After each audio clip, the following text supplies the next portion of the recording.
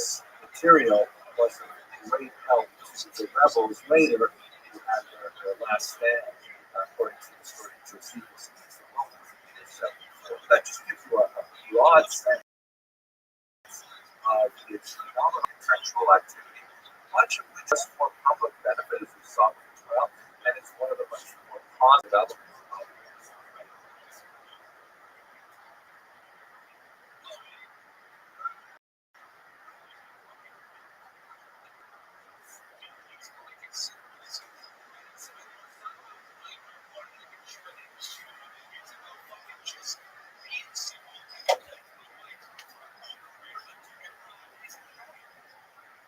In the last lecture, we spoke about Herod's remarkable architectural achievements, but that is not the feature of his rule for which he is remembered.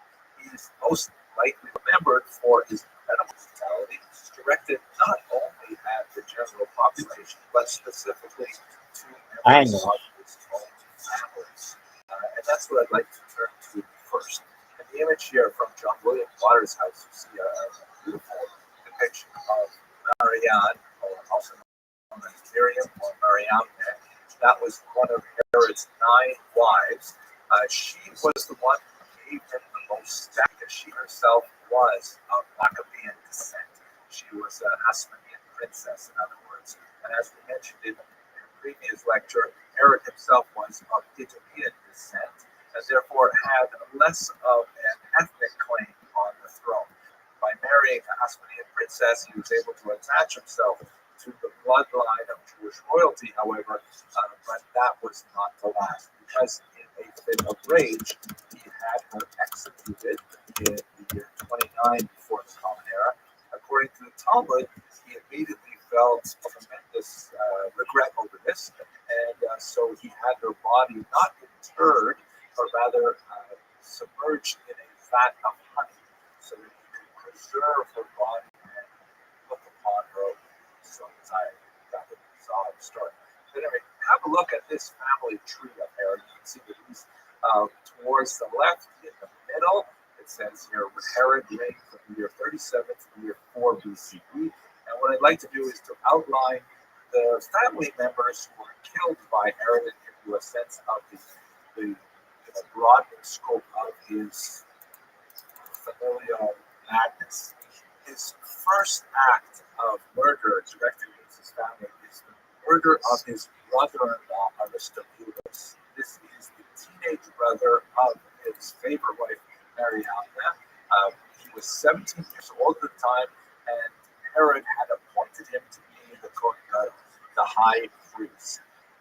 Much to his displeasure, Aristobulus proved to be quite a popular individual. Apparently, both Mariamne and his brother were very good looking, and the population as a whole were quite enamored of this young high priest. So, fearing the possible rebellion of his brother-in-law, he had him drowned at Jericho, and then cynically had a funeral to commemorate, or perhaps in his sense, to celebrate his death. That was his first nasty act against his family, but it continues. Obviously, relations with his wife, Mariamne, the sister of Aristobulus, went downhill for there, and Herod began to suspect her of adultery. And so he had her killed as well. She was 25 years old. This was the year 29 before the Common Era. Then he goes on, and you see towards the bottom left, his sister Salome was married to a man named Costobar, and Herod began to suspect Costobar of fomenting a rebellion. This is going to be a recurrent theme. He's going to fear others trying to take power away from him, so therefore he either murders them or exiles them so much. So he has his brother-in-law Costobar executed for suspected rebellion. But Herod goes on to kill even his own sons. He killed both Alexander and Aristobulus. I know these names repeat frequently, so that's why this graph is helpful. They were sons of Mariamne, and once again, Herod was concerned that perhaps they were trying to plot to assassinate him, so he had them killed. The murder of Alexander and Aristobulus may actually be the event which triggered the story of the master that features in Christian scriptures, but for which historians have not found a tremendous amount of record. But the murder of these two young men may have been associated with the idea of Herod fearing a possible usurper to his throne, and that got folded into the larger Christian narrative. After murdering his sons Alexander and Strabulos, he decided to expel his own brother, Pheroras, as something of a kindness rather than killing him, again for the possibility that his brother was plotting to overthrow him. And he also expelled his first wife, Doris, of Jerusalem. He actually expelled her once earlier, so this is the second expulsion. He invited her back after the first one. Finally, Herod jails his own son Antipater by Doris, who was ultimately executed. Antipater, but that occurs very shortly before his own death.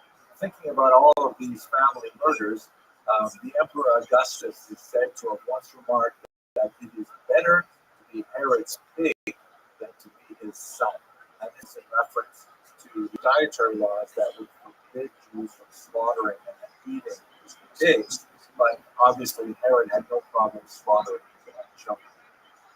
Herod, at the end of his life, was suffering from a painful, debilitating disease, possibly syphilis. At one point, he actually attempted to take his own life with an apple knife. It turned out that was unsuccessful. But Herod was determined that people should not celebrate when he dies. So one of the things that he did, just to get a sense of how far gone he was at this point, he rounded up the prominent leaders of the Jewish people and had them jailed in Jericho. He left orders with the guards that all of these local leaders should be killed as soon as the guards hear that Herod has died. And it seems that he was thinking that he doesn't want people to celebrate in the streets when he himself dies, so therefore he wants to kill a lot of other people to dampen the mood, to make sure that people are actually mourning when he leaves this planet. After his unsuccessful attempt to take his own life, he was enraged and he decided at this point to order the murder of his son Antipater, who up until this time was awaiting trial for rebellion. And shortly after Antipater was killed, Herod changes his will. This is the seventh time he's done so. Not surprising. He keeps on killing off his beneficiaries, so he has to keep juggling his will. We'll talk about what the meaning of that will was in the series. But luckily for the captives in Jericho, Herod's sister Salome, you recall that Herod had banished one of her husbands out of land Israel, she convinces the guards that her brother had actually changed his mind and that he had said they should release all the prisoners. And so, perhaps with a sigh of relief, the guards released the prisoners and then made themselves scarce right away as well. And then, shortly thereafter, Herod finally succumbed to his illness, and as per his wishes, he was considered at this great last architectural site, Herodian, also pronounced Herodium. It is the only building project that he named after himself. It was designed as usual, a great palace, but also his final resting place. He had a special sentimental attachment to this large hill because it was at this location that he had a great initial victory against Persian forces that was extremely influential in his early rise to power. Here you can have a look at the actual temple sites and the tomb, which is down the hill towards the left. Once again, the prominence of gardens in the area gives a sense of Herod's horticultural inclinations. This is a view from the top, or whether the view would be gray skies, but nevertheless must sense the majesty of this particular location.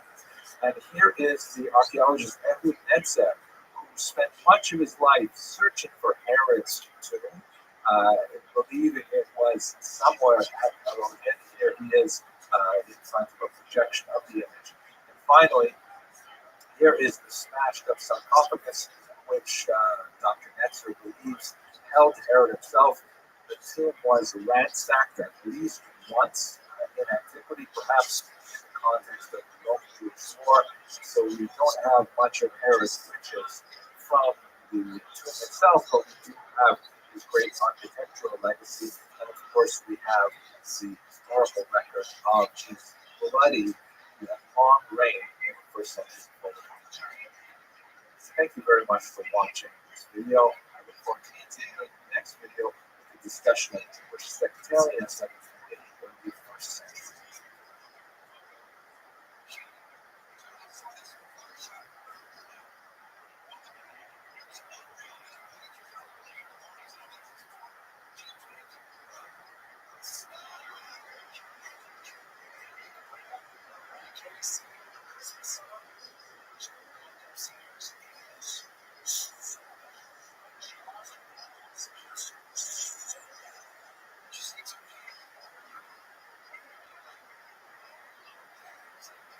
Hello, fellow students of Jewish history. Where we left off our discussion was with the death of Herod and the chaos that he left in his wake.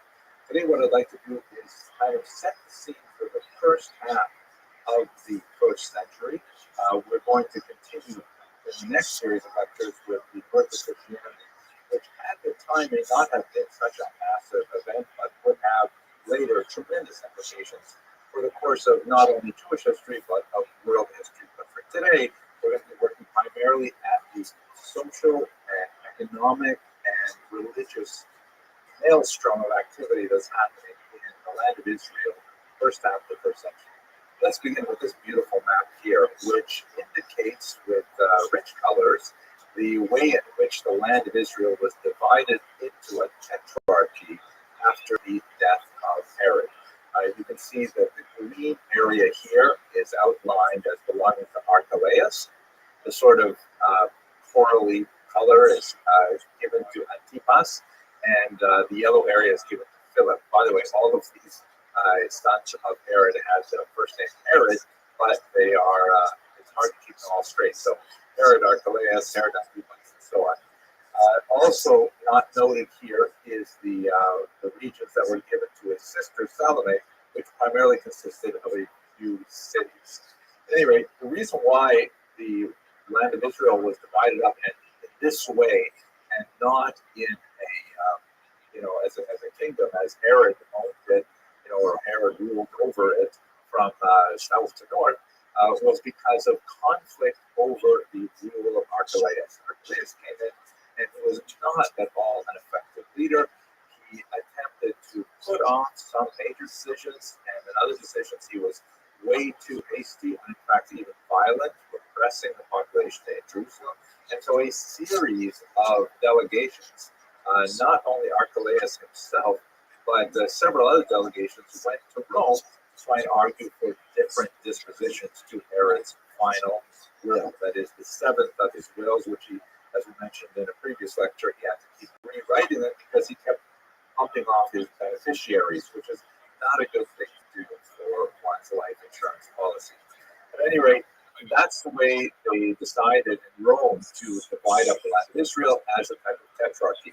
This also represented a significant diminishment in the status of the land of Israel. It was essentially subsumed within the larger governorship of Syria, which will become extremely important as we consider the unrest that would follow. There was especially unrest in the era of the first decade after Herod's death. The Jewish authorities, under Roman pressure, tried to enact a census. This was in year 6. And the census was primarily to help with tax assessment, which of course nobody really likes, but nevertheless it is inevitable. But we should understand that Jews have a particular allergy to a census. There are whole discussions in the Hebrew scriptures about counting people as being a forbidden activity unless it is specifically permitted by God. So this means in practice that the Jews have developed customs to not specifically count individuals, but to count, tokens of individuals. Like, for example, giving the half shekel tax for the temple. If everyone gives a half shekel, then we can count up the shekels and we know exactly how many people there are, and so on. And even in contemporary period, when you need to count the number of people for a prayer quorum and minion, the custom is not to count them saying 1, 2, 3, 4 and actually assign numbers to people, but rather to say a blessing that has 10 words in it, such as, for example, the Hoshi blessing over bread, obviously without pronouncing the name of God, say actually reciting the blessing over bread, or there's a particular verse in the book of Psalms, Hoshea Asamecha, and that's used sometimes. But anyway, sort of a little tangent. Let's go back to the material here. There was a tremendous unrest in the beginning of this period, especially in association with that poorly received census. And there was a lot of actually brigandry going around the land of Israel, something which was actually in many ways sort of a foreshadowing of the major rebellion that would erupt in the year 66, which we'll get to, God willing, in a couple of weeks. The unrest was significant, and it was especially terrible because the local official in charge was a man named Sabinus, who was placed in charge by Governor Varus of Syria. As I mentioned, Governor Varus had responsibility for the entire area, and he left this man Sabinus in charge to try and collect the census. And Sabinus essentially did his own thing. He even raided the temple treasury. And so Governor Varus had to come down and actually quell an incipient rebellion against Sabinus. Sabinus, meanwhile, hightailed it out of the land of Israel. But Archelaus was called to account in Rome for his failure to effectively control the population. In the end, the Roman authorities decided that Archelaus was not suited for rule over this valuable piece of real estate, and they exiled him to a place called Vienne, which is on the Rhone River in the south of France. It's true, being exiled to the south of France is not so bad, but we should understand that in the year 6, there was absolutely no Asian restaurants anywhere in the south of France, and so it must have been very hard on him. So I shouldn't neglect that. I mean, just the concept of being exiled to a place where there's no Asian restaurants, I don't know how to describe that. Anyway, in place of the kings that we had earlier, and kind of like overruling the tetrarchs themselves, these 4 individual rulers, the Romans put in first prefects and then later called them procurators. These were essentially types of governors that would rule over the land, hopefully keep order and keep the taxes flowing appropriately. Just to give you an example of one of them, perhaps the most famous, certainly the most famous of them, is none other than Pontius Pilate, who we will again return to when we talk about the birth of Christianity in the next series of lectures. Here's actually a stone that was discovered, of course, in Caesarea, which is the region of Israel that is so closely identified with Roman rule, and it actually mentions Pontius Pilate's name. You see in the second line there, you just see the U.S. and then Pilatus, which is, of course, Pilate in Latin. The procurators were really in charge. Things would change in the 30s when, as a result of change in Rome itself, a new king would be appointed in Israel, Agrippa I, and then following him, Agrippa II would be the last king of Judea, but I'll leave that for another chapter. I would also like to point out that in the context of this massive political and administrative change that is imposed on a restive population that has demonstrated its willingness to actually rise up and open revolt, and only with external forces brought in from Syria could the revolt be quelled and the Jewish leaders actually be punished through exile. There are a couple of other really important elements of the internal turmoil that we have to understand. One that's hugely important, and we're just going to touch on it, is issues of class urbanization in Israel. We should recall that the land of Israel really had, then and to a degree even now, 2 really big different types of populations.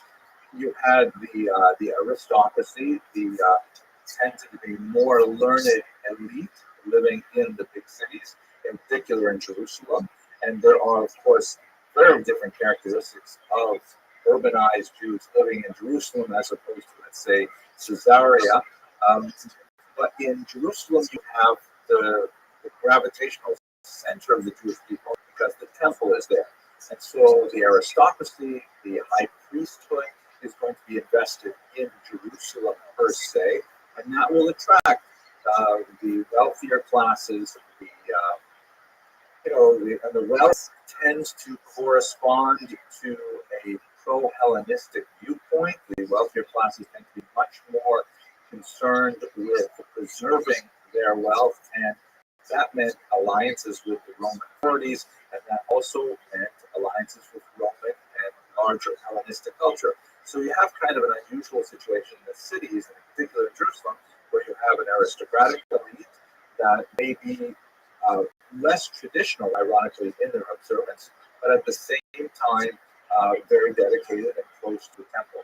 The city of Jerusalem, of course, is the center not only spiritually of the Jewish people, but also demographically, and it would attract masses, tens of thousands, hundreds of thousands of pilgrims to its boundaries during the 3 pilgrimage holidays. As we shall see over the next few weeks, these tend to be flashpoints for uprisings and violence, especially around Passover, as we shall see. The second major element that I really want to touch on before we go any deeper is the fact that we're relying quite heavily for much of this period on Josephus. So we have to always be aware of that reliance. Now, I've spoken in much greater detail about who Josephus was, his relationship to Jewish history, his relationship to Jewish tradition, the Romans, to Christianity. We've discussed this all in many other contexts, and I don't want to belabor that point. But it bears repeating that Josephus is one of our most valuable sources for the first century, and he is one of the most complex and problematic. Recall that Josephus himself describes his own background as being essentially one of the learned aristocracy in Jerusalem. He also describes himself, albeit without too much enthusiasm, as being basically a Pharisee, although he was quite a spiritual seeker, and he had, from his time in Jerusalem, association with Sadducees, from his youth and his exploration of different modalities of spirituality, he seems to have had some connection with the Qumran community and so on, as we shall discuss shortly. But the turning point in his life was in the year 67 at the siege of Yotapata, also pronounced Jotapata, in which, and by the way, in our Hebrew, it's the city of Yotpat, or the town of Yotpat, village of Yotpat, in northern Israel. Josephus was the leader of the rebel forces against the Romans, and he decided to defect to the Roman side. And that's when he began his literary career in this strange kind of environment where he is the number one world expert on things Jewish. And at the same time, he is living thoroughly within a Roman milieu.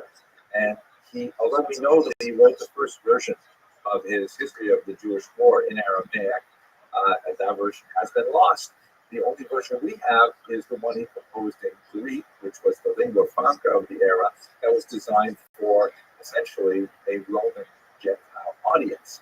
And the Romans were his patrons and his captors at the same time. So when he is writing, we know that he is conscious of his audience, in particular the Emperor Titus Flavius, whose name Josephus took, the family name Flavius. He knows it's going to be read by the emperor. Does he edit his words? And how does he edit his words in order to meet the favor of that very important audience? So everything we know about this first century, quite a bit that we know about this first century comes from Josephus. And he himself is writing for a very specific kind of audience in a very careful kind of way. So it's difficult to unpack everything he says. We will, from time to time, cast some doubts, maybe even some aspersions, but certainly no asparagus at Josephus as we go through this history. Okay, let us continue then with the discussion of the main ideological proofs, at least as Josephus describes them, specifically the Sadducees, the Pharisees, and then I'd like to spend some time on the fourth philosophy. With, well, let's get to it. Thank you very much for watching this first part of this lecture.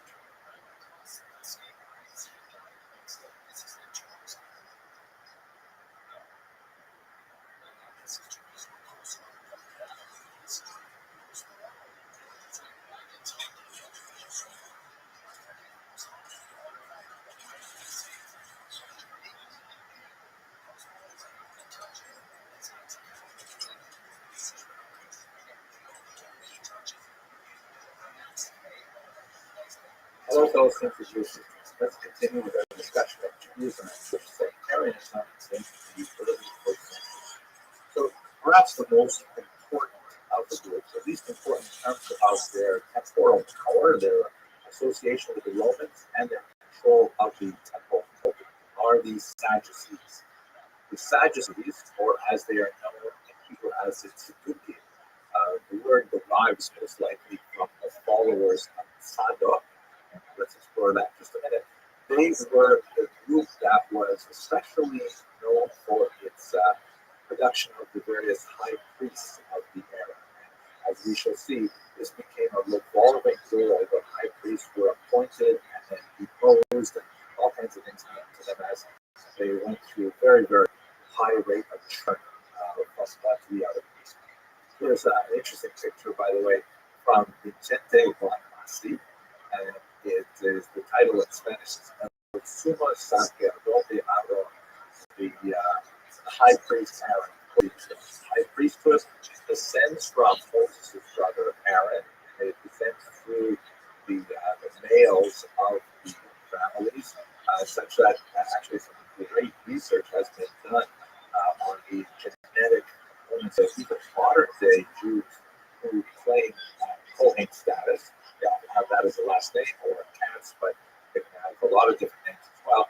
That in fact they do overwhelmingly bear a marker on their Y chromosome, which is consistent with the proposition of a single male ancestor 3,000 years ago, which is really fascinating, but not our topic today. So here you can see Kohen, the high priest, the Kohen Gadol.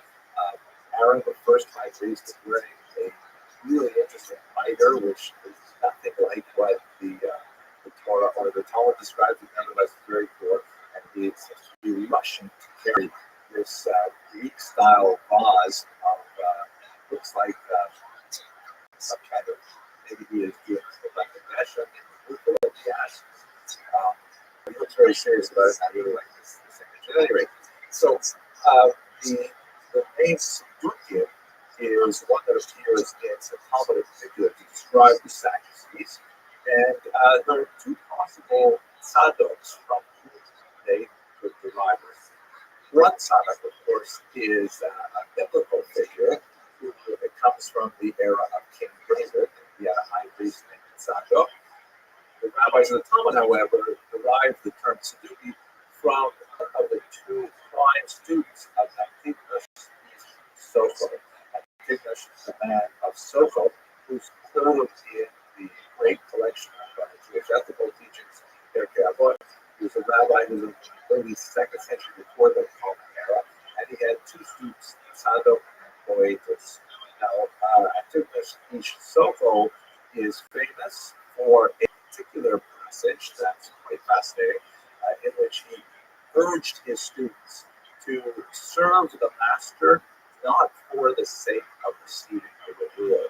Right? In other words, serve God without any, anticipation or demand for a payment in return. Payment is in fact even another term for the word trust than reward.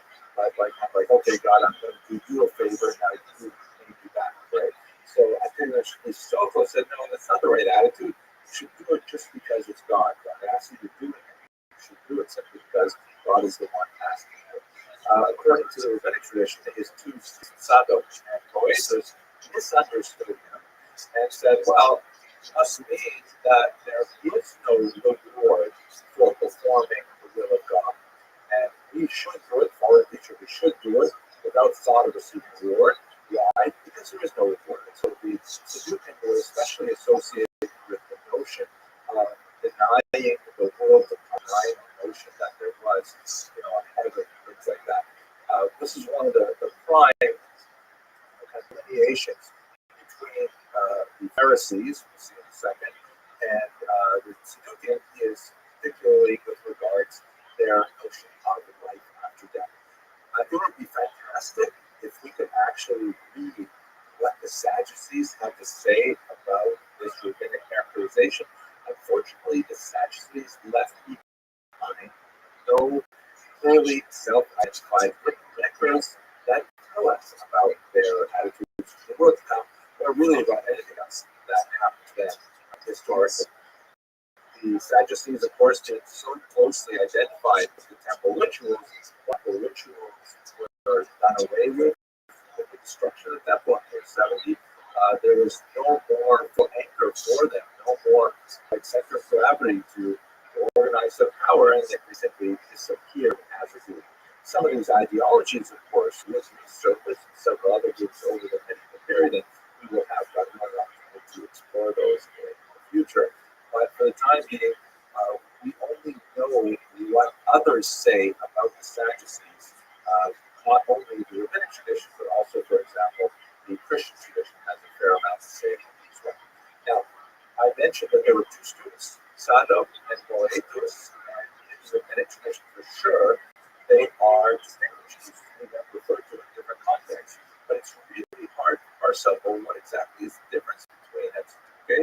And one of the Boethians, what exactly, how do you parse out the difference between these Saducean and then these Itusians? Now, by the way, I should mention that it's also difficult to try and figure out what the Sadducees stood for, because with the era of heavy church censorship of the Talmud from the 13th century on, especially with printing evolving in the 16th century, there's a lot of changes to the Talmudic text to try to avoid not only burning of the Talmud, but even, prohibiting its printing. This is something that Jewish printers often did of their own accord in order to avoid getting into trouble. And one of the techniques was that if there was a criticism of a figure, or let's say there's a dialogue in the Talmud that presents a rabbi versus let's say an early Christian, and they know that if they submit this text to the church censor, it will immediately be excised, and maybe they'll have to scrap the entire print run. So sometimes the printers would change things, and they would say, rather than having the rabbi arguing with an early Christian, they would say a rabbi arguing with a Sadducee. And the oral tradition would continue in the sense that the rabbis teaching the Talmud hopefully would know, this is actually a replacement. It should read early Christian, but it actually reads Sadducee. But quite often we don't know what that means anymore. And so it's really hard to rely on the Talmud for a good description of what is actually called for. But one reasonable argument that may appear in a deeper analysis of, for example, Josephus, is that the Sadducees were the older aristocracy that relied on their connections with the Hashanayim, with the earlier Jewish kings, going back to the period of the Maccabean revolt, and the Boethians may have been a sect of, again, aristocracy, priesthood, and so on, that began to gain power, Herod specifically, at such a long reign, many decades, easily have rivals develop among the aristocracy, vying for the position of Cardinal, and so that may be an actual kind of, not ideological, but kind of organizational difference between the Saducean and the Itusian. But otherwise, don't ideologically different. Okay. So those are the Sadducees in very brief treatment. Now turn to look at the Pharisees.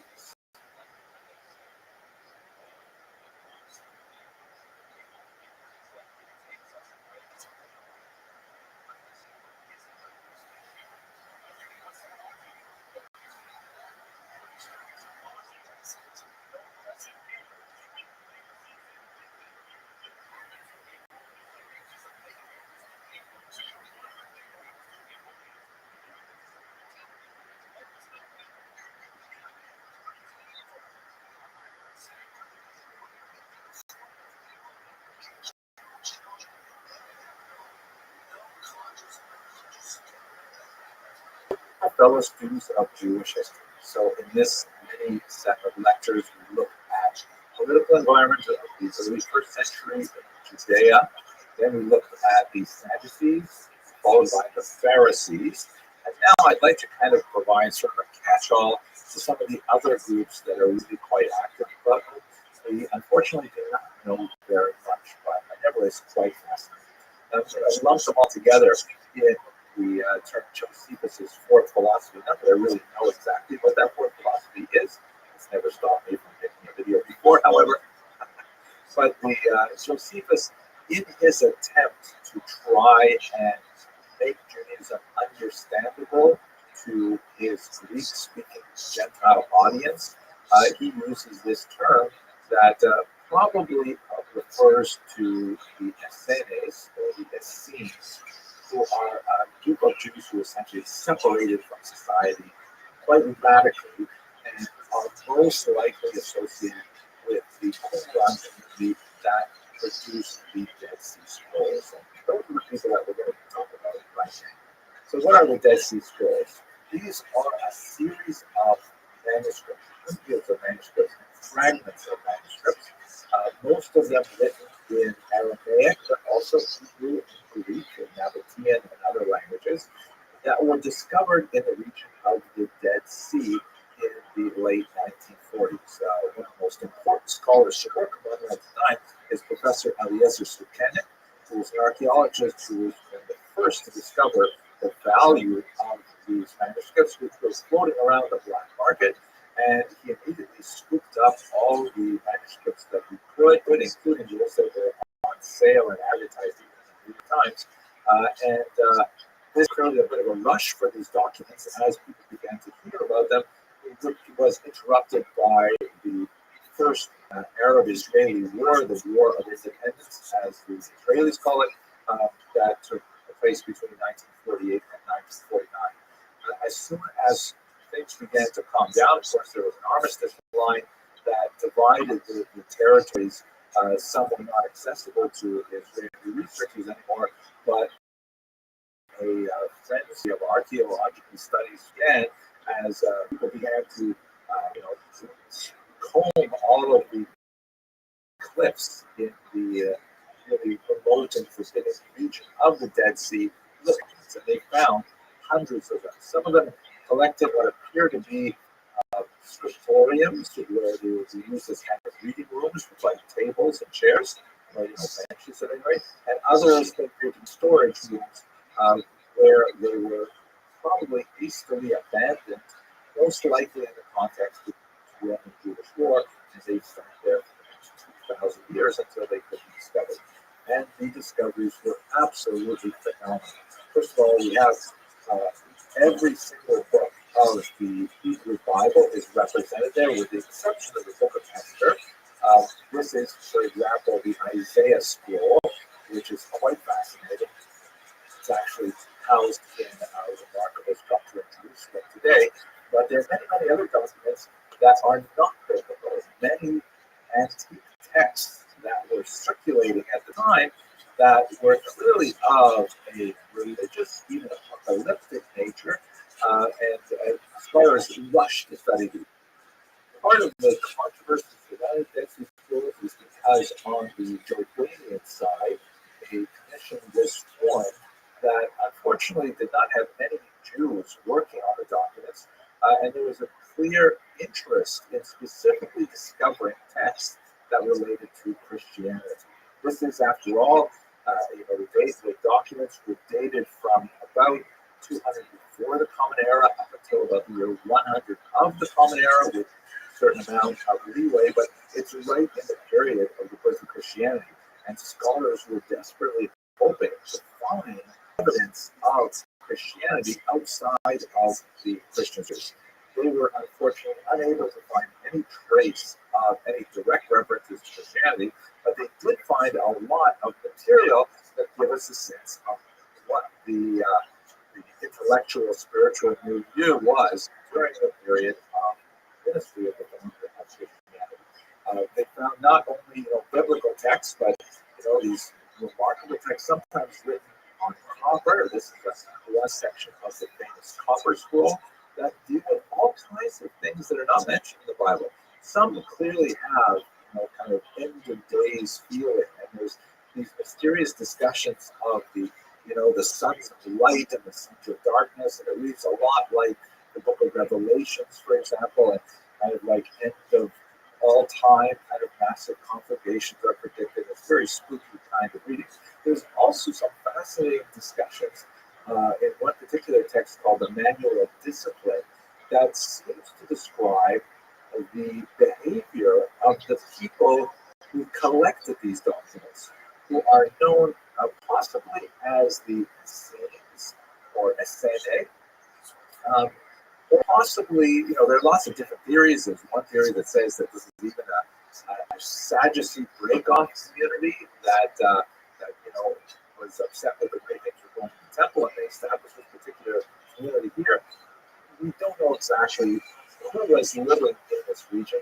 They're often referred to simply as the Qumran community, and a significant archaeological study was implemented, and in fact, they found many of the settlements of these people. It appears that they lived, especially if you connect the archaeological finds with the texts like the Manual of Discipline found in the Dead Sea Scrolls, it appears that they lived a highly ascetic lifestyle that involved things like communal meals that were conducted entirely in silence, and a rigorous level of or rigorous type of initiation where you had to go through several different exercises to get to a higher level of initiation. Some rather bizarre things that Josephus writes about these people, like they were they had a lot of concern about ritual impurity, which definitely makes them sound closer to the Sadducees. Of course, the high priests and priests in general have to maintain a very high level of ritual purity in order to serve in the temple. These rules, of course, are mainly interpreted by the Pharisees, so that was part of the relationship to Sadducees and Pharisees. But this community in Qumran seemed to take these things to an extreme degree, including, identification would be done at certain sites well outside the Qumran community, which sounds like a good idea. Everyone was given their own shovel and had to take care of their business themselves. And according to Josephus, defecation was forbidden on the Sabbath. Hard to imagine that they actually did that. I mean, how do you live like that? But that adds to the kind of confusion we have about how much should we trust Josephus in any ways. I mean, he does describe how he himself went into a period of several years of living in a kind of monastic kind of environment like this, maybe with the Qumran community itself. But we really don't know. We have to rely on Josephus' writings and take them with a grain of salt. But we do have some of these archaeological things that do support the idea, for example, of lots of mikvahot or ritual immersions, or mikvahot are like ritual baths, and dining areas that correspond with manual discipline and things like that. So it appears that this community, which seems to have been hastily abandoned in the first century, possibly in the context of the Great Roman Jewish War of 66 to 74, or perhaps a little bit later with the Bar Kokhba revolt of 132 to 135. But we lose track of who these people were, and all we have are basically the Dead Sea Scrolls to rely on. I have not had much time to get this quick overview of many of the ideological groups to major groups. One which will have a huge impact in the late first century, and those are the Zealots. And I'm going to reserve those when we start talking about the uprising of Israel. And the second major group, of course, are the Christians. Christians are very small at this time, but they will be huge and influential in the future, so we will return to that later. But for now, I want to thank you very much for watching.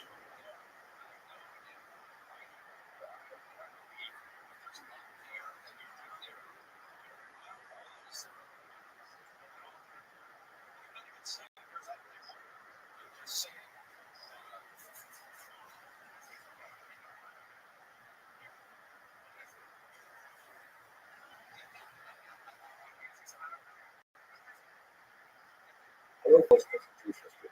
So in the first of this series of intellectuals, we discussed the reconfiguration of the land of Israel after the death of Herod and the communal upset with the way in which Rome was handling affairs in Israel that would provide grounds for incipient revolt. And then we looked at the Sadducees, who were a group that was much more closely connected to Roman world and to temple rituals. And those two factors are intrinsically related. Now let's turn our attention to the so-called Pharisees. The Pharisees is a term that we see in Josephus and we also see in Christian scriptures. It is not, however, a term that we have in rabbinic literature. So that's like a kind of a confusing scholarship on what exactly are the Pharisees. It seems very reasonable that the Pharisees are essentially what we would call today the rabbis, the sages. They are sort of like the foundation for Judaism as we understand it 2,000 years.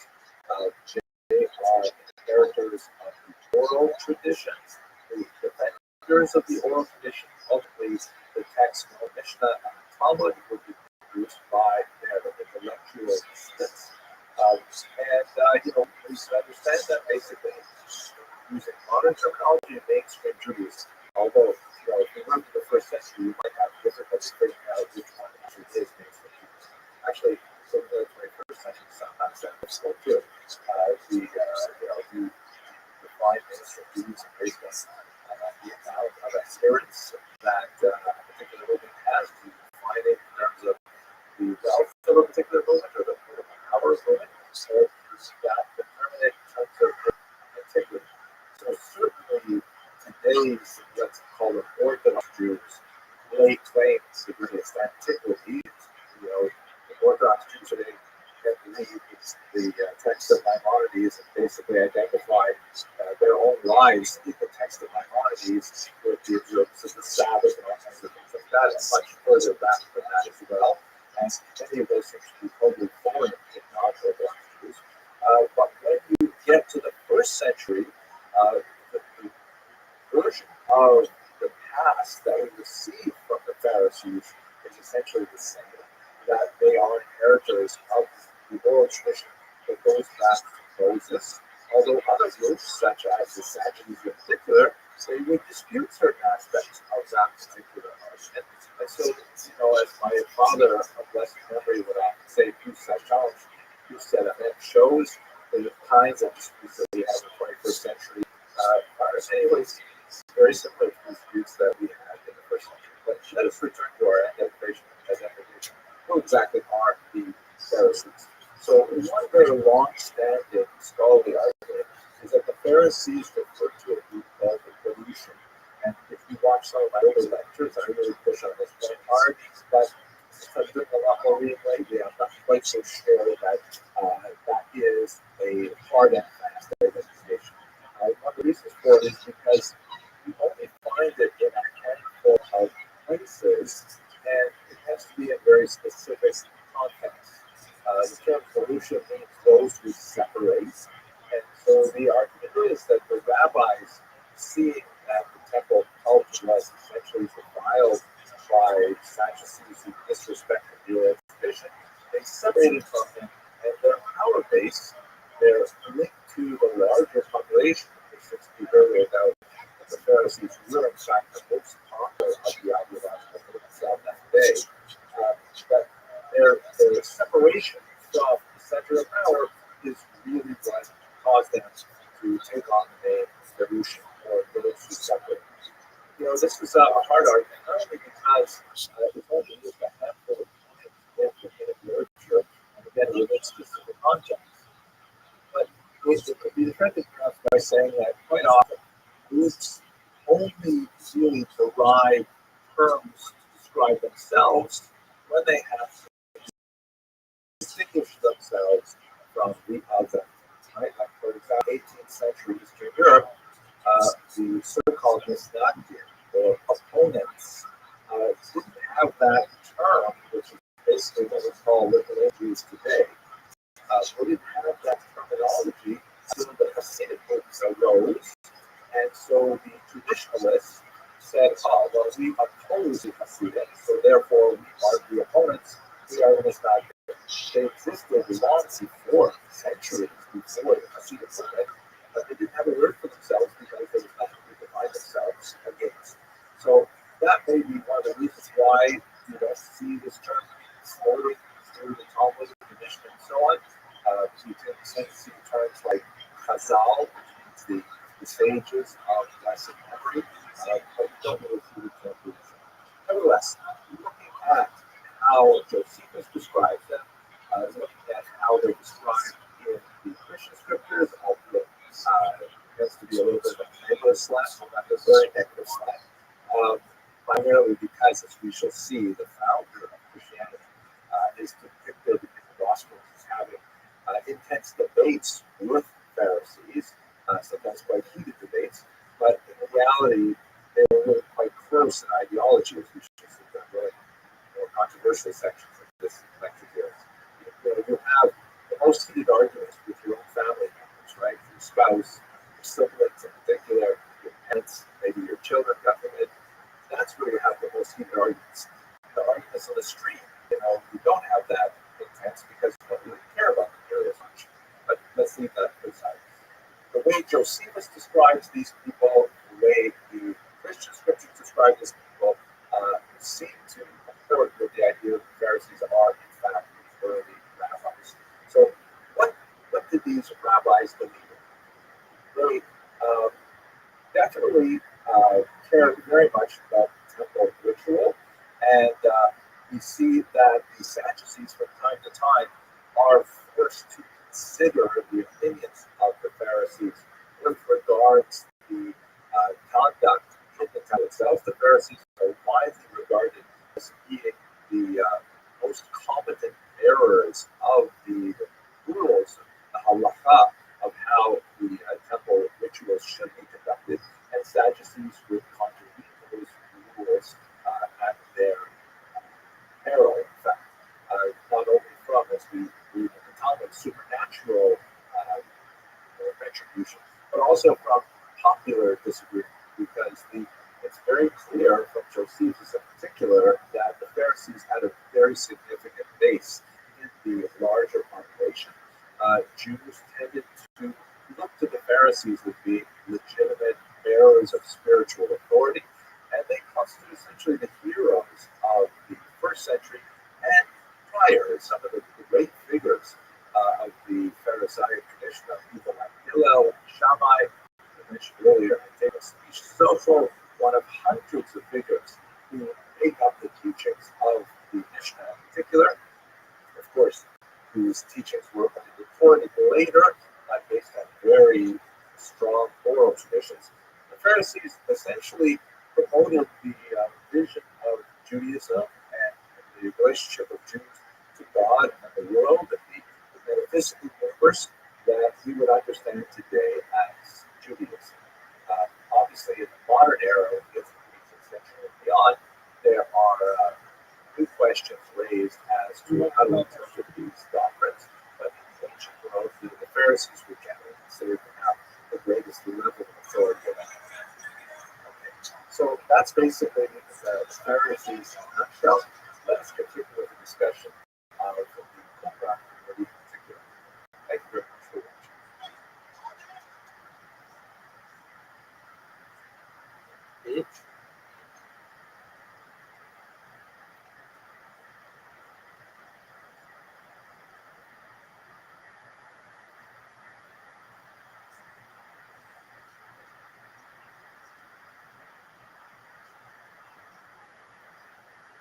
Hello, fellow students of Jewish history. I'd like to continue with our discussion of the Jewish encounter with Rome by looking at the diaspora in Rome itself. So, when we look at the 3-4 period, that is the period before the Great Roman Jewish War of 66 through 74, we already beginning to set out themselves circulating around Rome, Jews circulating in this area of the football area in Sicily. We've already got Jewish settlements already have a certainly as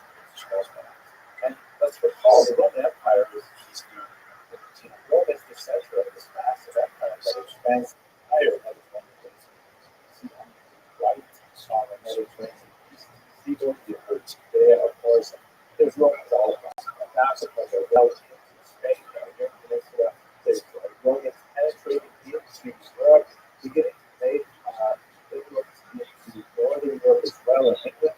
The only place they have a confidence, of course, way out east, where there is at least Chabad, the traditional thing, of course, celebrates well, the best German of the history.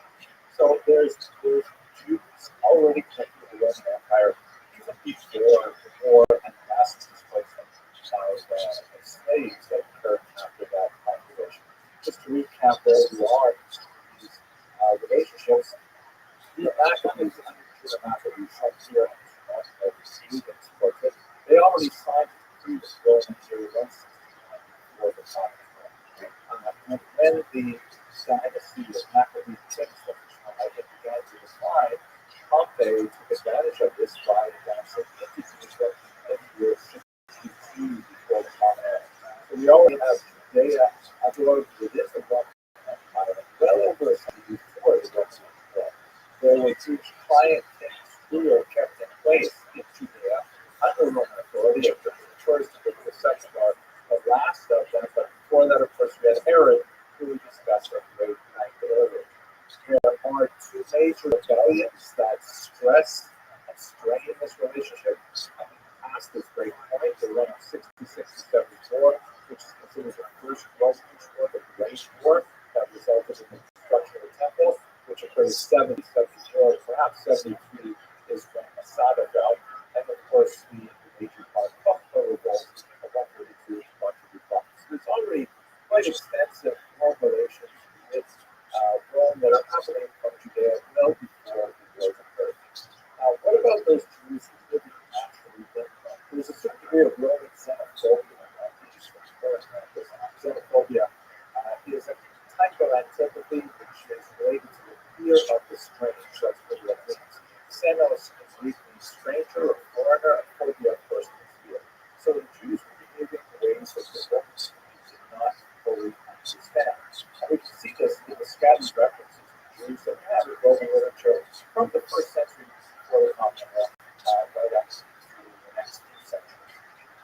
Many of them were brought as slaves by Pompey, and they were looked down upon because of the lower social status of the majority population of Rome. Were slaves at this time, but the Jews were especially strange slaves. Cicero has a fascinating passage in the Sanctum that is important in year 70 before the Common Era, where he is involved in a trial of a freedman Varus, which apparently Jewish influence. Judaism was really quite a competitive ideology at the time. It actually attracted a lot of Roman converts as well. There was some estimates to say that among citizens, Jews constitute as much as 10% of the Roman population, which is pretty significant. But anyway, what does Cicero say in the context of the trial? It makes a punt that says, what has a Jew to do with Varus? Varus, of course, scientific in this case, Varus in Latin slang means.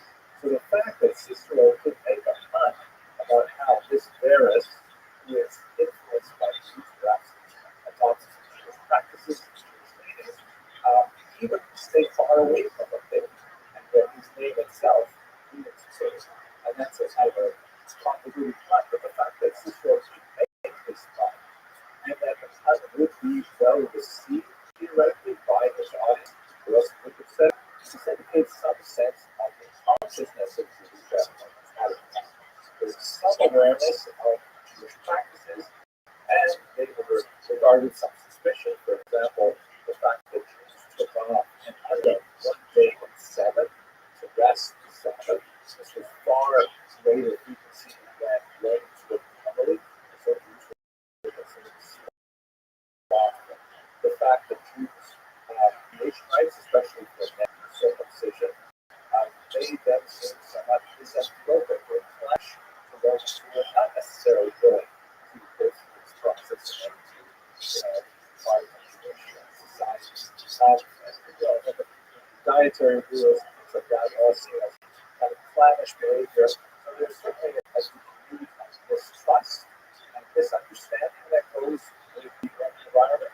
But comparatively speaking, it's not especially strength of the book. Speak more about that when we get to education. There are, however, some very significant figures who actually show significant favor to the Jews, including Caesar himself, who was regarded very favorably by the Jews, and they mourned his death according to a history of Satan's death. So this is the kind of environment the Jews are living in. Italy, becoming originally there's a diaspora community that they're coming in and they're selling slaves, and eventually the slaves land and then they become freedmen as well. There's even evidence of a very old synagogue in Austria as early as the first century before Judah, or roughly sometime in the North, very strong evidence of Jewish settlement. Well, what about that massive wave of this war refugees that come after the first war? Because we know that the Romans, and we talked about this several other lectures before, they can connect some amount of what they are Judea. That's partially supporting the Latin dynasty that was formed by the Latin and science teachers and tradition after them. The Flavians, unlike previous emperors, did not come from high nobility, they had much more humble origins, and therefore it would to impress upon the Roman public that they were deserving of imperial rule, then they emphasized their military exploits. And you see this with their larger teachers, you see it with the numerous Judaic coins that reference these huge military victory, which is really, really the context of other Roman military victories, although it was very hard fought and required immense resources. It was not like the conquest of a huge swath of European landmass. It was just putting down other provincial revolt. But nevertheless, the Romans, especially after the Flavians, invested a huge amount of energy in promoting this victory because it had critical basis. Today, it's one society strict but we see some really fascinating things about these Jews. I would love to just remark that there's stuff which leads from the first century, and then we deciphered a lot into testimonies. While we got Oscar, there was two Claudia Astor of the Disney. So this is the marker. Astor is probably Latinization of the term Esther, who was a captive of Tristan. She married Darius Claudius Proculus, Claudius, I somehow touched on, who was an imperial favorite. And when she died, he, as the stone says, took care of the epitaph. Without this epitaph, before is what? I ask you, make sure, Law, that you take care that no one passed down our inscription. She lived 25 years. It's a fascinating document, a fascinating artifact. It's a gravestone. If she was a prisoner of Rothschild in the First War, she would have been taken off the road earlier than 70. And if she lived 25 years, maybe this is a 50 years beyond that, so this is roughly 85, and I'm assuming she's taken, let's say, as a 10-year stroke. No, so it's very clear that her husband, who apparently was a gentleman, married but not that he was deeply in love with her because he produced this expensive stone to rock her grave. I think it's especially poignant that he asks that the stone remain in the fact that has preserved the reputation of that people. See this stuff.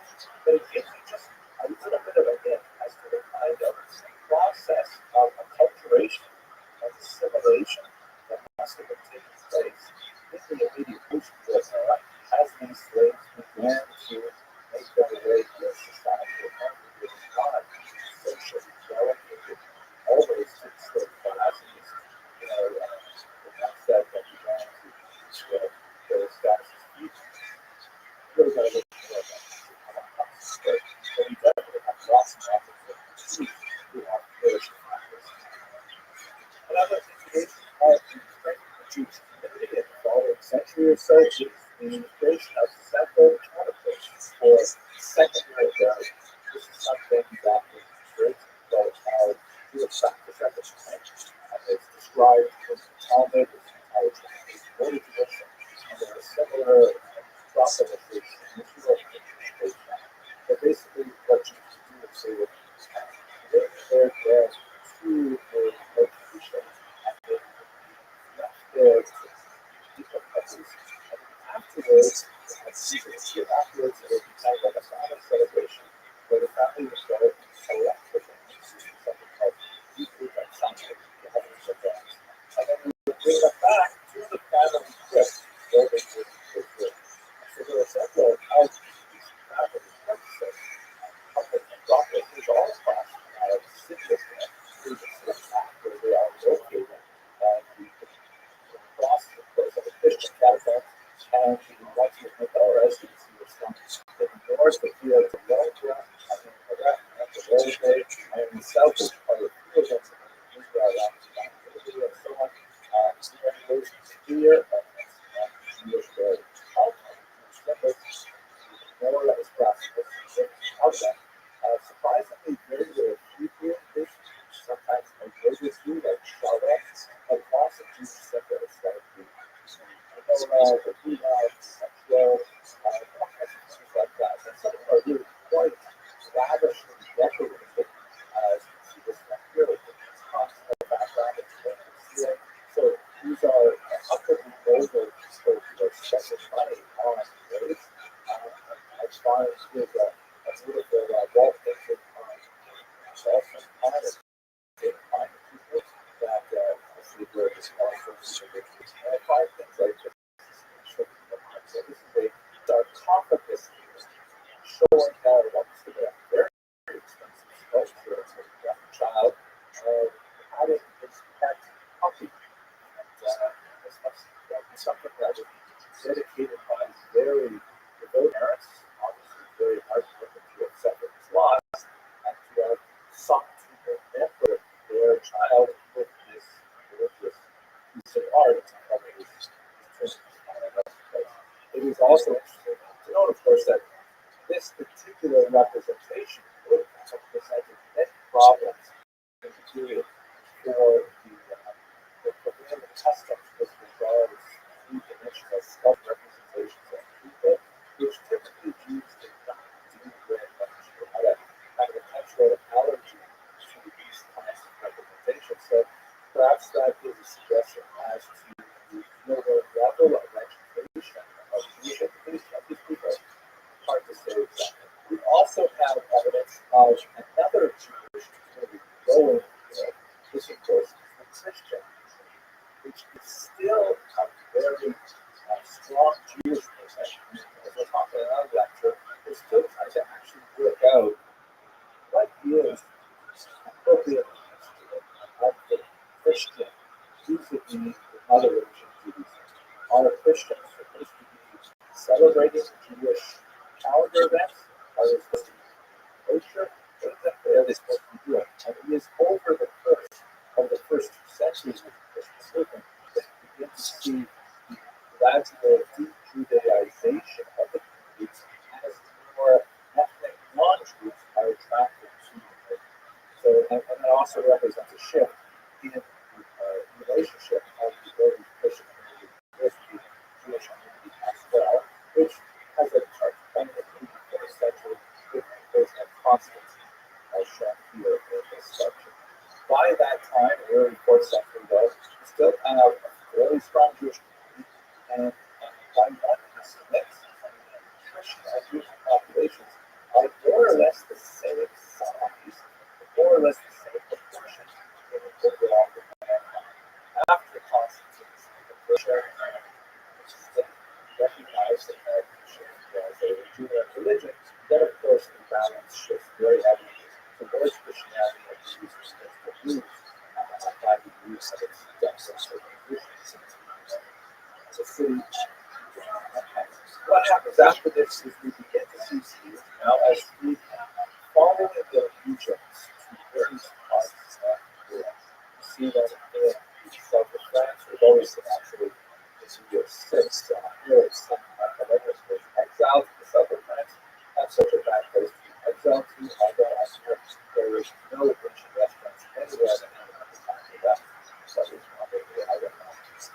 But you find all kinds of interesting scattered evidence of Jewish life in these remote Roman outposts of this country. One that I would show you right now. There are like dozens of these kinds of other passages. This is a small amulet that was discovered in the Austrian town of Holland, called the Alpine amulet. It's gold foil, it's a flat foil about 5 by 1.5 centimeters in size, and it has some letters written on it. It was originally folded into a tiny silver box, and it looked like it was worn on a leather top, probably a wrap or something like that, as a type of amulet. This wore the way what exactly does this amulet say? It was found, by the way, on the skeleton of a small child who was buried in a Roman graveyard, so presumably with Roman soldiers in the Roman nation followers of the Catholic side, under the fabrics there was found, and the child was laid to rest. With this particular amulet, what does the amulet say?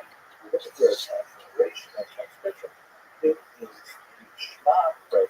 Hear, O Israel, the Lord our God, the Lord is one, from Deuteronomy 6:4. A central prayer for Jews, but it still is kind of weird. Look on the left. You see here, this is how it's translated into English. It's not precisely the Shema. It appears that it's what looks like a spelling error in the word Israel. So strangely, it's so like that. You don't have to worry about the fact that some of the letters are placed on the next line. That and the absence of space between the letters is pretty common in the slightest objects. But at the very end of it, the word echad, which means is one, is also spelled correctly. If you look at the middle column where I have the keyboard, it just has actual number 1. Greek is the number one. That number 4 inside is just so I think this good. So the first is that word Israel, and the second is the number 1 for the word echad. And many scholars have looked at different reasons why this is so.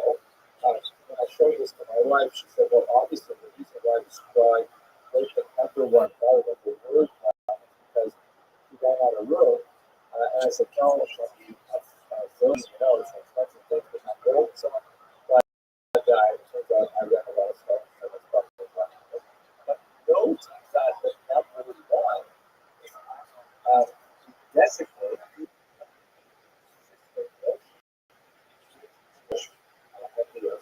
the fact that God is unitary, singular, unique, as opposed to God is, let's say, first. God is the only one. So the number 1 here, but it's not here, is intentional. That we use that word specifically to say something that enters Jewish theology. And as for the T of Israel, apparently that's not all that uncommon. There are other mentions in scriptures which also show this. So to sum up, what does this amulet mean? I mean, it opens up so many questions, maybe more than it answers. But it appears that there are Jews who are living on the fringes of Jewish society, and yet so deeply attached to their Jewish identity that they would invest in this expensive item, the gold amulet, put inside a silver box, and then buried in the top, which must have, been with not only the simple of the financial sacrifice, but a great devotion and sacrifice of loss of the child. Not unlike sarcophagus covered with it's really powerful. So this is a very distant Jewish community that's far from total awareness of these practices that we try to share with them. whether it's not used, but also not for the practice, and yet nevertheless there's this data it's also so we're going to stop here. We're going to come back in the next lecture.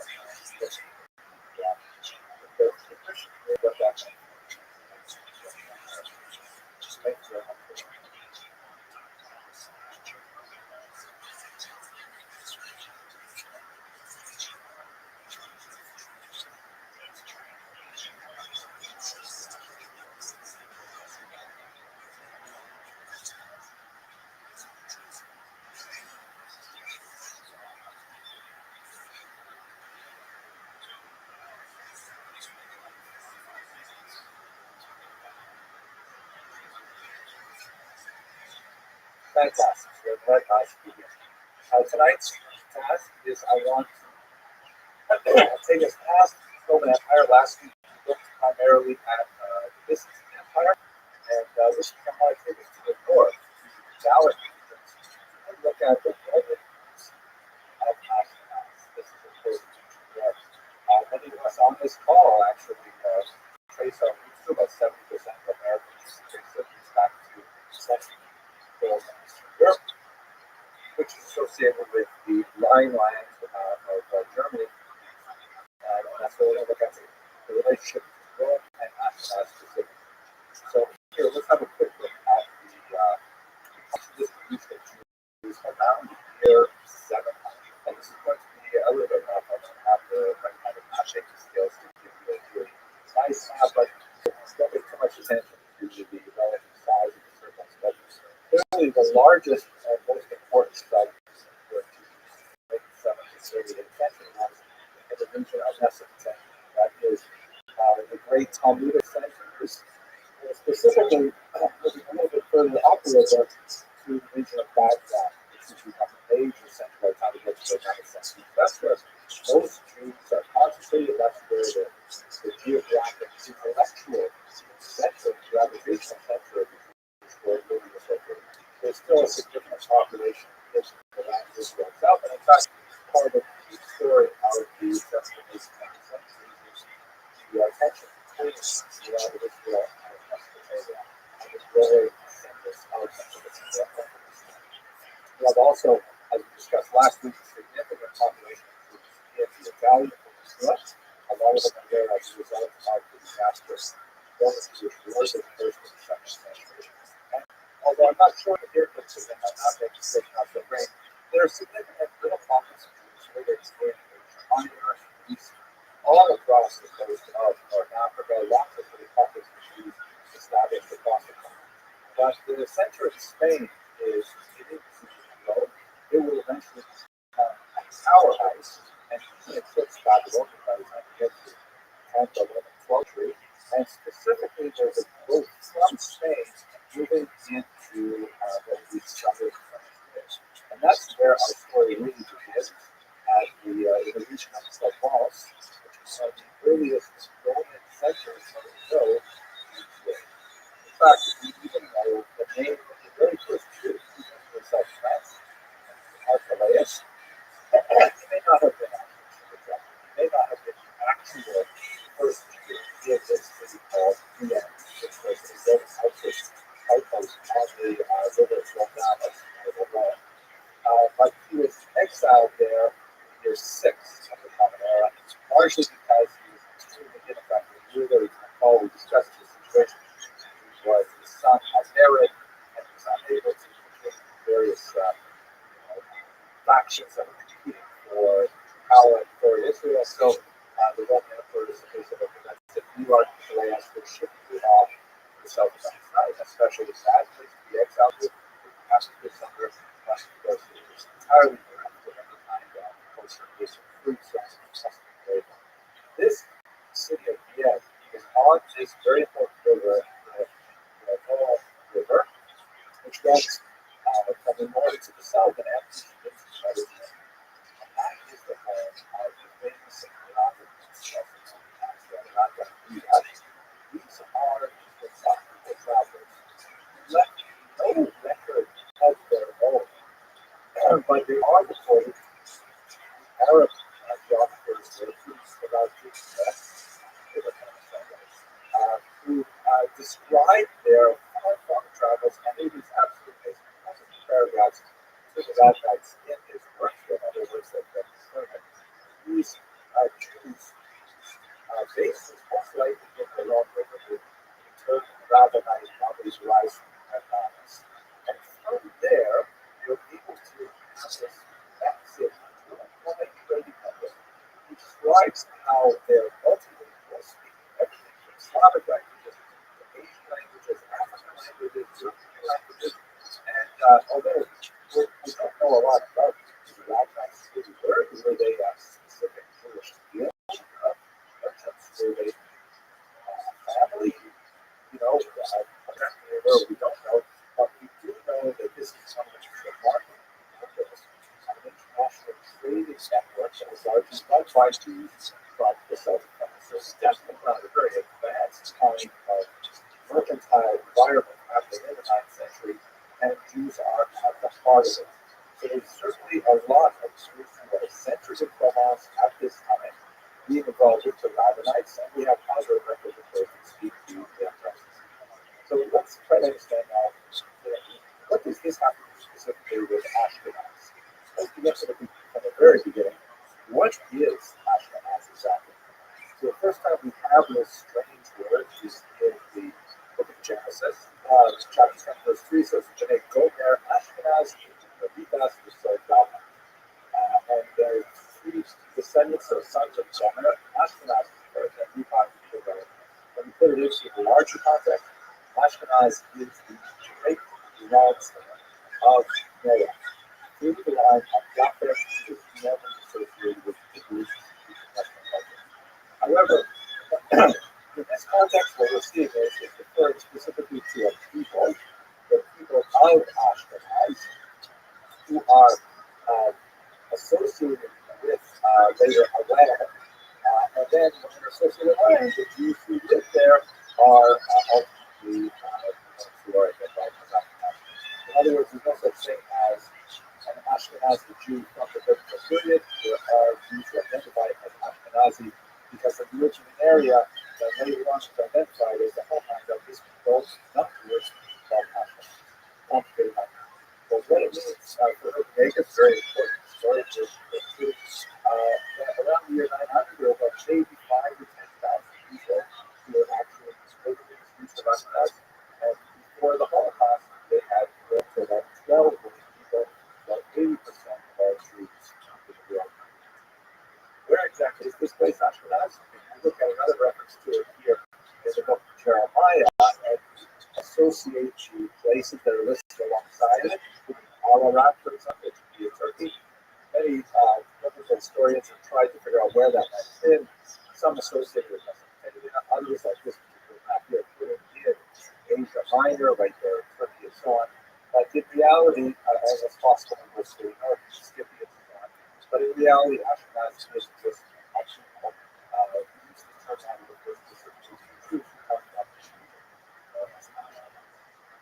From the literary record, there is scattered evidence of Jews penetrating what we see today, Germany and France, as early as the day of Charlemagne. There's even some fascinating scattered tiny fragments that go back further. But definitely, really the things like, particular house was leased out to Moses the Jew, or there was Isaac, the money lender, showed up at this. We don't know anything about the size of these communities, where these Jews were, who the issue was, how organized were they, nothing like that. We begin to get a much stronger picture after Charlemagne. By the way, this particular amazing old record back on its death mask is said to contain this skull cap, which I don't know if that means he's actually Jewish or not. Skull cap, I'm not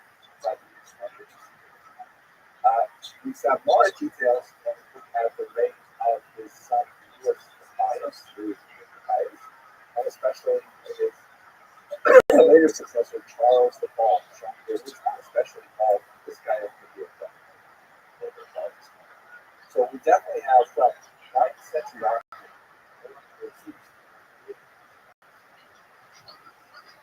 They are large. When the records start fleshing out, you see that they are actually invited into these neighborhoods with charters. Charters are these documents that essentially lay out what are the rights and privileges of the Jews living in these regions. And Jews would move as a community, not individual Jews showing up and then saying, hey, I live here. But like that, Jews would settle in a place and would negotiate a charter with a local government, sometimes the king, and then they would get the rights and privileges to stay. Some of these charters are of doubtful provenance, meaning they may have been written long after the Jews were already well established in the city, and they were written with it's backdated to try to demonstrate their antiquity there. But nevertheless, we do have a much better sense of why the Jews were there, what would have allowed them to be there, and their principal activity, which is heavily economic because they're literate, they're numerate, they're very well traversed in commerce, as we saw with the Rabbites and so on. We even have specific names of some families, like the Columbus family that comes from 730 in the late 9th century, and they produced generations of leaders and Jews, including founding a movement called the Ashkenaz, or the highest one of Ashkenaz. Some of the fascinating things that went on there, I'm not going to go into detail tonight, but the Ashkenazi Jews were pioneers, specific sets of rules for themselves that govern how they would establish and develop their society in these places far from Jewish centers. It's really quite fascinating, and they tell us a lot about how Jews sort of thought this forward-looking manner about how are we going to definitely establish ourselves and remain keep our integral strength as a minority in these situations. Things like the Sheret HaYishuv, or the ban on settlement, which actually restricts who could live in a particular territory based on the needs of the community. And we also have other technology which is very social in nature, such as we discussed last week, not in this class, but in the Monday night class, the ban on polygamy that was issued after this basically the male after the so lots of really creative, interesting things happened by the time you get to the 9th century. Moving from here, come to understand where the Jews come from and how we connect them specifically with Rome, one of the most fascinating frontier areas of history is the use of DNA, which I did not study at all when I was a graduate student. I spent so much time as I was studying Eastern European and Russian history. We spent so much time reading various, Marxist ideologues and their different takes on Marxism and so on. I wasted a lot of time with that, I got to tell you. I wish I had learned more about genetics because it's a really fascinating tool that we need. I'm going to share with you two recent studies that just came out that say something at genetic level about how Ashkenazi came to this part of Europe, and what they say about Ashkenazi today as well. The first is this remarkable article, which has only 1, 2, 3, 4, 5, 6, 7, 10 authors. I think these articles have like 30 authors on them. And the headline basically says, one of the things that they found was that the DNA analysis of Ashkenazi remains of the 12th century clearly indicate that a lot of the genetically inherited diseases that plague Ashkenazi Jews, like breast cancer, resistant fibrosis, Tay-Sachs, and so on, really predate the 12th century. And that's kind of like an interesting headline in itself, but I think from a historical point of view, a lot more interesting things. What this study is based on is something that was discovered in Orange, in southeastern England, when they were digging up the area for to construct a shopping center. They were going to look at that. The Castle Shopping Center that was built on the site, now the West place in England. They came across this well. Now they're actually southwest of and they hit this medieval well that had been abandoned. So we stopped. They excavated the well. They found that there was 17 bodies thrown in the well. adults and children, and women and children. And they began studying the DNA of these bones. And they discovered by looking at the DNA that they were clearly Ashkenazi, that they had strong correlations with Ashkenazi roots and Ashkenazi genes. And in fact, with computer technology, they were able to model what some of them actually look like, even down to the color of their eyes and how they look there. Kids have that. Also, certain so this radiocarbon dating placed these remains back in the 12th century, and using historical records of the Mountain period, it seems clear that these Jews were the victim of a riot associated probably with the Second Crusade. Know of a civil disturbance that occurred at that time, and obviously these Jews were from the first regards to that's once they were discovered to be Jewish, the remains were turned over to the community and they were given a proper burial. But it shows us on a genetic level that they were definitely Ashkenazi living in England in the 12th century.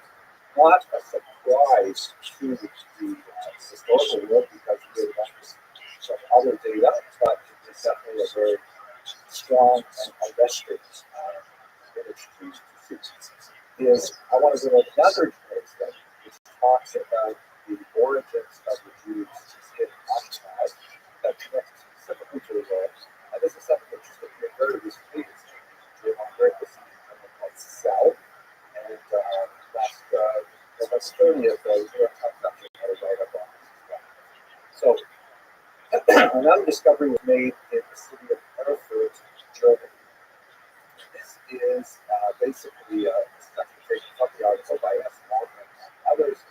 Genome-wide data from German Jews show that Ashkenazi founder event indicated the 14th century from the middle of the 14th century, where some 33 articles of Jews there were discovered were written up as you can see the top picture on the right is the city wall, and this one is the initial DNA results indicated that definitely Ashkenazi Jews. The Office of the Study got permission from elected authorities to work not with the polls to present a lot of this to the spot, because they have to do with their hand-ups and inspection memory and human service and prospect on. So they were allowed to work with the that had been dislodged from the skulls. No longer considered bones or part of the person who graft remains. So they did some fascinating studies of the tissue. They were able to not only identify the genetic makeup of these communities, but also to understand the nature of the enamel. They could actually get some sense of the different types of water supply that they're trying to get, because they're two different communities that would come together. Only one part to one indicated that there was violence, trauma. Others with one of them is far as we can tell.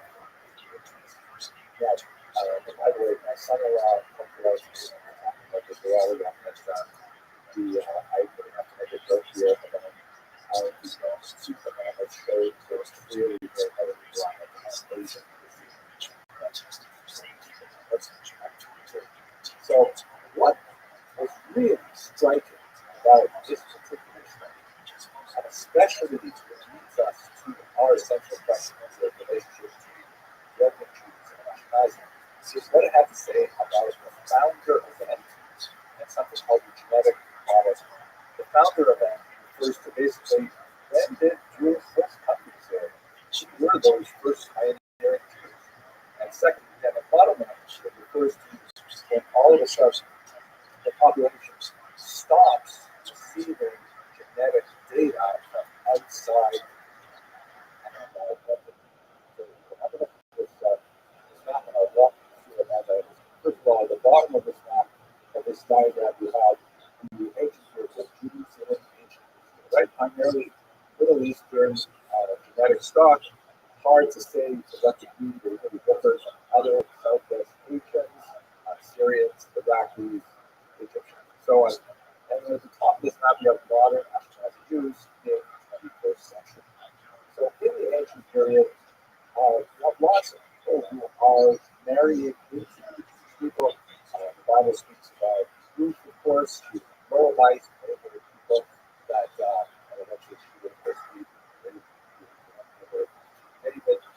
You have Tupater from Judea to the south of Israel. You have Helena of Adiabene, which would be up in Syria. These are just a few famous names that I've chosen that we know about. History, the vast majority. Who knows how many thousands, hundreds of thousands of people this encompasses. There's no way to be telling this lost. But, there's no question that there's lots of people marrying each other. We have lots of records of that. Then, in the first and second century, you have a disruptive event of major proportions. That's the Roman Jewish Wars. The first one ending in the year 70, married Sonnenfeld in 1774. And then later the Bar Revolt that ended in 1935. And a massive number of Jews from the Middle East are taken off into Roman service. There's already a Roman Jewish community living there, particularly as we discussed in this series. But this suddenly brings a massive number of Jews with Middle Eastern DNA into the Islamic Pacific. From the first to second century, over the next few hundred years, you have Jews marrying South Italians, you have Jews marrying North Italians, there's genetic differences between them that are protected by the study. And then somewhere around the year 800, you have this founder of you don't have the specific names of these small group of Jews that migrate from Europe to make their way up to the region of Erfurt, Germany. And we definitely can trace through the DNA profile of the remains just how many generations passed that way. And it places us right in the same period of time that historians have given us all along. In this lecture that I'm giving right now, I could easily have given this 20 years ago and we have the same conclusions. But now DNA evidence really drives home as being, that's the correct way to understand how Jews come to. So the Ilford remains are 700 years. And one of the things that really interesting about the research is that the Ilford remains not only show a very strong rate of endogamy, meaning unlike the ancient period where Jews are married with lots of other people outside their narrow ethnicity, in Ashkenaz they're largely married among themselves, which is of course going to accelerate the incidence, God forbid, of genetic abnormalities, but it also indicates a strong cohesion. And the study also indicated that, in fact, if you look at modern Ashkenaz today, they are remarkably similar to the Erfurt remains. They even are a little bit more narrow in scope than the Jews of Erfurt, which is, I think, absolutely fascinating. But it shows just how many centuries of endogamy created the Ashkenazi Jew to the Jewish community. Also revealed in the study, although it's mainly by default, is that the Khazarian Jesus, i.e., that Ashkenazi Jews are actually the descendants of second converts to Judaism. It's not supported by the data. There's no remarkable incidence of Central Asian DNA in these remains. So, as we have argued several occasions, it appears like that is largely this theory that okay, so what is this all thing? Let's look at this map here, which will give you a better picture of how the Jews got there, maybe what they did west of them. So here you see the purple line that goes diagonally across the middle. This guy's son, that's really the picture we're talking about. Jews from the first century leaving the land of Israel on slave ships and making their way into Italy. That's the bulk of the origin population that later produced the Jews of Ashkenaz and the rest of the remains. In definitely others that made their way across the coast. Of Africa, as we discussed at the beginning of tonight's lecture, Jews that settled in Spain and then made their way across the Pyrenees into Canals, and later mixed with the local Ashkenazi populations as well. But that bulk really comes from the Jews that those Ashkenazi Jews were spread to the east. So that's where we have the majority of Polish, Lithuanian, Czech, Slovak, Romanian, Ukrainian Jews are descendants of those Central and German Ashkenazi. And then from there, you have it to America into the 80s. If you look at the actual DNA numbers, you look at this. Again, taking the DNA of those more first, they have about 45% of the DNA is Middle Eastern, and a large chunk, 45 to 70%, is Italian. Now, especially in a call like this, I don't have to remind you that Judaism is not defined by genetics. Judaism is an identity that is principally religious in nature, although it does recognize natural liberal descent, at least in most of the modern period that has been descent Jewish, either to born as a Jewish mother or to convert to Judaism. So a person could have absolutely no Middle Eastern DNA and still be perfectly Jewish. But this helps us understand why the Ashkenazi Jews tend to be diverse tones, like Italians, especially North Italians, and it helps us understand a little bit of our affections towards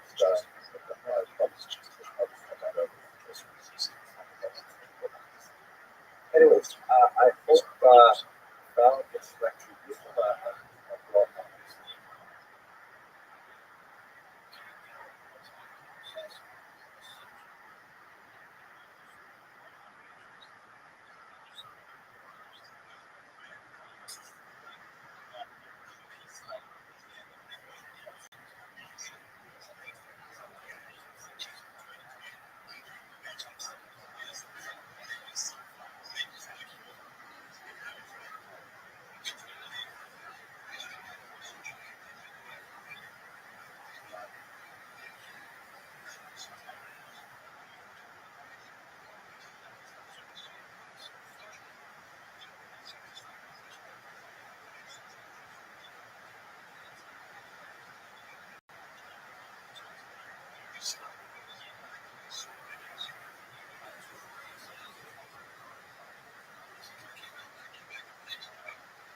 Hello and welcome to the lecture series in the Jewish account. I'd like to spend some time right now speaking about Rome in the context of the Roman Church in particular, which of course is meant to be the major religious inheritor of the Roman Empire and its relationship with its other religion. It's kind of a difficult lecture, but let's see what have a look at this rugged landscape, which is the region of the ground, very close to the Dead Sea and the Judean desert. The opening at the bottom there is Qumran Cave 4, where the Dead Sea Scrolls were discovered. And it was in this region that the great Talmudic Rabbi Bar Yochai, the Mishnah Rabbi, made a famous statement that has been preserved in Jewish tradition.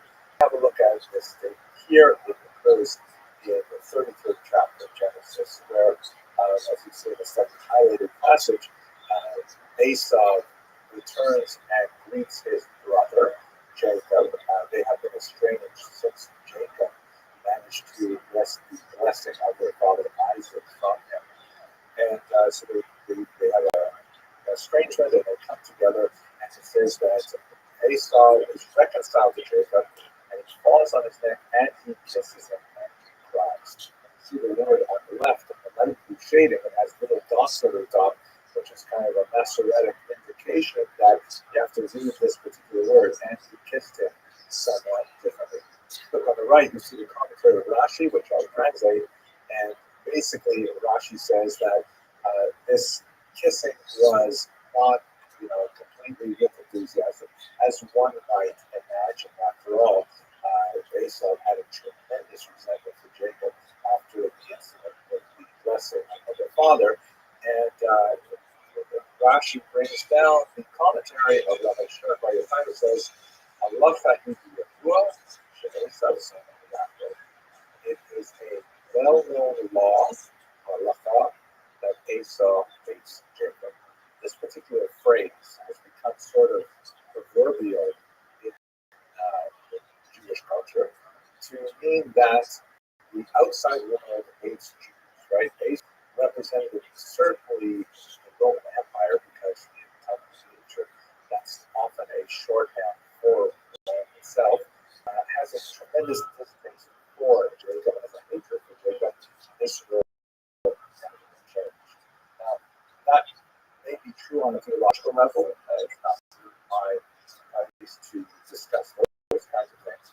But in the context when it was said, we can certainly see that it was sharply pointed out that rugged landscape that I showed you a few minutes ago was according to the tradition where Rabbi Shimon Bar Yochai had to hide out in a cave for 12 years because he was being pursued by the Roman soldiers after the Bar Kokhba rebellion.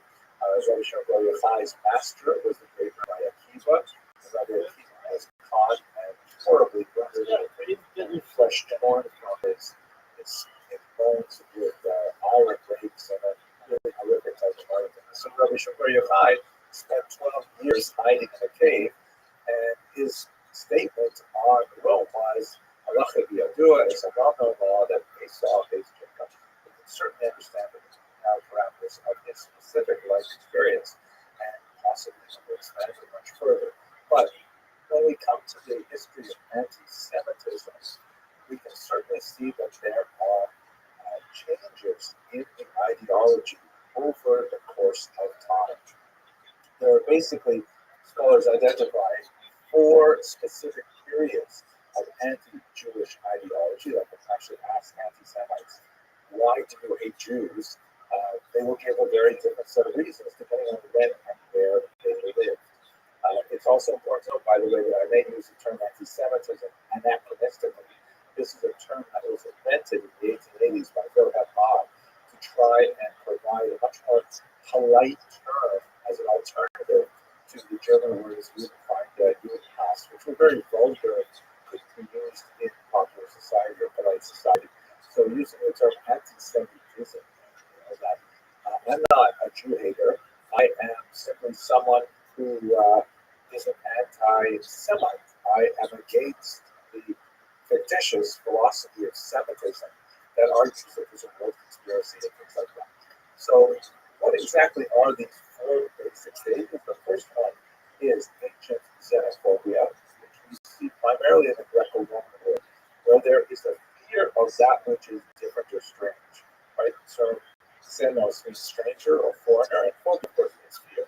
And so there's kind of like a massive corpus of Roman and Greek writings about Jews in which they express antipathy, often rooted in misunderstanding of Jewish customs, such as keeping kosher, serving the Sabbath, things like that.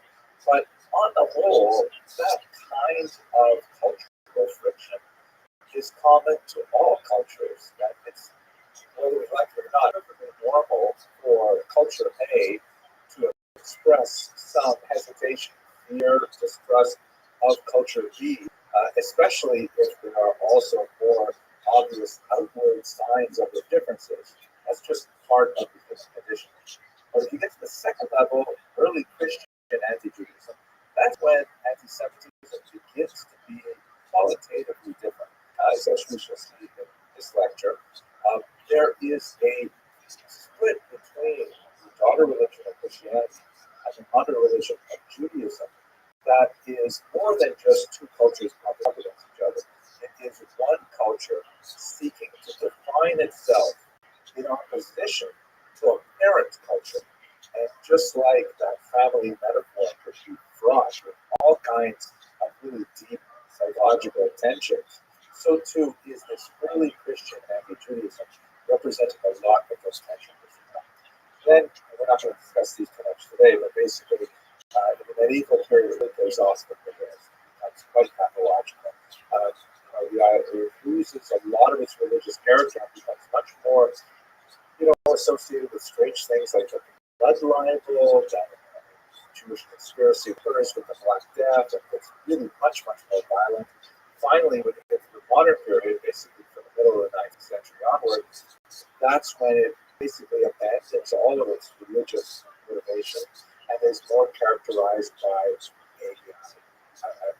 fear, a rational fear that Jews are involved in some kind of global conspiracy to control the banks, to control the media, to control governments, and things like that, all bent on dominating Western society or global society. So these are the four basic phases of anti-Semitic thought as we experience them today. We're going to focus now on period 2 because that's the historic era that we live in. So I recently was very fortunate to spend a year in Mexico City with James Carroll and his wife Alexa. We were both invited by an organization called the which is sort of like it's an international society that around the globe organizes these Shabbat Shalom, these Sabbath gatherings, just to explore Jewish texts and cultures and ideas. And it's really quite fascinating. Now, James Carroll is a fascinating individual, a very articulate person, won the National Book Award, all kinds of things like that. And he wrote an incredibly important book called Constantine's Sword, The Church and the Jews. And the reason we were invited together is that we were to give a talk together about how Jews see Christians and how Christians see them. And I think it would be very enlightening, specifically, but more generally, I really appreciate the time to get to know him and his wife.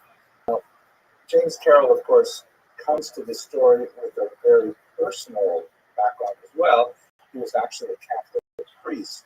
And in his context of his growing consciousness of the challenge that the church had with anti-Semitism and other issues, like he became a strong anti-war activist, he ultimately left the church. And I shouldn't say that. He left the priesthood. He still remains a member of the church, but kind of like a reformist flank, as it were.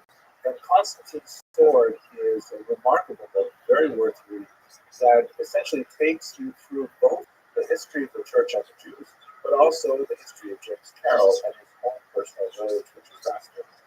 In this, let's return to his specific thought and how he understands the early periods immediately after the death of Jesus and after the destruction of the temple as well. He invokes a fascinating metaphor of the experience he had with the loss of a close family friend.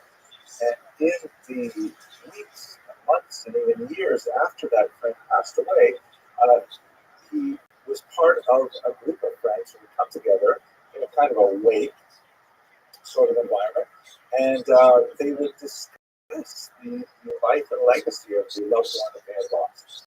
He came to call that a healing circle, where getting together with friends who had known the person who passed away, they would tell stories, they would share memories, and together they would support each other in their grieving. But at the same time, they would kind of like create a collective memory of that person, the sum of which was certainly greater than its individual parts because of the shared pieces that informed each other's memories and so on. And James Carroll argues that's essentially what was happening for decades after the death of Jesus. That his early followers, all of whom were Jewish, were getting together and trying to understand what could this cataclysm be, or what could it mean that their leader, who they revered so highly, was no longer on them. What would they do with this type of metaphysical situation? Especially so after the destruction of the temple in year 70, because with the destruction of the temple, everything was turned upside down. I mean, Jews had invested for 500 years all of their spiritual efforts into that one structure, into the rituals that happened there.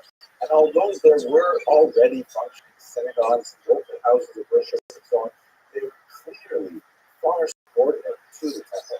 What would it mean? The temple is gone. Why would God have abandoned the Jewish people and allowed the temple to be destroyed by the Romans? What is the future of Judaism? argued that essentially this is when we begin to have an intellectual bifurcation of the Jews who follow Jesus and a much larger group of Jews who were not a part of the Jesus circle. The Jews who were not part of the Jesus circle, which let's say were mainstream Jews at the time, they began to invest in the rabbis and their vision of a post-temple Judaism. As we will see in a few minutes, the rabbis were very busy at this point, constructing a model of Judaism that could survive the loss of the temple, finding alternate post-temple ways for Jews to express their religious yearnings to God, and ultimately that will become the Judaism that Jews have enjoyed for the last 2,000 years. On the other hand, the followers of Jesus say, no, the destruction of the temple means all of that is over, and we have to create a totally new type of environment that is centered on the figure of Jesus, the teachings of Jesus' soul. And this was all happening within a Jewish framework, with Jews discussing these ideas with other Jews, and things changed dramatically only after the first three Gospels. Let us recall that the Gospels, as we have them today, the first four books of the Christian Bible, the first three were written probably within the first 20 years or so after the destruction of the temple, between 70 and maybe 90, perhaps a little bit later. Those three books tend to be the most Jewish of all of them, the most close to the origins of Jesus as a Jewish individual. And in those three books, which are called the Synoptic Gospel, because they read kind of like a synopsis of each other, you can more or less lay them out in columns and compare events. There are places where they diverge from each other and so on, but basically you can lay them out that way. The fourth Gospel is quite different. So in the Synoptic Gospels, Matthew, Mark, and Luke, you have the phrase in Greek, because these are quoted in Greek, "Hoi Judaoi," the Jews, occurring 16 times. In all three books together, only 16 references. The fourth book, the fourth Gospel, written by St. John, written much later, reflecting a mindset, has the phrase "Hoi Judaoi" 71 times. And I think it's very clear to see just from this one statistic how things have changed between the Synoptic Gospels and the Gospel according to John. That the Synoptic Gospels are still representing debate within Jewish circles. Hoi Judaoi are, after all, us. They're, after all, the same people who are worshiping Jesus. But by the time we get to John, and the increasing number of non-ethnic Jews joining the Christian movement, that's when the Jews become the other. Hoi Judaoi is so much more useful here because the non-ethnic Jewish Christians are looking at the Jewish other religion. I would say, well, that's different than what we're doing here today. And one of the most important figures to advance this is, of course, St. Paul, who never himself actually met Jesus, other than in a kind of supernatural vision of the road to Damascus, where he has kind of a conversionist experience, how he becomes a dedicated follower. He actually turns away from his earlier origins as a self-described Pharisee to become a Christian.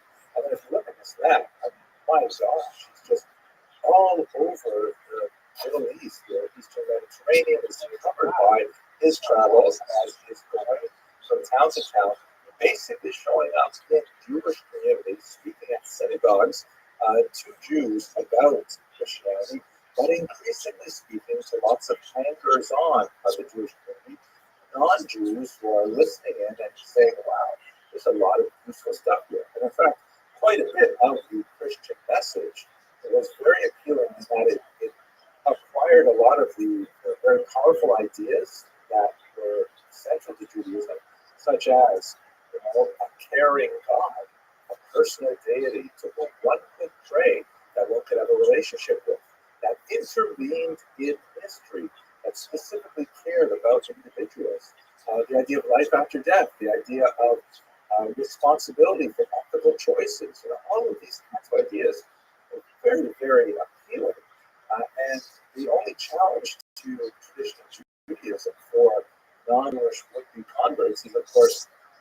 high threshold required for conversion. For men, specifically circumcision, radical changes to the diet. I think the Sabbath would have been observed anyways because it's so much fun. Shabbos, I think one day off a week, detox, no electronics, everything. It's great. But at any rate, so Christianity represented a more accessible form of the key ideas of Judaism, a kind of Judaism light that, the non-Jewish, non-ethnic Jewish populations could find meaning in. And so that's really one of the reasons why Christianity really rapidly began to, Paul in particular, began to spread the gospel, Now, what about the church fathers? That is, those early thinkers, those early theologians that lived and wrote in centuries after the death of Jesus. Some of them had some very strong views about, what to do about the parent religion. What's most important is Marcia, as pronounced Marcia. Here he is shown with his face kind of obscured, talking to John. It's not significant that John is portrayed here. And Marcion essentially argued that, okay, how do we relate to our religion, to Judaism?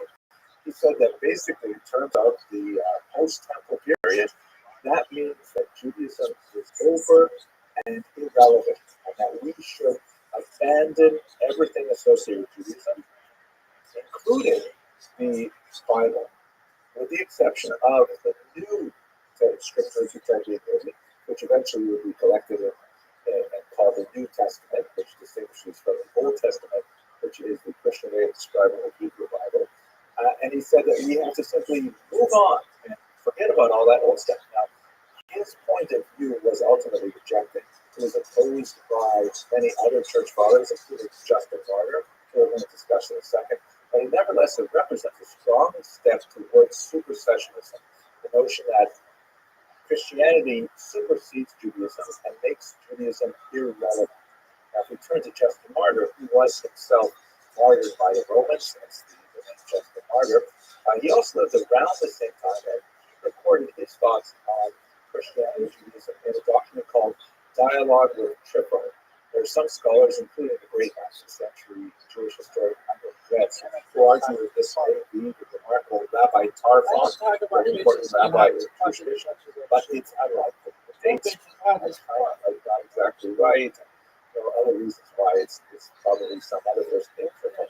At any rate, Justin Martyr articulated without doubt that Christianity supersedes Judaism, and Judaism should only be maintained in order to provide context for the way in which Judaism is superseded. How so? Let me give you one example, which is also taken from James Carroll's work in a very, very powerful and personal description. So here's a famous movie, the first movie that came out in CinemaScope, right, which I think is color. I don't exactly know what this means. The modern miracle you can see without glasses. What if you need glasses? I wonder about these things. But at any rate, the robe basically refers to a relic. The church would become deeply invested in the collection of holy relics, that is, kind of like religious souvenirs, and I don't mean to be demeaning it, but souvenirs of famous church figures and events, such as wood from the true cross, or in some places actually bones of St. Augustine or John the Baptist, and some really bizarre part of medieval Jewish, medieval Christian culture. But the robe was the robe of Jesus, the seamless robe that he wore, that was taken from him that he was crucified. If you look at the book of John, not coincidental, the book of John has an explicit supersessionist message here. Here's the passage in chapter 19. They said, this is referring to the Roman soldiers who were crucified Jesus, therefore among themselves, let us not rent it. Let's not destroy this robe. It's a really nice robe. But cast lots for it. Right? Let's have a lottery for it. Cards for it. It shall be. And then he adds here that the scripture might be fulfilled. Which, they parted my raiment among them, and for my vesture they did cast lots.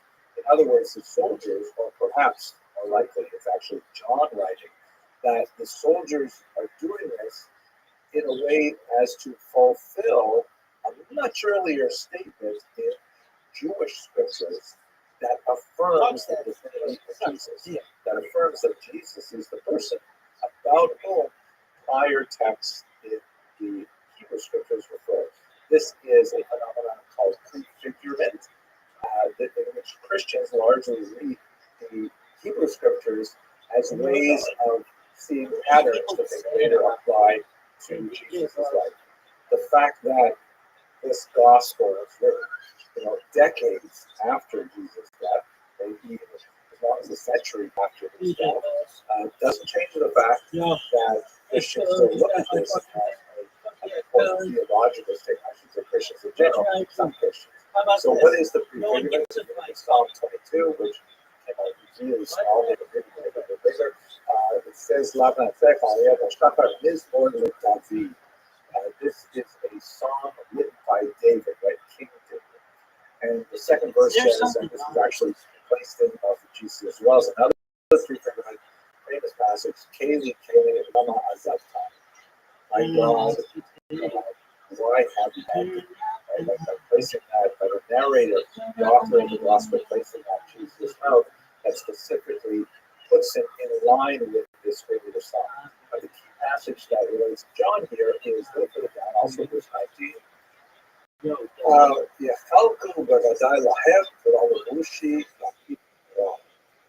part my garments upon them, and warm my vesture through their cast ones. Right, so this is really the reason, according to Justin Martyr, for maintaining the Hebrew scriptures and by larger extension to some degree the Jews, because their presence and the presence of these texts can be used later to confirm Christian reading of divine history. And that's basically what happens among the church fathers until St. Augustine, who I discussed in a later lecture, who offered a very, very important corrective. Now, what are the Jews doing during this time? I mean, this is all happening among Christians who are increasingly becoming more ethnically non-Jewish in origin, and they're kind of like working out their own spiritual history. The Jews are being very busy at this point, putting in place those life preservers that allow Judaism to succeed after the destruction of the temple. The creed of the Mishnah, or I should say the codification of the Mishnah, is an incredibly important device which allowed Jews to essentially take the temple off the road to be able to have a portable Judaism that would be contained within teachings of the Torah and the rabbis. They also create a liturgical method of drawing a line in the sand between Jews who are the mainstream and Jews who are part of this Jesus movement. They insert another text in the central prayer known as the Amidah, the standard prayer, and it's a blessing on the heretics. The term blessing is euphemistic. It's really a curse on heretics. And it was used as a sort of litmus test to determine if a person was harboring these kinds of beliefs.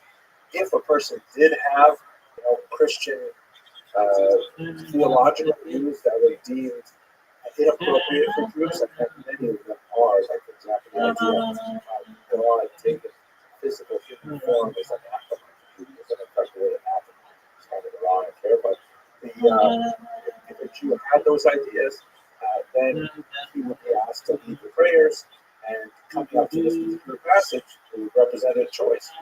Does he bring down a person himself for his beliefs, or does he refuse to say it, in which case he could be physically removed from the synagogue?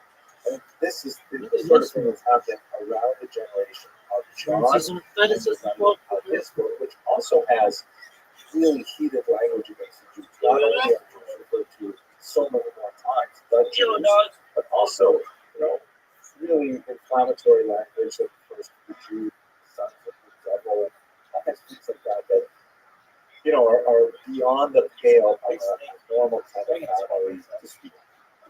One last thing here that I think is especially fascinating, and this is also an insight that's brought forward by James Carroll, but there's kind of an asymmetric level to going on here. Jews in the late first and early second century still vastly outnumber the original Christians. Even though it's really fast, Jews are still very much the establishment faith. And Christians, because they are defining themselves against Judaism, spend a lot of time thinking about Judaism. And in fact, this would be something of an obsession that's going to be lasting right up until the 21st century, presumably beyond, as Christians always have to look to their relationship with another religion in a very different way than other religion looks at its offspring. So where the early Christians are debating at great length how to get into Judaism, Judaism basically not talking about it at all. If you look at the massive corpus of the Talmud, which is like 2,711 folios, I know that number because that's the Daf Yomi. That's the size of one folio. What are you going to tell me about it? Not 2,711 folios. Like when I watch my pages, there are only maybe a dozen references to Jesus and Christianity. Maybe a dozen. But I'll be like, do you want to hear about it's mentioned, but it's really not a major phenomenon. and Ironically, it is this asymmetric rivalry in the first and second century you want to hear about my kids? adds so much more steam to the Christian side. It's kind of like as James Carroll references, if you have two siblings locked in a rivalry, and one of the siblings doesn't really keep the rivalry, makes the rivalrous all the more intense and all the more focused.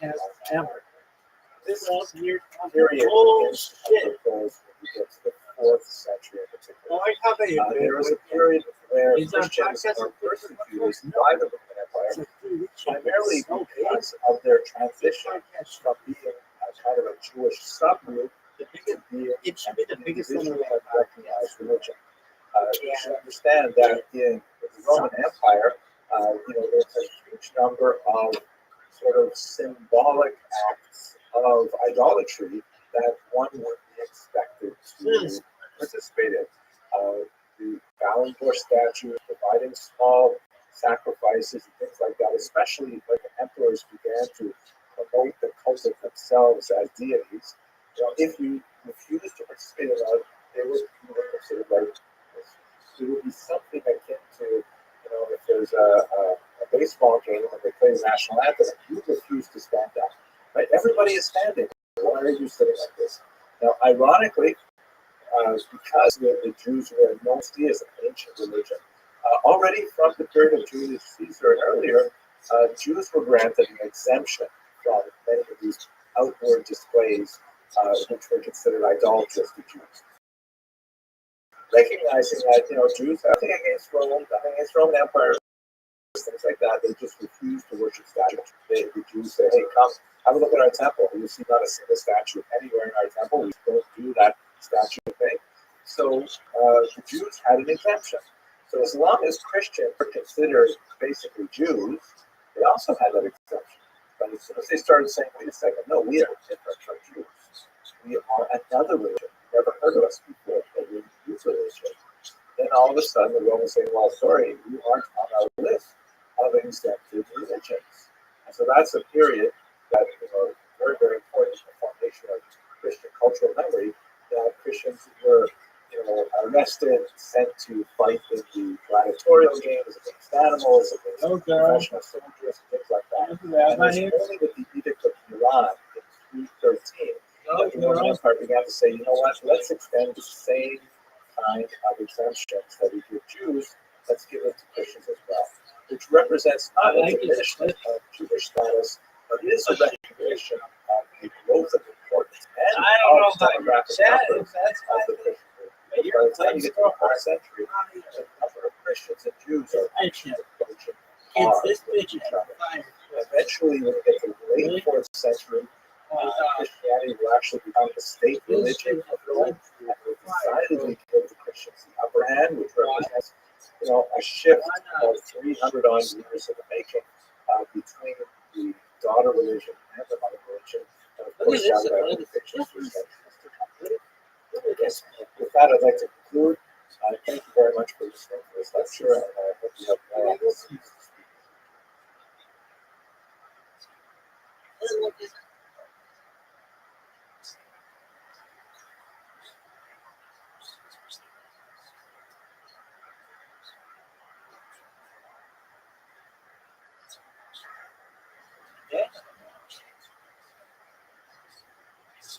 Hello, fellow students of Jewish history. Later Taking baddies for a ride. this month, I'm delighted That's what I do, baby. to be addressing a group of students in Budapest associated with Ashkenazi, a remarkable new institution that is founded by my colleague and friend, Dean Michael Kegel. And thanks to the generosity of Dr. Kegel and the Ashkenazi, we decided to put the public part of these classes online so that people can participate globally. These 12 lectures will be open to the global community. Please RSVP, totally free. And I look forward to interacting with you as we explore the millennium of Jewish history in the lands of Ashkenaz and beyond. So let us start today with just a little Vorspeise, a little bit appetizer. Ask a basic question: what is Ashkenaz? What do we mean when we use this strange word, Ashkenaz? So it turns out that this particular word occurs in the Bible. It occurs in Genesis 10, also in Chronicles, and one other passage we're going to look at in Jeremiah. Here's a screenshot from the web page Sepharia, which is a tremendous resource for all kinds of Torah texts. And here at Genesis 10:3, we have the first reference to Ashkenaz. Basically, here we have a lineage of Noah, that is Noah of the flood. He has a son named Japheth. In the Ashkenazi pronunciation, that would be Japheth. Japheth has a son named Gomer, and then Gomer has a son named Ashkenaz. This is the first citation of the name Ashkenaz, right? So he's basically the great-grandson of Noah through the Greek line. That's the way that we have it described in Genesis. So how does this connect to Ashkenazi Jews? Well, basically, Ashkenaz is the name of a people, right? A lineage of people from this one forefather Ashkenaz. Later, it will be associated with a particular place. We're going to look at that in just a second. And later, that place will be associated in the Jewish mind with the Jews who live there. In other words, there's no intrinsic kind of ethnic connection between Ashkenaz and the lineage that followed from that biblical figure and the Jews today, other than the coincidence of the geographic location that is ascribed to Ashkenaz. In other words, although Ashkenaz is their great something uncle, the Jews who are descended from Abraham, Isaac, and Jacob, 10 generations after Noah, have no other connection with Ashkenaz. To express this another way, I am a Canadian Jew. You can tell because of the way I say about, and that I apologize for a lot of things, stuff like that. But basically, there's nothing intrinsically Canadian about my Jewishness or Jewish about my Canadianness, other than the fact that my grandparents all emigrated to Canada over a century ago, and that's what makes me a Canadian Jew. Similarly, we have Ashkenazi Jews who at some point ended up in a land that was associated with. Girl, that was hot.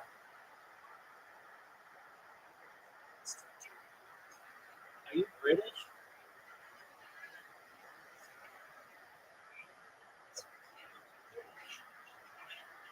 She's from Australia.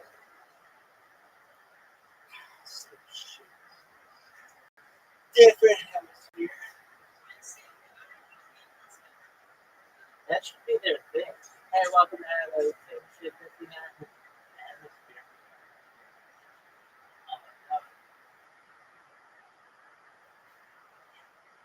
Hook fingers. You're banned from chat. Well, fuck yourself. Serious? Kingdom.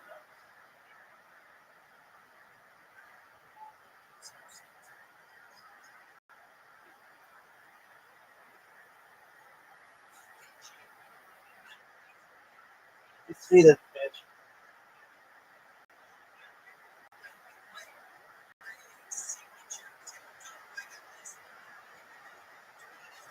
Bitch, take that shit off.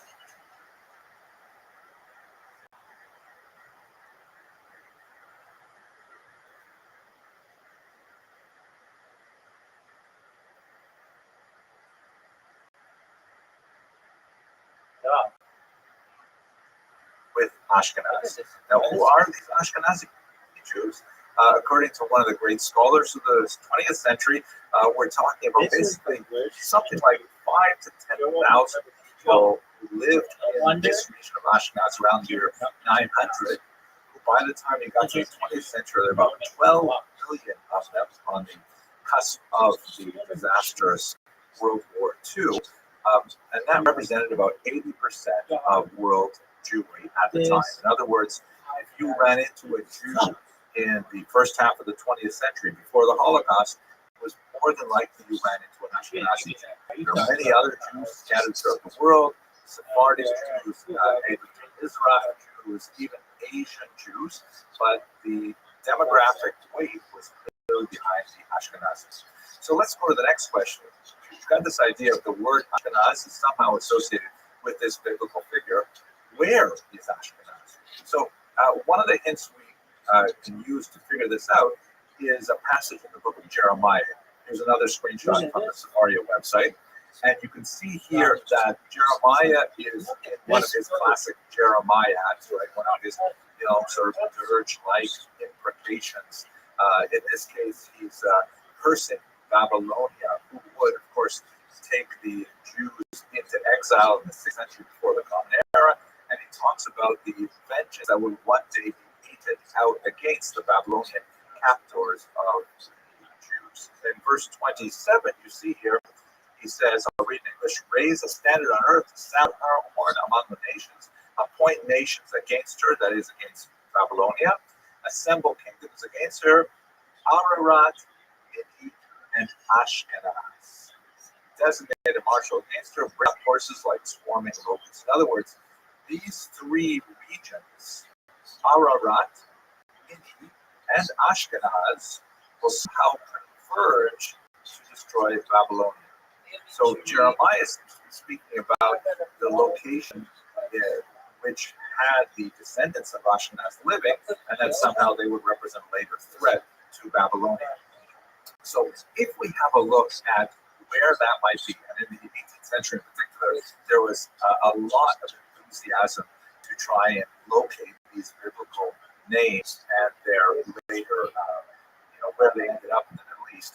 Here is an interesting map from roughly that period. You can see right in the center is the land of Israel.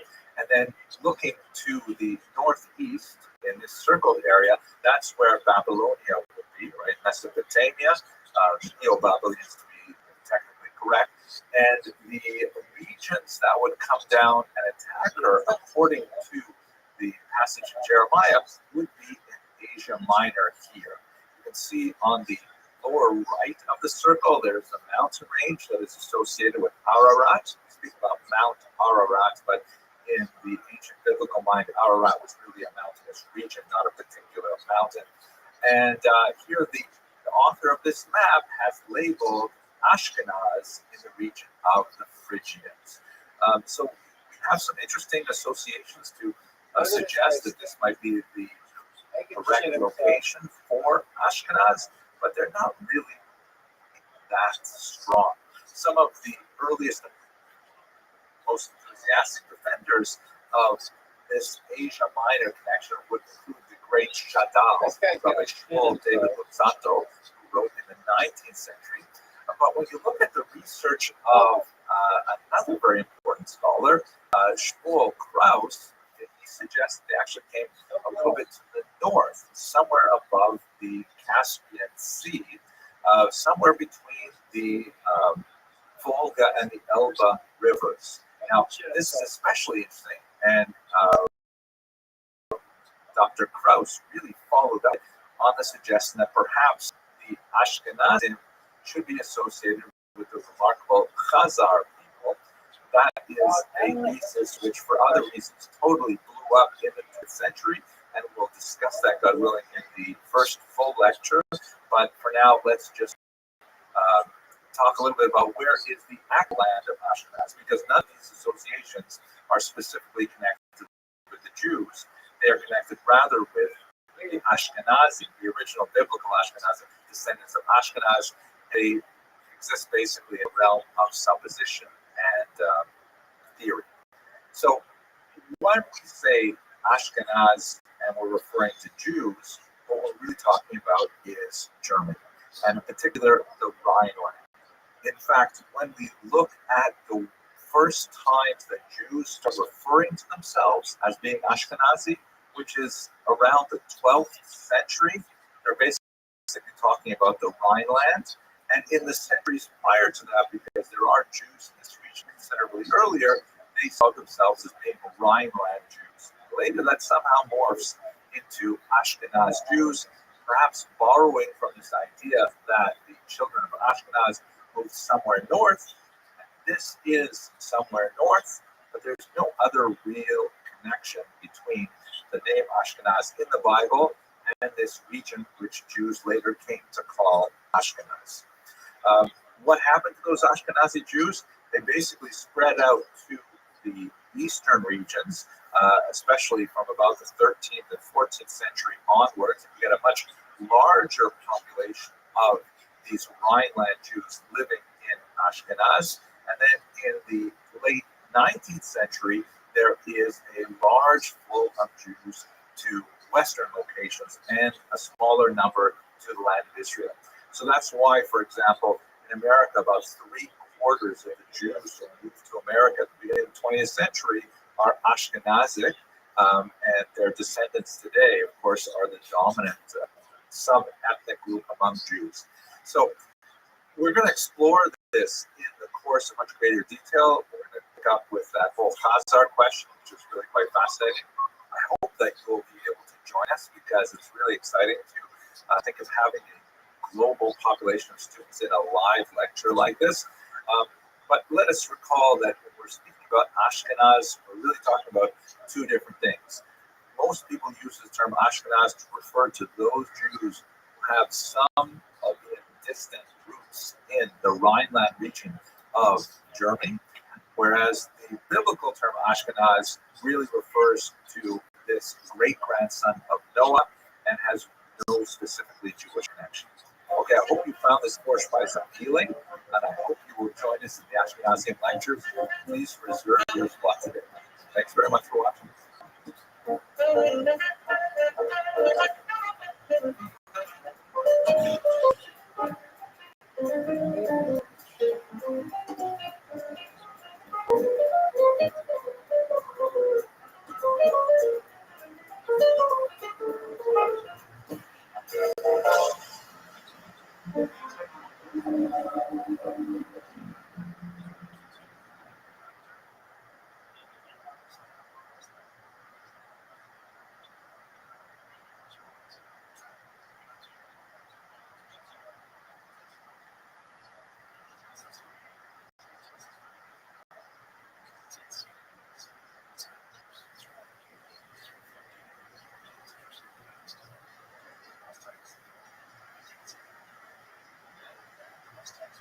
Welcome everybody. I'm a computer at the dean of the Ashkenazi, which is a new graduate school here in the West.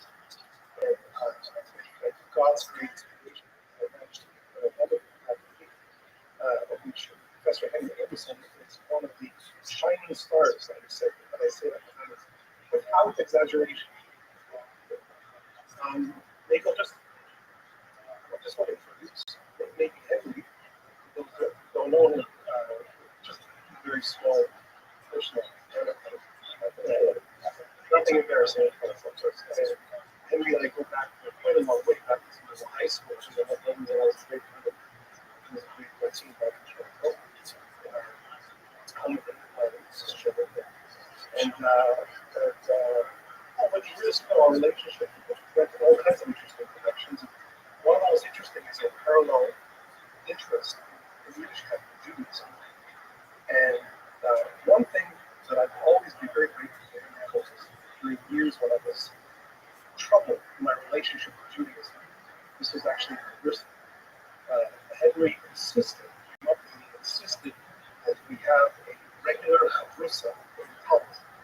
So we meet regularly, and we did meet regularly once a week at Smith campus. St. Smith used to meet once a week and studied the second McGill. No, dog. And to me, that was Pascal, how you living, man? What's good, son? When is the last Jewish history that you've done? Oh, medicine. You're welcome. These people have no. This is the worst platform ever.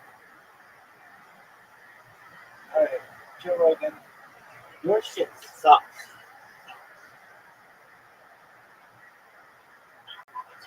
Joe, this is the worst thing.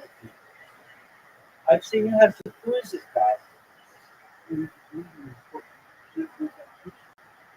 we don't give a shit.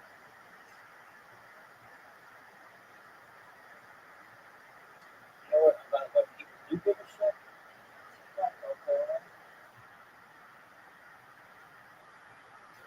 Okay. Who else? What was it thing? In this car? I don't know.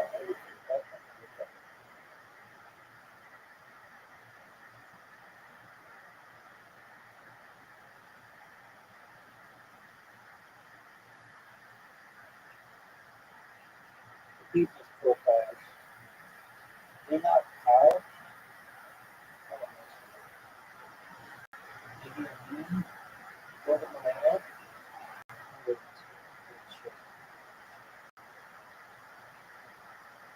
I'll give it what you know. That is great. This is great.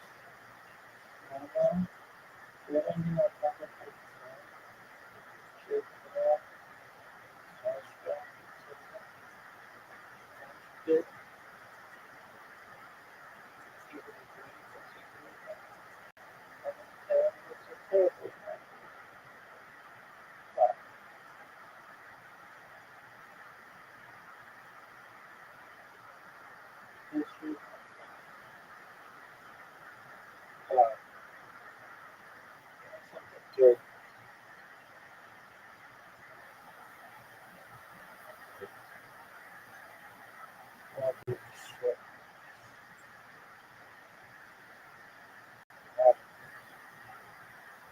Oh, you like that shit. It's too hard to turn down. Too hard to turn down.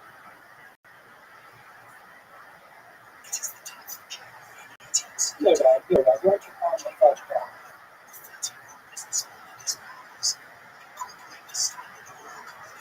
That bitch took over the world. That bitch is more powerful than countries.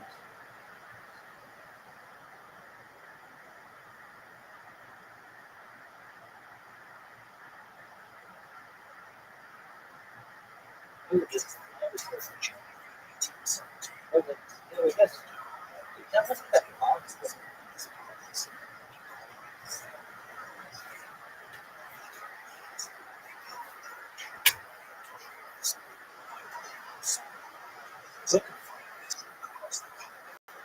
What is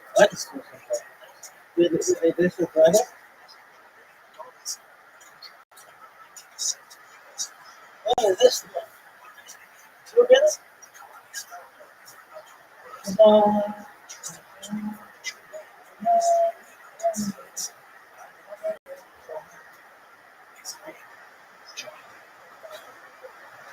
Look at this one.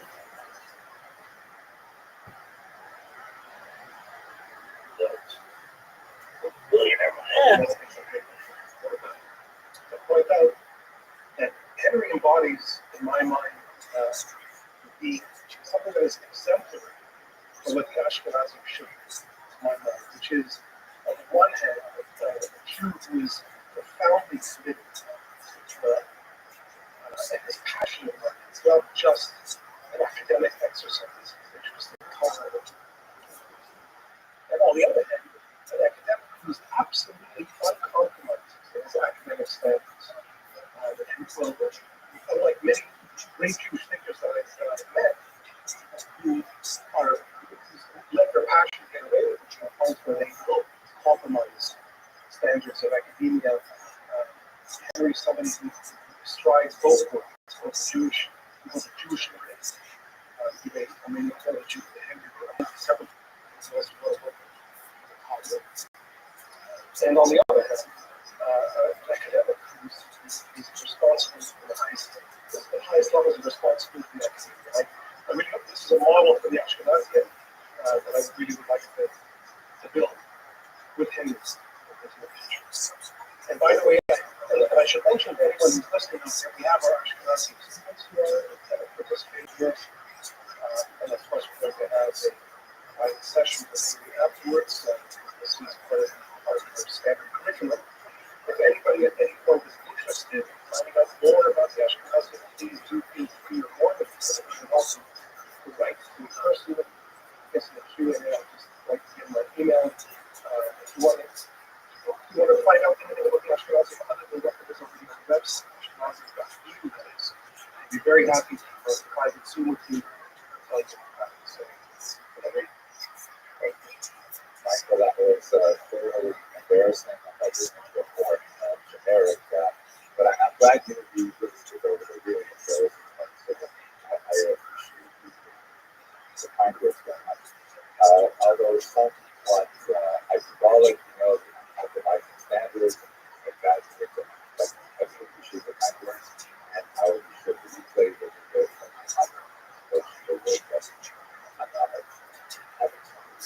I'm also extremely grateful for what you're doing in your session with this amazing Ashkenazi faculty that you have brought together. This intellectual exercise is absolutely amazing. I mean, really top-notch scholars that I'm very proud to be on the same list as they. And I wish you tremendous success with this venture. And I think it's really fortuitous that we're able to offer these lectures online to a much larger audience and let people know the things that are happening or so let us begin our discussion. We're going to have 12 lectures on the history of Ashkenazi, part of Ashkenazia, which is a name that actually I'm proud of has some role in designing with some people and I won't really talk about important project.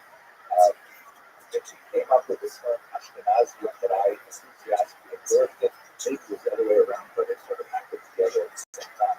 The only theory I have is a little bit back to everything, like you imagine the pants inside the box, watch them with the outside free glass. But the idea is, I think, to look at the amazing civilization that developed in Germany primarily, and then later in Eastern Europe, and then actually onward on to the New World and into the land of Israel, from Ashkenazic culture. And there's so many different ways to look at this multifaceted institutional civilization as a whole. My small part is to give a broad survey of the historical events that relate to the development of this civilization. It look about many of the literary, philosophical, religious, and other aspects of the civilization and the contextual life. This is a graduate level ceremony in the sense that it is multidisciplinary. So I'm going to be presenting these lectures at what I hope is a little bit higher level graduate level, so that people with intelligent people, doesn't they not necessarily have a strong background in European or the sense of European history, will still be able to benefit from these lectures. And I regard my lectures more as kind of like a foundation for much more advanced research. The occasion get into a little bit more complex difficult issues, but I imagine that I would want to address those in the follow-up seminars. Here is an old picture of when I was much younger. Been photographed by Dr. Zashev. And just wanted to give a little bit of a context to my own access and interest in international history. I did my dissertation at the University of Toronto on the history of the 16th century to the beginning of the 20th century. It was in that context that Dr. Pico and I both shared hallways in the university. I had a lot of fond memories of seeing him in Robart's library and discussing our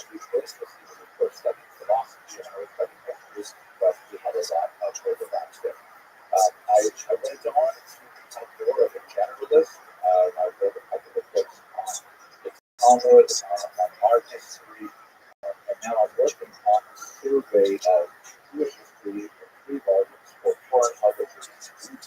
Very much looking forward to seeing that one. But I also maintain my strong interest in traditional religious studies, and I'm the author of a podcast of Jewish History, which has a rather ambitious goal of creating 2,711 small videos on aspects of Jewish history that correspond to the daily Talmud page of study in the program. That's available on the all.org. I work, of course, at Touro University. We're a fairly large and multinational university with campuses in New York, of course, where we are based, and also in California, Nevada, Berlin, Jerusalem, Moscow, and also 19,000 worldwide. I'm very proud to be part of programs you see here on my public campus. The structure of this class is as follows. We're going to have the public lectures, which are going to be broadcast as they are now in a webinar format. And this is going to be more like basically me talking, but we have the Q&A function where you can type in your questions, and I will, from time to time, pause, have a look at what's going on in Q&A, and I'll hopefully answer some of those questions. Then, because the Ashkenazi has registered students for the lecture itself, we'll take a break after 1 hour from the lectures, and then we'll have a private Zoom for a much smaller group of group questions. We'll have a private discussion so that you if you have any curiosity about participating in those, as an auditor, perhaps you'd like to drop in the detail. The subject that we're going to be looking at over the course of these 12 lectures are 1,000 years of Ashkenazi, because more or less, that is to say, we're talking about various old civilizations that stretches back over 10 centuries. I also created as a preparatory course for my Budapest students an online version of this with preparatory materials, primarily videos, some videos, also some quizzes, things like that. And this is also open to the public to find it on the website. Okay, so today's discussion is on the origins of Ashkenazi Jews, which are the subject of a certain amount of debate and just about everything in the world. So let us start with a more basic question. What is Ashkenaz? Exactly what it means. What we say is word Ashkenaz. So the word is actually biblical in origin. As you can see here, it occurs actually 3 times in the Bible. We're in the passage from the book of Genesis. Today, I'm going to screenshot these from the wonderful Samaria website. And it basically lists the lineages of humanity. And in this particular passage, we're talking about the children of Noah. That is Noah of the flood. He has 3 sons, Shem, Ham, and Japheth. And I should pronounce that, by the way, that's the pronunciation of Japheth. And then Japheth, who is typically associated with Western culture, especially movies, has 3 more sons. Gomer, Magog, Madai, Laban, Tubal, Meshach, and Tiras. And then Gomer has 3 sons, one of whom is Ashkenaz. So let us just understand what we're talking about here. There's a biblical lineage, which is 10 generations prior to the advent of Abraham, who is considered the father of the Semites, and of course the Jews. And from that generation, before we start speaking about Hebrews, we have a figure named Ashkenaz, the great-grandsons of Noah. And you may be wondering, correctly, because we're all going to tell people, what does this have to do with modern Jews? Well, not a whole lot, because really it goes like this. The name Ashkenaz is associated with the biblical name of a people, right? And then it's the children of Ashkenaz, descended from Noah. Later, much later, this would be associated with a place, piece of geography. And then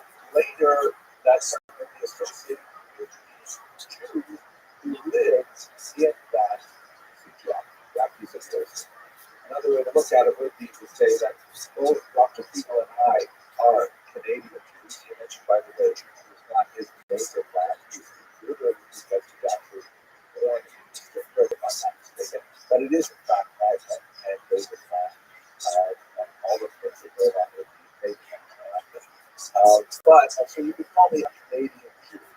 I have a good Canadian, but that doesn't mean to say that there's anything specifically connecting me with non-Jewish Canadians other than that common area of our home. And so that's the same thing as Ashkenazi. Ashkenazi Jews are simply Jews in the area called Ashkenazi. We're talking about a fairly large chunk of demographic weight of the Jewish people overall are associated with the South of Ashkenaz. They are distinct from other sub-African Jewish people, such as Sephardim, Mizrach, and various Jews from Africa and Asia, so they all have different terms to describe their cultural orientation and their origin. The Ashkenaz Jews constitute a very large portion of the Jewish people. Now let's go a little further in our history. When we say that Ashkenaz is a place, state of mind, but this place is a piece of geography. Where exactly is Ashkenaz? So again, looking at the third occurrence of the fact that we see the second occurrence of the text in the Bible, it's a book of Jeremiah, chapter 51. Is one of just characteristic implications when which are called after his name, Jeremiah's, describing the downfall of Jerusalem, and so on. He also describes the downfall of Babylonia, which would be the region that would ultimately destroy Jerusalem in Jeremiah's time in the 6th century, or the Ptolemaic era. And as he's describing the many terrible things that would happen to Babylonia, as you can see in verse 27 at the bottom, it says, "Raise the standard on earth, sound a horn among the nations, appoint nations against her," that is, against Babylonia, Ararat, Mizri, and Ashkenaz. So Ashkenaz is referred to by Jeremiah as one of those nations, one of those peoples that will assemble together with Ararat and Mizri to attack Babylon. So when we look at the map of this here, and this is actually quite a preoccupation of the history of the 19th century authors and biblical scholars trying to map out precisely where each of these biblical peoples ended up living with a certain amount of creative scholarship. We can see that here in where I've shaded the map is the region of Babylonia, called Shinar or Chaldea, and the region of north, which includes, for example, Ararat, massive region, is also associated with this region here, basically in Turkey, which according to great 19th century biblical scholar Shira David Santo, also known as the Shadal, that would have been the home of the Ashkenaz descendants. Again, the descendants of the biblical Ashkenaz, the great grandson of Noah, no specific Jewish connection at all, but nevertheless, that would be the place where it was located. Often associated with in particular language with conviction. Now, like everything Jewish, and especially things biblical, this was subject to significant debate and dispute. There were many opinions throughout Jewish thinkers as to whether or not the place association of Shabbat and offered was correct. Another major opinion, also from the late 19th century, is that Shmuel Klaus, who argues that they came from some of the northern district, some north of the Caspian Sea. Many scholars associate each of these Ashkenaz descendants of the biblical time as that of the Scythians, which is an ancient people in the region of what we see today, like Central Asia, northern Mazatlan, that's the region that is today, but the small cross offers another tantalizing suggestion, which would actually involve quite a bit of controversy, and that is that the Khazar people should be associated with the descendants of Khazars are exceptionally important for Jewish history, and that's where the word term connects. But just to remember what we're speaking about here, keep these things separate. The biblical descendants of Ashkenaz have no real intrinsic connection with Jews other than describing a place where Jews would ultimately end up. That's a huge distinction. It's important to remember, as we shall see towards the end of this lecture. Where actually is Ashkenaz the Jewish concept, as opposed to scholarly opinions of where Ashkenaz shows up? In reality, the Jews who call themselves Ashkenaz all come from a region or at least a culture in the Rhineland, Turkey, Germany, or Spain. This is the region which Jews began to call Ashkenaz for about a century. Prior to that, Jews did inherit to refer to themselves one way or another to the region of the Rhine itself. There is one interesting passage in which Rashi himself, we'll talk about Rashi a bit more later, of course, uses the term Ashkenaz to refer to the region, but it was not the most popular designation. It was used until about the 12th century, a good 100-odd years after Rashi passed away. These Jews came from an area of civilization that flourished from around the 10th to the 13th century, and then, for reasons we describe over the course of these lectures, they migrated to the great Polish Lithuanian Commonwealth, regions which were today Lithuania, parts of Belarus, parts of Poland, and especially the western part of Ukraine. And they had a population expansion, particularly in the 19th century, that resulted in the great homeland of Ashkenazi Jews. So Ashkenazim are often referred to as Eastern Europeans, not because of their origins in Germany, but because of the significant population that they enjoyed when they were closer to the contemporary period. Then, from this region, so this migration was primarily from the 15th and 14th centuries onwards, we have another migration of these large Ashkenazi Jews moving to Israel, a smaller number, certain amount to Western Europe, and a large number to North America, something like 1.75 million Jews moving from the area of the Russian Empire that was Ashkenazi to North America, to actually the United States of America specifically in the years 1881 to 1928. And that's really where the great part of American communities leads to its later Ashkenazi migration. So that's the whole meaning of the word Ashkenaz in a nutshell. It originates from a biblical designation by the people descended from Noah, which was with a certain amount of classical logic assigned to various locations, perhaps Turkey, perhaps Central Asia, and then later by the Rhineland as the location. And the Jews ended up in the Rhineland and started calling themselves Ashkenazi, just like I would call myself Canadian, but there's no like kind of derivation of lineage from the biblical Ashkenaz to Protestant.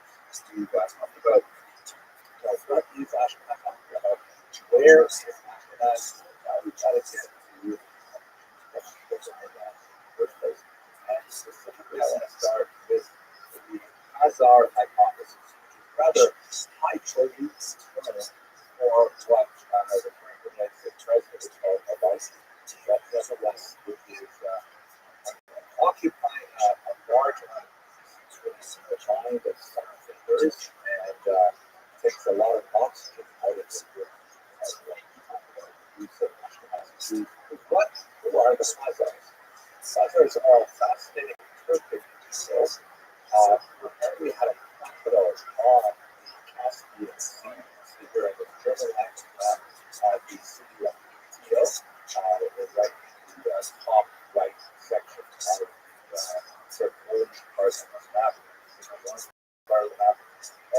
Ancient civilization lasted for several centuries and acted with many other surrounding civilizations, including famously the early state called Belarus, which formed like the beginnings of the cultural patrimonies that were claimed by Ukraine, Belarus, and Russia alike, also as significant historical part of the conflict there.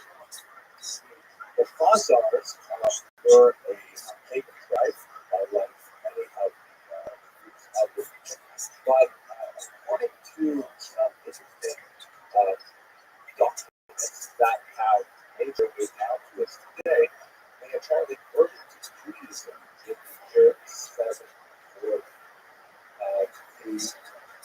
The story of this is rather amazing. And it was perhaps most well told in a book that has very little to do with history and a lot is philosophy and polemics.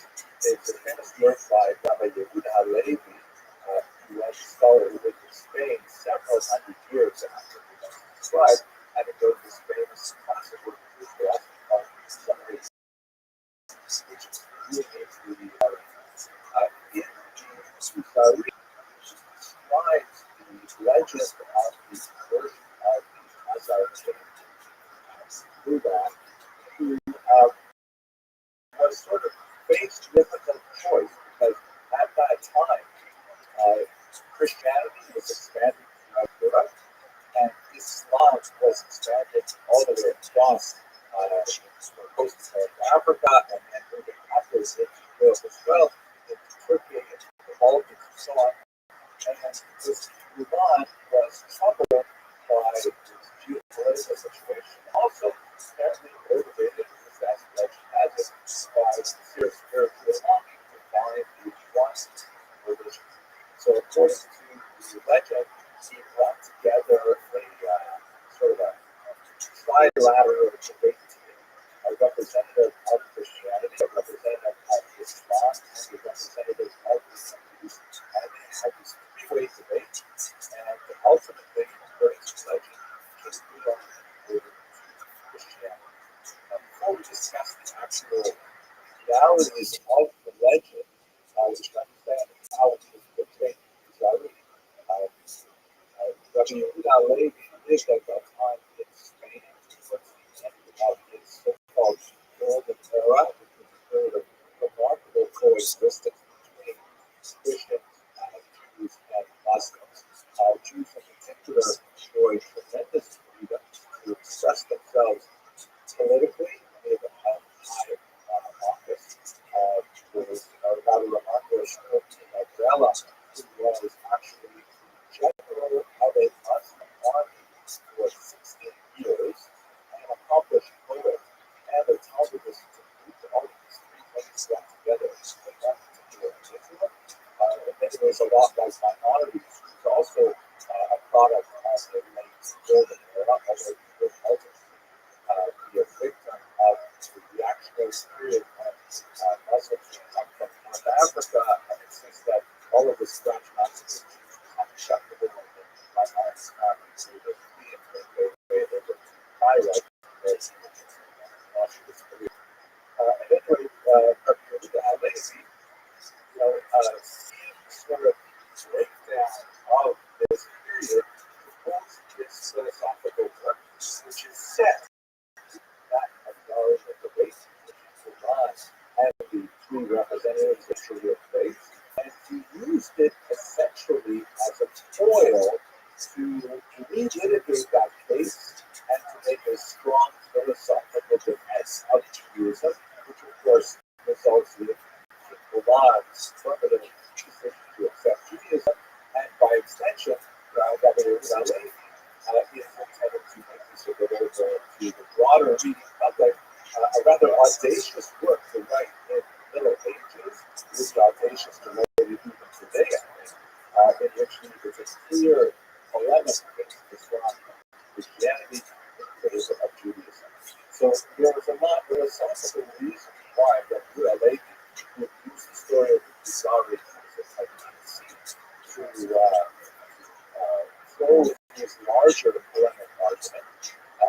But what about the actual of the objects?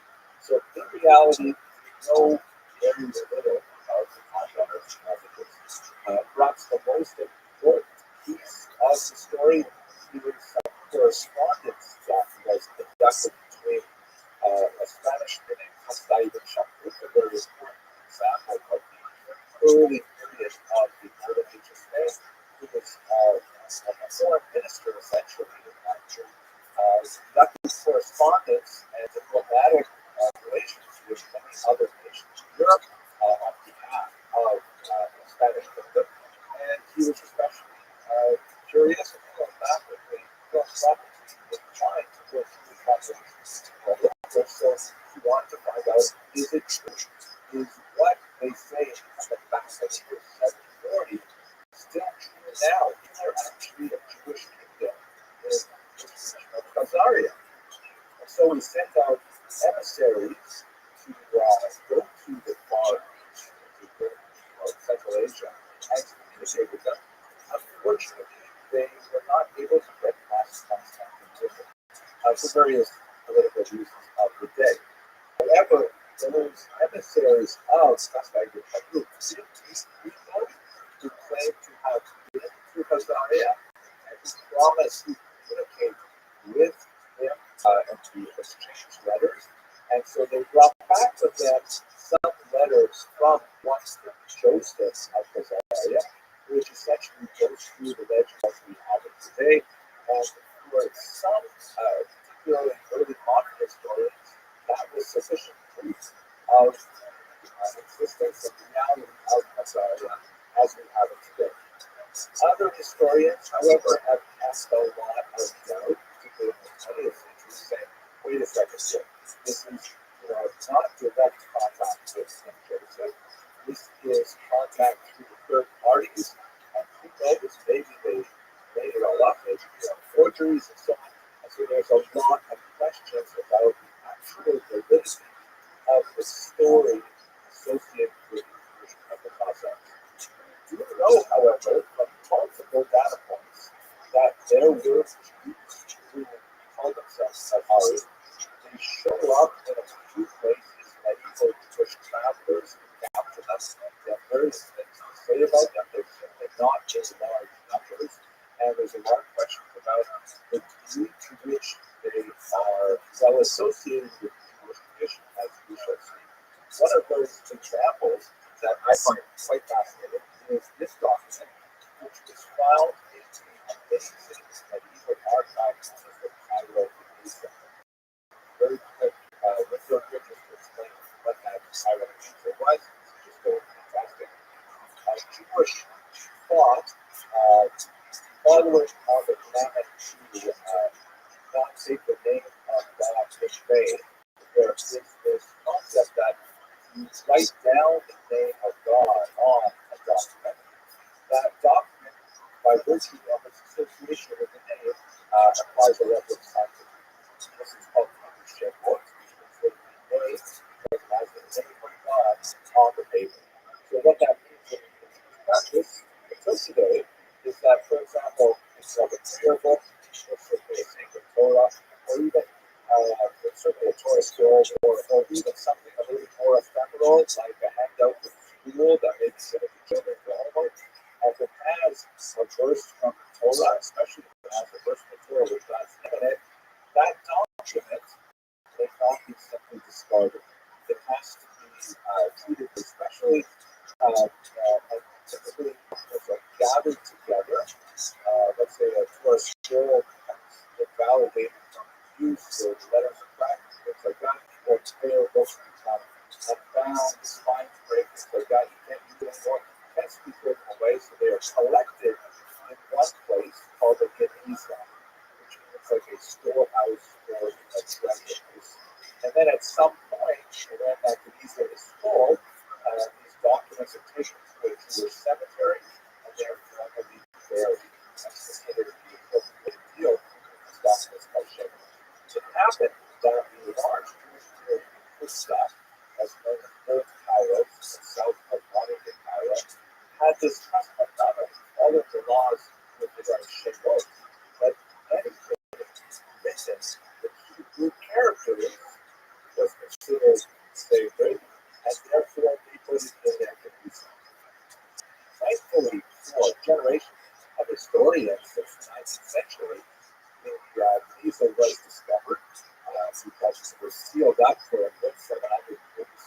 And it's just a phenomenal trove of amazing documents of all types.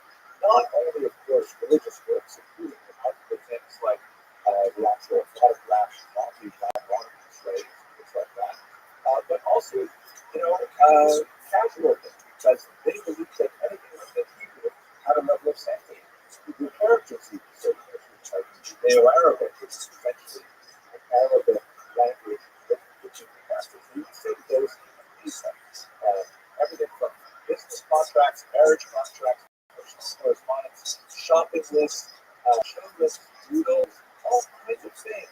They would have people on it with the visa. And included is this document that you see on the screen here. This is what we would call in modern Hebrew a petach, a small note that was essentially a letter of introduction for a charity collector. And those who didn't live in strong Jewish communities will certainly be familiar with this document, because typically when emissaries from a faraway community come to a local community to collect charity, they bring some kind of document which describes their credentials, describes the association they have with some charitable institution. It's often signed by local rabbis or signed by famous rabbis, let's say, in Israel, and they come door to door with this petach. Nowadays, usually laminated, and they should say, I'm from this particular cause, I represent an orphanage or a hospital or whatever, which is like to donate everything like that. That's exactly what this is, but it purports to be from a Khazarian Jew from Kiev. This is still called Kievan document, which dates from, again, around the 10th century. And among the many of its features is that the signatures of the local dignitaries includes this document, which is written in a variously Turkic style of rules that indicates that there was one official who actually could not even write in Hebrew as he used Turkic to express himself. So in other words, we have lots of interesting kind of like sideways evidence that something happened in Khazaria that resulted in some Jews living there. Kiev, by the way, was well popularized by Jews, lots of references to a Jewish games and things like that in the literature. In fact, the great Ukrainian historian Rabbi opined that Kiev, 30 years announced today, Kiev was actually found by Khazars, which is one last piece of evidence that supports the idea of the Khazar conversion, although it doesn't tell us a lot about the depth of that conversion. A very important document in the history of Israel called the Chronicle of Bygone Years, in which late Vladimir, who was the first Christian prince of this medieval state, which basically invaded, Vladimir had exactly the same conundrum as King Iran did in Khazaria. Christianity is expanding, Islam is expanding. Which religion should I accept? And so Vladimir essentially repeats the whole Khazarian story with a little bit of a twist, because he has a representative of what would become Orthodox Christianity, especially after the schism in 1054, a representative of what would become Western Catholic Christianity, and he has two Christian flavors represented, as well as a Jew and a Muslim. After having a debate, the Christian scholars who recorded the Chronicle of Bygone Years have very little to say what's good about Islam. That's sort of like dispensed with rather quickly. Judaism, however, the local considers very serious now. He says, unlike the Muslims, we're not allowed to drink alcohol. That was one of the reasons, by the way, that Islam was disqualified for the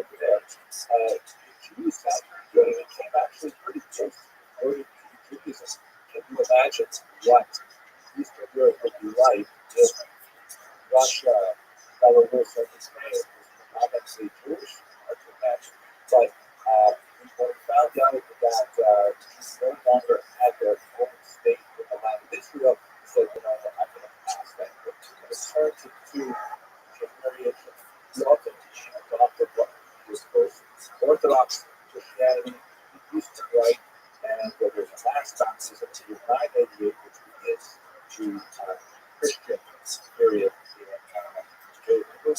onward in the Slavic region.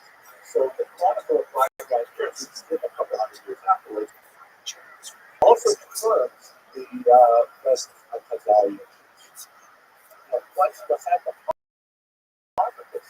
Is this possible? Are they connected to the Ashkenazi?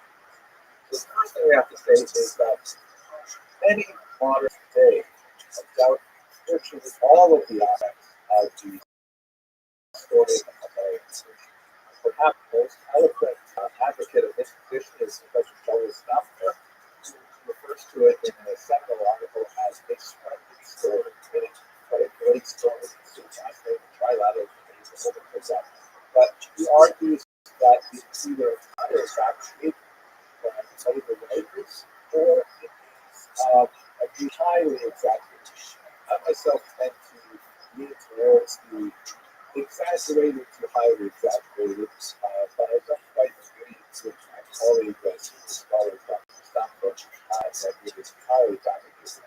I just think there's a preponderance of evidence of the connection between Jews and Khazarians is sufficiently strong to argue that something happened, but I agree that there are a lot of questions. Like, for example, how widespread was this conversion? Was this possibly just a royal conversion that was designed to sort of qualify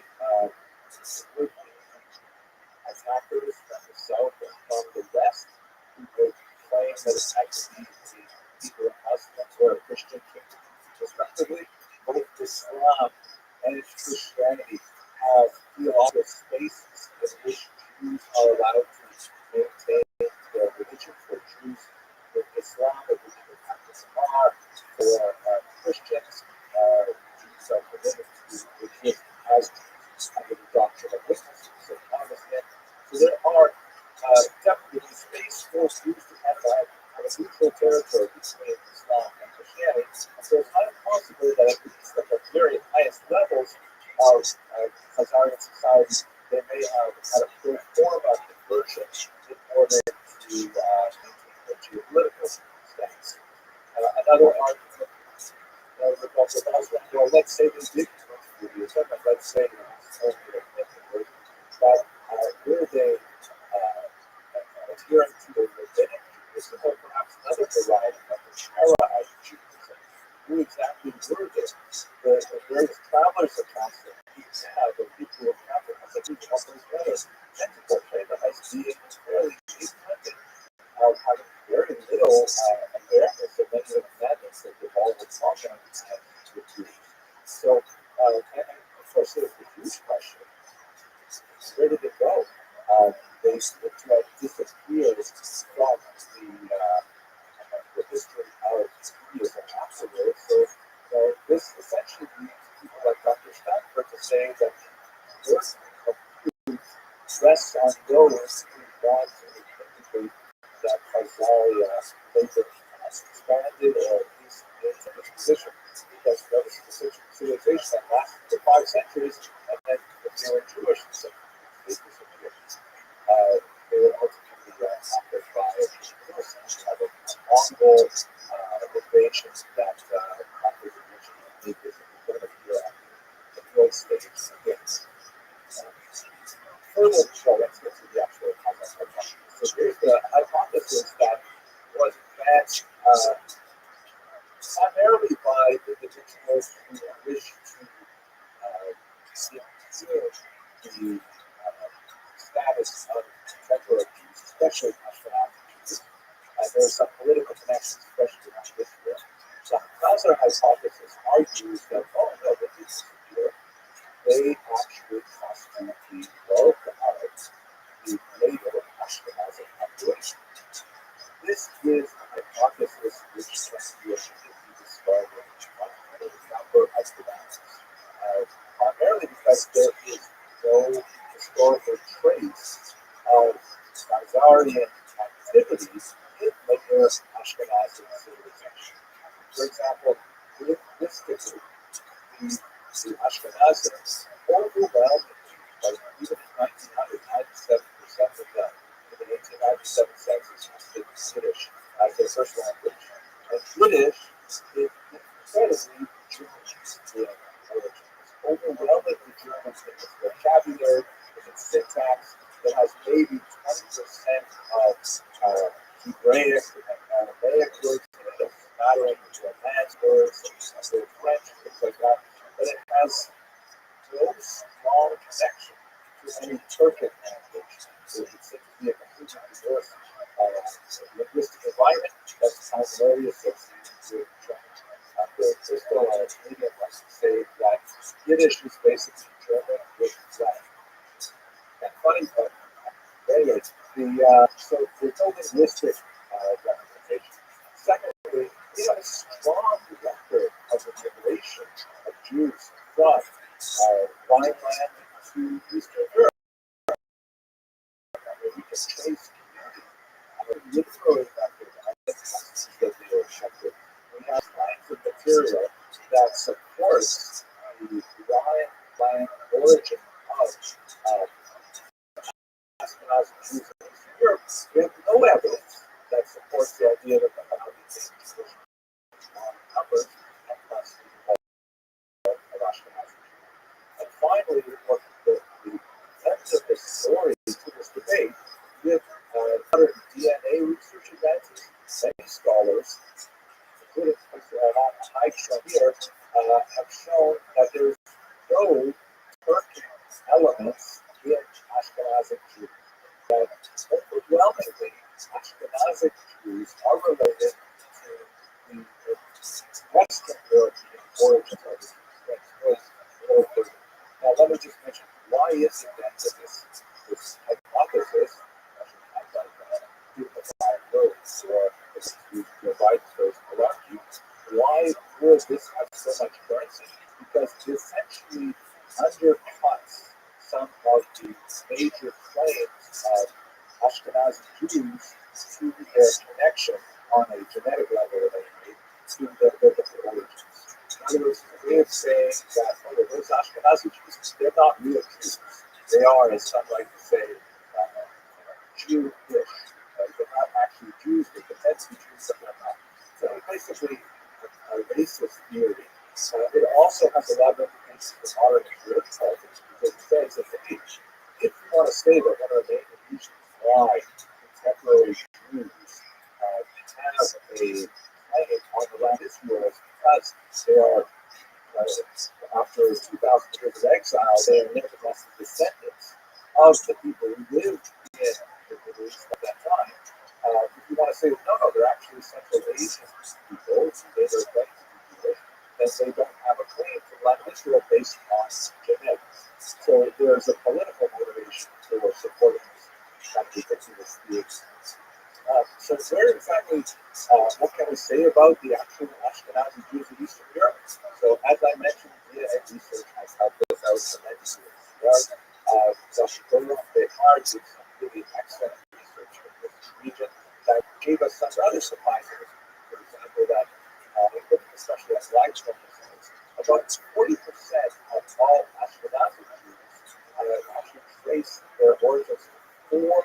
I don't know their names, I'd like to think solid information, but they are of European origin, most likely northern Italy, and overwhelmingly they are related to other non-Ashkenazi Jews, like Sephardi Jews, and they are distinct from the peoples among whom they live in Europe, especially in Eastern Europe.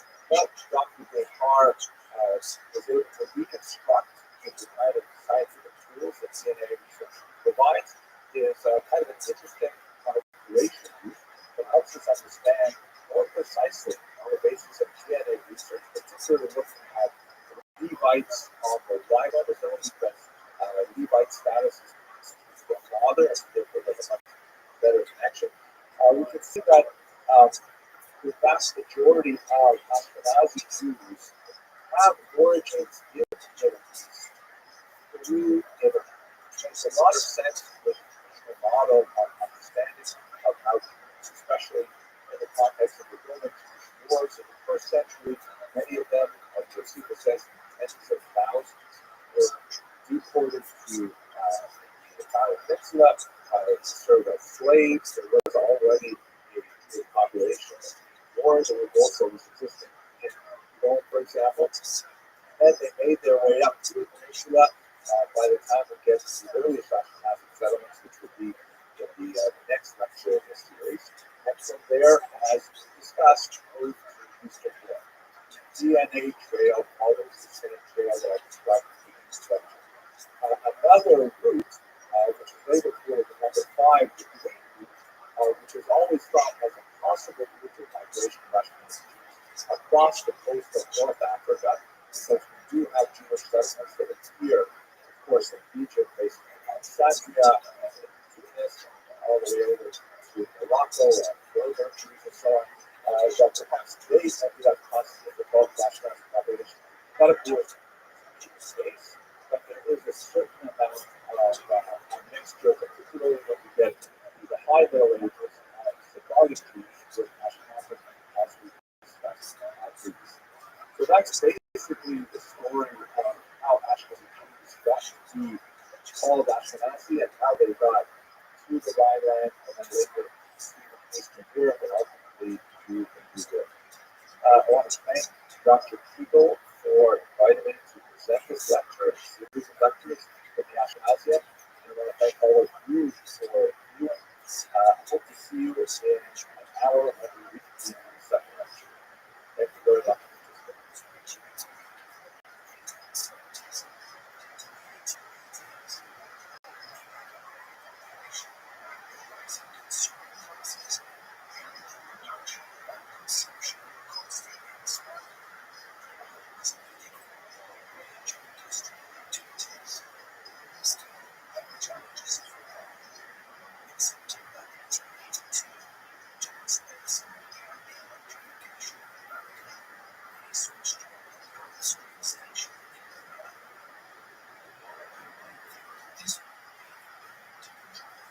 In the last lecture, we looked at the origins of the Jews of Ashkenaz. And today, in this lecture, what I'd like to do is continue that discussion by looking specifically at the social and economic foundations of that. It was largely, of course, because of the attractions of the Roman within their social and economic foundations that we have the presence of Jews in Ashkenaz at all. And so understanding these two topics are very much related to the context of why the Jews are migrating to that region. The civilization that we started there also attracted more Jews and the nucleus of the ultimate Ashkenazi Jews as a whole.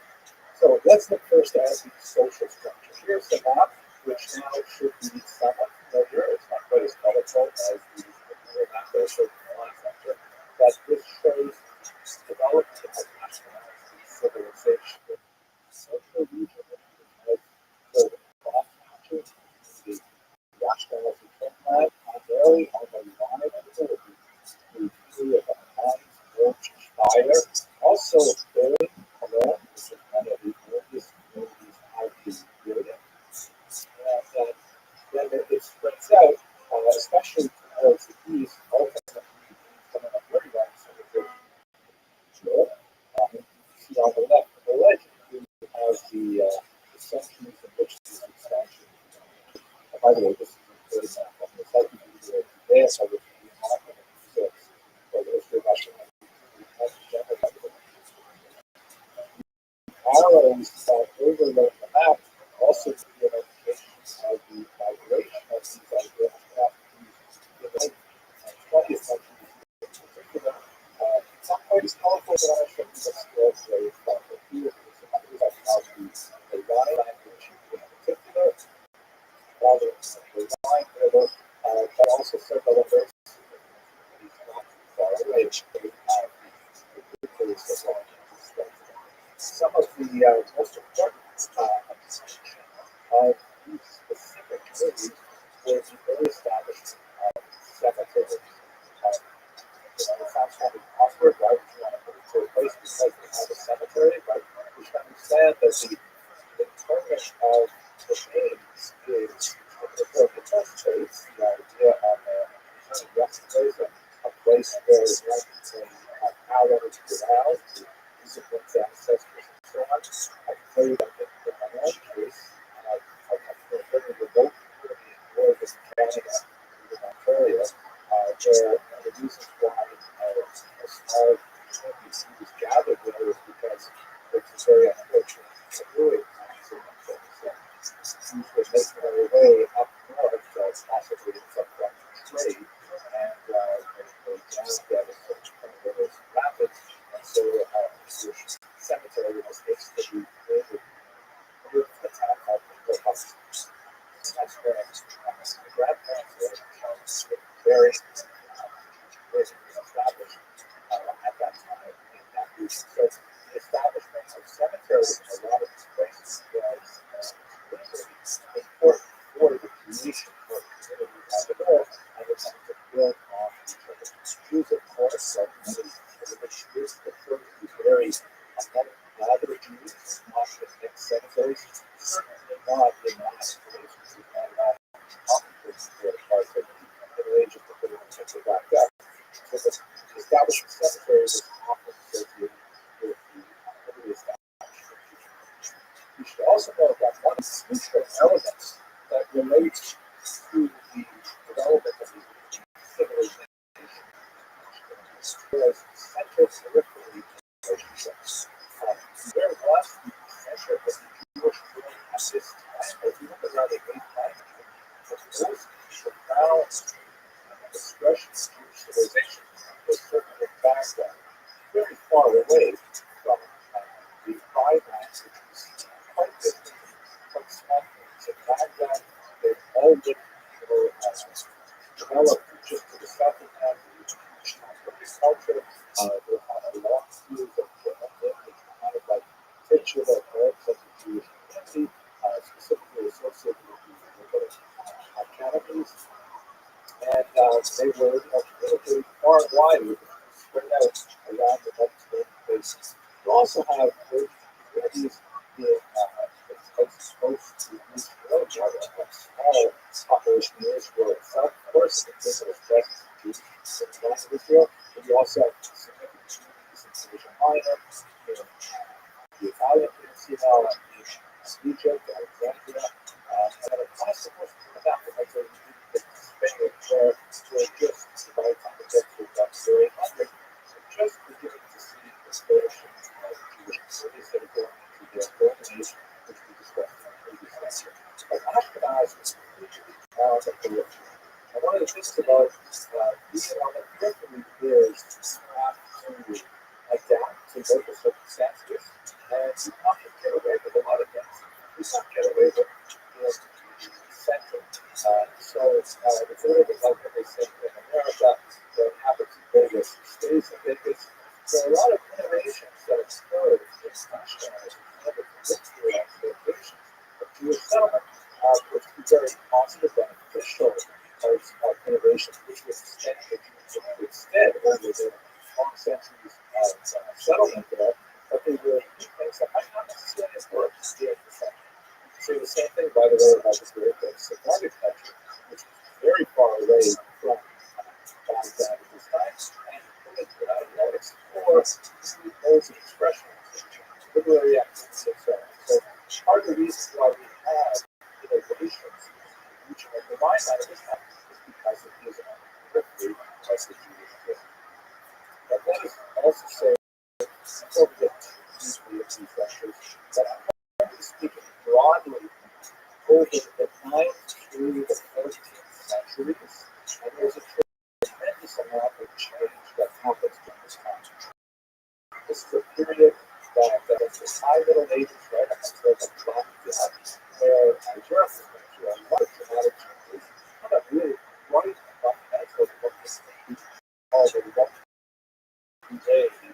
long duration of history, things like increasing the level of productivity of the soil, really based on geological events, at the same time as massive changes in political events and cultural events and stuff. So if you generalize, it's inevitable to speak in large terms over a very dynamic group of centuries, but nevertheless you will get some sense of how you develop and change over these 500 years. That's what most important that is at the heart of the development of Ashkenazi civilization is the element of an organization, which is typically known as the Kehillah. The word derives, Hebrew, of course, it derives from the root kahal, which means to congregate, to gather. It's actually related to a word which later develops into synagogue, church, masjid. They're all related to this idea of gathering together. And the Kehillah essentially represented the iteration of the organization of Jews in a structure that proved to be highly efficient at maintaining the integrity of this minority, being the group integrity, the endogamy in marriage, the adherence to norms, and resisted general dissipation of the people through assimilation, conversion to Christianity, which was the dominant faith of the period, and allowed the Jews to survive in what were somewhat hostile times as well. The structure that I'm going to describe to you is not completely new in Ashkenaz, but there were certain refinements, innovations, and institutional developments that were specific to Ashkenaz that had a tremendous beneficial impact on Jewish life up until the early 18th century, when the innovations of modern citizenship, primarily from the French Revolution onward, began to erode foundations of what we live in. Let us begin this discussion reminding ourselves that society, the organization of this groups is primarily corporate in nature. What that means is, unlike today, where I might die, for example, to I'd like to live in Budapest, and I might, immigrate to Budapest, and there, have to get citizenship and so on. But otherwise, I would be like a Budapestian among Budapestians. I don't know if Budapestian is a word, maybe I just made it up, but you get the idea, right? I could take people there, and if I wanted to, I could simply jettison that was everything is European about me, it's Canadian about me, could theoretically learn the Hungarian language, which is really rough because we don't have familiarity with Finnish or any other language that's comparable to Hungarian, but let's say I could just go there and I could just decide to be another person altogether. And this is the kind of thing that we can do in modernity, primarily because our governments organize us primarily on the basis of our individual citizenship. Here in the United States, I have a social security number, I have primary conduits of communication to the municipal, state, or federal authorities. That's how they know if I pay my taxes or not. That's how theoretically they know my dental records and everything about me individually. They do not necessarily group me with my friends, associates, my congregational group, and so on.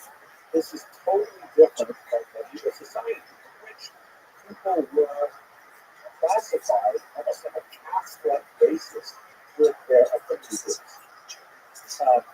This was primarily economic in nature, meaning you were a peasant, you were classed with other peasants, and you were typically classed as the peasants belonging to this particular government, and governments were classed belonging to this particular king, and so on. This is like the type of feudal structure that prevails through much of history. And so the Jews occupied an unusual kind of box, as we shall see later in this lecture, that they were organized collectively, and very rarely was a man to on Jews individually from outside groups, but were put on them collectively. So therefore, it was in their own interest to organize themselves effectively, to have strong representatives. They could lead to authorities and defend themselves from oppressed and so on. So we're going to see how that plays out over the course of the next 35 minutes. One of the ways in which this corporate nature of medieval society is expressed is through charters.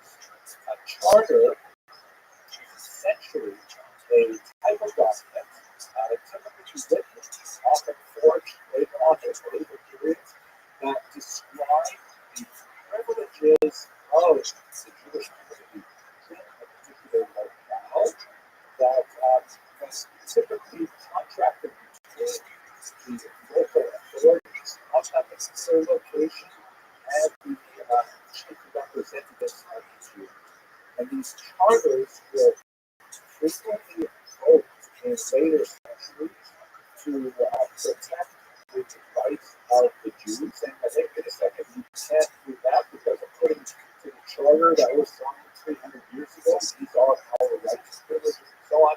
To a certain degree, they often became outmoded, and social, economic, religious development shifted it, and some of the privileges were no longer relevant, or perhaps they were so relevant that they had to be reviewed by a new arrangement, and these things would happen over the course of the next 500 years. But basically, you think about Jewish communities being established in the Rhineland, they typically were organized Jews as groups, right?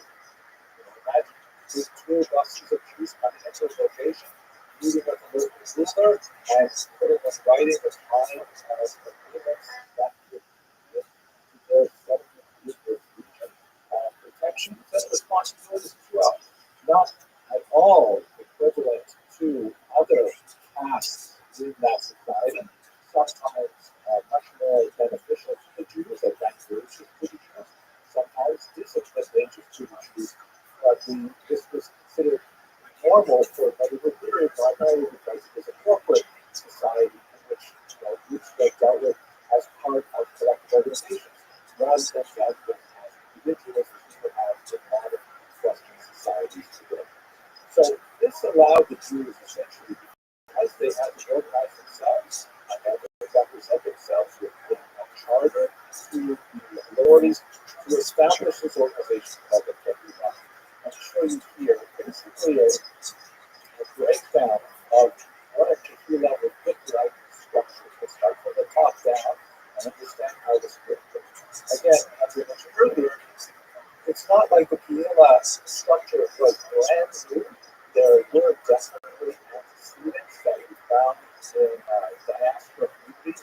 Jews had already been living outside of the land of Israel, outside of sovereign territory for almost 1,000 years. And they had found ways to themselves. But the conflicts of the corporate society of Europe, the central territory issues, led them to develop and refine this structure in the medieval age. So you would have at the top the people who are typically called the Survey literally the good people of the this is in scientific terms, it's applied to the leadership of the GRF, and it refers to typically the wealthier established male residents of the locale. There would typically be a small number of them, like 7. It would be an elected position, but the election was based on gender and on property as well. So it's typically within a small position. And the 2-year would have the responsibility of making all the leadership decisions for the Tehillah as a whole. In many ways, by the way, if you're familiar with the structure of most modern synagogues, it's basically exactly the same structure, where this would be the board of directors, the executive board. This is where group of people who are technically elected, but everybody knows you really should only vote for certain people. Why is wealth such important criteria? Gender, of course, is the criteria that was taken advantage of. Women would not, by and large, hold leadership roles at this level. We can look at gender much more than the perspective. Gender will play a very good role, as we should see in the relative bottom of these charts. At the top level, we're dealing primarily with men. Now, why is this so important? Because there was a kind of a lesser teach. There was a kind of an understanding that along with receiving honor for being named or the conductors, we're also supposed to write a check. We're also supposed to economically support the activities and duties of the Kehillah as a whole and contribute to the support of the Jewish spirit. So, here, the good people in the city, not only because they were wealthier, but also because they did exchange. Informal exchange, rarely strictly writing, but exchange for participating in this term-limited board. They would also generally funds for the young. So the largely men of property class within the Jewish community, they would establish one of their members to be the Parnas, who's essentially the president. I don't know if it's the president from Irish States.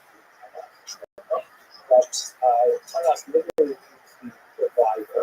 But that person would act as the chief executive officer of the Kehillah, who would essentially run the support function of the Kehillah.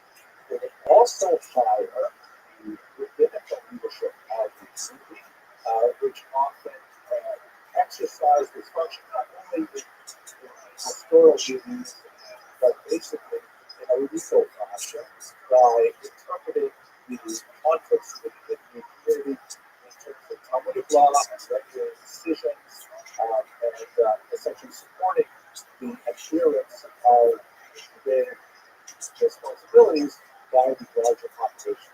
Now, this should again refer only to the modern synagogue structure because the board of directors would appoint a shul president and would also hire the rabbi.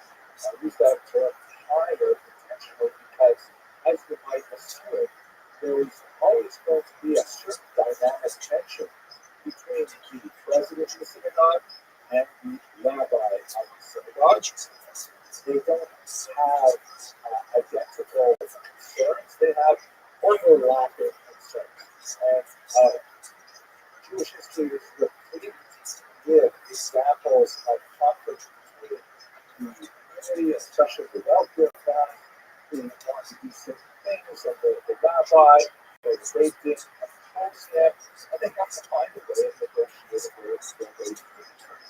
The rabbi has the advantage, theoretically, of popular support, because the rabbi for specific guidance, for spiritual assessment, and so on.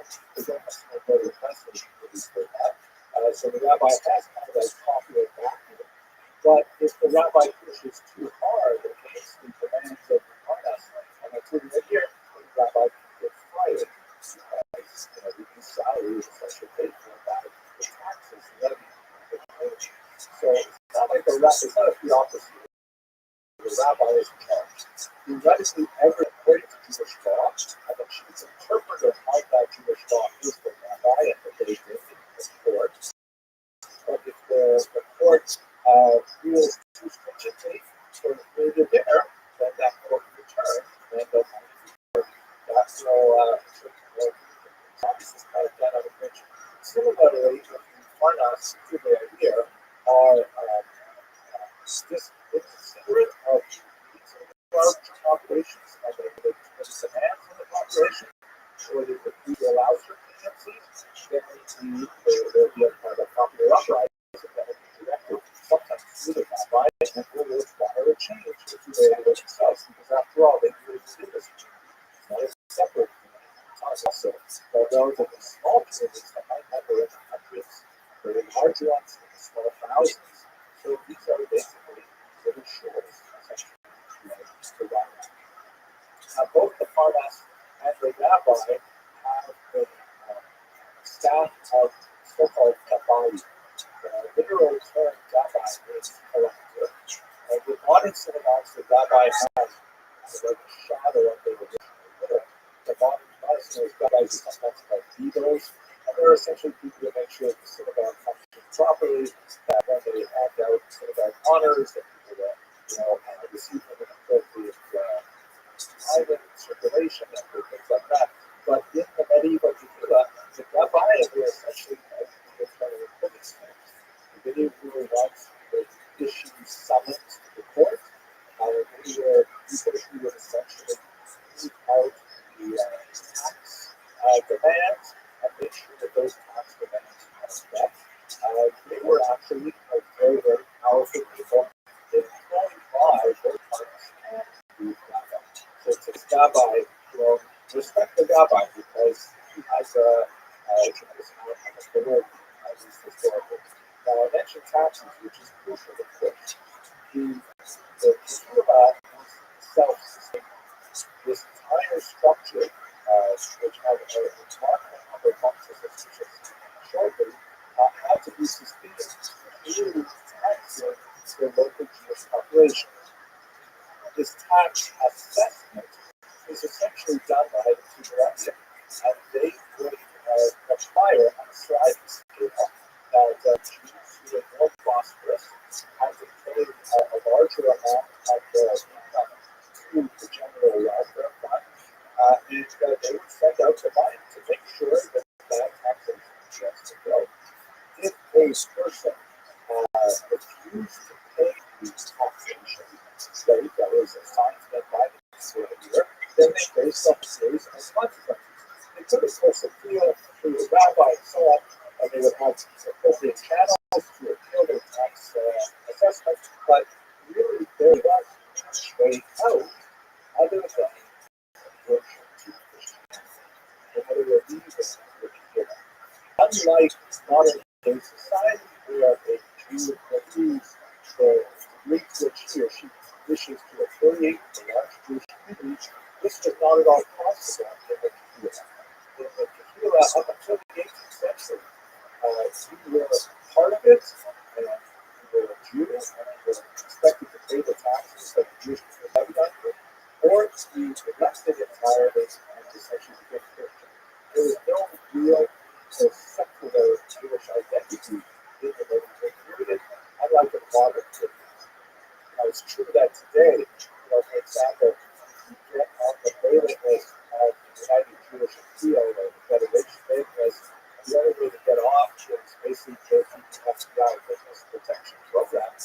But this was especially true in the medieval period, especially as the local communities would join together and form super municipalities which would communicate with each other.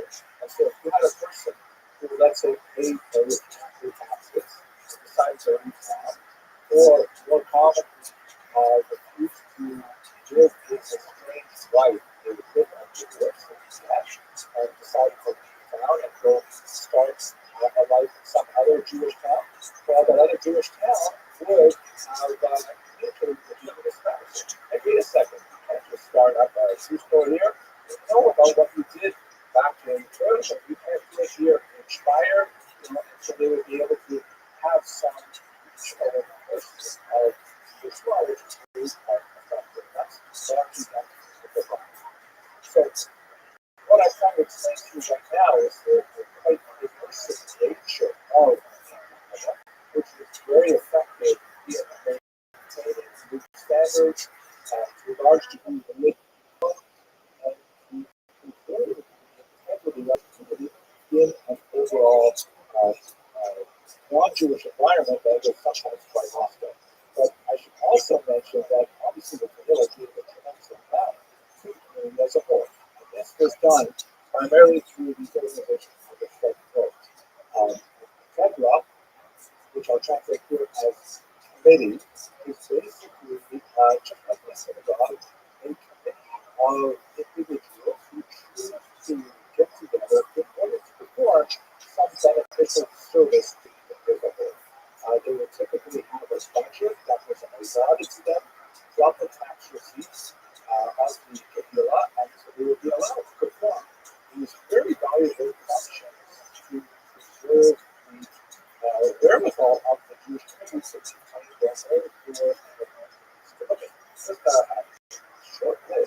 many churches still are not present, especially in a larger group. The most important of which is the Fedra Kadisha, that's in the top one of these boxes here. The Fedra Kadisha, or the Holy Association, was the burial society. And this was a very high status society that was typically comprised of individuals who were married, often a little bit older than age and who would care for the and addressing the burial of the deceased. One of the reasons why it was so honored with such a status symbol to belong to the Temple of Kedusha was not only because of the huge religious import associated with the last of the deceased, but also because it was one of the weapons that the Temple of Kedusha, that the Tehillah as a whole could use to enforce conformity. This was, there was a whole list of punishments that the Tehillah could impose on someone who refused to comply to good standards, such as paying taxes or things like that, or even appearing before the court on summons. The last of which was typically refusal to bury them in the Passover. This was considered such a tremendous punishment upon Jews that typically the position would say, we have chosen that you will be denied burial rights. Jews would typically comply. They would say, oh my gosh, here I'll pay my taxes, here I'll get my life again, whatever it is. So that was one of the most important feathers that was, basically in every Tehillah because people would always die. This reliable businesses like this. But we would also have, for example, the Fedra for Uzer Dalit, which would be full relief in various types of the Talmud and the codes of Jewish law have long discussions of various different types of poor relief, temporary poor relief to ongoing poor relief, calculating exactly how much income was required to qualify with different levels of poor relief and so on. And this had to be distributed in an equitable manner. So the Fedra Ozer Dalit would typically deal with this. Fedra Shas, which is typically associated with the education. Typically, the Jews were overwhelmingly illiterate, particularly in comparison with the larger society, especially the lower classes. And so literacy was promoted for children very heavily by the Kehillah, supported by the Fedra Shas. Parents would also typically pay for tuition, especially for more advanced education, but every child had some access to education and literacy, especially in a larger community. Support for poor brides, support for will for live, support for Jews traveling from place to place, which is extremely important for the development of international connections among Jews. Within that setting, the food bank, which continues this very day. My wife and I are very proud to volunteer in the Fedra for our food bank here, and we deliver food even in modern day New York. Tehillah, which largely is more of a religious association, clearly was designed to bring together people to recite songs for the benefit of the song. I just listed 8 odd common outlets, but there obviously could be as many as the community would support, based on the economic wherewithal of the community and based on the interest of the local population. And unlike the higher levels of the Kehillah, which were dominated by men, the Fedra were dominated by women. There's a gender-specific communities, like for example, the Fedra Kedusha, only men would be allowed to take care of the male deceased members of the community and women to run deceased people. Otherwise, many of these Fedras were staffed then and now by women who constitute the backbone of the silent apparatus that continues to provide for the needs of the community.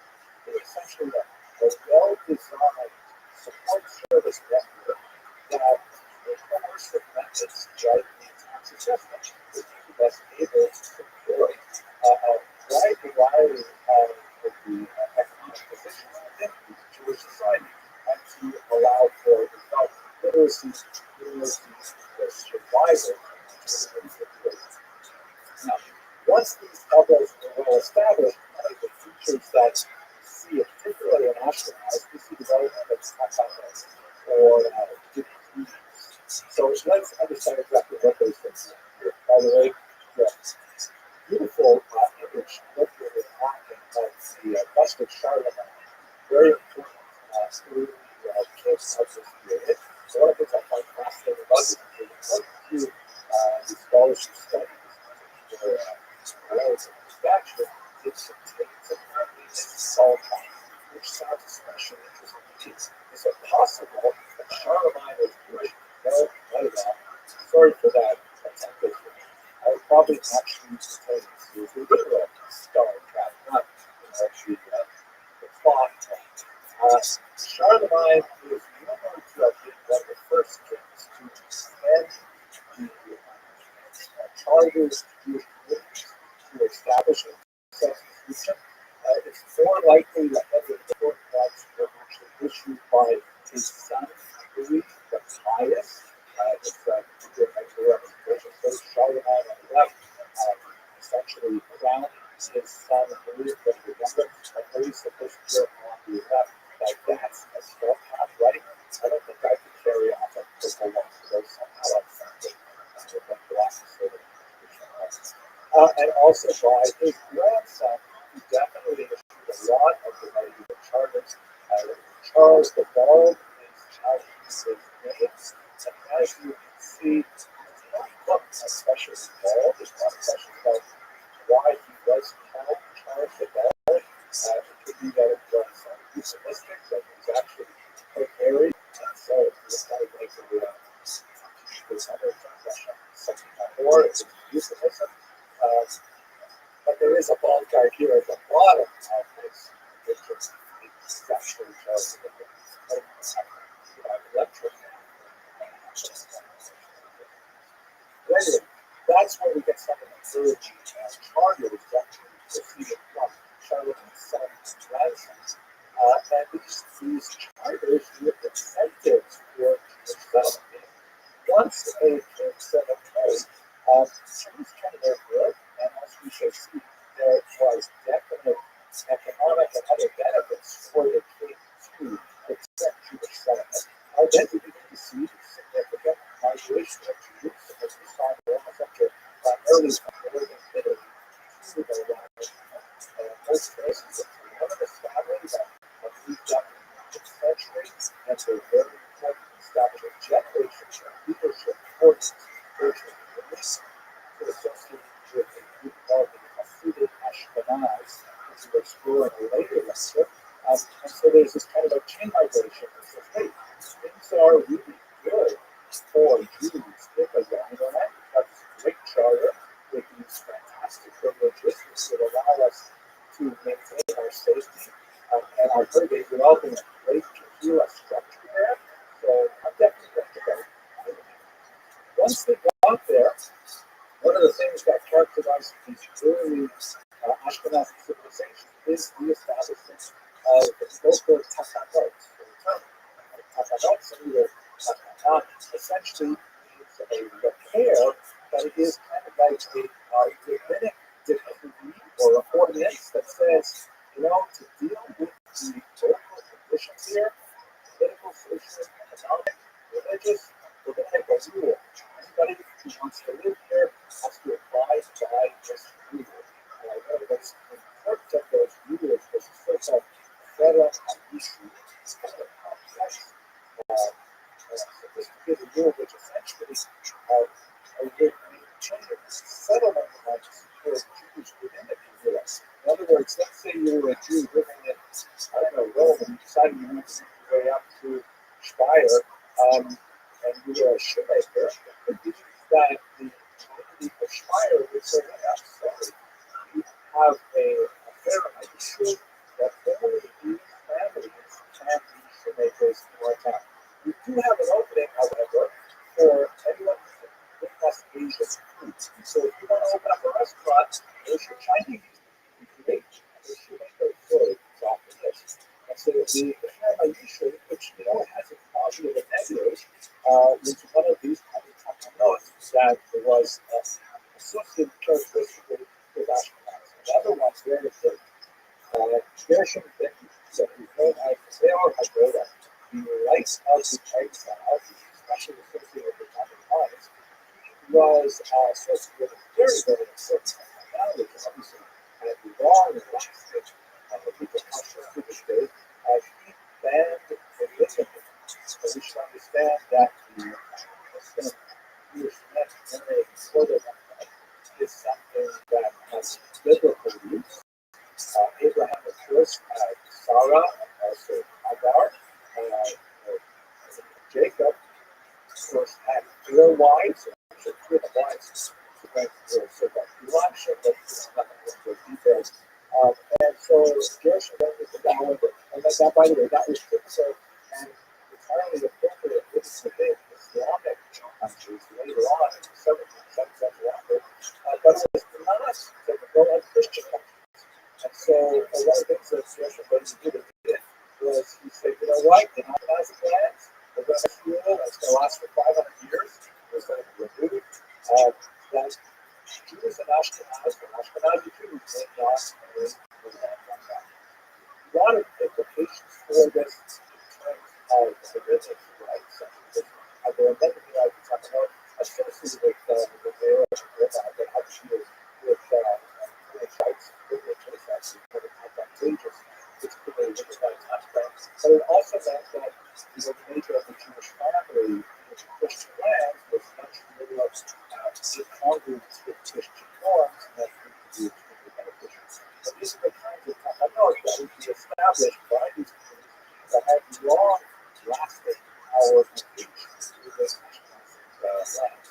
Some of them are much smaller, like for example, we're coming up to the holiday of Passover, as to be work, and have a daughter who married a Sephardic guy, and although I myself am Ashkenazi, you can tell I am Lithuanian derivation.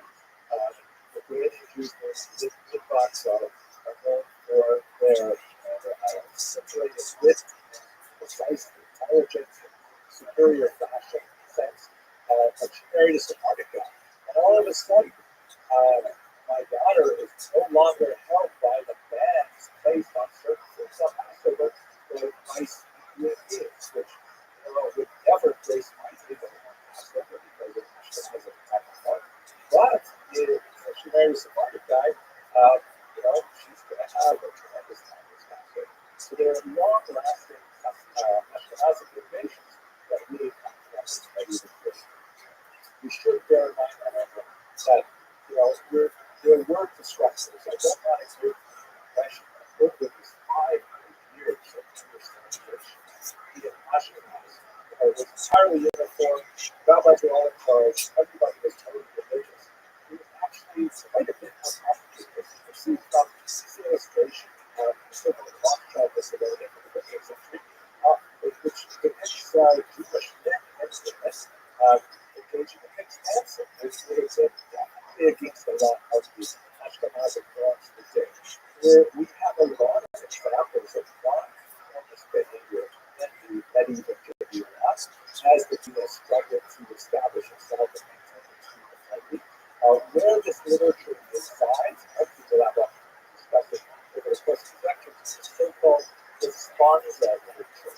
When the Hebrews share what we wrote, literally questions and answers, where we have hundreds and hundreds of years, going back long before medieval Ashkenaz, of questions that are directed to rabbis in a day, saying, hey, so-and-so did this, so-and-so did this to my property, so-and-so engaged this behavior, and it's harming my rights, is that acceptable, and so on, and the rabbis would respond. And responses that you wrote will constitute case law and precedent for later development of Jewish law. So from these share local true votes, we actually have a really interesting glimpse into specifically non-conformist behavior, because almost always, you don't ask the rabbi a question that is perfectly wrong at the time. You ask a question of something that is out of present. And so this share local true vote literature, a little authority of the Sila and how you sometimes push back against it, usually unsuccessfully, but sometimes, the blast. You'll also see sanctioned protests that would include often gender aspects. For example, if a woman felt, it was typically women in this case, if a woman felt that she was not being treated fairly by the leadership, and one of the last rules is that on the middle of the Sabbath service, when the Torah is about to be brought out of the ark for the public meeting, a woman could barge into the men's section, that's typically separated for prayer purposes. She barged into the men's section, she could take a spot right in the center of the Bima where the Torah would be read, and refuse to allow the service to continue until she received assurances that her case would be addressed. And this was, you can't do this very many times, but it was one of those last ditch, sort of say, Hail Mary type, like terms to use this context, but it was one of the last ditch type of appeals that a person could make to protest the decision. So the authority was not absolute, it was very strong, but it's not absolute. Now, let us move to the economic structure of the economic condition, because ultimately things revolve around money, right? This is sort of like the unofficial language of real history, which is you don't know why something happens. The answer probably is money. Not always, but probably. Here's a remarkable 16th century representation of the money chamber and his wife. Definitely not a Jewish woman, though. This couple, because you see what she's reading some Christian literature, who's often not sort of like a religious rabbi. So it's actually a Christian. But as the artist here, I'm going to sort of see there's a real but that was a very beautiful representation of what was the rest of the money changer the various pleasures.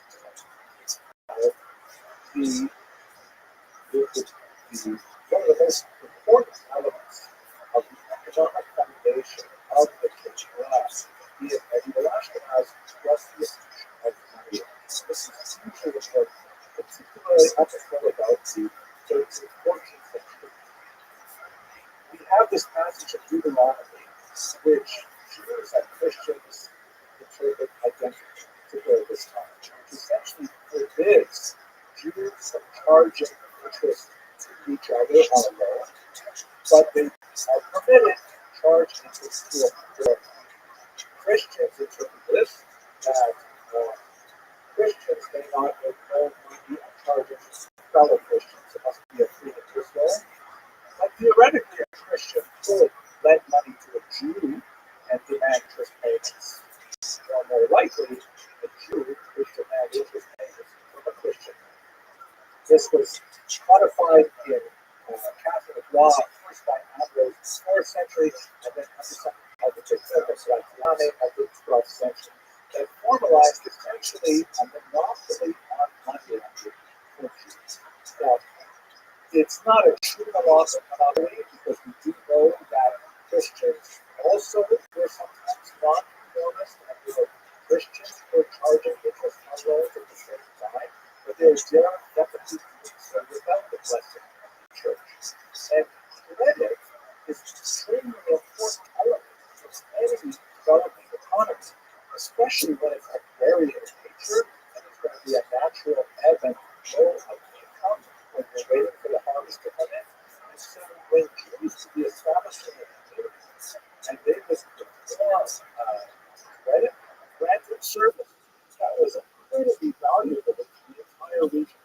And Jews were actually sought out for the benefit that they gave to the community by providing credit, not only for the general advancement of the economy as a whole, but especially to the kids, as we shall see in a second. This is, let's just, before we get to the things, however, let's just try to understand, what do we mean by money? So it's often referred to with the somewhat derogatory term, usually, and it's not an unfair term in many ways, because the interest rates here in the U.S. were incredibly good for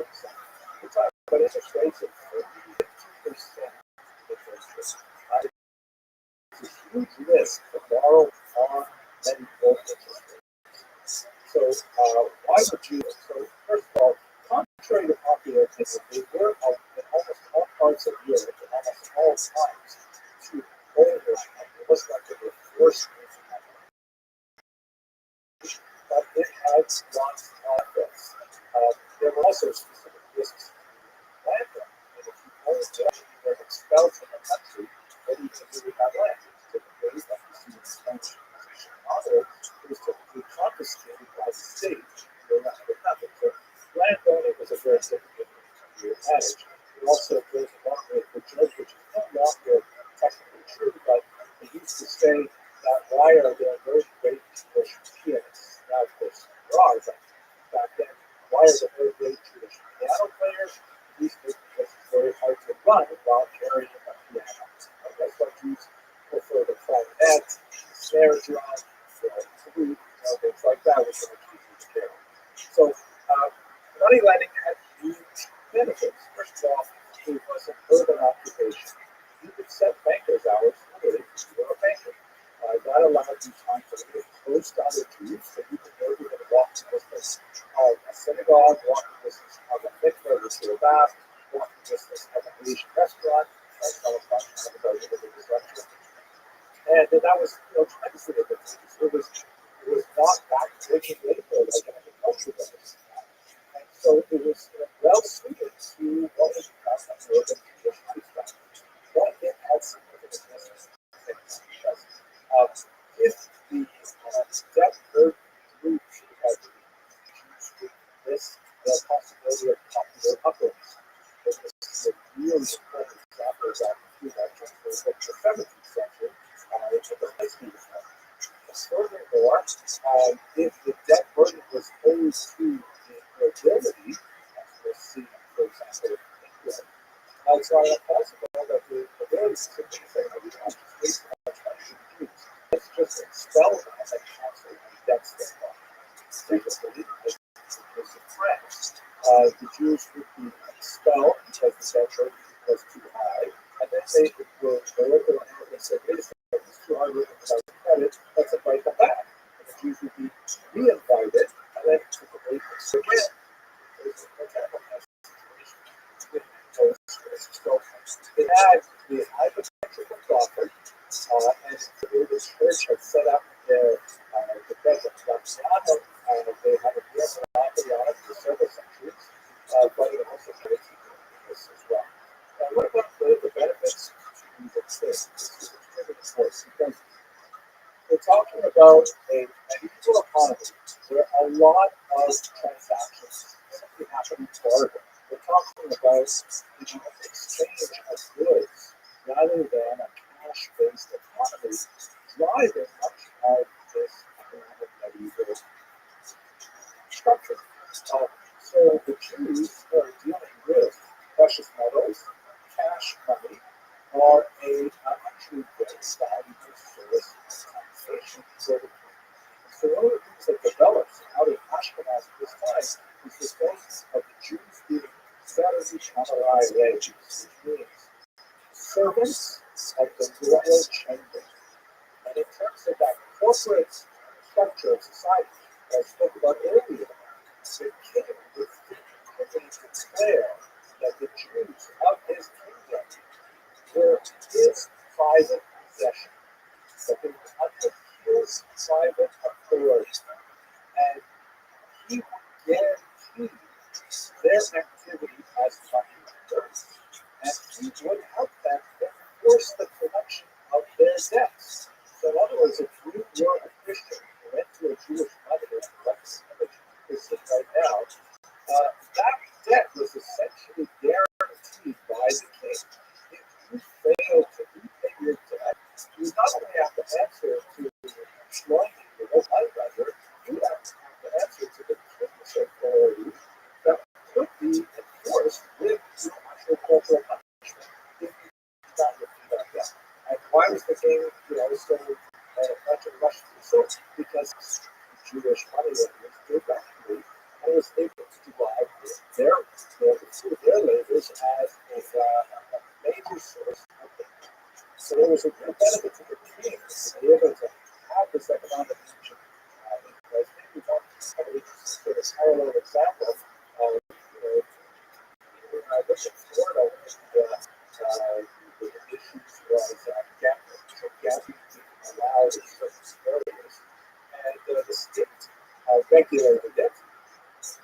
are certain areas where you are allowed to have gambling casinos because gambling is a somewhat distasteful activity. You have to recognize that it's going to happen anyways. You're going to spend many ways among themselves and so on. But if the state regulates it, it also tax it. And they can also provide a transparent income from that activity. It has to be like kept within certain boundaries. You don't want people to gambling to spread to right side or something like that, but they want to kind of like siphon it directly so you can also benefit from it. And the Jews, as the sanctions have talked about there, are very much involved in that economic system. Now, there are elements of continuity and discontinuity throughout. This image, by the way, is fascinating. This is a tripartite maps that are the sanctions from the major war from the Holocaust of the war.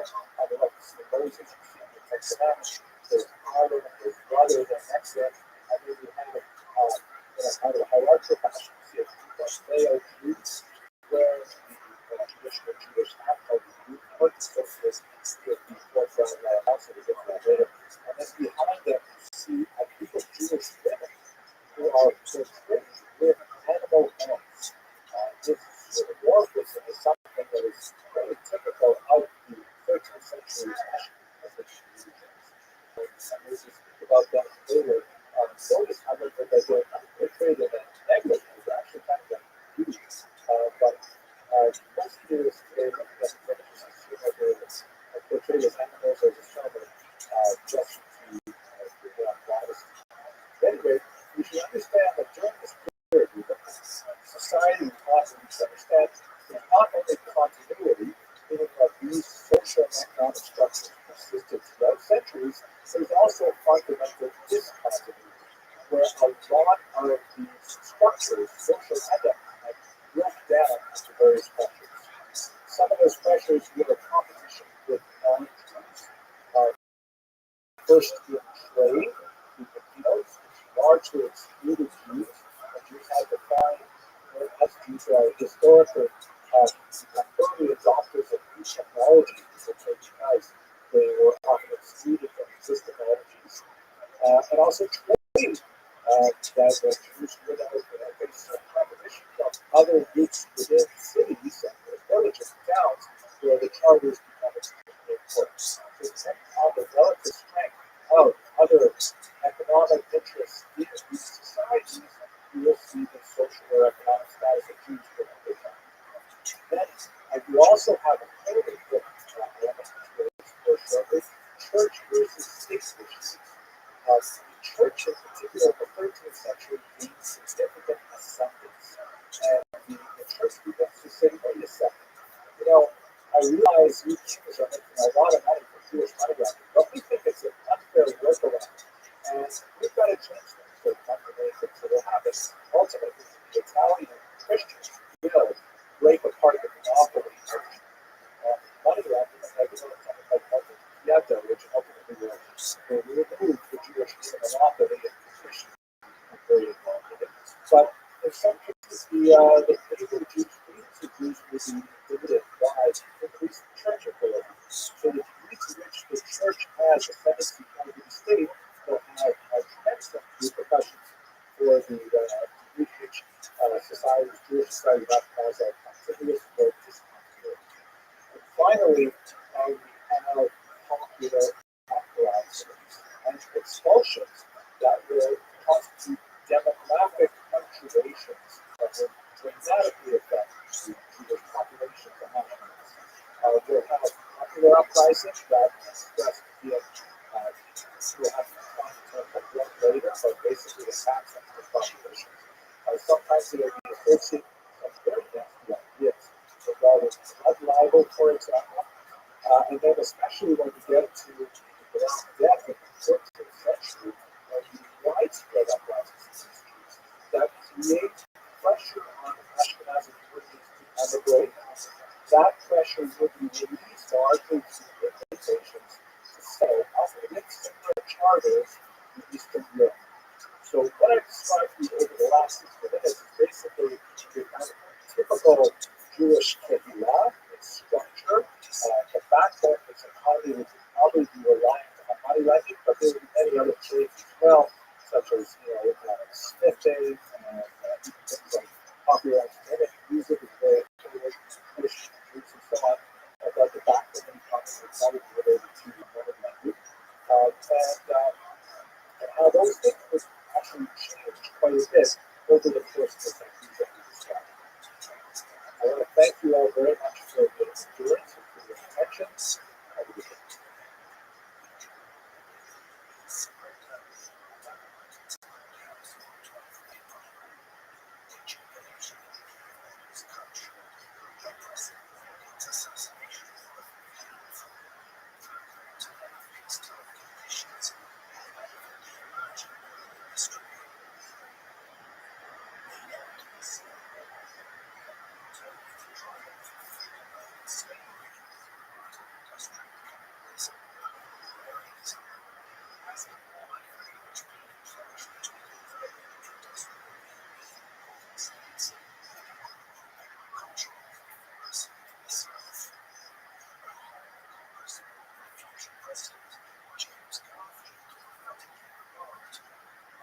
Let me start by pointing out that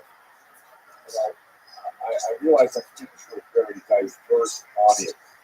Some of you are intimately connected with theory and practice of Judaism, and you have a considerable amount of familiarity with the history and practice of Judaism in the medieval period. Others may be totally new to this, so I have to try and strike a balance between sophistication and introductory materials, and I'll do my best to try and satisfy everyone with this short presentation. I'm going to cover a major body of that. So let's have a look first at the area of study. Intellectually, we have to ask ourselves what exactly is. We're talking about the religious life of Eastern medieval Ashkenaz. What exactly are we referring to? So Judaism, of course, is an ancient faith. The best ancients that are currently practiced today. It is the original monotheistic faith, which is translated to the daughter religions, Christianity and Islam. Originating in Israel and was developed through the ages and still practiced to this day. However, the understanding of Judaism that most non-Jews have is largely based through the filters that they receive from Christian or Muslim interpretation of Judaism, which tends to focus very heavily on the biblical method. We should note, however, that for observant Jews, there are really two Torahs. There's the first five books of Moses, which is called the Written Torah, and then there's the called the Liberal Torah, Torah Shabbat, which informs many other aspects of Judaism and the central texts, like for example the Mishnah and the Talmud, which is shown here.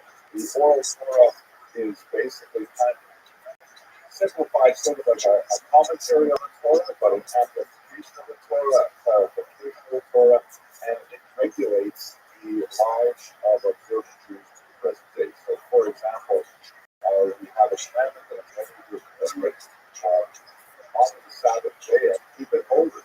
So that's nice. How do you do it? It doesn't actually say that much in the written Torah. How one does observe Sabbath. However, in the oral Torah, the phenomenal amount of discussions is an entire topic dedicated to that topic. And all of this is codified in something known as halakha. The word halakha is related to the Hebrew word to walk or to go. Maybe we translate this as lakana. And it's basically the interpretation, according to the ancient rabbis, of how Jews should live their lives according to Jewish law. Jewish thought, on the other hand, has quite a bit more flexibility than halakha. And even within halakha, there is significant flexibility, which we'll see a little bit later today. Some distinctions between Ashkenazic and other sub-ethnic within the Jewish world. But halakha basically dictates the day-to-day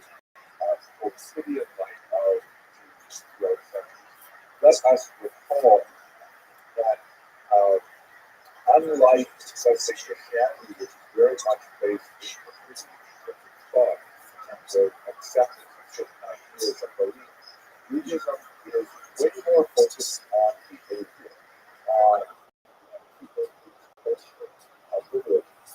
But we should understand that how literally dictates how a Jew wakes up in the morning, how he or she ties his or her shoes, how they do business, how they eat, how they sleep, how they every single aspect of life is really dictated by Halacha. It is all encompassing. There is no meaningful distinction between, let's say, ritual law, civil law, criminal law. It is all part of Halacha. And we can go on a tremendous way, but tonight I focus on more history. In terms of text, without doubt, the most important document to understand Halacha and to understand by extension observant Judaism. I should also mention, by the way, we're now talking about the medieval period, where there really is, we don't have what we would later call denominations. We don't have like the Orthodox, Conservative, and so on. In the ancient period, there was basically Judaism, a number of heresies, like the Karaites, which are kind of like cousins of the church, body of and we'll talk tomorrow about some major that are but basically for the mainstream dominant Ashkenazi Jews there, the Talmud provides. The Talmud is, as I mentioned earlier, an expression of the oral law. It represents a discussion of literally thousands of rabbis over several centuries debating points of interpretation of the Torah text, introducing lots of materials like biographies, legends, stories, popular sayings, and engaging in really deep back and forth and trying to tease out how exactly Jews are supposed to live their lives. And that's this Talmudic document, which requires tremendous training and erudition and patience to be able to decode this highly arcane and kind of cramped style in Aramaic and Hebrew is really that's the bread and butter of Jewish scholarship for most of the last two millennia. So, with this very superficial kind of organization, let's just see how that sort of expression happens. Really, one of the greatest Ashkenazi contributors to Jewish thought is none other than Rabbi known by the acronym of his name, Rothschild, who was active primarily in the 11th century. And his contribution to the study of Torah is incredibly profound. Primarily, he wrote two great things which are studied to this very day. In fact, the study is virtually enshrined in the Halacha. The first is a commentary on the Torah, and the second is a massive commentary on the entire Talmud. It's certainly exactly lost the actual Rashi. So the vast majority of the Talmud is commented by Rashi. Rashi's genius is in his ability to boil down into very compact, expressive Hebrew words, which are not especially complex or difficult to understand. Broad arguments to clarify the text of the Torah. Said that study the Torah with two fingers, the actual Hebrew of the Torah itself, and the other one goes on the text of Rashi, which is almost always printed on the same page as the Torah itself. That's just how central he is, because besides just explicating the text, one of the other major contributions that he offers is he unites much of the oral Torah with the written Torah. In other words, if you have a particular passage in the Torah about which there are pages and pages of political discussion, something called midrash. He can pull from that midrash and just apply in a sentence or two, sometimes even a phrase or even a word, something that's going on in the midrash. So when one studies the Torah with the commentary of Rashi, one really gets a linguistic approach to the meaning of the Torah as understood by this kind of unified perspective of written and oral Torah.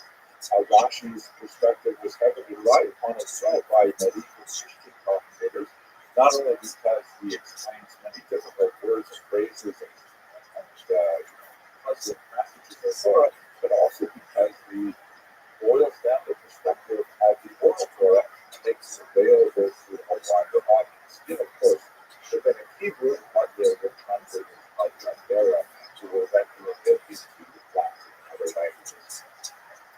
His commentary on the Talmud is equally profound.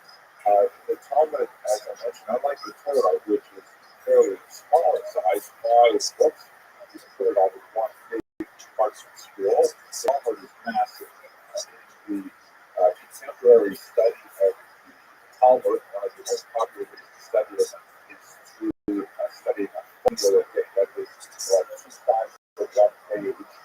That's called Daf Yomi. The program started in the 1920s, and it's a worldwide coordinated study. It is, as it's called, the world's largest book club, because there are literally hundreds of thousands of students who study the same page of Talmud every day. You can travel from place to place in the world and pick up the Talmud that you were studying the day before, and they'll be on the next page the day after. And so it's 2,711 folios long. That means double that pages to the folio size. And it's 7.5 years to complete my assessment of the baptism site.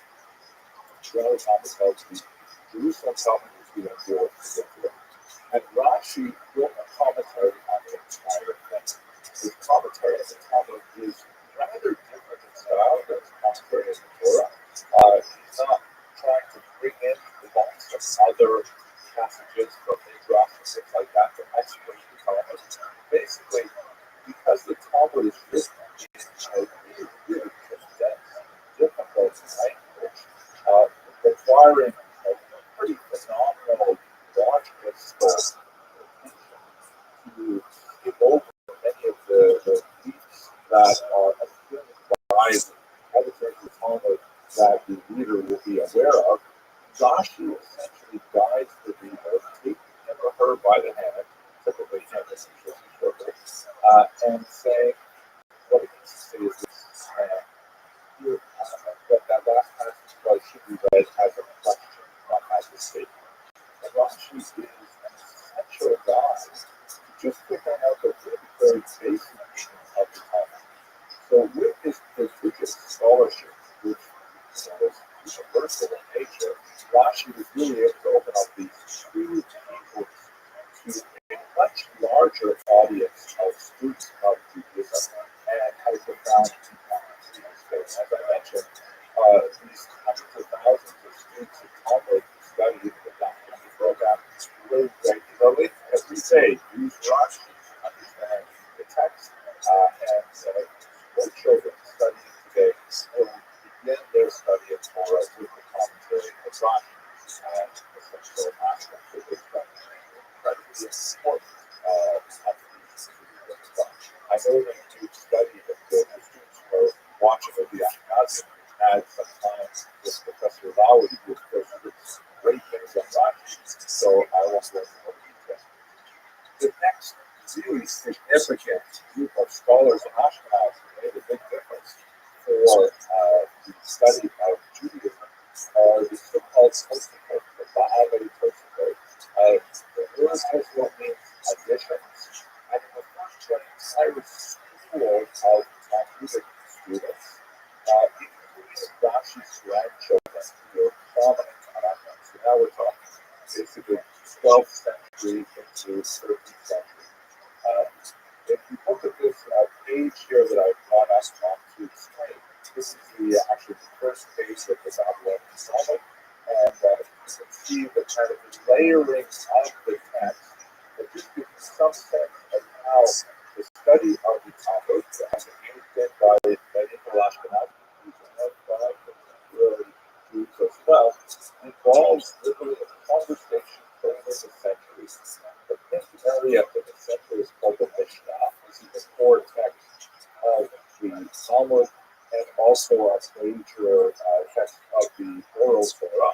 It was basically dealing with this question of Jewish law for the most part. And here, this particular page happens to be discussing when the Shema should be recited in the evening and in the morning. The discussion of how to exactly time the beginning of this prayer. And then below it, in the yellow, you have the Talmud itself, which is a discussion of the Mishnah. Further questions, longer explications, contradictions, and arguments based on the Talmud is much larger than one several cases, and then we get to the next text of the Mishnah and the process. Then, on the inside column, always pointing towards the center of the book by the binding, you have the commentary of Rashi that see that compared to the commentary of both sources of those headers, Rashi is much shorter, much more pithy, just very brief bits of information to help you walk through the text, providing things that you might have missed when you're trying to understand the basics of it. But on the left, you have Tosafot. Tosafot and Rashi are both written in a different font, they're traditionally printed in a different font. It's called the Rashi font, primarily because it used it at the time for Rashi as it's associated with it, although it's really just an italic for regular score font that you understand about. Tosafot has an entirely different agenda to Rashi, whereas Rashi is just trying to give you the basic meaning of the text. Tosafot has a much more analytical approach by thinking of what's said on the page here and then bringing up contradictions that may have occurred somewhere else in the document. And Tosafot, as it were, assumes, even though we're on page 1 of the Talmud, that you have already studied the entire Talmud already. This is, of course, this week is going back over. And so, therefore, when you're reading this again, you may have missed the fact that, 500, 600 pages later, it's going to say something that appears to contradict this book.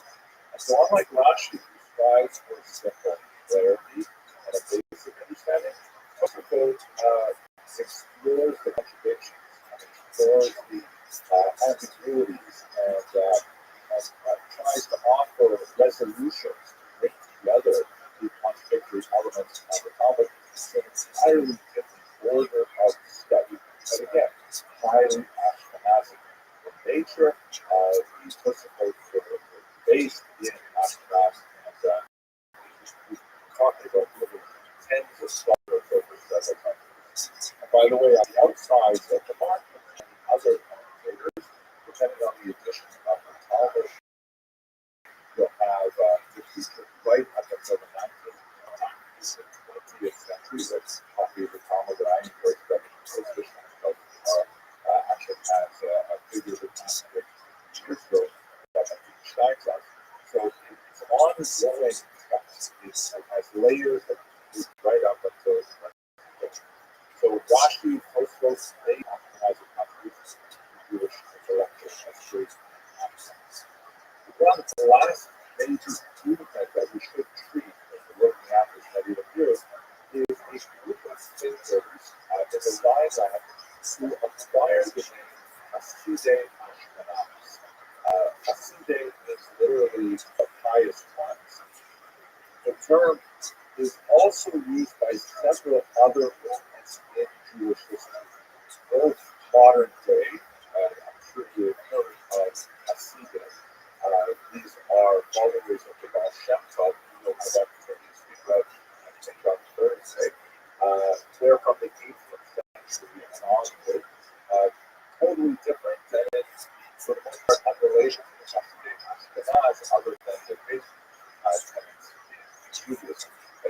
also a term that's used long ago. The biblical instances of the word Hasidic, and the followers of the Hamakami, the revolt against the Syrians. They were also called Hasidic terms. Those are terms that's maybe 25 years history. We'll talk more about that when we get to 8th century. But anyway, it's a group of scholars that were active, especially after the Crusades, which is the topic that we address in the following hour today. Here is a tremendous persecution of the Jews of the Rhineland, including some horrific scenes where the Jews between baptism or martyrdom, and many of them actually chose martyrdom. A very, very frightening period that we will address today. But anyway, these Hasidic Ashkenazis, unlike most other movements in Jewish history, they took a very ascetic approach to Judaism, with a tremendous emphasis on fasting, on penitence, on the demonic powers that had to be fought against through piety, many other elements that are to some degree present in Jewish thought for centuries prior, but never really focused to the individual among the Hasidic Ashkenaz. They adopt a lot of fascinating and sometimes bizarre practices, such as self-mortification, rolling in the snow naked in order to develop, one's penance and to atone for one's sin. It's like after death, their coffins were dragged through the streets with the thinking that by suffering humiliation like this world, they will be spared humiliation in the next world. This is a movement that has a strong impact and influence, but most of the aesthetic tendencies were largely abandoned. There's kind of like a reverence for that type of piety, but for the most part, later Jewish movements did not adhere to it. One of the most important literary works of the Hasidic Ashkenaz is this book, which goes on page 20, is Sefer HaHasidah, the Book of the Pious, which is actually extremely important for demonstrating the social life of Jews in Ashkenaz, because there's a remarkable amount of folk tales and stories of travelers, of Jews, sometimes Jews behaving badly, of robbers, of non-Jews, and all kinds of things are involved in this pious work, which is intended to eliminate and elucidate Jewish thought for the masses at the time. It's really quite fascinating. Interesting passages, actually, in the Sefer HaShivanah today is a passage that deals with the will, the last will and testament of one of the most important of this people, Rabbi Yehuda, who essentially wrote a rather longish ethical will. This tradition of ethical will was not, I think, pioneered by the Ashkenaz. There's certainly biblical precedents and so on, but the idea is basically not only should one write a will in which one leaves one's possessions to one's survivors, you get the house, you get the car, you get my favorite painting, let's say, whatever, things like that. But the Chassid actually listed a whole bunch of behaviors that he wanted his followers to adopt. It's a fascinating ethical concept, by the way. These ethical wills are those throughout the centuries thereafter. One of the ways the Hasidic Ashkenaz later affected the Jewish tradition. I myself and my wife, we rewrite our ethical wills every year, actually, before Yom Kippur. I say plural because we write a different ethical will for each one of our children and our children in law as well. And blessings that we want to put on them, and kids that hopefully will adopt them on that. So it's very meaningful exercise. Anyway, one quick note about what you would have happened will. It lists a lot of kind of facade construction as well. For example, that you would have happened commanded his children after him to never marry a woman with the same name as their father. Right? So if you went other than Sarah, you should not marry a woman who's also named Sarah. This is like rigorously exclusive. Okay? Also applies to women not married men who have the same name as their father. There are, ways in which this can be dealt with equality. We're going to call it love with Sarah. Sarah can always have a name added to her, so she becomes Sarah Leah or Sarah Hannah, things like that. But it's amazing how rigorously Jews attach themselves to this particular teaching of the Musa Fast, which has, by the way, no other known source in Jewish thought. The Bible, or the Talmud, or tradition, like nowhere else, where the Musa Fast appears to have participated in this practice. Centuries later, the great Rothschild, Rabbi, who was a member of the Hasidic of the 19th century, that we'll talk about tomorrow, but he once tripped that if Rabbi Yehuda had known just how seriously people would take every aspect of his last will, he should have included the Ten Commandments in there as well. I don't know if you're not with Rothschild, okay. One last detail about the study of Judaism. Last class, I was asked for some questions, and that is this notion of Rishonim and Acharonim. So if you have a look at this map here, this is the great expulsion of Jews from Spain and later the migration from Portugal as well. As you can see, a significant number actually made their way up into Ashkenazi grounds as well. And the Spanish expulsion is a major scene in Jewish history. It represents the uprooting of one of the most powerful and consequential communities of Jews in Europe, which is in back to Spain, and really radically changed the balance of intellectual power and has influenced the Ashkenazim as well by their thought and against that's not very important. But I want to illustrate that here as kind of like a rough dividing line between the major periods of intellectual history. We should preface this with this concept that is very basic to Judaism, this notion of the so-called decline of the generation, leave out and over. There is this notion in Jewish theology that when the Jews received the Torah at Sinai, back in the ancient period as described in the Bible, that was kind of like their highest possible spiritual attainment. They were as close to God as one could imagine, one could imagine the human body as a force.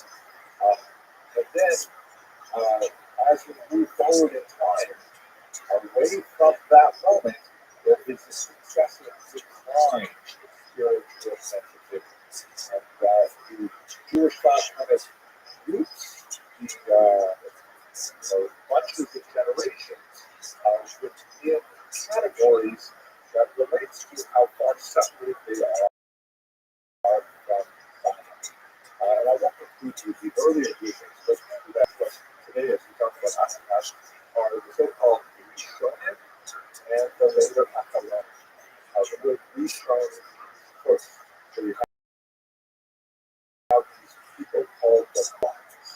It really means the first ones, the first thinker, or the last major group of thinkers called Geonim, who were primarily centered in Baghdad, in Iraq, and like the post-conflict thinkers. Rishonim includes people like Rabbi and to follow this book we spoke about earlier. The Sefer Chassidim, all the months will be shown it, and they represent several hundred years of thinkers who are very active, not only in Spain, in Ashkenaz, not in Ashkenaz, but also in Spain, North Africa, and elsewhere. The Rishonim are occupied with somewhat different priorities than earlier generations. One thing the Rishonim do, for example, is they try to systematize the commandments. There are 613 commandments that essentially start from the 10 as listed in a couple of passages of the Bible or commandments. And so the Rishonim strive to codify, okay, let's count them. What exactly are the commandments? You have disputes. Some people say this is a commandment, other people say no, it's not a commandment, it's just a rabbinic law and so on. But basically, they work with those commandments. Then later, you try to codify those commandments. Okay, how do we practice them? And organize them into major works like Maimonides' Mishnah Torah. Maimonides, of course, was not an Ashkenazi figure, but that's basically what's going on for the period that we're discussing right now. Around the period of the Spanish expulsion, there is a seed-like figure or a transitional figure, Rabbi who leaves Spain, ends up in Constantinople, later in Safed, Israel, and he is the author of an 8-year poem called the Shushan Abu. And this would be in the 15th century, late 15th century, when early 16th century. When we have really that position between those thinkers who are called Rishonim and those thinkers who are Achalonim, which means later. Whereas Rishonim are kind of more or less evenly distributed between Sephardim and Ashkenazi. Perhaps even more of them on balance are Sephardim. When we get to the Acharonim, it becomes a much more Ashkenazi enterprise. In other words, from the year 1500 on, Acharonim are much more associated with the traditional Ashkenazic land in Germany and France, but heavily in Poland, Commonwealth, certain regions of Ukraine, Lithuania, particularly Great Donald, for example. So there's a transition of intellectual thought from some Acharonim at that time. It may not be common to go from especially Jewish texts to gender as a category of discussion Judaism, but I think it's extremely important because one of these aspects of Judaism is somewhat foreign to us in the 21st century, is that Judaism is a highly gendered system. In it, I would tend to the argument that the experience of Judaism depends greatly on whether or not one is male or female. For example, I try to be an observant to myself, and I, like my guy friends, we show up at the synagogue twice a day to read 20 minutes of prayer. There's hardly any women there, not whatsoever. My day is prescribed by all kinds of things that I've got to do that are associated with my role as a male Jew. My wife, on the other hand, is highly different practicing, which tend to be not, they are daily, but not necessarily so circumscribed time slots. They tend to be much more heavily monthly activities. They tend to be much more concentrated in the private sphere at home, whereas the night things for the public sphere here outside. There are tremendous amount of differences in how traditional Jews as you can have appreciated reason based on their gender. And let me give you first a theological discussion of why that is the other theological. You have to look at this chart. You can divide the commandments, I mentioned earlier, 613. You can divide them into two types.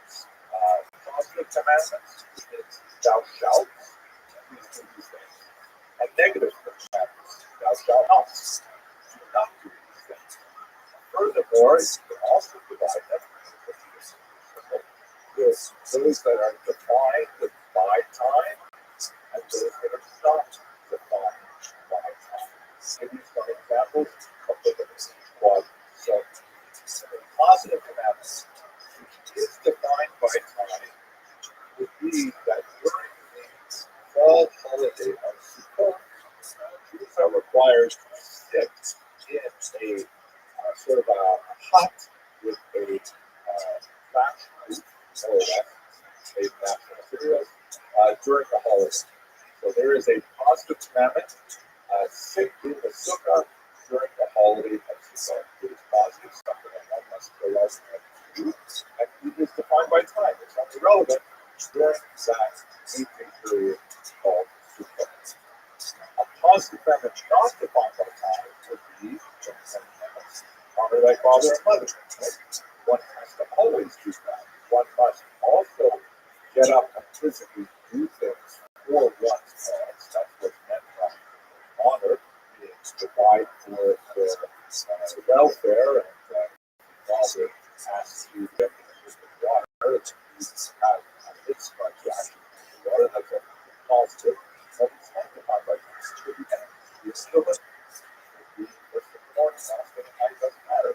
It's always this. So positive commandments defined by time, not defined by time. Similarly, negative commandments.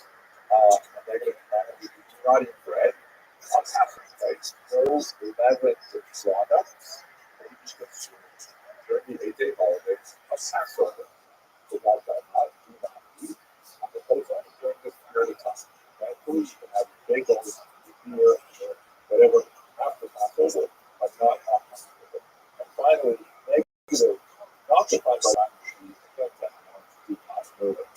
That always applies. And it is a negative commandment.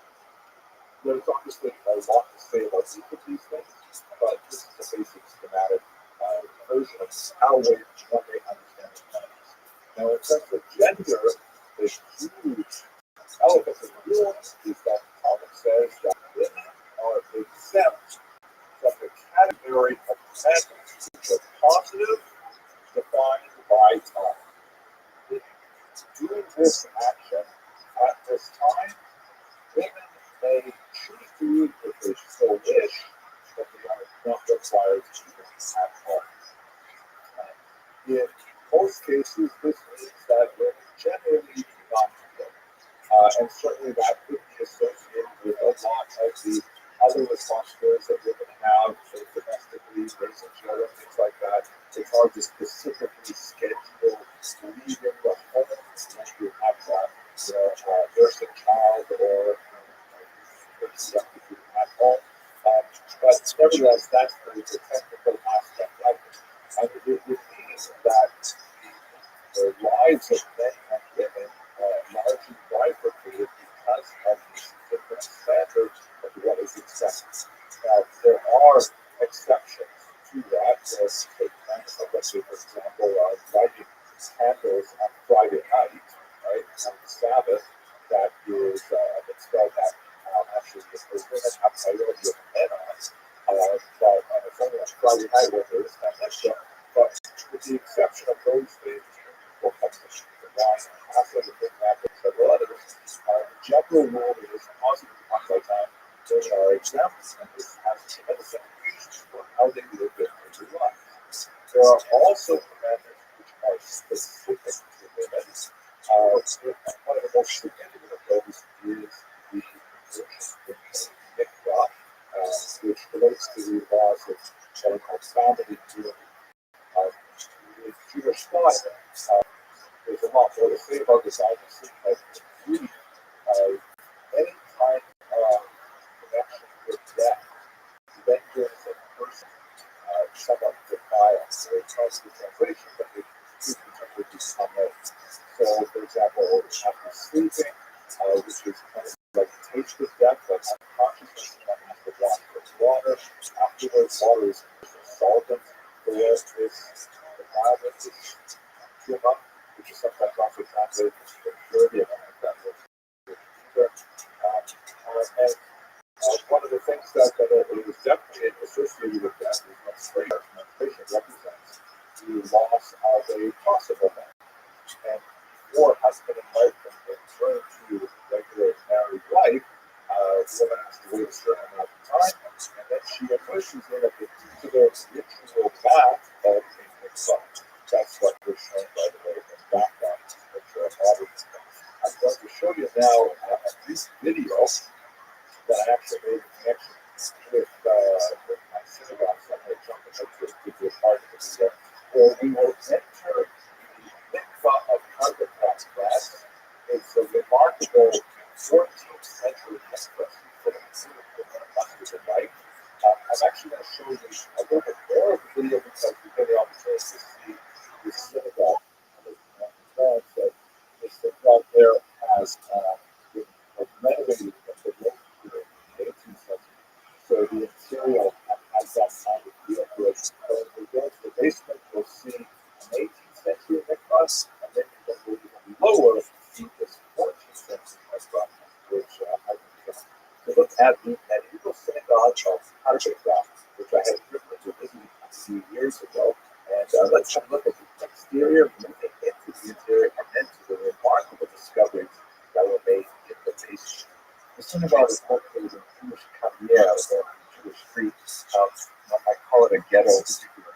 Later times when it's actually sealed. At one point, as many as 2,000 people, something like 15% of the town population in this kind of space. When applying for badly used renovations in the 18th century, it was slightly tough for the bishop.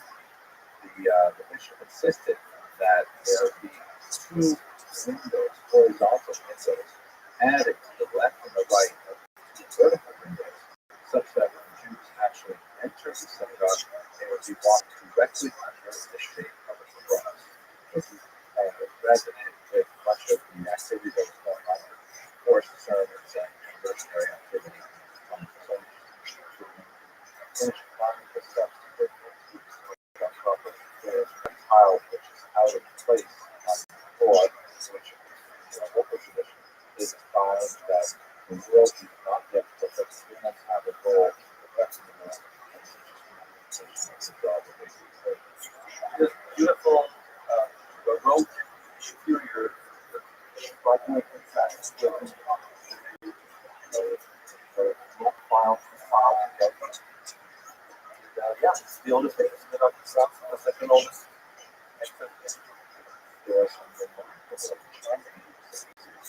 miniature chair of a legend that sits in the house.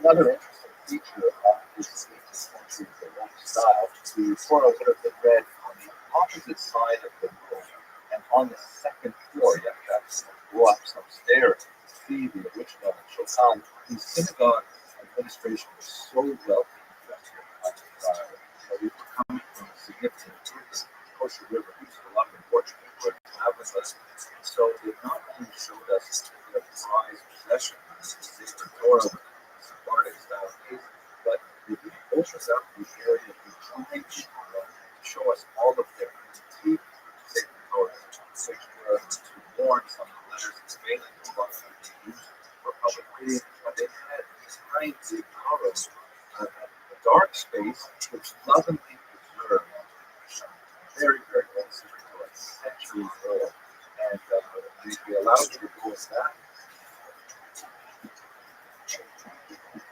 Incredible.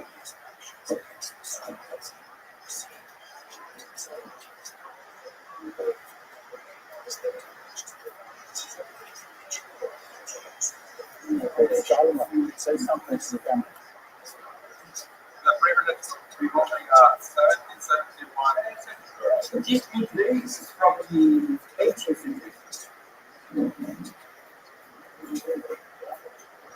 Okay, and the mikveh used in the 18th century and onward was more similar to the modern day mikvah, which would be heated and filtered and used water in a separate container.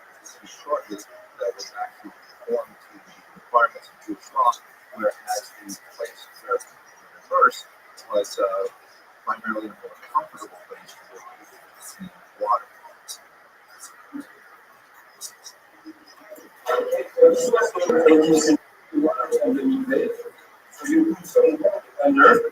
And you make it heat, and then the water goes In the basement of the 14th century Coptic synagogue is the original.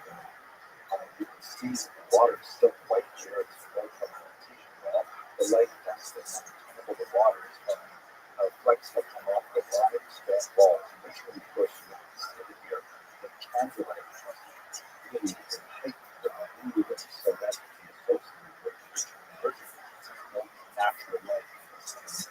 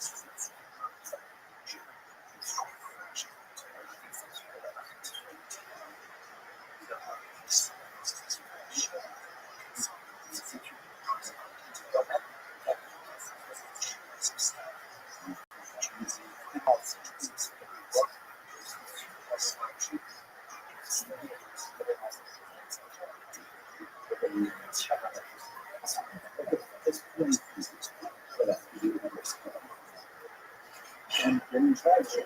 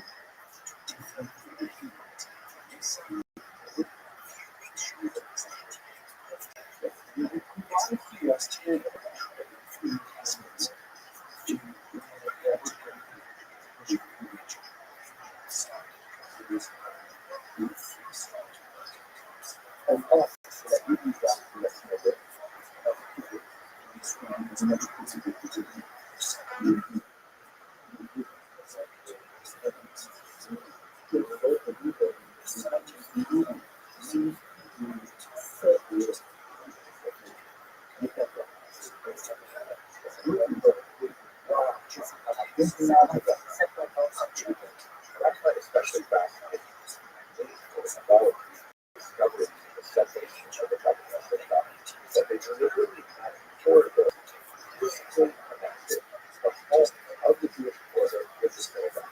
That the Jews wanted, perhaps for security reasons, a direct and immediate and secure access to the synagogue from their home. So that's the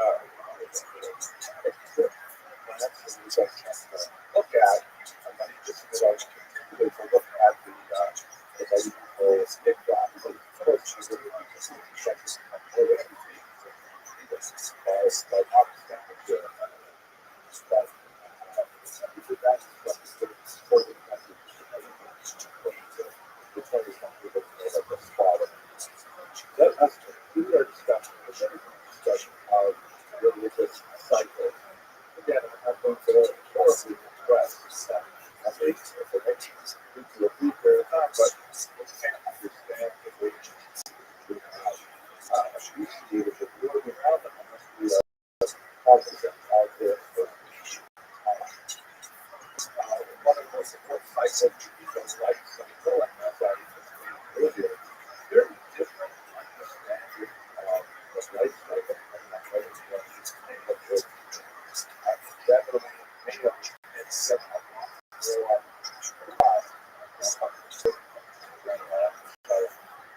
there was a lot more celebration. the bar mitzvah. So, then for women, of course, the massive celebration that had been the wedding. The bar mitzvah was definitely not a big thing. It was definitely not a big thing. It had either Ashkenaz or much bigger than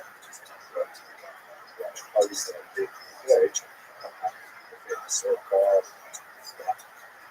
But the black stuff, the whole theologically, the concept of black stuff is so interesting because that shows the idea that well, is the celebration of that something that is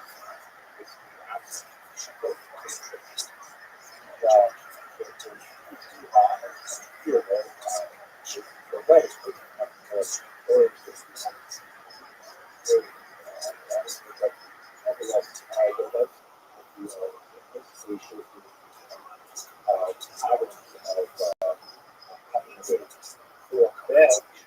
it was especially associated with creative level of mercy, although Jewish women were also remarkably literate as far as we can tell from Ashkenazi customs. They may not have been as literate in Hebrew, which would be the language of religion and prayer, but they certainly would have had English in Yiddish, which was the vernacular, more likely to be able to read and write at least in Yiddish than the broader non-Jewish society. And this, of course, would have had to write it words. Then you have, of course, the last element of the left side, of course, is the death, which, as I mentioned in yesterday's lecture, was very highly controlled by intelligent creation. I should actually say that, not by death, but actually controlled. But the process of doing so was largely managed by this high status committee called technology. The weekly cycle is something that experience most deeply, and that relates obviously to the holidays, once every 7 days of the Sabbath. In some ways, the Sabbath today, in the 21st century, is even more remarkable as it's removed from our temporary activities, but basically, on the Sabbath, according to the Talmud, there are 39 forbidden categories of activity, all of which are associated with either creative or manipulative activity, which would include, for example, to light a fire or extinguish a fire, to cook food, to carry objects beyond a certain distance and a public thoroughfare without device of arrows, which is not as common in medieval Ashkenaz. And it basically represents a complete cessation of all other activities, other business activities, sure, and much more of a focus on the family and on the reason why I mentioned so much more advantage today is because we really operate in a 24/7 environment in which it becomes absolutely unheard of for people to, for example, turn off their phones for 1 day a week, which like a digital fast. Whereas for certain tools, well, of course, ignore the broader world with love, that is very approach to the field. See in terms of things like electric lights are not falling off, who's not to hold on to satellite, so the satellite, of course, on Saturdays, the greatest thing to do is the Sabbath on Sundays, which shares some features with the Sabbath.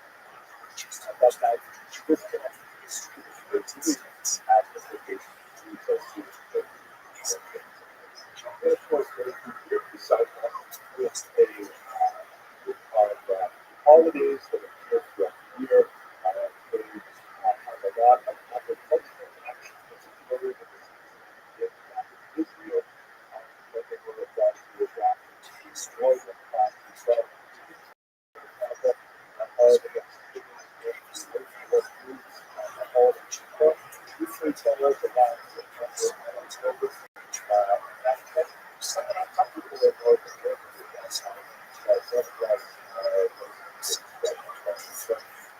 there's so much more to say about really not really as relevant to our what knowledge about history, however, something that we would not be so we want to make sure that study.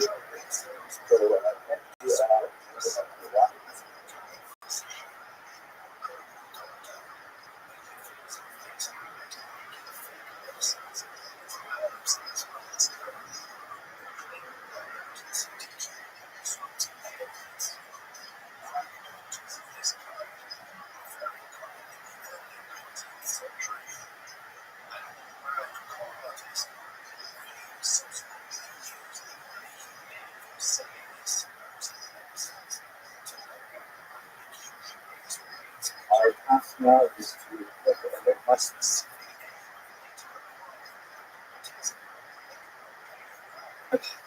The difficult topic in Jewish history, we're going to look at the Crusades and the development of medieval and the trend of the French. So I'd like to begin with a little bit more generic work in trying to define what exactly we use this term anti-Semitism as Jesus.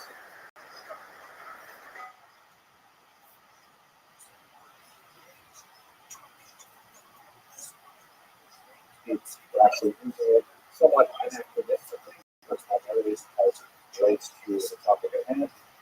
Is something that is unfortunately overcome. But then let's drill down into the experiences. So the first thing that we should bear in mind is that anti-Semitism, although it has its own kind of twisted, bizarre logic, it does not have to make sense. In fact, some of the most basic uncanny aspects of what has been called the Novelist nature is that it has demonstrated the remarkable capacity of reinventing itself to meet the specific demands of a particular age and culture.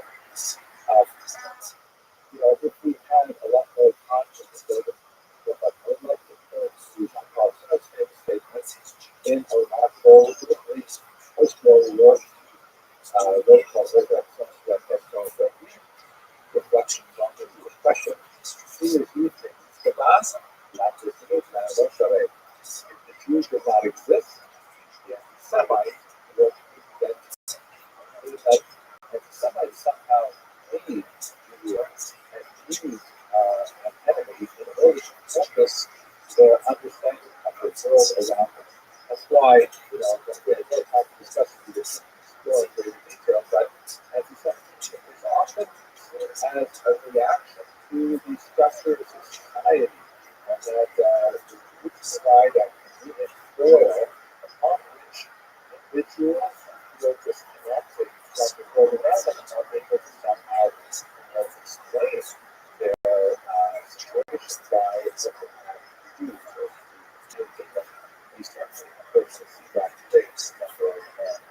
But it is not at all uncommon, for example, this remarkable proclamation by Rothschild in 2004, a Japanese translation of the protocols of Rothschild society authorities and the words of four committees of the Network for all discussions of the Jewish world conspiracy about the service of operation of Jews and primary offspring of separate cities.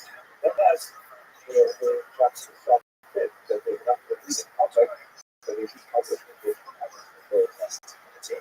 so much more to say about this in general, but let's just focus on it. First of all, I'm going to use the term anti-Semitism. And this is, as I mentioned, somewhat anachronistic.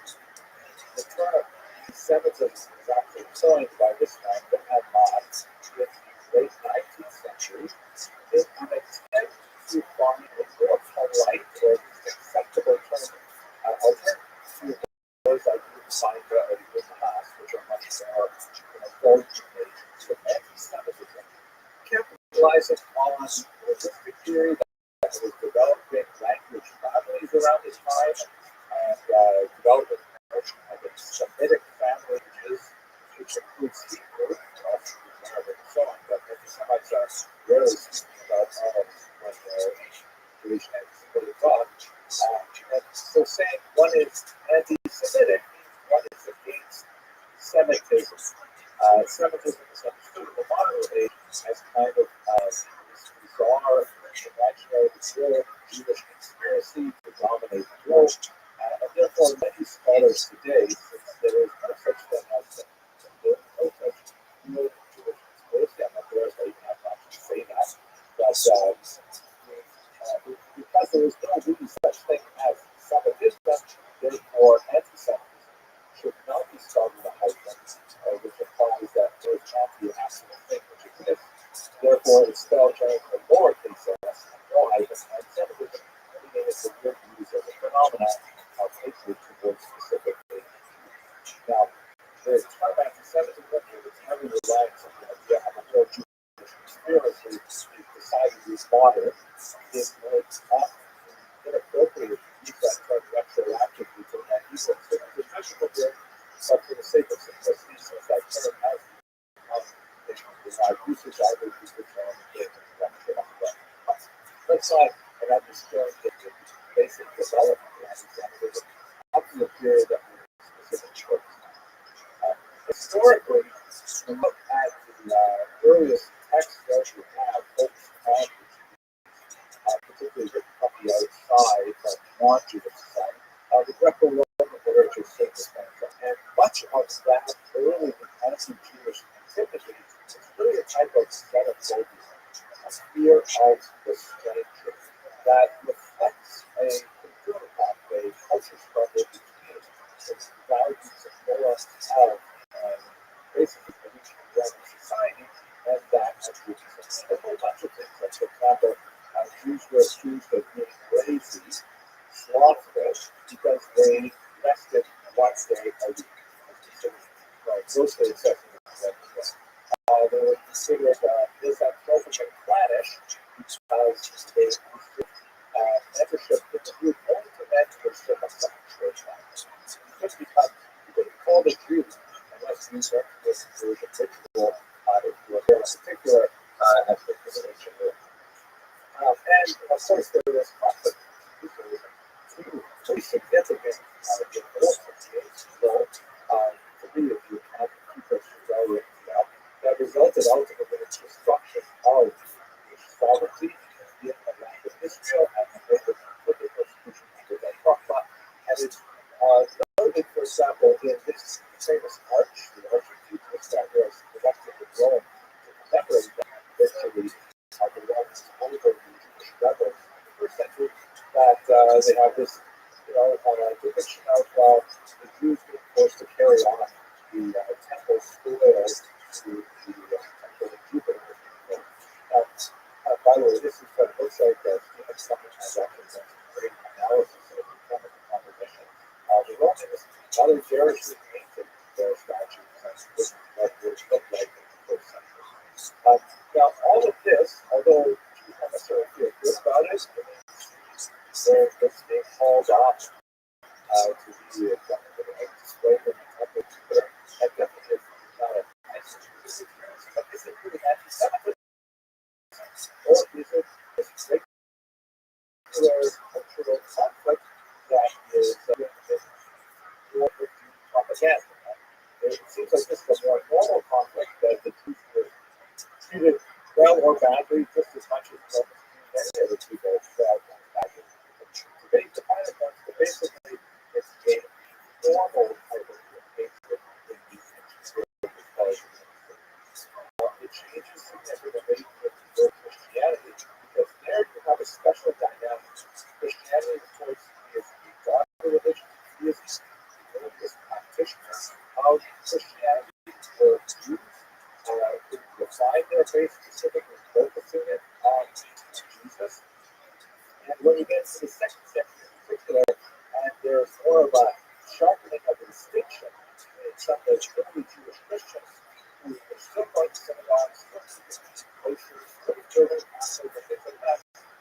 much larger group of non-ethnic Jews who adopted the Christian religion. You see a kind of a family feud, us versus us argument to an us versus them conflict for that, which is well traced out in the Gospels and church language as well. See here a couple of medieval versions, which are actually of the period of time they're talking about.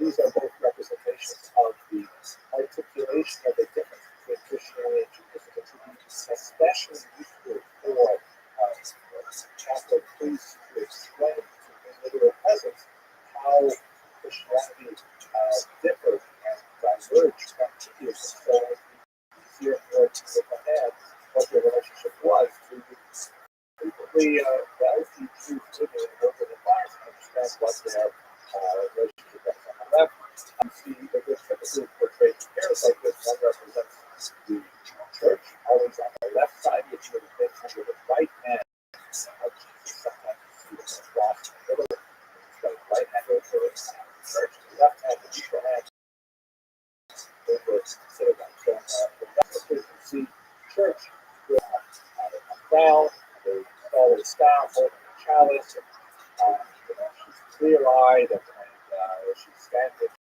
erect. On to her left is the synagogue, clearly in an attitude of decline, almost fallen away from the wall. She has her head down in sadness, her crown is gone, the eye folded to the truth, staff is broken, and the loss of power, and even the Ten Commandments are slipping from grasp as we hold them gradually. The image is trying to say is that really that Christianity supersedes Judaism. Judaism was rejected, was disfavored, and Christianity has taken her place. On the right, a rather more violent example from a stained glass window in Rabbi, Germany, 15th century. On the left is the church riding a tetramorph, a dignified mythical creature, with the upright staff and chalice, and a hand descends from heaven and crowns her with a halo to get a clear sense of divine favor. And on the other side, our right, you see the synagogue, who is riding on a donkey and children with lambs, probably a reference to the sacrificial offering, the sacrificing carnal nature, as argued by those Judaism. But off her head, she's blindfolded. So these motifs appear over and over again, literally hundreds of chapters of ecclesia, and so images that we have. The staff is broken, and just in case you miss the point, there is a sword descending from heaven and penetrating the health of the she is no longer. So this is a special kind of illness that is largely a result of a religious to stop her faith that emerged from the early faith and a rejection of her faith. It's qualitatively quite different from earlier xenophobia. This is something that's specific to the relationship. It only really makes sense between Christians and Jews. You could say that, I don't know, let's say Buddhists would have a similar kind of iconography with regards to Jews because they don't have the same relationship. And then the period that we are entering now, you see all of a sudden something just goes off the rails. These bizarre pathologies that we can discuss over the next 25 minutes. Ideas that come out of nowhere, like Jews need to choose what they want to have Christian children. Where does that come from? So many bizarre ideas that really works in society as the 12th, 13th century covered and has a remarkable grip on the popular imagination, really up until the first century.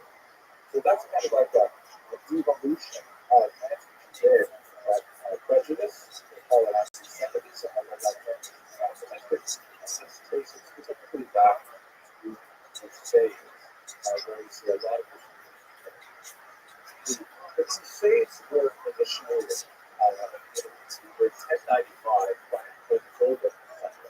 It had to do a lot with the issue of access of Christian brethren to the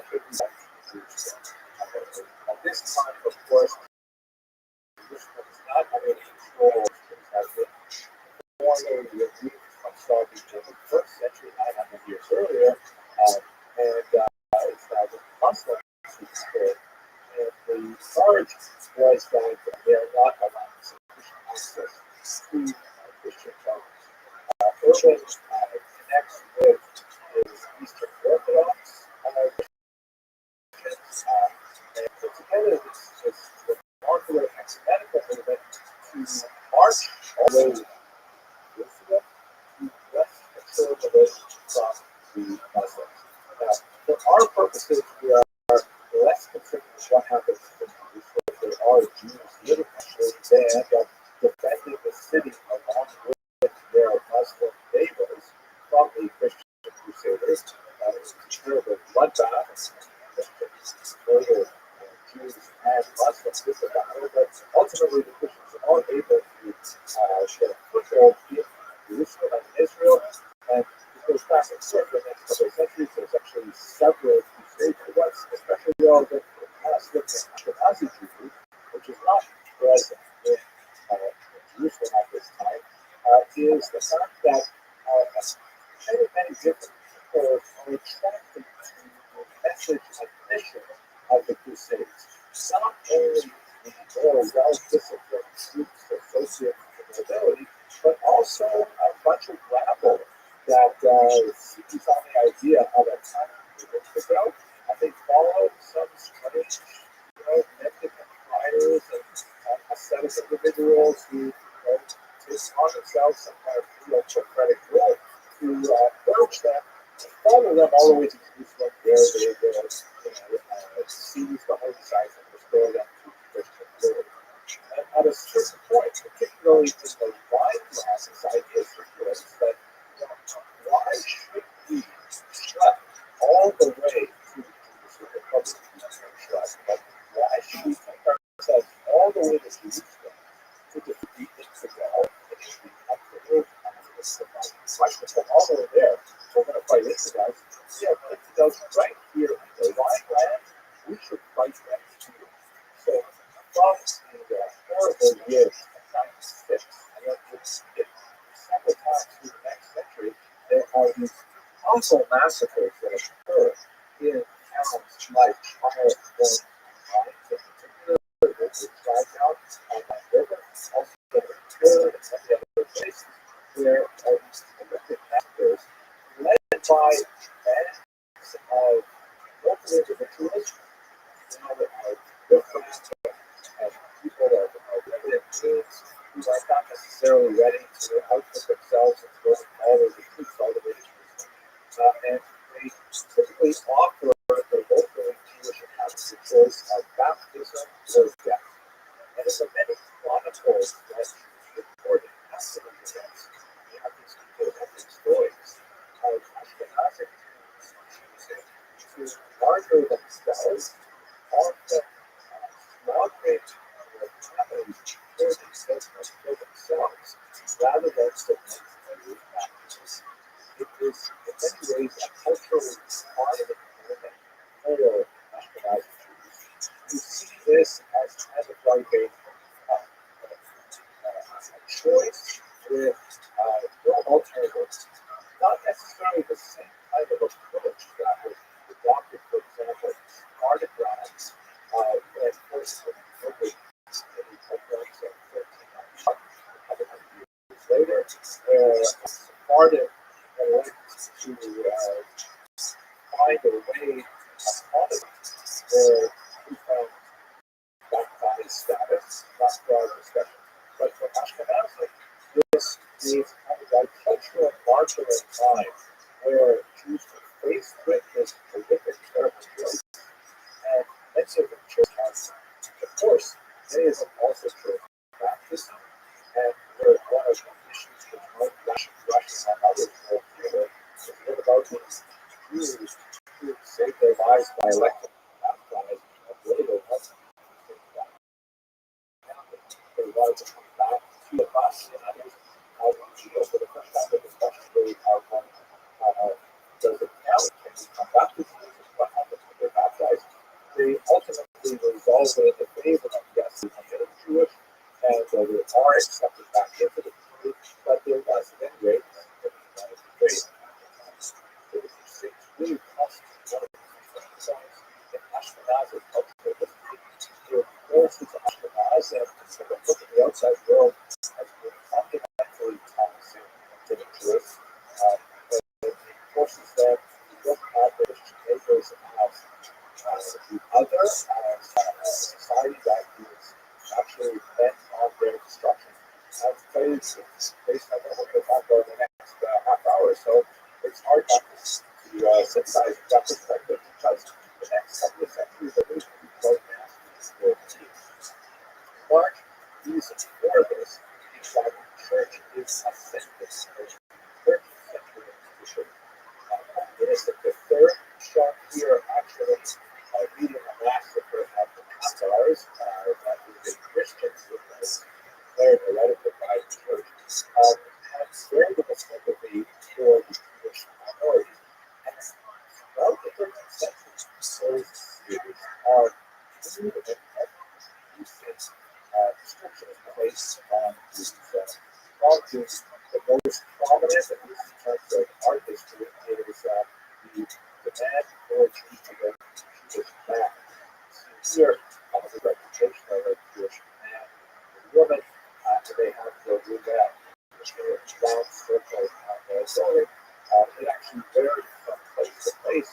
There was a round circle, which may have been a reference to the 30 silver pieces that Jesus received for the trade of Jesus.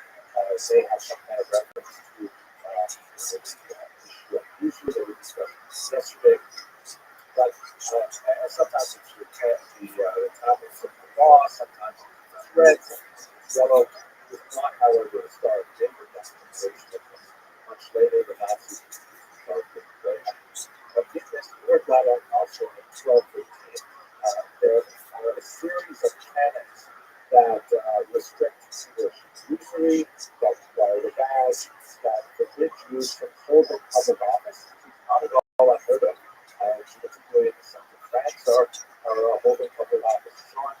And when Jews are baptized, they are prohibited from returning to Judaism, which obviously have very significant consequences, not from the Jewish side, but now from the Christian side, with those victims of the Crusades.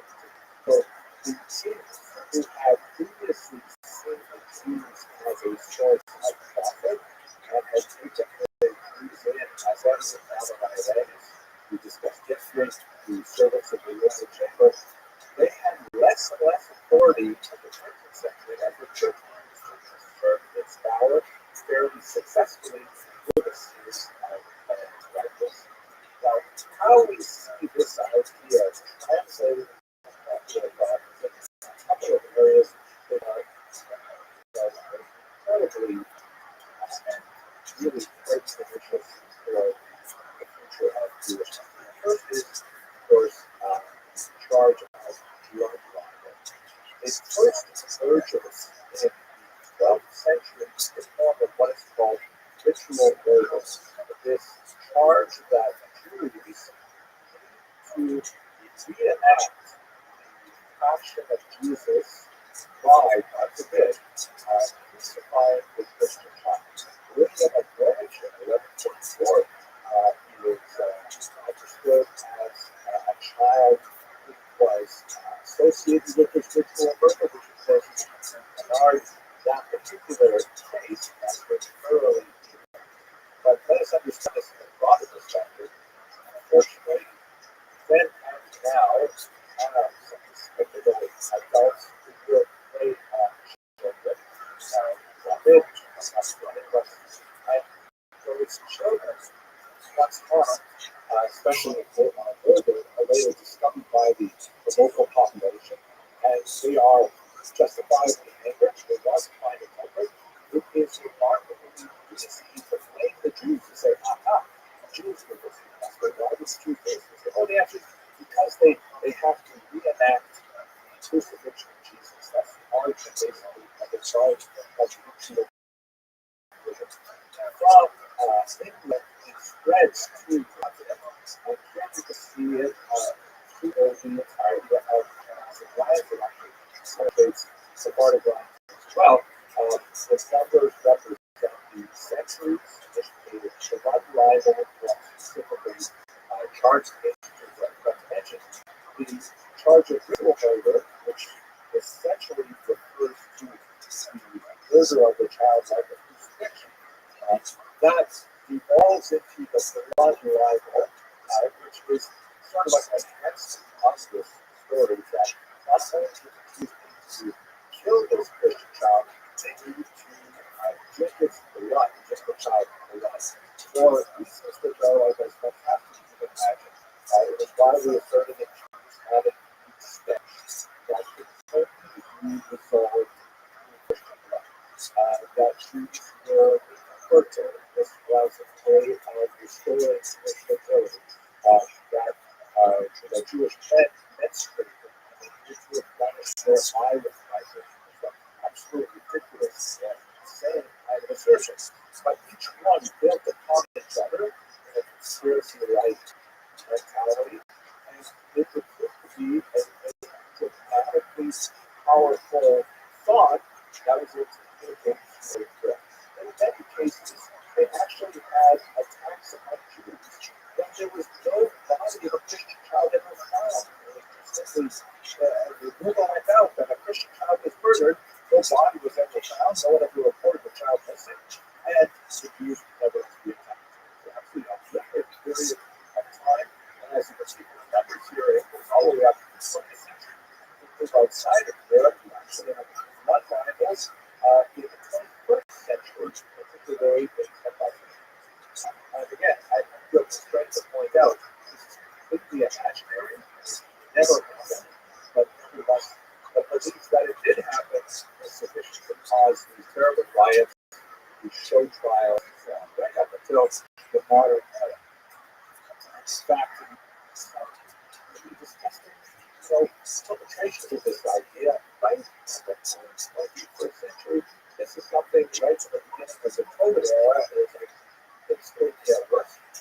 This is a contemporary artist, Mr. Sparrow, who actually, into this based on the same blood libel that the provocative and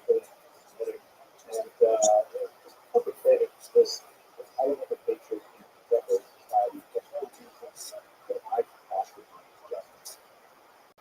So it's the blood libel just embraces through Europe from the 12th century onward and has a vast control on this. Let us move to the next element which is related to that was Charles the desecration. This is the past in Catholic practice. There is originally in which a number of the church will discuss sins and penance and absolution. And at the end of it, they are allowed to participate in this ritual, which involves the consumption of a ritual item of food, typically a small wafer, like a little round pepper, could be a cube bread, but some churches drink some wine, and this has significance, obviously, because of the practice. So the argument is that this actual consumption of the drink, and drinking the wine, represents through this doctrine known as transubstantiation, the actual body of Jesus. And so the thought was, and by the way, as in the 14th century in particular, where you had the Eucharist, Eucharist, which refers to the cracker, the church really wanted to let people know about this idea of transubstantiation. So you put out a pushback, not really depth in Christian history, but I think many Christians were not enthusiastic about believing that the thing actually was the body of Jesus, but nevertheless, it certainly reinforced the church's position. If there was this notion that it's Jews, since they were intended to believers, they also must hate the host. The host is the body of Jesus, not symbolically, but really. The Jews must want to torture the host, like they want to torture Jesus clearly in charge of their bloodline. So you have this series of stories that, like the bloodline, race through Europe that do not involve the abuse of children, but involve the abuse of the host. And unfortunately, the end result is very similar. So I'll wrap it up. There will be a trial, sometimes just a facade of a trial, and then there will be public buildings and massacres of that nature. Here is a 15th century representation of the hostess person from outside. You can see see the story is laid out kind of like how the comic book form. On the left, there is a Christian individual who's gone into the church, and you can see that he's repetitiously over his shoulder as he sweeps up the host and puts them into the bag he has himself. The second one, he goes to the Jews, you can see they're labeled with the Jew out there, and he offers the host in exchange for our money. The Jews take this back to their synagogue in the third panel. In the fourth panel, you can see that they are stabbing the host in the background. The artist is obviously unaware of Hebrew typography and is trying to represent the Ten Commandments on two tablets in the background there. But basically, the Jews are stabbing the host with knives, and miraculously, it is believing. The idea of emphasizing the miraculous qualifications of the host is a way of advancing the Eucharistic moment. Then what happens is these officials, some sort of town officials, and a policeman comes to the door. The Jews gather up the host very quickly, and then the second time they throw the host into judgment. Again, miraculously, the image of a Jewish child is viewed in the flames and dust flies up in the furnace, who are then captured by raining angels. Lots of miracles associated with those. And then the third panel, the officials break in and they arrest the Jews. They behead several of them in the final panel here. The line with like that is also with the cost is they torture some of the Jews here in this panel. Others are set aflame. In the third panel, the Christian who originally was the accomplice who betrayed the host, the common food is taken away. And in the final panel, the synagogue is rededicated as a church. And with the exception of the burning of the Jews and their abuse and the confiscation of Jewish property, nothing else was true. Unfortunately, violence against Jews was something that was characteristic of the people. Now, here you can see in this map the progress of the post-desecration notion, which makes its way from France in particular, having eastward throughout Central Europe and Poland, also makes it to the south into Portugal and Spain. Very, very popular idea for those who see conspiracy. It's also important to know, like, what was the actual church position on these things? Quite fascinating, particularly with the blood level. The higher levels of the church, the popes for most of these periods, were very much against the notion of the church as blood rival and ritual murder charge. The sign was point to it. Jews, when there was rumors of a blood rival afoot, frequently sent urgent messages to the ecclesiastical authorities asking for assistance. And that assistance was forthcoming. The church frequently printed bulls, which are kind of like decrees, instructing the population that it's not true, Jews do not drink Christian blood, please do not get all upset and arrested Jews and jump if they kill them.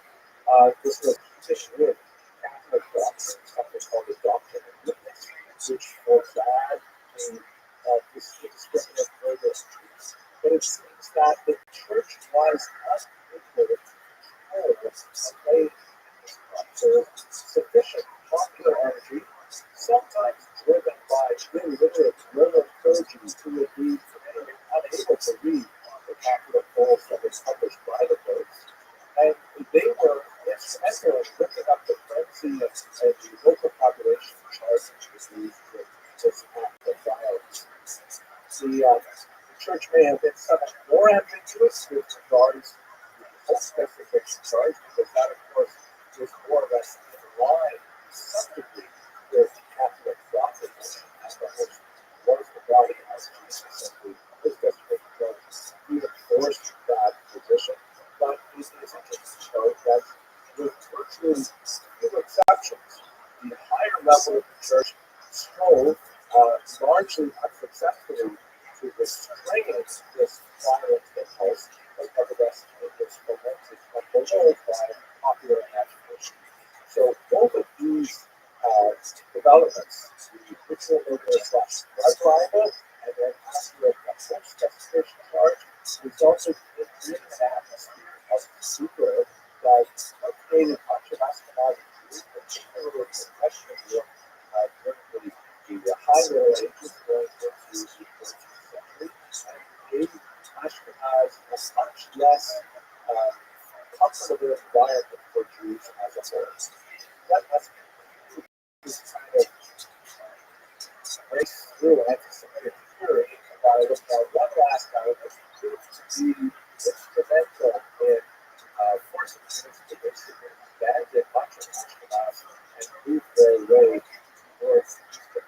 And that was the advent of the Black Death, the Islamic plague, which, as you can see from this map, makes its way from the northern coast of the Mediterranean up into Central Europe and results in phenomenal demographic devastation.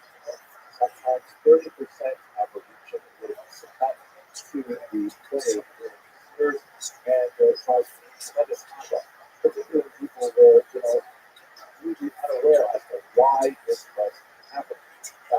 This is a widespread myth that Jews were somehow less spared the ravages of the plague than non-Jews, and we simply have no data to support that or even to deny it. But it's hard to imagine that that was in fact the case. Some argue some rather fanciful theories, like for example, that Jews are hesitant to own dogs, much like Ashkenazi Christians. There's a discussion in Talmud of a prohibition of owning a vicious dog because of the barks a lot and protection to this to other people, and therefore you will be subject to liability for damages if the dog harms another person, if the dog can strike another person in an appropriate way. So historically, culturally, Jews tend to favor other animals as pets as a favor cats. So the theory, which is kind of fanciful, is that if Jews had cats, the cats chased away the rats and mice. The rats and mice were the vector of syphilis that carried the bacillus that was responsive to this plague, so therefore Jews were less likely to get the plague. I mean, it's an interesting idea, but we have no data to support it. Another somewhat recent argument is that the Jews were somewhat there. We have to realize that medieval Europe was definitely not a safe place. People rarely bathed, hardly changed their clothes at all. Jews at the very least would customarily bathe once a week for the Sabbath. So not exactly spooky by modern standards. So it's not that much. And washing before eating bread, that's a ritual requirement that Jews would have to engage in. Washing with cold water without soap, it's hard to imagine that the person would be less likely to catch plague. On the contrary, there are some arguments to suggest that Jews will get more likely to contract that plague than neighbors, primarily because of what's called the urban charge. By living in higher concentrations in urban settings, which is more characteristic of Jewish society settlement, rather than far apart from each other in open fields or farmsteads, Jews were more likely to be in contact with other people and occasion because they simply have the ability to come to contact with in a given way.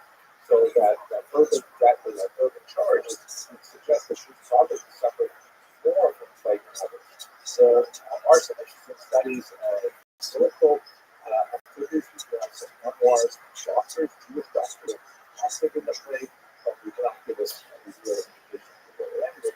So that a bit of a tangent. The plague, not surprisingly, advanced more anti-Semitic theories because one of the popular ideas that there must be no Jews caused this plague.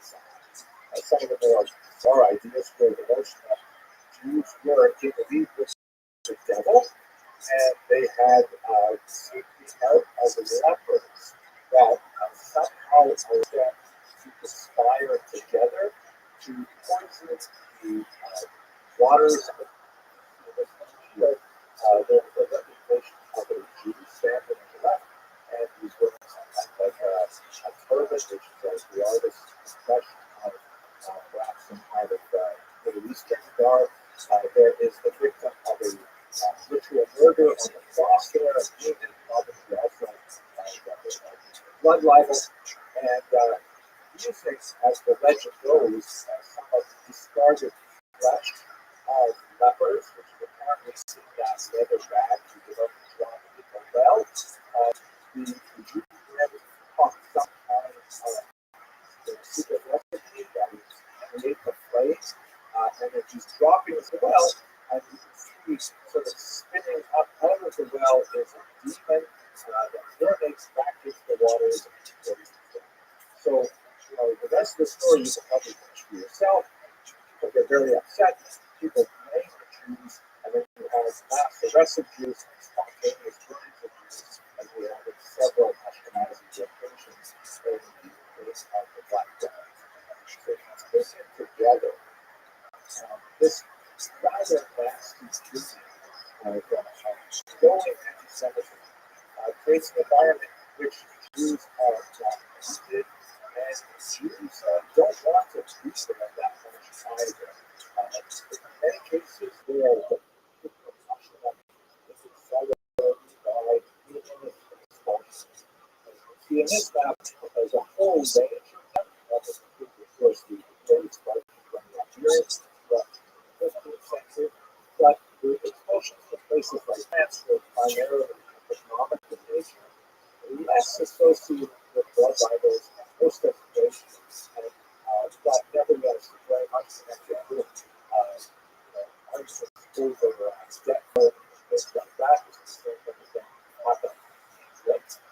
Sometimes the expulsions are a result of misanthropy, that the Jews are charged with various human-hating activities, like hating other people, and see that expressed in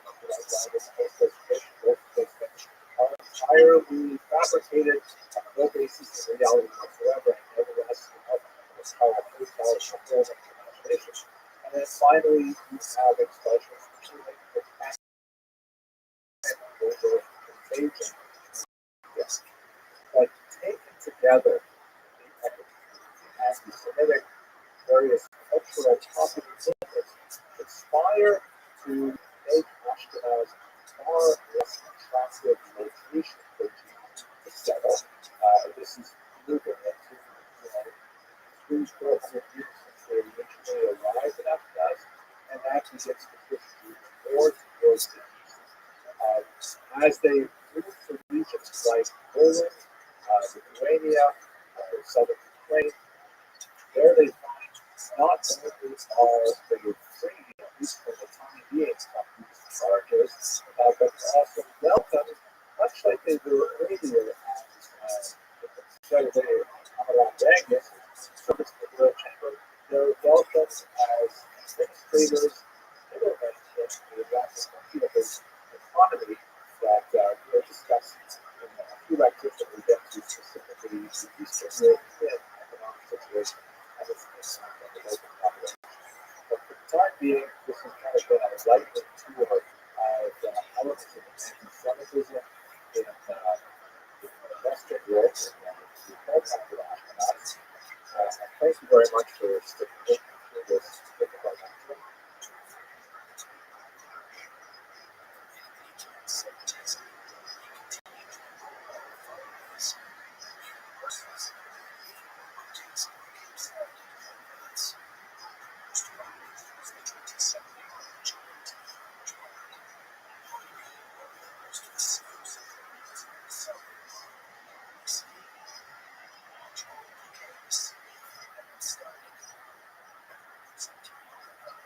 Let us begin right away by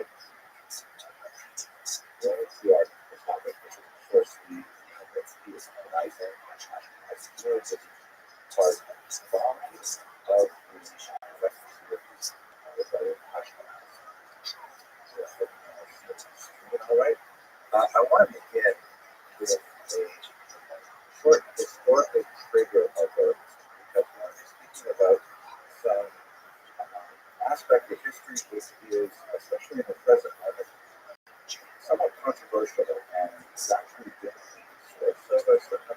leave for personally as he invites him to a bit of a historiographic discussion or focusing section.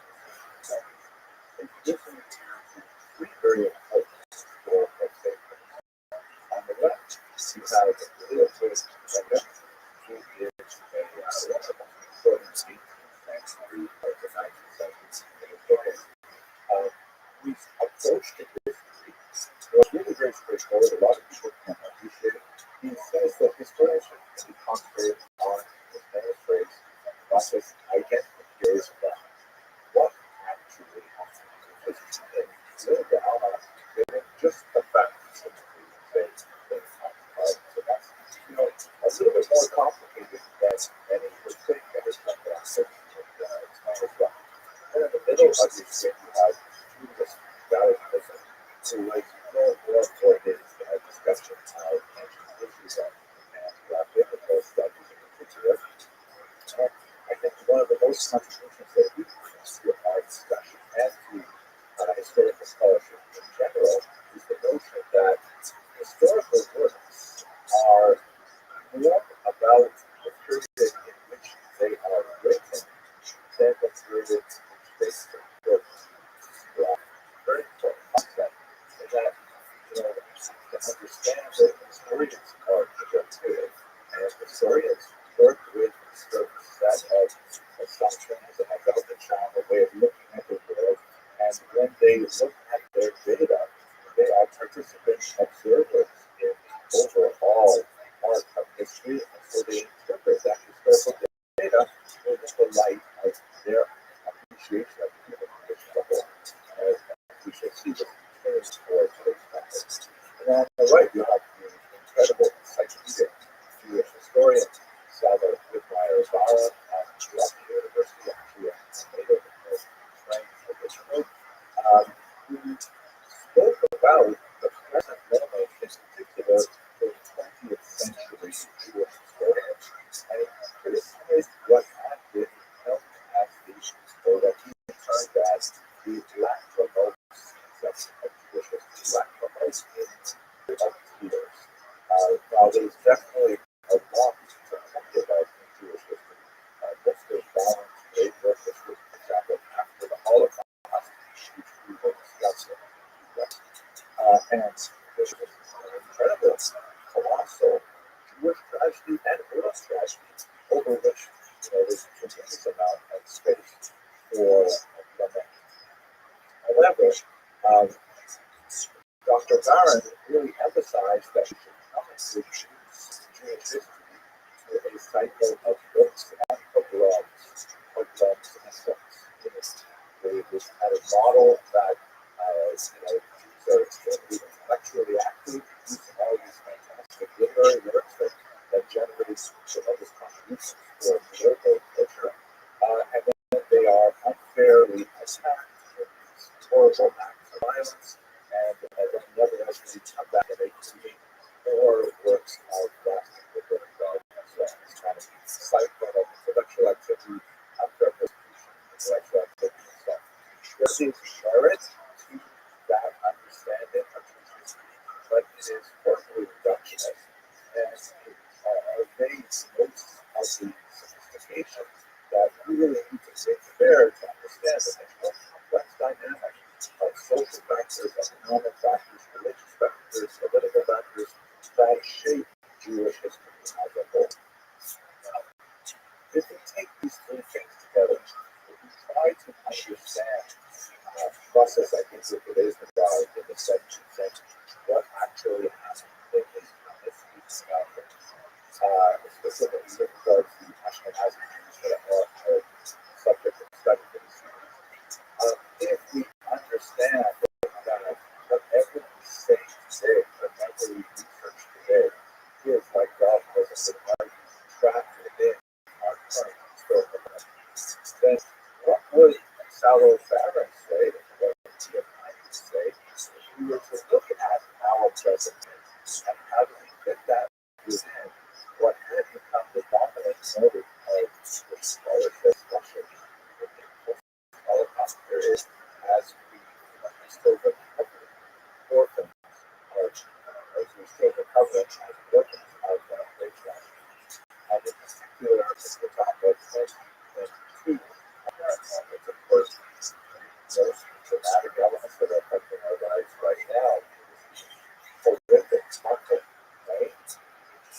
Ukraine was attacked and provoked by Russia, and the people of Ukraine are suffering tremendously with bombardment of civilian areas.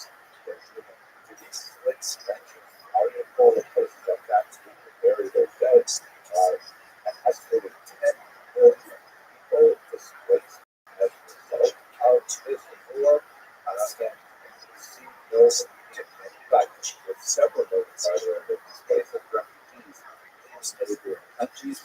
In many ways, this is a reflection of the 17th century conflict that we're going to study, although the players are going to be quite different.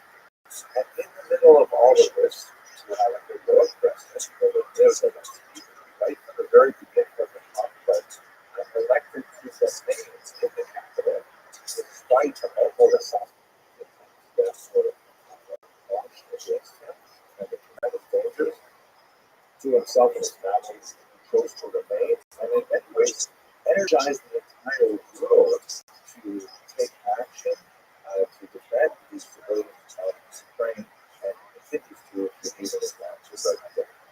Zelensky, of course, is Jewish, and this is somewhat ironic when one tries to place his current role within the Latin-American conception of Jewish history, which tends to view our 17th century perspective of Ukrainians and Jews within the model of books and pogroms, with emphasis in the land of pogroms, as the 17th century convinced uprising, one of which there was phenomenal violence visited on Jewish minorities in Ukraine.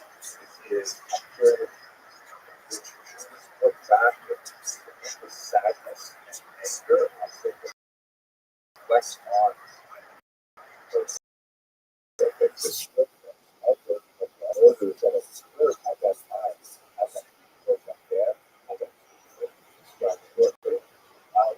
But if we are to try to understand it in a more sophisticated manner, we'll see those considerably more complicated than the Latinist model.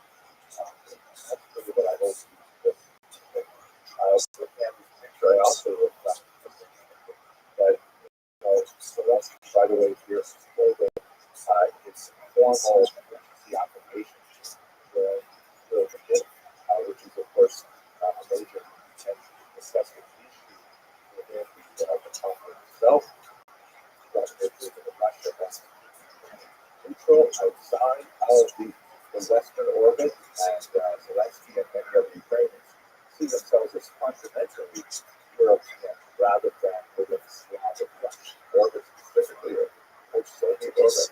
And look at the individual standing to his right, it's like the boxes. It looks to me like, my image was that I think a lot of people who are Jews would, I think, resonate that. He stands a full head taller than the Jewish president Zelensky, and he's quite a bit larger, and that's kind of like my gut reaction to the history of the folks like that. Nevertheless, in this really deeply anti-Semitic country, looking at it from black and Zelensky could be elected with a 72% landslide in the recent election, regardless of his Jewish origins. Same thing with the minister, I mean, how does this fit together? That's going to be part of our discussion today. So here is the trigger warning, and then no more instructions, just go straight to the history. The context of this conflict, I think we involved on a scholarly level with the history of Jews in Ukraine. My first area of research was the Jews in Ukraine during the revolutionary period. I published a book on that topic, participation, and did a few other things rather than many times in research. I felt great sympathy for the civilians in Ukraine, so I published a few videos on my website. And those were, thank God, very well received. Lots of people learning about the history of the Jews of Ukraine to my small contribution to the overall effort to restore normalcy for that region of the world. But I was surprised by two types of hate that I received that were really quite intense. One was the remarkable number of Russian bots. I use that term in two senses, bots in the sense that they're probably just automatic, negative comments because they see something positive like Ukraine. And bots also in the energy of purchase because I saw a lot of people who were just completely sold on the ridiculous amount of Russian propaganda that somehow colors their understanding of this topic. But the other group that really bothered me was I received a lot of negative comments from Jews who were deeply discouraged with the concept that there might be something even harder about Ukrainian people. And they held on to what I would characterize as racist views, understanding in an essentialist manner that all Jews are always good and they never want to that. Ukrainians are the opposite. I was very certain to hear that. I used to do some personal notes, people with whom I had relationships for a very long time. And when I suggested that the Jews were actually racist, I got this black and Russians are irreparably wrong. But what we're going to look at today is a much more sophisticated difficult in which we will have to challenge that very rigid and self-affirming notion, both for Jews and for Ukrainians, and by the way, also Poles and so on. These two are more complicated. If you are concerned about this and you are prepared to have some of your introductions challenged, I suggest that you stop watching this video right now. If you're on YouTube, type in the search bar cute puppy videos or kitchen videos. I'm sure you'll find things that are far more appealing, but we're willing to continue with me as we look at this from a more sophisticated historical perspective. So let us go straight to this. So as we discussed in the previous lectures of this series, the Ashkenazi population based primarily from the Rhineland, and they're settled there from about the 9th century onwards. And as we move through the next 5 centuries, there's a rather large swelling of anti-Semitic pressures that drives these pressures are expressed in terms of economic competition, with money lending falling under increasing challenge. There are religious pressures or anti-Semitic pressures that have roots in religious conflict. We see the rise of insidious blood libel that caused so much violence, forced desecration charges, and so on. And there are a number of expulsions as well. Several times.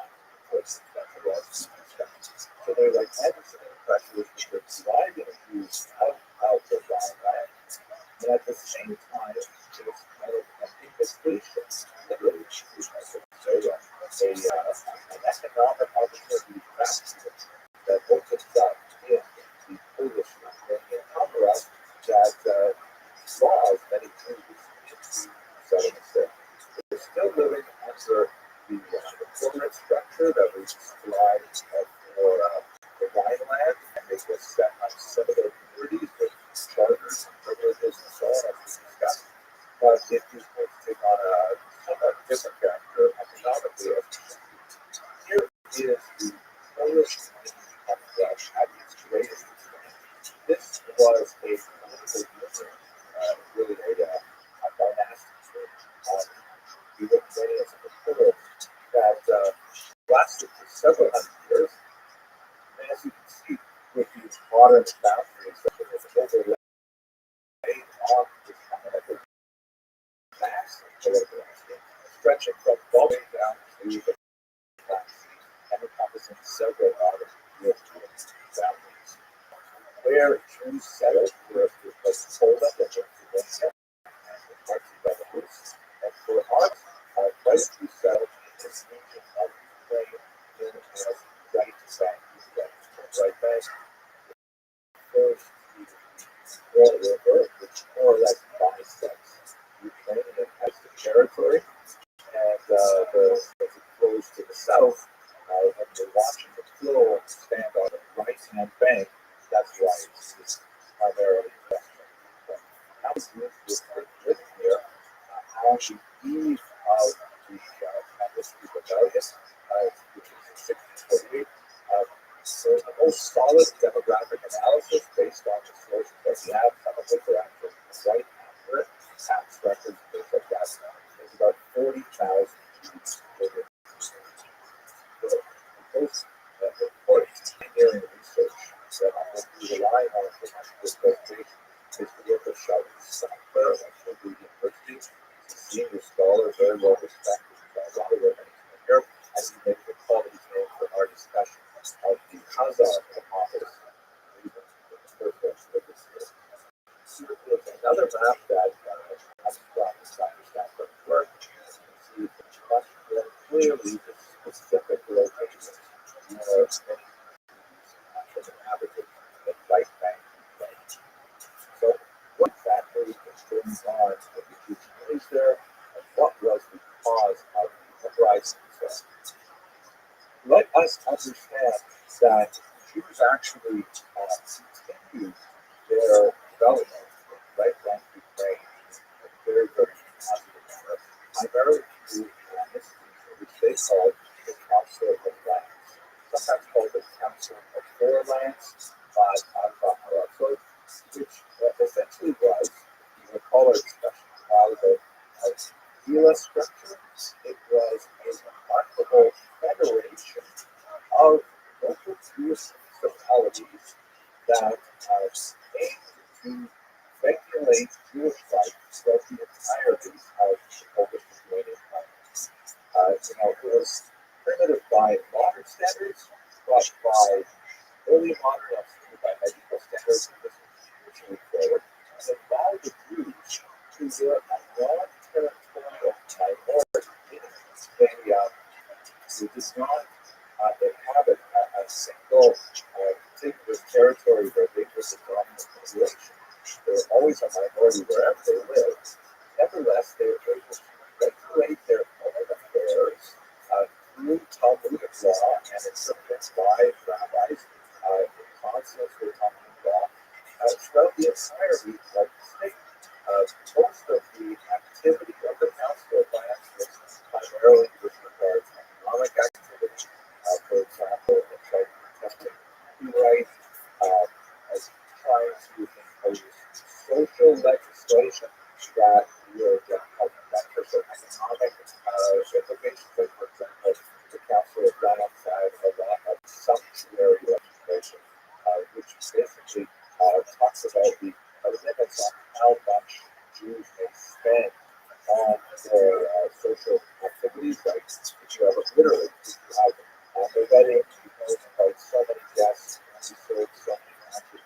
The idea is that since Jews are gregarious people, there is a natural kind of human desire to out one another and make bigger art or bigger success than someone else that would have deleterious impact upon people's finances. So they're trying to tamp that down with sumptuary legislation. This is something, by the way, that happens in the French as well.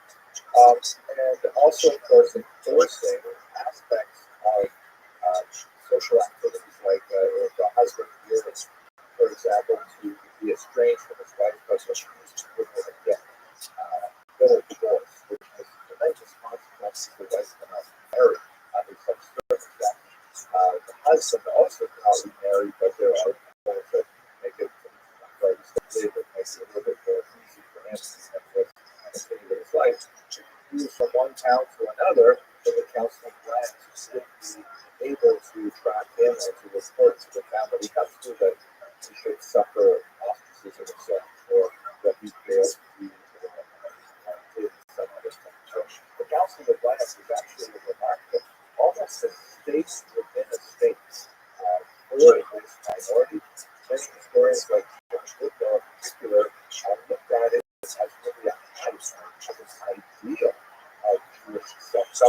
So in many ways, Jews had a remarkably safe, comfortable existence in the regions of the Polish Republic, including Ukraine.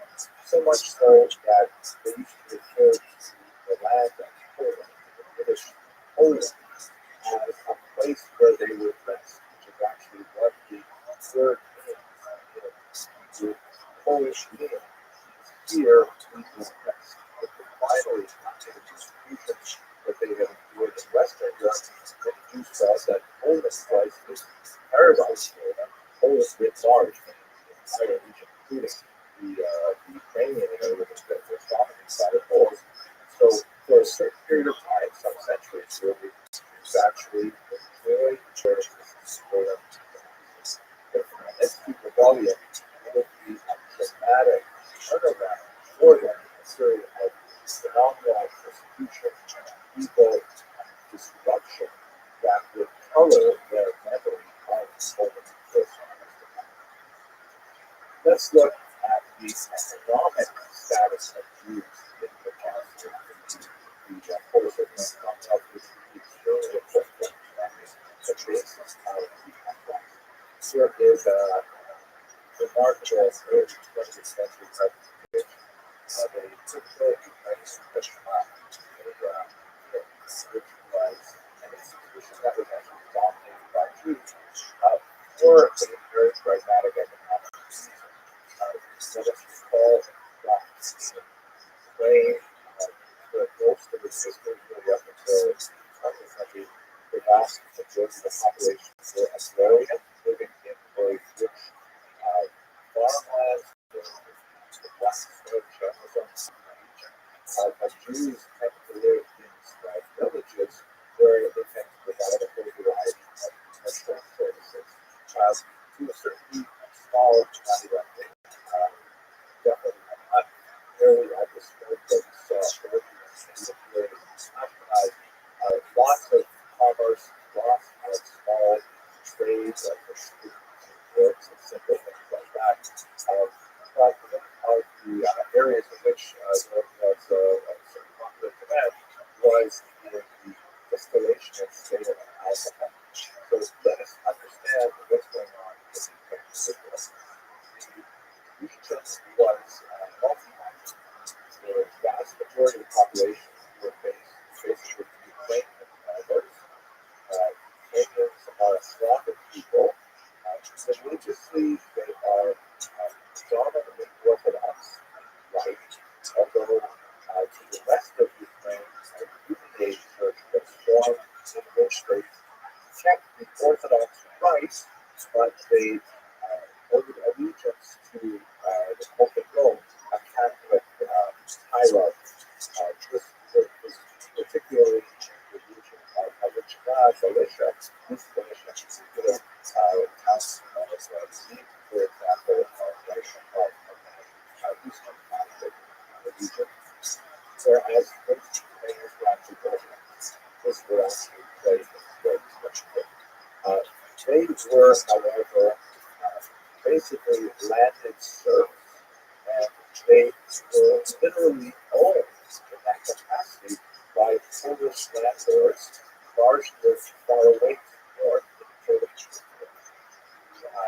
Polish landlords would own these huge tracts of land called the Platform, and they would be the ones to derive most of the profit from these land. Now, the difficult aspect for those was how do they manage these massive reservoirs upon which many Ukrainians are essentially working the land. That's where the Jews are migrating and they are receiving charters from Polish, local and Polish communities to be involved in various activities. Some of the earliest activities involve their more printers, actually literally making money and making things. So these earliest drawings that we have in Poland are actually written in Greek characters, trying to turn Mexico and things like that, rather remarkable. Because the Jews brought with them a lot of economic expertise that they had developed in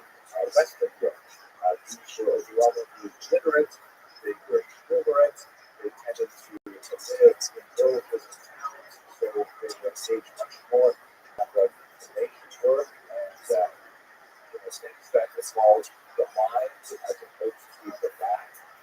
Very few of them would involve in actually in agriculture, are much more involved in more urban types of economic activity.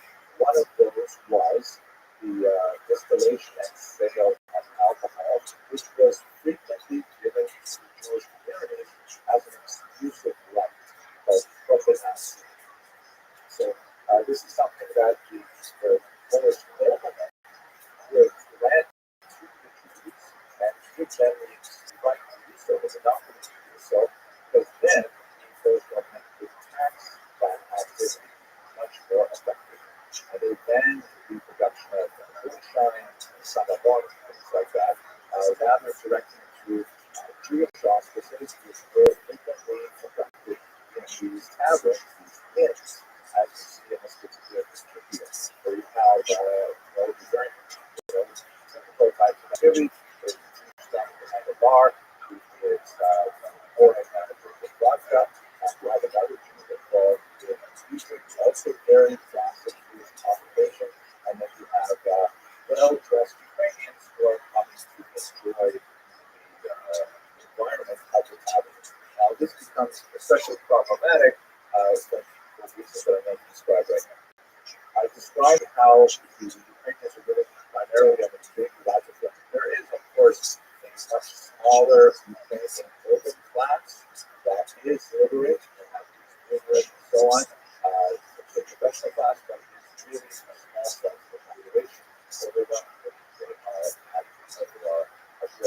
agriculturalists.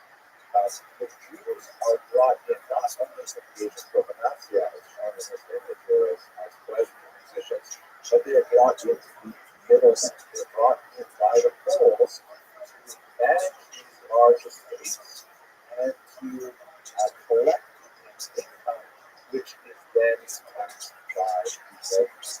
And this was done in a system called the the practitioners were called Aradators. And it's really basically something that just called the vestige of tax on. It goes basically like this. You recall how we sort of feudal aspect of Jewish structure, or social structure in general, that people were grouped into their caste-like classes, like peasants as a whole, noblemen as a whole, and Jews had their own little box as well. Rather than being addressed as individuals, they were addressed as a community. So the noblemen, who literally owned the entire town, not only the fields and in a technical sense the serfs who worked them, but also the buildings, the flour mill, the church, all kinds of properties were actually owned by the noblemen. And the noblemen essentially say to the Jews, listen, I don't want to live way out in right bank Ukraine. I want to live here in Warsaw, where I have a lot of my other Polish noble friends. And so I'm going to have my other countries when it comes to farmers.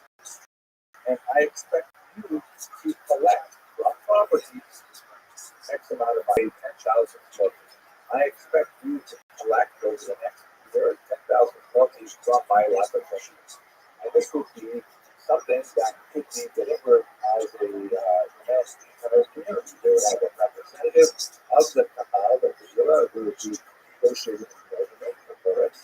And the nobleman would say, okay, I want 10,000 zlotys from the territory. You can collect it any way you want.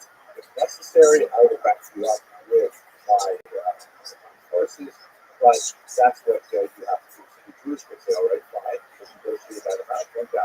They would go back and then have to find a way to collect 10,000 from the Ukrainian peasants. Obviously, a large portion of that would be in terms of agricultural output, grain. But they could collect it in all kinds of other ways. For example, by imposing tolls on transit, crossing bridges, on highways. They could impose taxes on hunting in particular regions, taxes on collecting fruits, orchards, taxes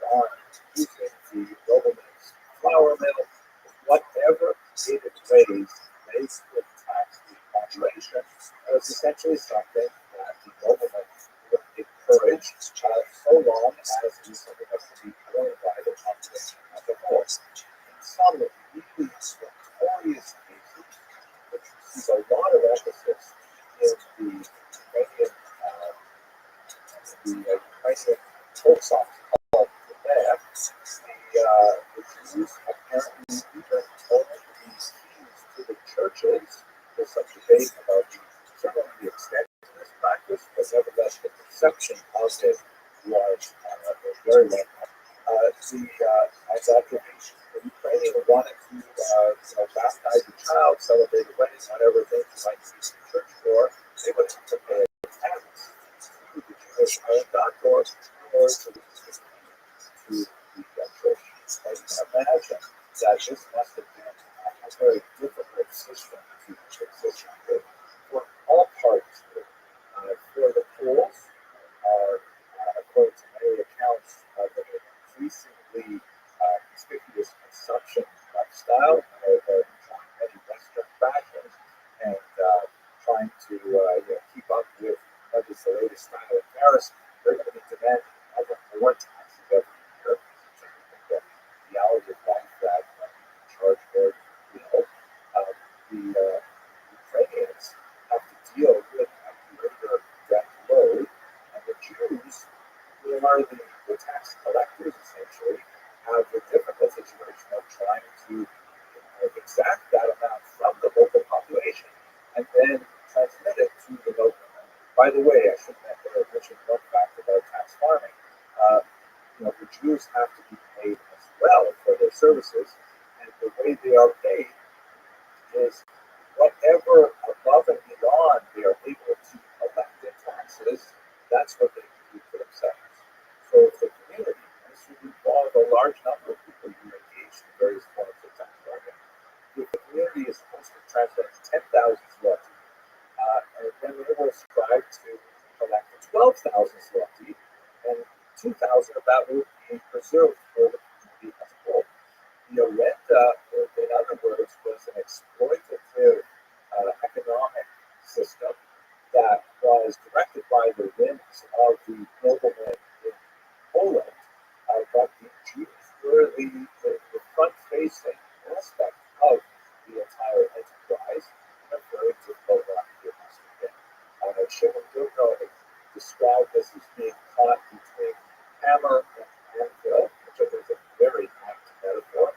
The hammer being, of course, the Polish demand, the anvil being the Ukrainian peasantry, and the Jews as seen in this very difficult situation. Now, what ends up happening is there will be a massive peasant revolt in the middle of the 17th century. And that peasant revolt will be directed against three main targets. The rebellion was led by a man named Rothschild. You can see here that his followers were the so-called Cossacks. Who were these Cossacks?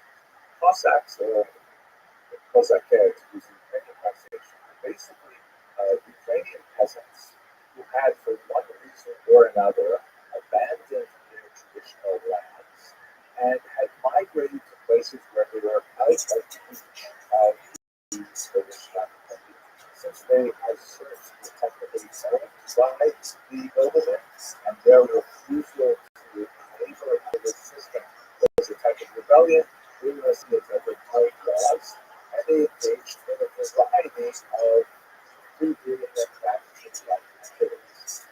Some of them were directed at Turks nearby, who were engaged in child trafficking and slave work as well. A well-known enterprise in the 17th century, and the kidnapping of children and their sale as a market was something that was obviously hindered by all, and of course, who were involved with sometimes attacking these Turkish settlements coastline, but they're also involved in attacks on the Polish nobility. Let us understand that the three principal enemies of the Cossacks were noblemen far away in Poland who were demanding the Jews were their local representatives of their men, and also the Catholics, specifically, in particular, those Ukrainians in the Western region who had adopted this New Age church affiliation. To some degree, as the Polish pressure, who were looked at the expulsion of some of the Orthodox Ukrainians as a way of away from that culture, which is antagonistic to their dominating and so what happened is Zelensky was one of the minor Ukrainian nobles who gathered around him a large number of followers from the Zaporizhian Siege, which is one of the major negotiations and he led them on a massive series of attacks against these Polish nobles. The attacks, of course, had to make a huge right bank of Ukraine up towards Poland in order to achieve their objective, and actually ultimately achieve their objectives. They needed their own state at the time. But of course, on the way, they tremendous havoc against Jewish people.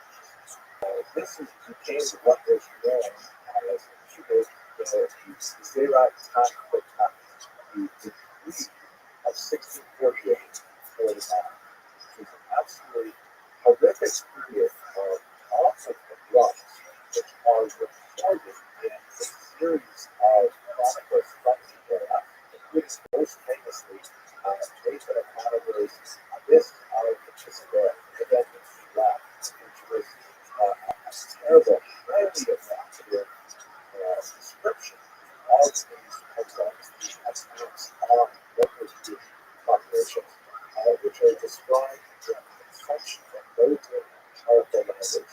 And this was a period of tremendous intensive violence directed against the Jewish population. But surprisingly, because most people who have a concept very history will look to this period as one of great devastation and great activity.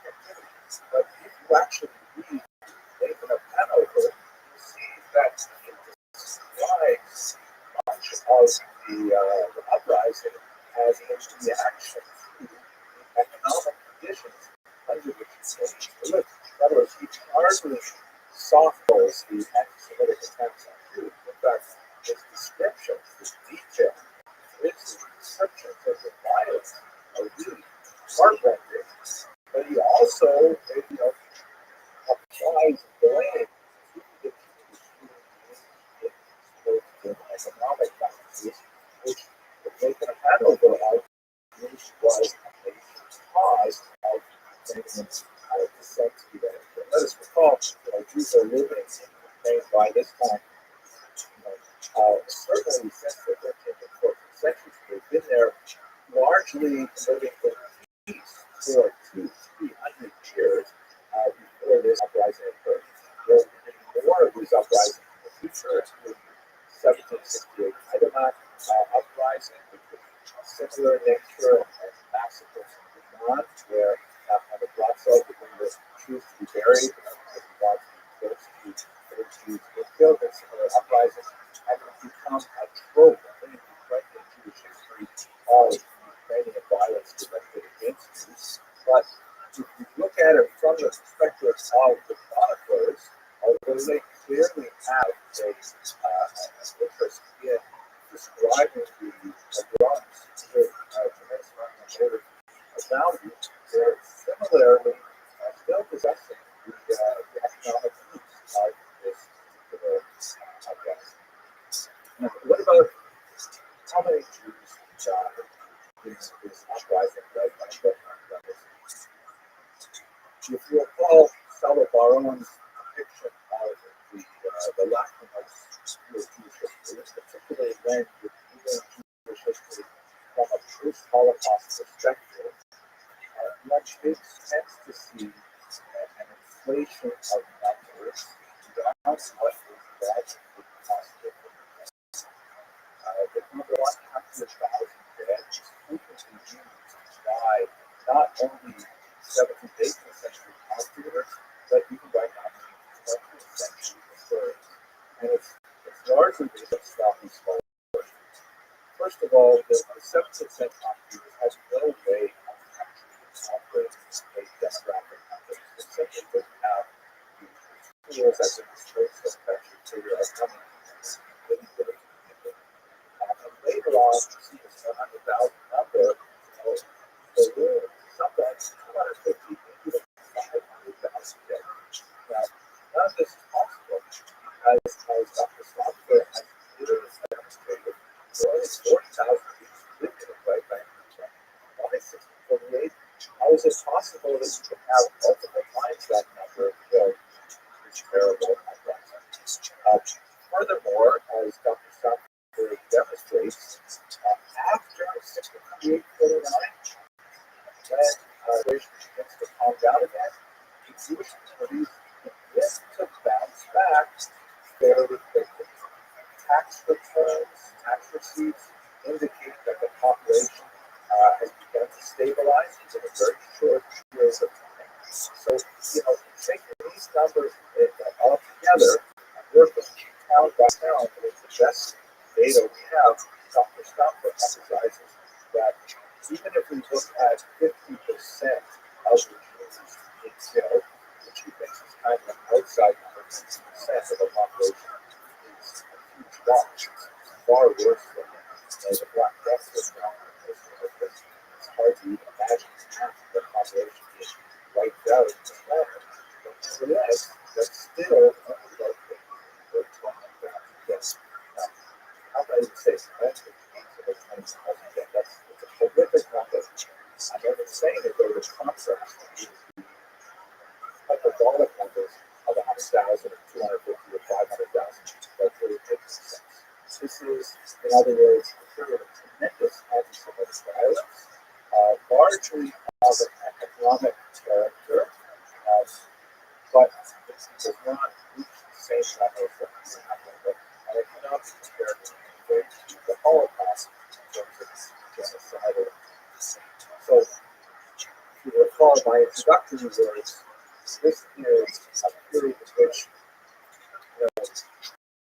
definitely took becoming anti-Semitic.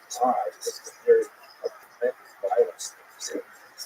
But we also have to understand some of the economic background of that violence, and that's often difficult for historians of this period. Let us go to the aftermath, because anyways, the issue of the continues to be appropriate in the cases. This is a 5 midday note from February 8th. As you can see, the features we're talking about this week. And this should not be surprising to anyone who has a massive knowledge of American culture. We're not going to be surprised to regard it as a major event. This is because on a surface level, he was able to wrest Ukraine from Polish control and for a brief time actually create an independent state in the early 17th century. The Cossack state was, of course, supported by the freebooting cavalry-like individuals called the Cossack Band, and so Cossacks as a whole are kind of like a major heroic image of Ukrainian life. Jews, of course, look at the speech with fear, trepidation, and revulsion. I remember in my first trip to Ukraine, when I first met someone who was dressed, and this happens in February, he was dressed in contemporary Ukrainian costume, a walrus mustache, and the embroidered shirt like that. I felt real fear. I said, "Oh my gosh, a Cossack!" And the Ukrainians would look at a Cossack and say, "Oh, that's our girl man, our hero." There was a clash of perspectives on the 6th century, largely because both Jews and Ukrainians look at the same event from very, very different perspectives. Now, it's not different. But before I explain that, let me also illustrate this by showing you one of the most famous monuments in today is a statue of Zelensky. And it's famously off the famously points off the north. And one of the reasons for this is because after a short while of independence, Rothschild decided to orient the Cossack state to Moscow.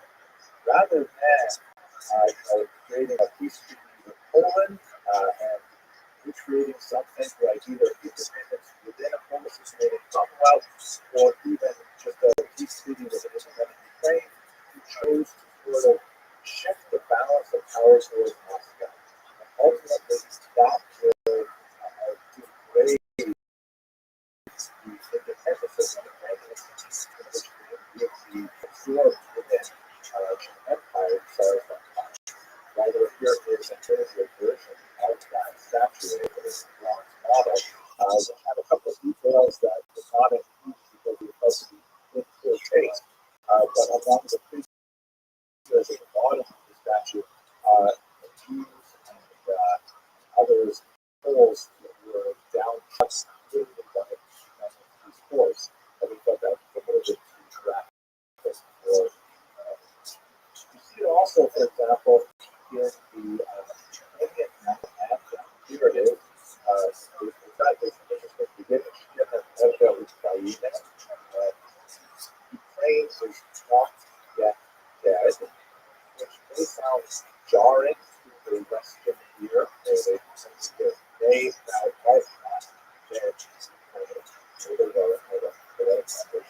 literally, Ukraine is not dead. The Poles have a similar kind of interface, and even Jews in particular, the birthplace of that language, right? Our hope is not yet lost.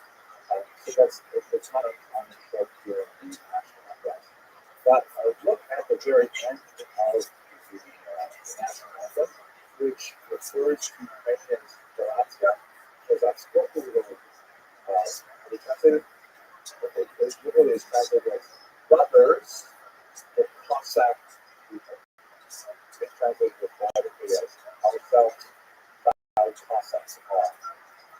The literal translation is they're all Cossack brothers. I don't know how many Jews actually feel like Cossack brothers, just so foreign, but they're not alone. Here are the original lyrics of the poem that inspired the national anthem. And if you look at the last stanza here, there's actually another stanza that it's these on. There's this voyage of God of the sun. Oh, both God and those on our great country. What for did you give you join to the wretched and stop? What made you this? Why did you forfeit our sovereignty for the Russians? It is a strong thread that intellectualism in the 18th century later with some very, very harsh destructive treatment regarding economics and creating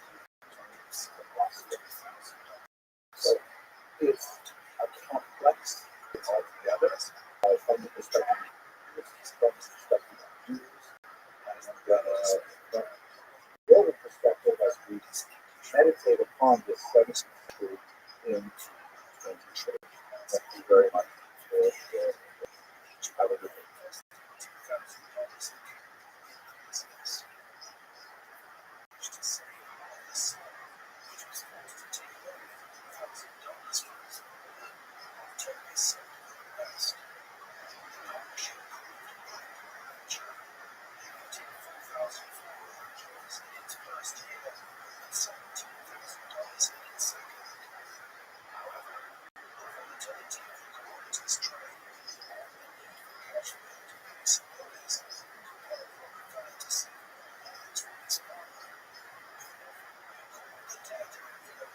Let us do our discussion.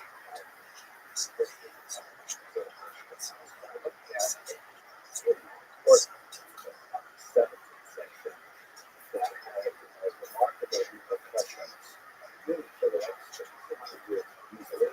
I think actually the specifically speak about the neo-messianic movement of Shabbat that here in this also some successful there are some significant differences there.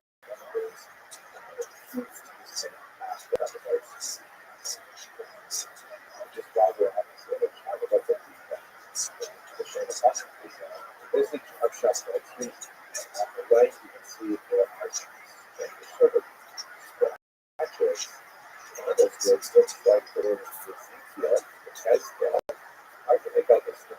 I think what happened quite often is iconography as a shop price so his story was actually big news for entirety of Europe. We have lots of examples of Christian publications talking about shop price because really great Bible things suggest that Jews produce the biblical Messiah and that they gathered about following so all of Europe watched this. So let us try and understand first some of these intellectual thoughts through this the most important question started with the optimistic stuff that the first is the spot where the stock was history 60s prior to the advent of the shotgun street. There's everything is connected. The great expulsion to subsequent slow conversion, which you see after the course of years, 7. This has a dramatic impact on all aspects of Europe, and certainly on a demographic level, with huge numbers of refugees leaving the Iberian Peninsula and desperately seeking solace and refuge elsewhere in Europe, and also in the New World, ultimately the United States right now, New York City with its population is directly related to refugees from the Iberian Peninsula. It also represented a huge religious upheaval spiritual birth theologically for many Jews who regarded spending such a nature for the Jewish diaspora and to see it turned upside down after having completed so many works, religious liberty and other works that were convinced that the Messiah was right convinced that something this devastating happened unless you were living in the grace of the Shiva in the footsteps of the Messiah, the footsteps of just what we were talking about on the cusp of the Godhead. One of the focal points of this energy was utterly this northern city of Israel, which is the lead for the Jewish migration by the Ottomans who controlled the north and they introduced some favorable tax policies that attracted Jewish merchants, particularly textile merchants, and it was a site of significant attraction to a lot of these refugees from the Iberian Peninsula, including the family of Moshe Cordovero, one of the early cousins of the 70s. It was also kind of like a specifically spiritual attraction spot as well, as the ways of the righteousness of the distant in the past have been identified in the environment of the spot. So many youth there close to those holy sites. So like we talked about in the very first lecture, which is the second quality of the cemetery, it's like a physical center where it belongs to it, not the typical center for Jewish migration. That's certainly true of the Holy Virgin spot. And of course, it's a lot of these others, in particular, Jewish spot, creating some those like good things that if they're characteristic of who's stone or change their stone through the culture of how they associate with more than one. But I quite appreciate the background behind you guys sort of thinking. Yeah. These things are also attractive this program.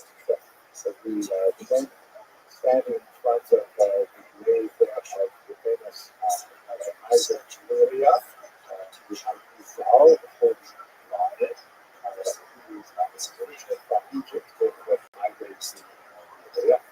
Just below them, in front of it, is the building of the back of the ocean, the roller. Up at the top right, you see the marker for short alphabets.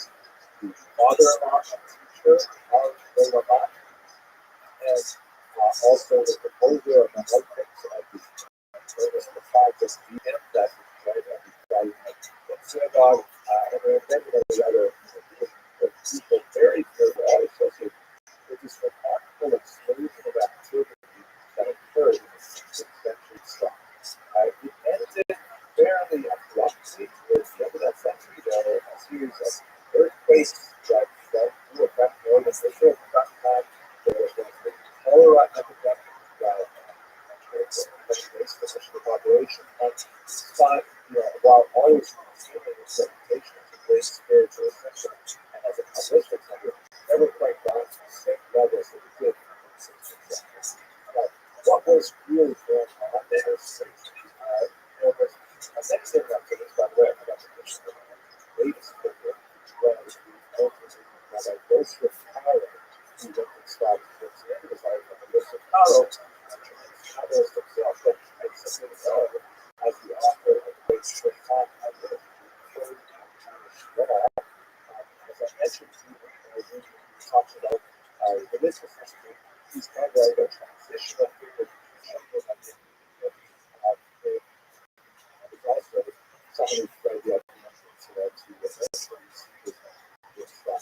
so, what are these? What's going on here? Well, one of the major entities that I think is the research of Jewish mysticism, and Rothschild was especially famous because he was the first individual to produce what was sort of like a scientific systemization of Kabbalistic wisdom.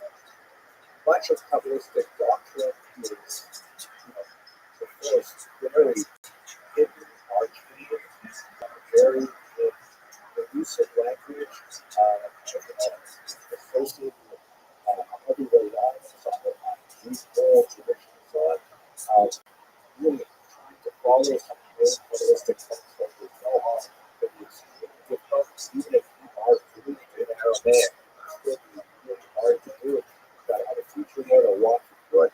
One of the major contributions of the Rabbi, of Cordero, was he said, okay, let's explain all of this from A to Z, working from general to particular, and this the book, which was published in his lifetime. We are now talking about a very publishing. It's like the Islands of News that have a very important and this initial thing about introduction to the Kabbalah of Pardes Ramon, the virtually pomegranates, was incredibly popular, cemented his reputation even during his life, and went on to create incredible research. One of the things that he describes in the Pardes Ramon is this chart that I set up here, which is essentially part of what we call spheroids in Kabbalistic language, these spheres, which is sort of like a metaphor for how God communicates reality to the universe. It takes just a moment to explain it, and then we're going back to the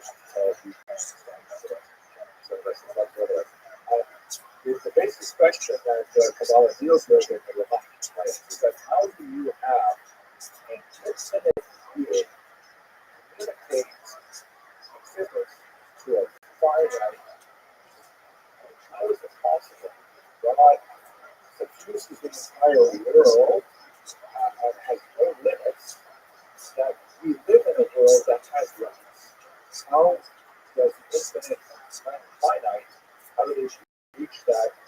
vulnerability. So the idea in Kabbalah is that God, first of all, shrunk himself, a process called shrinking, limited his influence over the universe, creating kind of like a vacuum of darkness in the universe. He's a not a rabbi, by the way. I'm best to understand it, but creating kind of like a space for living. I remember when I studied chemistry or biology in high school, like when I flew by and actually I got so open, that's not a very good program. And then he slowly reinserted godliness into that vacuum through a multi-stage process which they call the spirit. One of the most important metaphors is the idea of hot oil pours into slave vessels.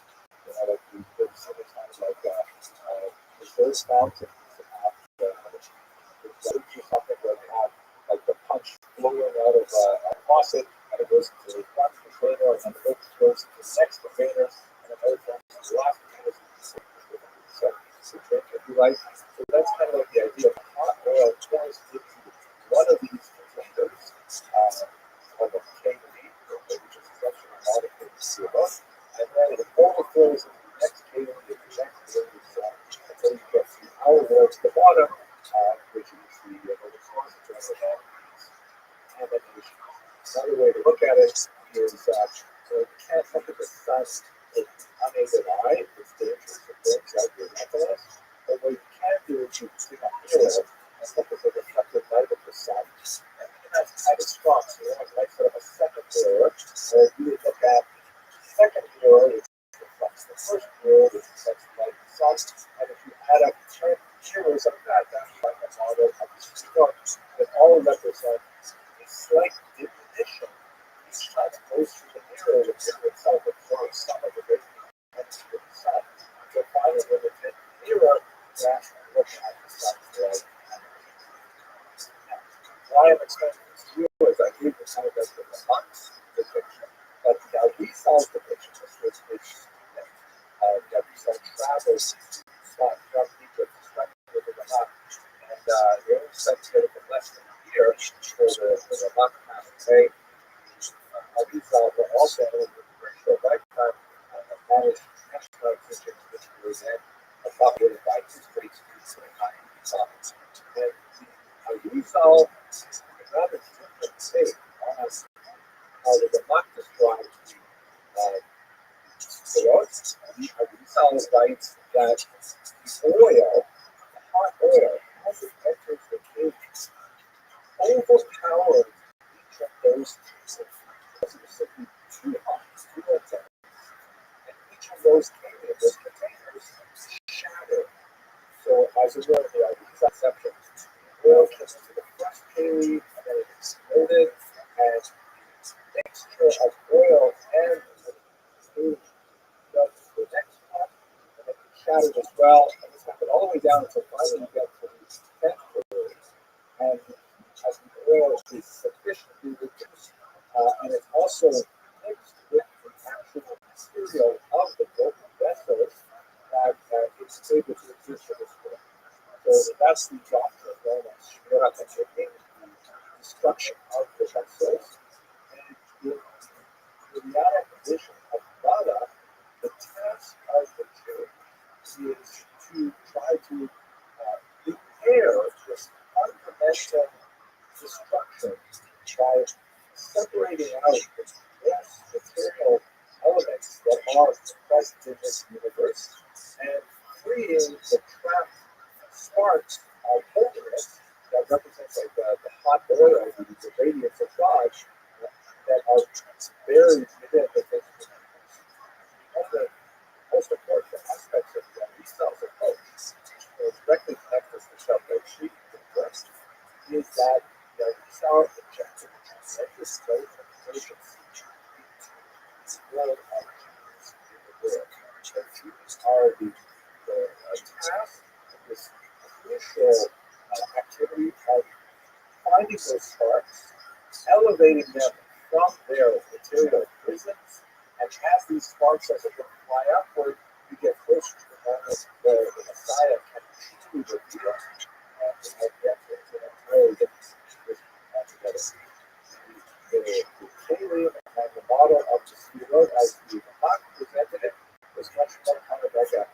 description of the theological view of creation, but like Esau's added a note to it, say an imperative.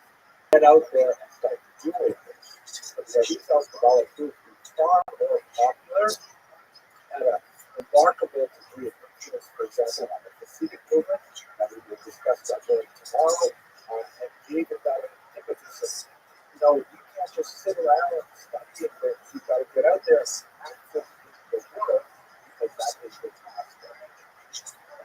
This body of ideas is circulated initially in the late 1500s, or the second half of the 1500s, with the advent of publication, began to make their way throughout the entire mainstream basis in Europe as a whole. And it is in this context of the recent popularity of the thought of Esau, particularly through the work of scholars like Shalom, with Rabbi Horowitz and his very book publication, the book of the 18 tablets of the law, that was great mercy. Jews were energized by this, and the Sabbatean movement was one of the bizarre offshoots that was directly intellectually related to this movement works signed by the so what's the basic story? So, Shopwright's being shown here in the relative German fiction on horseback. He was an individual of great potential and young man, very highly regarded. He was suggested to many different marriage prospects with important people, with young women. And he showed great talent, not only as someone who could lead players, and had a great voice, very charismatic, all those kind of attributes, and also quite narrative, quite depth, realistic study. He ultimately got involved with the group of ideas that then suggested to him that he was in fact for a long time, Jewish historiography used his delusion of grandeur as a type of criminal activity that had intentionally included the large numbers of for Europe. For modern Spanish, particularly since the work that Rabbi circulated or some biographies of Chapman's about the whole, the most dramatic understanding him as someone who is subject to some kind of mental illness, perhaps something like bipolar disorder, because he's had some traumatic phases where we call emanations, and then he would have these depressive phases. Well, obviously, as a psychiatrist, it has to be these things, but definitely was someone that could. So let's talk about the political context, the technological context, and what happens around that. The political context should be broadly familiar because now that we just spent an hour in the last lecture looking at the history about it, it's a very tremendous political upheaval. According to Dr. Stapfer, possibly 50% of the nation of Ukraine was destroyed by that period. The overall number, he estimates much smaller than the rather inflated estimates, maybe 18,000, 20,000 people. Huge casualties, but nowhere near the scale of some of the stories that are fine without sufficient research. But nevertheless, these half of the population is incredible devastation. A large number of displaced populations that were dispersed through Europe. Victor O'Connell, the famous memoirist that I mentioned several weeks ago, was actually described how a first family, like many others in Germany, took some refugees from these upheavals in the 17th century. And Shopwright's main activity really occurred in the 2 decades following the as the 17th century that had such havoc in the economy. But let us not forget a really important element of publication, which is something that the Jews, once they discovered there was beauty in life, Jews had been publishing from the very early period of the church. In fact, there are some possibility that the actual Jews themselves would even invented physical type, which was a key element of the technology necessary of efficient printing. But although that particular thread is not been developed, we do know that by the late 14th century, Jews were already publishing many titles, including the Talmud, and in the 16th century, in Venice in particular, publishing just excluded Jews rushed to it because it was right at that. All of a sudden, all of these works which have previously only existed in manuscript will be copied laboriously and expensively by professional scribes, and then they were very fragile, easy to lose. If they were seized by the church, that happened several times, they used to be burned, hard to replace, that the publication. All of a sudden, price drops such a bottom that no longer are we talking about contemporary tourist store at which costs $1,000 groups of loans that out the boat if they're actually writing this scroll out, whereas you can go to a website and buy the same information for $16. It's a tiny fraction of the overall cost. And Jews love the idea. So over the next few centuries, Jews become purchasers of books. They really become the task of the books at that point. Previously, before that, they were and works like this and Swedish from the Greeks becomes popular. And ideas circulate, accelerating rapidity throughout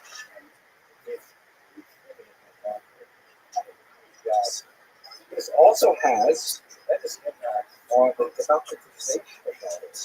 Once information can be distributed at much lower cost, it becomes accessible both in terms of expanded range of classes of people, but also to women as well. Women who were typically much more illiterate than Jews historically, but generally not as illiterate as their men folk. They typically would be illiterate in the vernacular of Yiddish, but less so in the language of the state, and less so in the religious languages of Hebrew and Aramaic.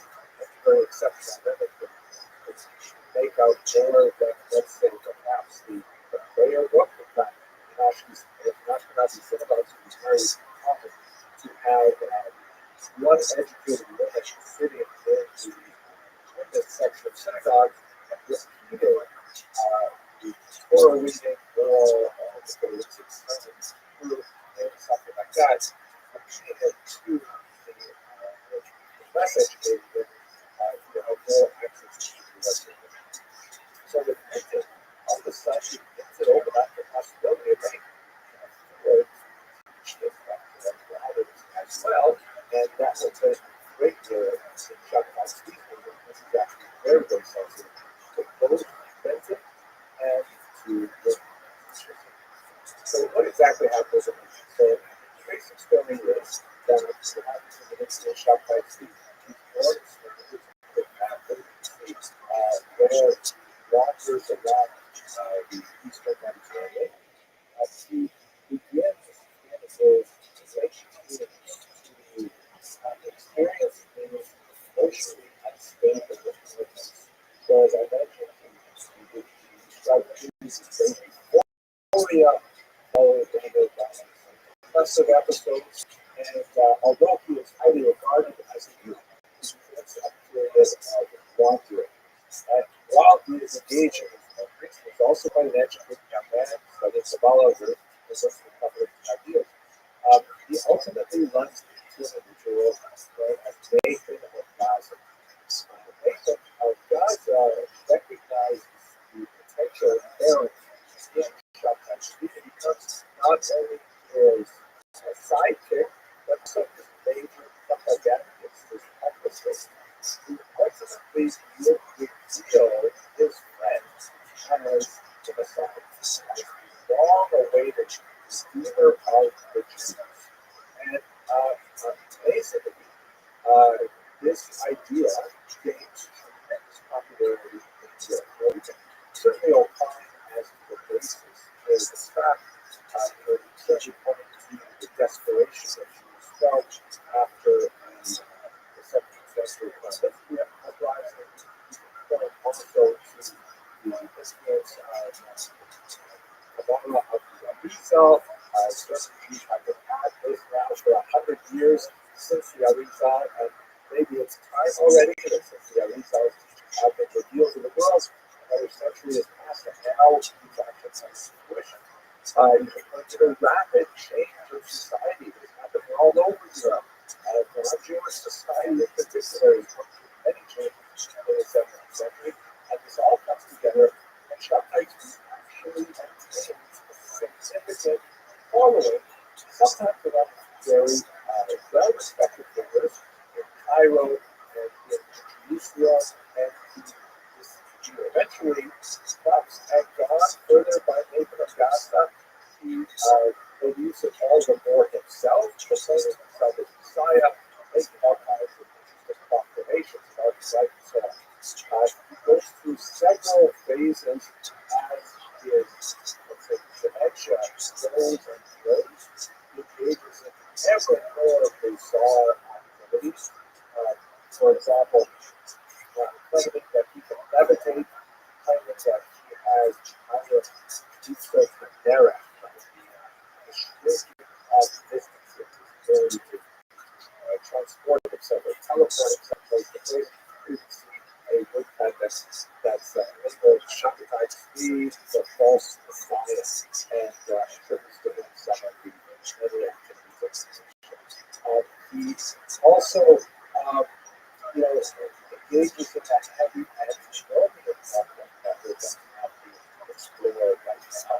Here is one of the prayer books that was posed by these followers associated with his new teachings. What were essentially the teachings of Shabtai? The first is obviously the notion of messianic, that he has come to actually represent the end of history and the beginning of a totally new era.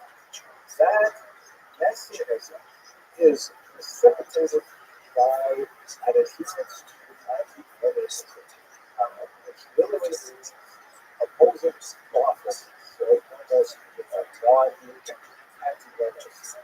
And when it was kind of like moderate, his anti-Romanism is expressed as like the nullification of fast days, fast of the ninth of Av, which essentially in the late summer, that corresponds to the destruction of the temples of Jewish thought and the exile of the Jews, but in Jewish thought, that fast day will be transformed into a day of gladness and peace in the era of the Messiah. So Shabtai says, okay, that's it. The Eidolon is now a feast day. So for his followers, this was great. Although it was very radical, I would say, for those who were less positive response to his teaching. Other anti-Roman activities were considerably strange. Like, for example, his insistence on entry into a synagogue one Sabbath when he was denied access to, which acts to break down or on the Sabbath, or the transgression of the Sabbath. Once present in the synagogue, he essentially took over functions, would call up women to speak about Torah, which was another aspect of his thoughts. He was extremely egalitarian. He really looked to women as a great source of his movement, and it's hard to gauge exactly how much that contributed to his overall popularity, but many of the she proposed were later actually adopted by the liberal movements with 19th, 20th century Judaism. He would the women, he was actually married several times. It's quite likely that the first two marriages were never consummated. That may have something to do with his mental illness in one way or another. He later, however, married a local woman who had some kind of a checkered past. There was some questions about her level of possibility prior to eating shopwrights. It's actually a filter, and there is, of course, a couple of pathetic characters married women some of the Bible. She was actually north of some of the rebellion itself. His most devoted supporter of the he also at one point actually married a Torah school. That's exactly what I mean by what I said. He actually performed or had performed a marriage ceremony between himself and the people, and the inanimate object, the Torah school, however holy, as the bride. You get a sense of just how wild that. Later on, the incredible rumors, although certainly inflated because of their salacious nature, of the widespread activity, especially among his followers, of what is called Avera Mishma, sinning for the right reasons, with complex doctrines in Kabbalah. In fact, some of these, I don't know, bizarre stories in the Bible, like Tamar, wrestling herself as a prostitute in order to have a relationship with her father-in-law. In Genesis, a chapter, I think it's 37, essentially skipped over in kids' classes and things like that. And this idea that even for or on the lesser level, Rebecca, deceiving her husband Isaac in order to make sure that Jacob gets the blessing rather than his brother Esau. So, difficult discussion, obviously, but he followed step and was picked up on this idea of a Torah Mishma and used it principally to nullify many commandments in the Torah, including the consumption of non-kosher food, the violation of the Sabbath, and the violation of marriage as well, which was one of the popular elements of Sabbatism. He was certainly one of the elements that changed the wider generation of people popular Sabbatism, saying that you know what you do, things like that. So that was definitely part of the story. He was hoping to change in a very big way, not only in terms of his own Sabbatean message, but as I mentioned, when he was like, think of the synagogues, he would demand that rather than reading from that sacred Torah, which was, okay for him to be married to, but not okay to be read from publicly, he would demand that people read the printed sacred Torah, rather than more style of Torah.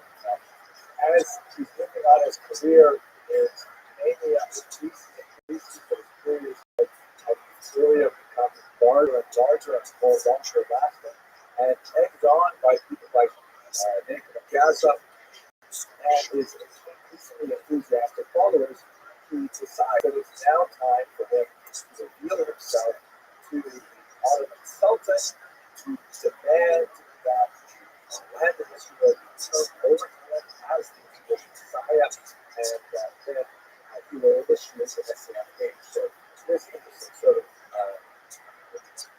common version of the issue of the grudge that we saw a while ago about the Eastern Canada. So it tells the story of Shabtai Tzvi, which is consuming a couple of elements of it. So Shabtai Tzvi goes with Nathan of Gaza, sails off to Constantinople to meet with the Ottoman Sultan and to say, okay, I'm here, give me the city of Jerusalem and the land of Israel so that I can get my message period. I think that's the guys Messiah, that kind of thing. He meets with the representative of the Sultan. This picture here shows him actually the Sultan. That actually didn't take place. The Sultan didn't have a good time of day.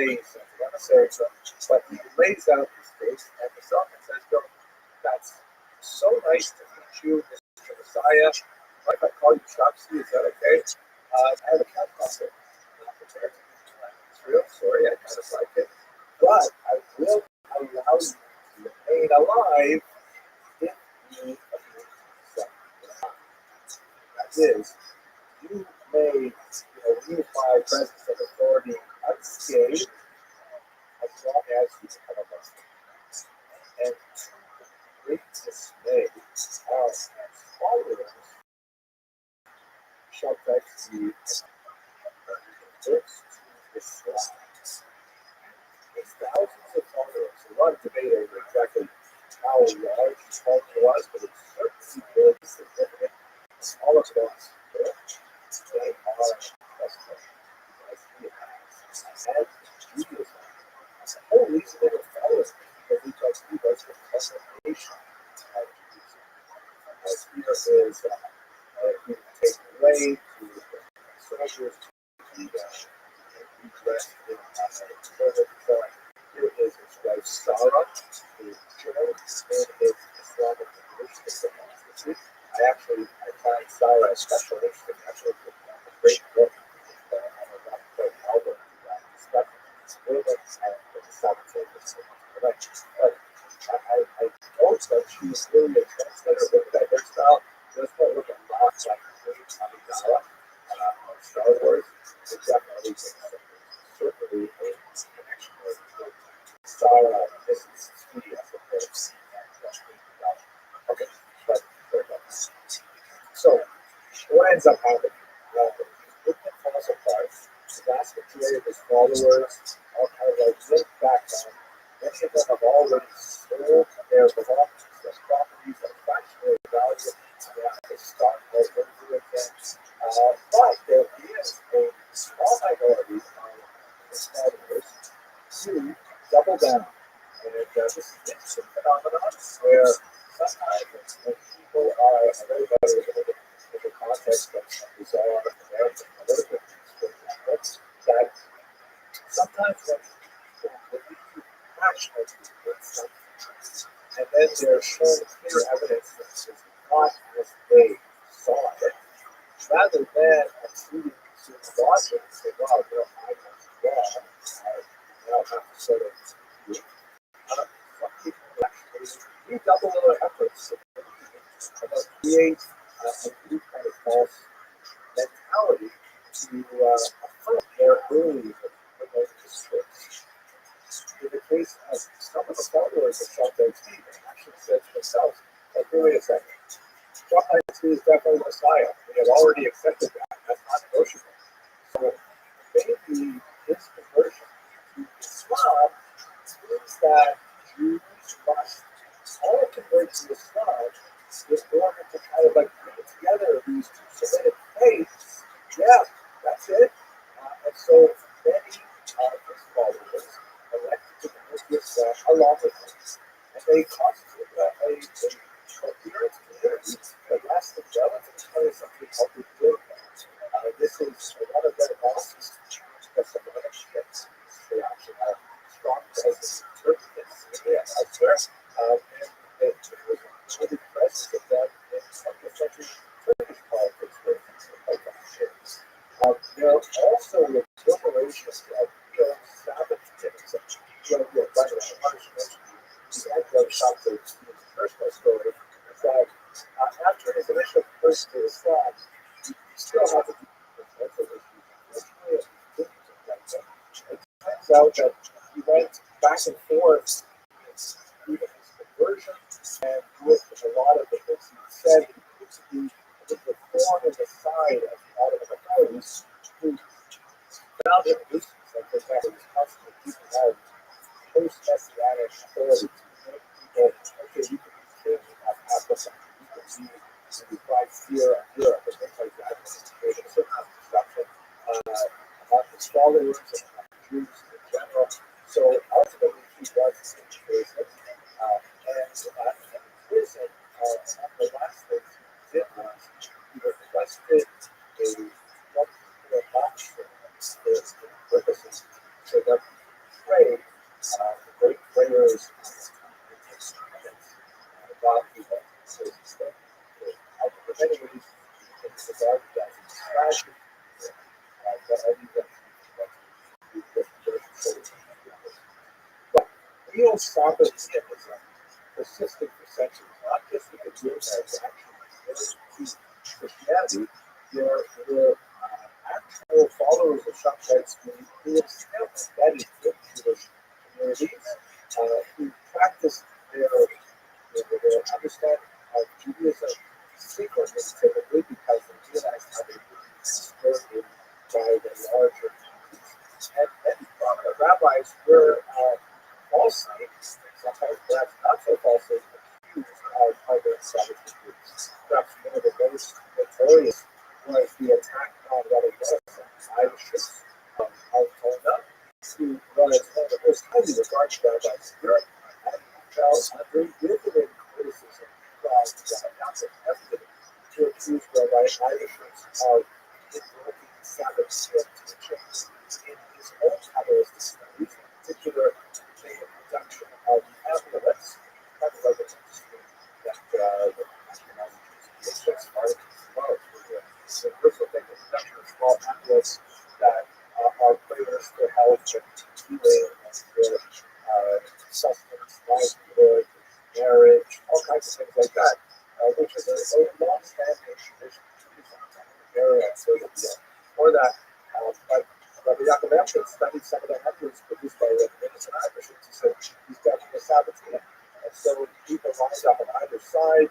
He was their favorite rabbi, saying, there was something rather major controversy in the century.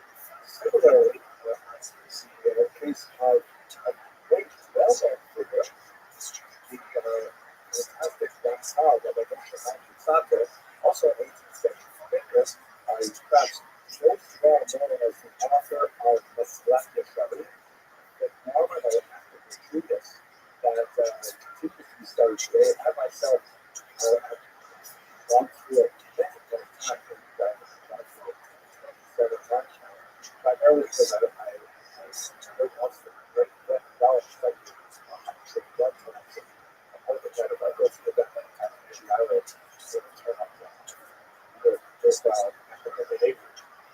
At any rate, let's not the Sharia was written by a man who was principally known perhaps for his technical work, but he was at heart really a Kabbalist. And he was a tremendous Kabbalist work, but was accused of Kabbalah, the teachings of Shabbat. He was hounded out of his religious land in northern Italy, and he sought refuge in Amsterdam. On the way to Amsterdam with his family, he was actually under house arrest and confronted by critics who suggested that he was a late follower of Shabbat. This is like, a good 8 years after Shabbat has already passed away, and the Shabbat himself is held under house arrest. All of his writings were confiscated by the local Jewish court and then buried at the box. So a tremendous amount of his work no longer have access to his moldering somewhere under the cellar floor in the city of Rothschild. But nevertheless, he was able to exonerate himself from all charges. And the work of Abishitz was as well. He was on the staff made it to Israel where he passed away. But anyway, the reverberations of the Sabbatean Rabbi continued throughout Europe for a couple of years. Perhaps the last expression of this, or the last organized expression is occurred in Poland under the leadership of someone who claimed personally to be the reincarnation of Shabbat, one Jacob Frank. And I don't think I'm going to overbalance this lecture by going into too much detail with Jacob Frank, but the ironic parallel with Shabbatai Tzvi is that while Frank also proclaims himself Messiah, unlike Shabbatai Tzvi, he did not appear to have the same level of postulating illness. He seemed more of a charlatan type, very casual type, reveal that. And ultimately, when it came under fire from the Jewish communities that wished to place bans on it, ultimately they did put it in the show. They did put a place on ban on that Jews could to associate with them in ways. This is even the stance within 6 feet of them. He sought refuge in the home of ambition in politics. And one of the great criticisms leveled against him was that he was not following the dictates of the Talmud, something we discussed a while ago. This was something that the bishop wanted to do, and actually used the Christ situation as a foil to attack the Talmud as something which would otherwise be, the argument that's very noxious impact on the Jewish population of Poland, preventing them from converting to the shameless Jacob Frank obliged and actually converted to Catholicism. That's kind of like the parallel Shabbat speaks, who converted to Islam. Jacob Frank converted to Catholicism, largely for opportunistic reasons in connection with this particular bishop who sheltered it. And in so doing, resulted in the confiscation and destruction of some 10,000 Jewish was a huge loss to the Jewish intellectual heritage at that time. He later went on now as a nominal Catholic, but still presenting the position of himself as a Messiah, travels throughout Europe. His daughter, Leila, here took off after that, following much the same way.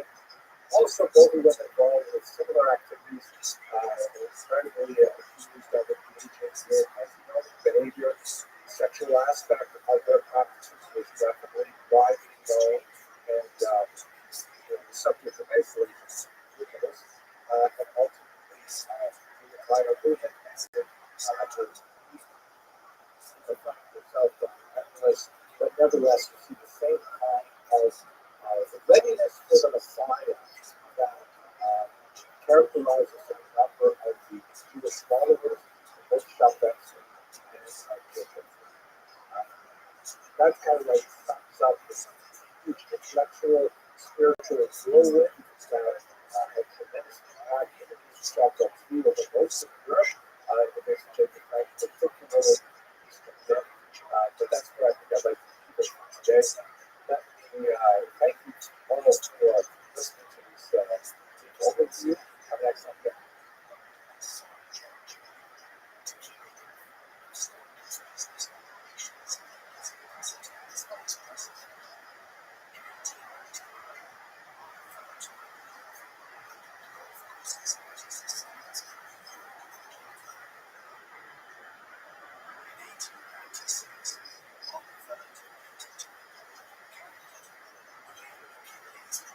We're going to look at the 18th century in particular, and we're going to focus on the two major intellectual movements that affected the Ashkenaz Jewish time. Specifically, we're going to look at the rise of Gnosticism, the opposition of the Dynastian, and then innovations of the Constitution.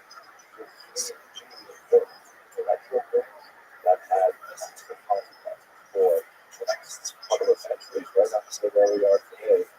This book is a base that raised in the 7th and 8th centuries are still very much a part of our social today.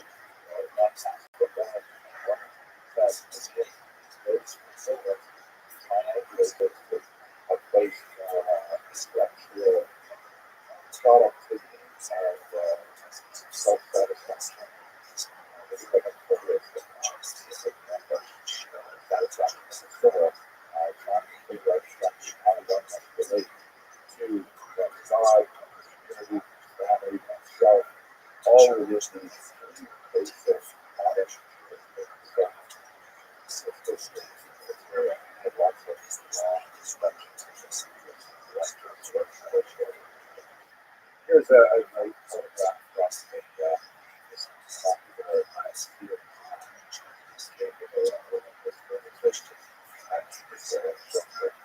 With characters and model and I kind of like this picture. It's but really good. Obviously, how long is a century is 100 years? But Eric talks about very important story and pioneers who long 9 centuries, which goes from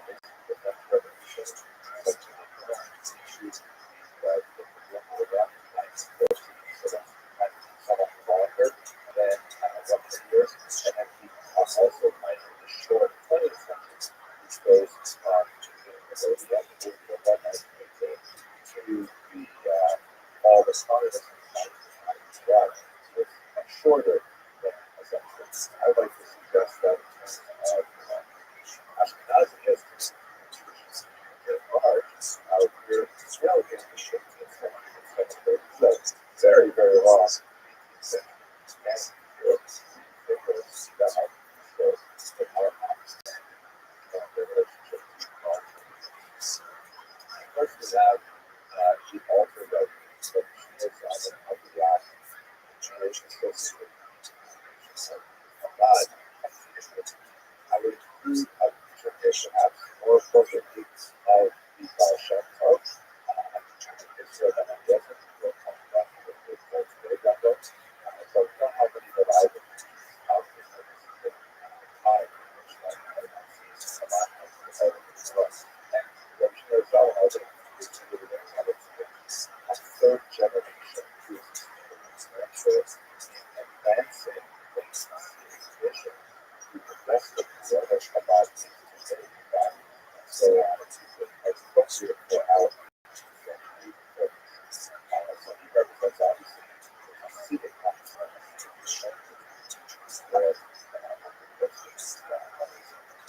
then there is, of course, the great Rabbi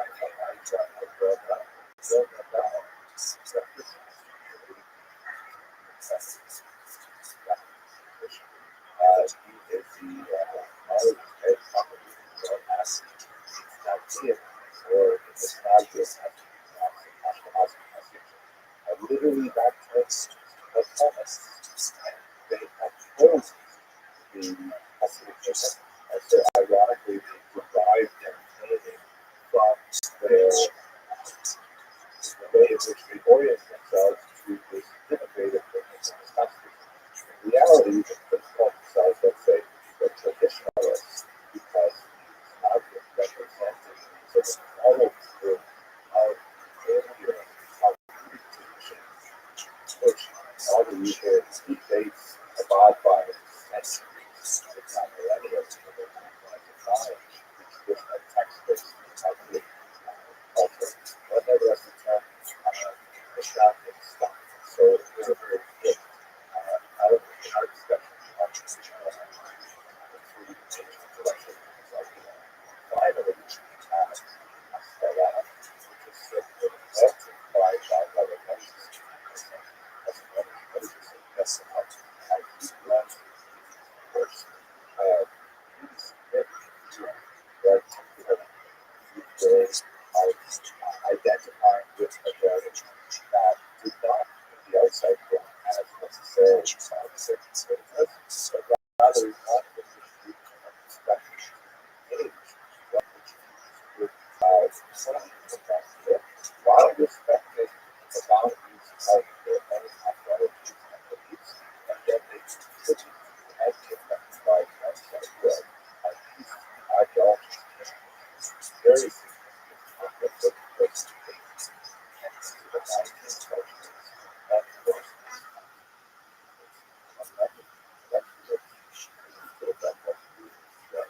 while we are on this right now, pointing out that the actors in this series called Kiso, very enjoyable series, we of course not necessarily look away from Gia. There is a film, Kiso, the character, played by Doug Williams, but rather different physical appearance, and he got a Swedish Kiso, played by Michael Allen. I especially like seeing the picture of Michael Allen because it often happens when I'm walking on the streets of Jewish neighborhoods, people walk up and they say, hey, I know you. Actually, that guy, Michael Allen, I really do. Occasionally, though, when I'm in Manhattan, I'm this place like, often this great water, but I'm US. No, probably not. That's just the next level. It's hard to have these lectures start so early in the morning. It's early at work, and I can see that it's really this level. So I'm just talking my own face, and I'm going to sort of share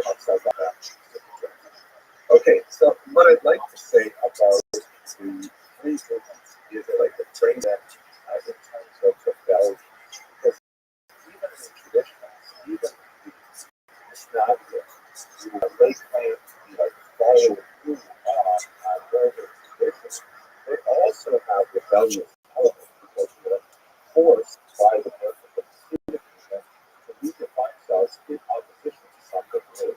That requires a certain amount of deep relationships. So all three of these conditions represent significant intellectual rebellion of people.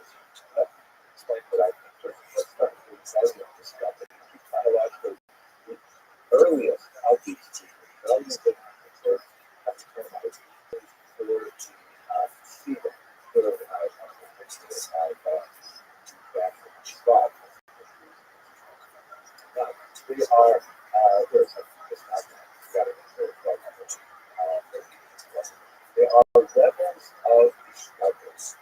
That's that there's certainly traditionalists in this struggle in terms of their orientation to the basic theological and practical tenets of Judaism and practice.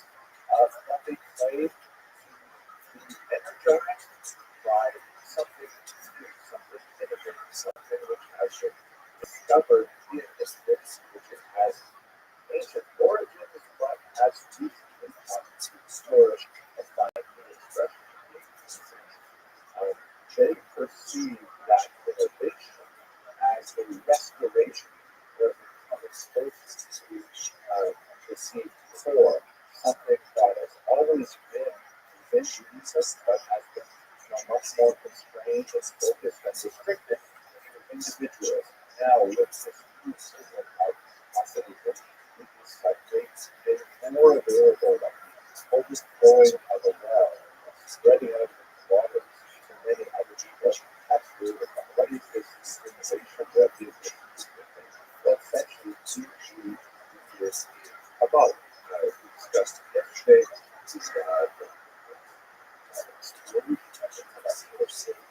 religious creativity. The 16th century had strong reverberations through the thought of the Rizal, a great novelist of that city and that era. Found expression later in the Hasidic movement in particular. So Kabbalah gives should obviously have ancient origins, but there was some almost text of that and the whole idea of an esoteric was developed to the Godhead Jesus. So it was all the way back to the biblical origins. Even Abraham has a better vision for the Ezekiel and so on. So the idea of like more of that Kabbalah, more of that tradition is standard day-to-day Judaism was something that was possible, especially for so then discovery we have these amazing spiritual resources here. Rely on that's really the passion for the instead, to contrast that, we have tradition, which is associated with the Talmudic schools, the expanding the devils of tradition. Look at this tradition, they look at Kabbalah coming in, really practicing. Wait a second, that's not right. Kabbalah is meant to be only for the holy. They're not saying Kabbalah is somehow incorrect, not recommended to them. They're saying that it should be more restricted. I've seen them have stepped over the acceptable boundaries by offering money by so much larger population of people who are not ready and are not spiritually refined enough to receive it.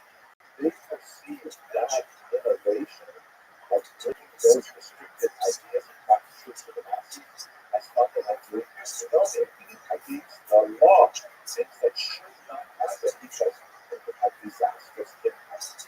And just to give you a sense of how this can really coach in terms of the value rather than your opposition.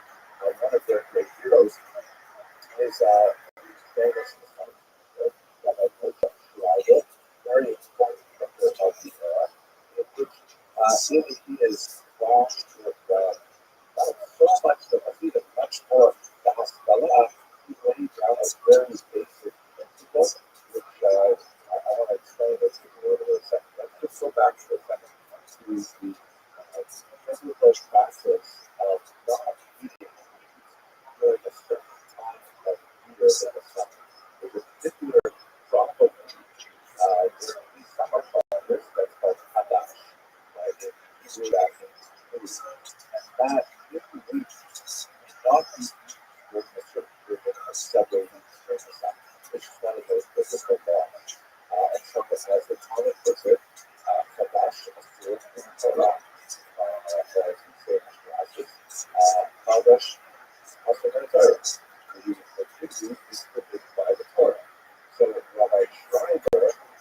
Stoker used that example to describe anything as being forbidden by the Torah.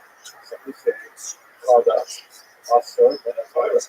Anything new is forbidden by the Torah. You can't innovate with this huge introduction of Kabbalistic ideas, but in particular, you have to do it. You want to get more into the synagogue, want to read the Sabbath Sunday, want to revise the laws of Scripture. No way, Kadosh, also in the Torah. Anything new is ipso facto forbidden by the Torah. So that's kind of like a pretty strong statement. And I don't think it's some sort of meant literally and universally, but it was definitely a way to kind of coalesce thinking around an approach to these new ideas. So it is a rebellion, but it is a for tradition. Finally, the last group about last new, so-called enlighteners, that we'll have much more time to discuss the Q&A hopefully. The enlighteners, the last new, are, I like to term them as rebels of expansion. They say, here we are in the 18th century, and we sort of have a particular way of life and a way of relating to non-Ashkenazic, specifically the non-Jewish world around us, but also to non-Ashkenazic Jews, of which there will be a significant influx after the Spanish expulsion. And they say we should be expanding our horizons into other areas of political, social, especially cultural, intellectual endeavors that we never really engaged in. This background image is a beautiful medieval representation of a Jew and a Muslim playing chess together. Chess is seen for much of the second millennium of the Common Era as kind of like a leveling factor that, regardless of one's ideological background, one could engage in the game of chess without necessarily sacrificing one's personal beliefs and practices. So we're seen as kind of like a safe meeting place for ideologically divergent players like Jews and Muslims, Jews and Christians, Christians and Muslims, and so on. This rebellion of expansion sees innovations in the tradition as corrections, as ways of addressing artificial phenomena that had developed over the centuries that may have been intrinsically harmful to the advent of Jewish civilization and thought. And they're great heroes that we will see some of the 18th and 19th century figures who involved, but they tend to look backwards to figures that they feel are well representative of their values, such as Francis Maimonides, who was one of those very unique figures who, of course, quite a bit earlier, we talked about 8th century before the time we talked about the 6th century. And Maimonides, however, was one of those rare Protestant geniuses who was adept both within the Jewish intellectual tradition and extremely creative, writing things like the Mishnah Torah, Guide to the Perplexed, but at the same time, very, very active in the secular world as a physician. He wrote many treatises in Arabic on various medical conditions and so on.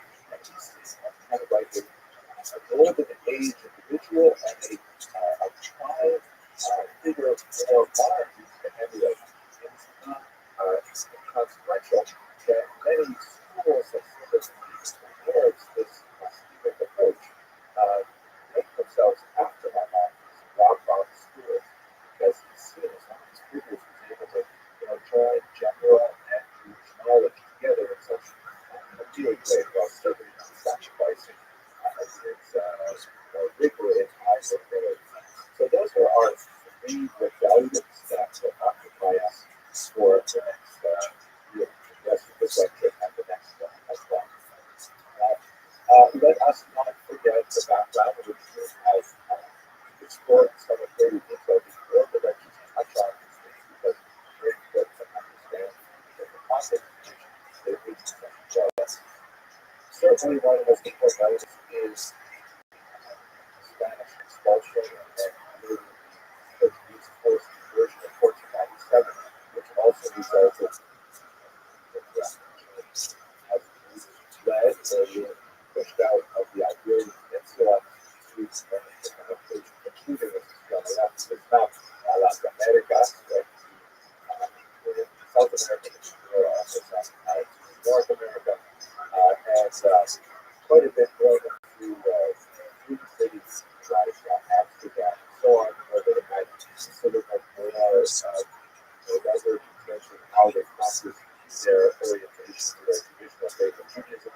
Membership has already been really close to otherwise in Christianity, and they brought with them to these Ashkenazis an unusual intellectual flexibility as a result of their very divergent ways and experiences with regards to let us look back at the tragic case of Julio da Costa. Someone has gone and meditated actually and looked at the Venus record. He is shown here in this fanciful image as the dark, really man who has a young boy on his lap. It's supposed to be a figure, a representation of the figure, guards, the boys, and I think they are quite complementary to each other. Julio da Costa, very briefly, was a Portuguese man, Portuguese man. He was raised without being told his English military. He actually pursued a career. He's very brilliant student. He very received ecclesiastical language and he seems to be Portugal. Then his mother revealed to him, Oriel, I gotta tell you that maybe your name is the that you're actually Jews since the Spanish expulsion of the 1497 and the Portuguese Inquisition that was started in 1670. He was initially defeated against the unfortunate. By the way, Christian Jews typically did not tell their children when they were very young about the Jewish origins because this was a statement that they would deal with other neighborhood. They didn't just the blank check their Jew status when they were young guys. His mother and he managed to leave Portugal and end up in Amsterdam, where Da Costa was lived in part of a real Jewish community. And he was so excited. However, the weakness is very much that his perception of Jewish people was entirely based on the documentation he was able to access in Portugal, which was basically the Bible. So he's reading the great figures like Abraham and Isaac, Jacob, and Joseph, and David, and so on and so forth. These Jews must be remarkable people. And when he gets to Amsterdam, he finds that they're not quite as remarkable as he thought. There are some Jewish years, in it's like the business practices, some engage in intellectual dishonest activity, and self-interest. He is a kind of a boss who got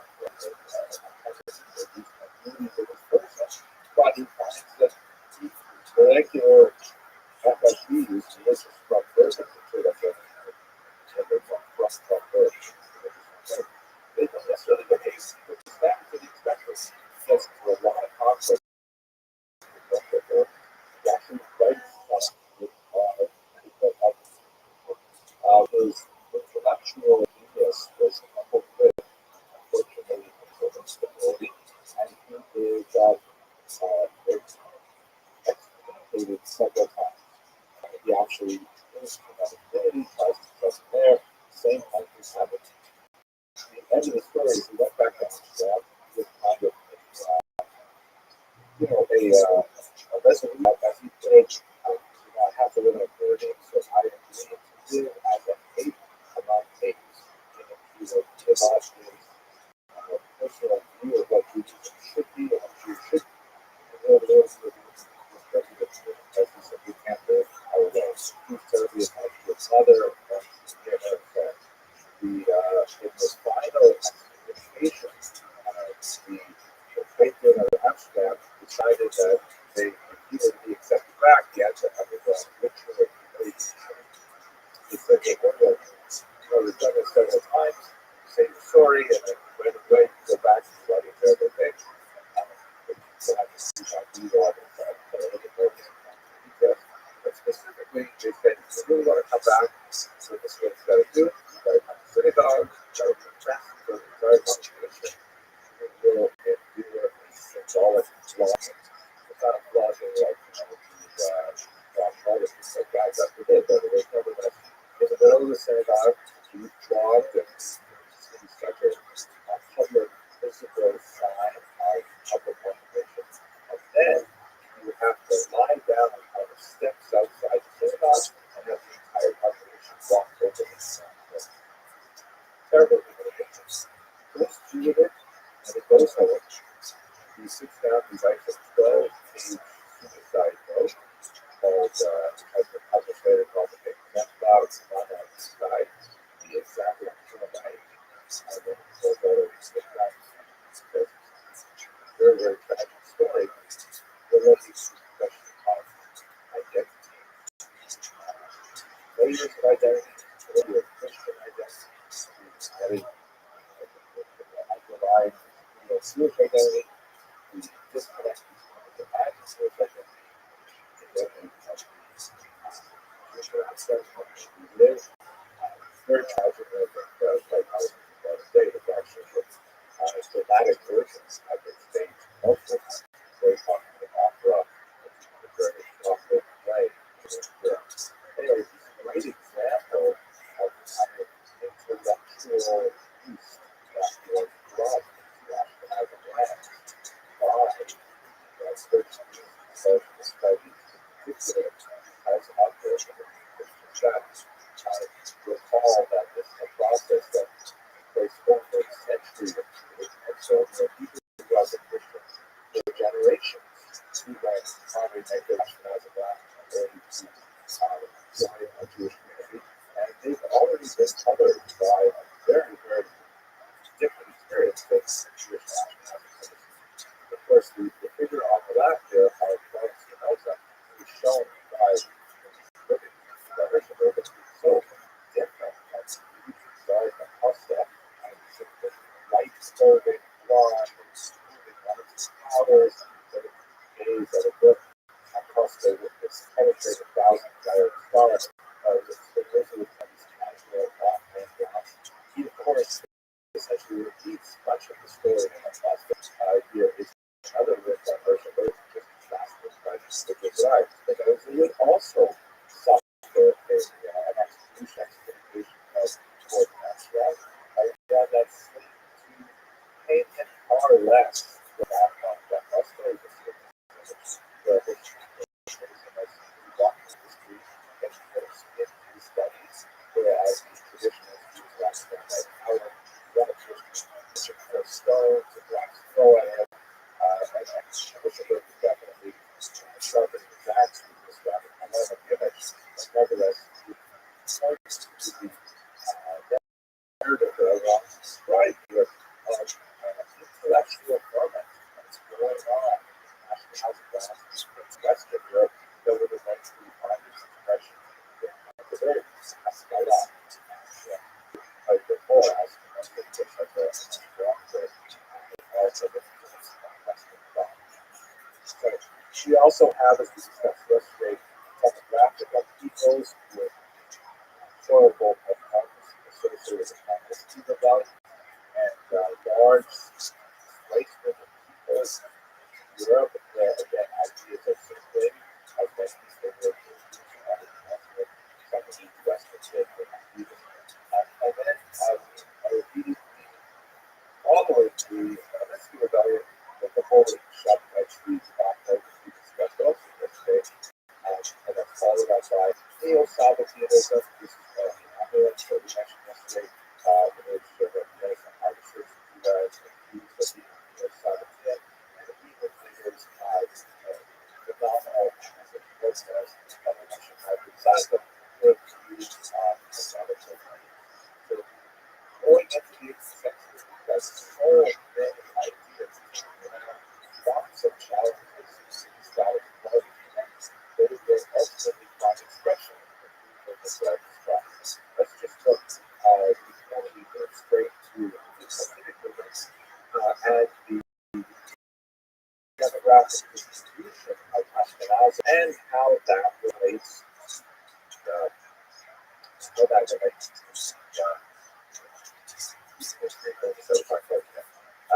This is a great map that gives you a sense of demographic shift that describes the early of the biomass.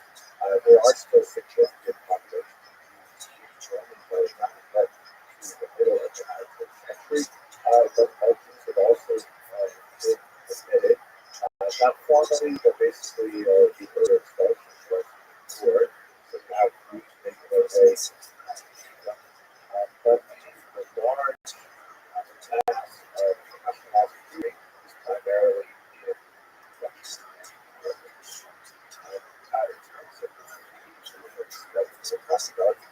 The first is the seated chronological early largely centered in what we can call today's wetland and southern Florida. That's where you have the great centers of vegetation and so many of the towns that are associated with examples are really located in southern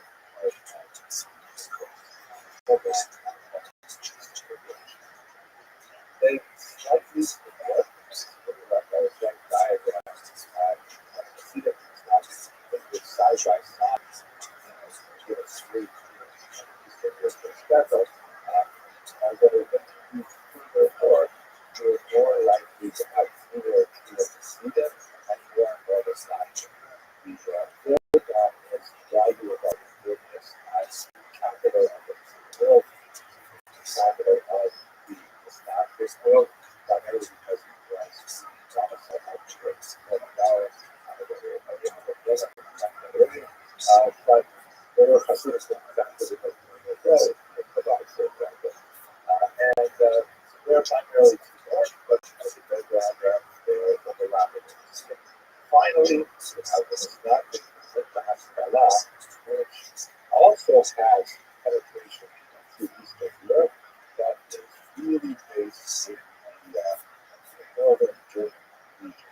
Particularly the region that centers of Haskalah, Syria, and these three regions are interacting with each other over the region that addresses this concept of their arguments which is well, what exactly is passive?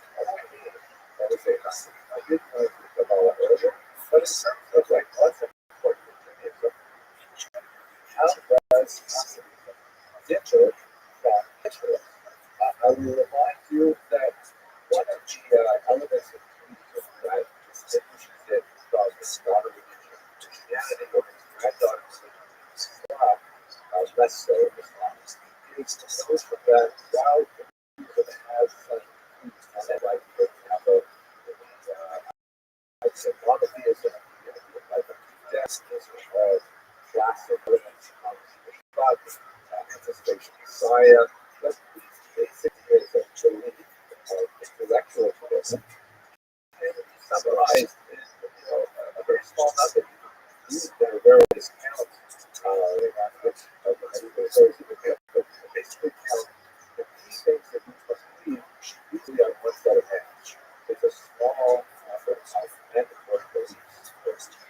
On the other hand, it's got a huge number of practical requirements. It is in one way much more about practice on these topics.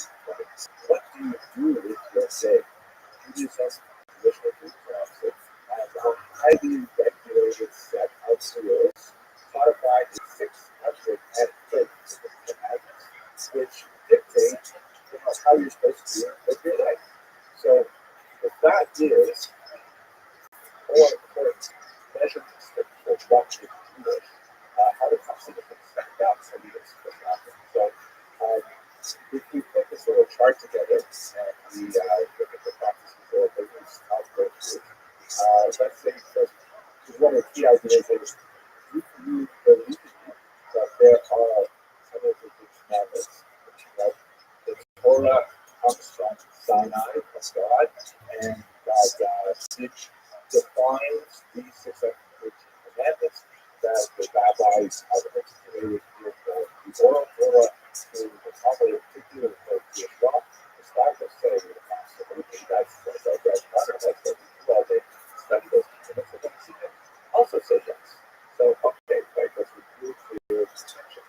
by the way,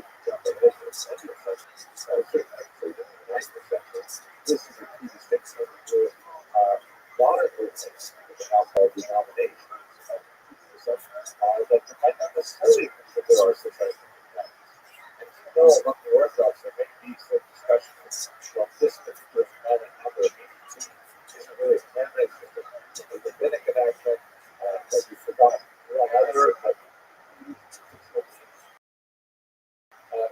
That's perfectly smart. Of course, the traditional Judaism, the 19th and 20th century, there are people who would say, limited of Judaism, that we think that there are ten commandments, there are all Jewish creations. This is not just a public centuries. Let's say let's agree with some of the parts of it, like the foods and Shabbat. By the way, this one of the next two are really sort of like the Orthodox Jews. These are, I think, my experience with these two or three things that are really possible.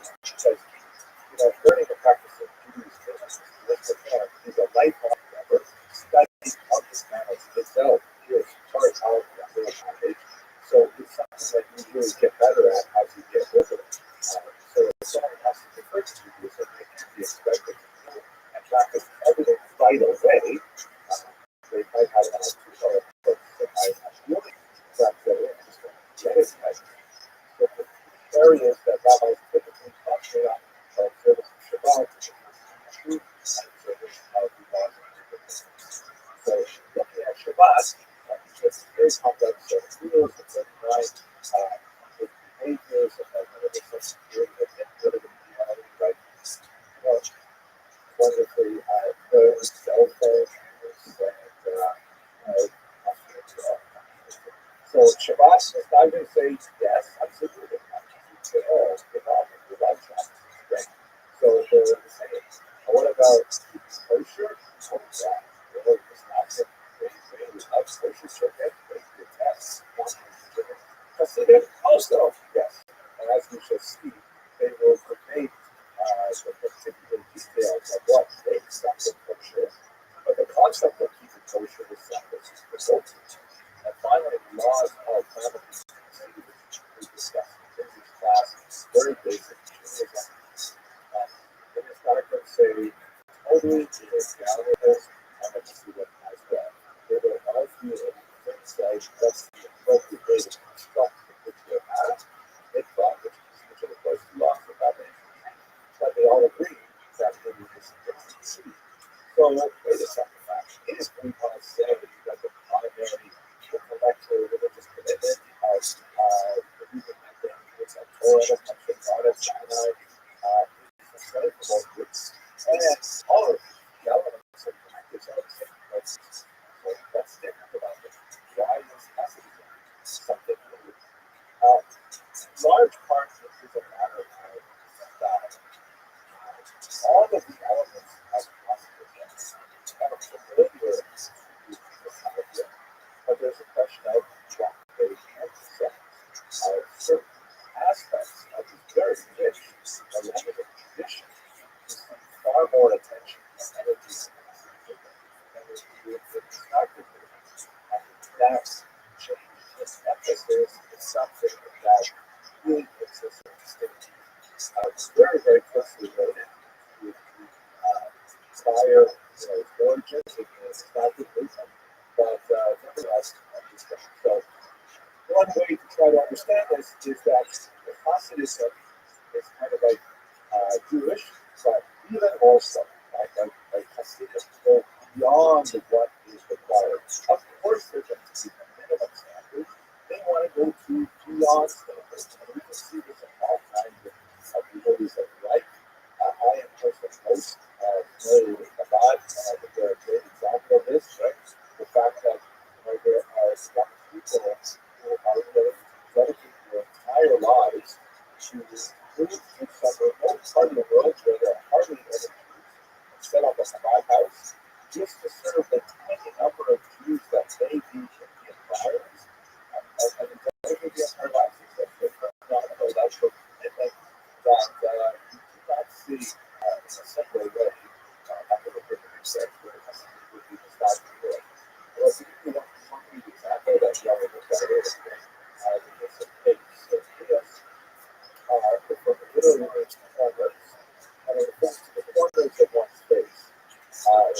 Biblical law, as I understand, consistent with this kind of tradition, is that one, and based on a verse in the Bible, one may not use a razor to shave one's temples. Specifically to men, men may not shave their temples with a razor. So, as you notice, the third side of the neck is the idea of God and but nevertheless, there's a certain amount of loss. More or less the same way as whatever there is left in the rest of it. And that's because I am a big practice of the Jewish myself, there's no razor. Okay, fine. But I have to say, if we can take a razor to that part of our head, we're not even going to take scissors to part of it. We're going to let that part of our head just grow wild and free. And that's going to be kind of like an outward statement of who we are about. We are Jewish, and even more so. Now, it's not to say that it's forbidden to set one's hair with scissors, but the Hasidic practice is highly discouraged. The idea is, oh, you've got to live your life. What do we say to it? You be you, and your uniqueness is uniqueness. And it's just with a lot of Kabbalistic movements because they look at Kabbalistic elements to the beard as well. And see, for example, here, although these are actually fake beards, that's wide and saw earlier, it's actually a makeup artist that left them. They're just an external feature that readily recognizable. So it's not like this is foreign, it's not that they certainly understand it, but nevertheless, the larger approach and style that having this people has been seen lots of people in the approach. It's ironic as well to know that there's life imitates art, imitates life. The study is Lithuanian achievements. Seeing what the people doing, sometimes sort of like say, well, that's nice, I'm a good talk, I like that. And so you will see a lot of young men doing work. They're also doing, okay, it's maybe not as long as girls as you see the Pacific groups, but probably something like the leader and things like that. So that kind of like shows how there's an ebb and flow and a mutual influence that previously talked about. So let us look at how Hasidism has been understood by historians, and specifically look at the question of how did this group in many ways have some evidence especially how did they successfully ensure the past. So if you look at the great historians, the great historians of the past, very important 19th century German historian who has a traditional Canadian background and then added roots into the Haskalah, subject of the lecture on grapes. And he tended to look down on Hasidim. He tended to see them as Sabbateans, being heavily influenced by Sabbatean ideas, and especially, although he doesn't necessarily regard them as heretics, in regards to them being credulous and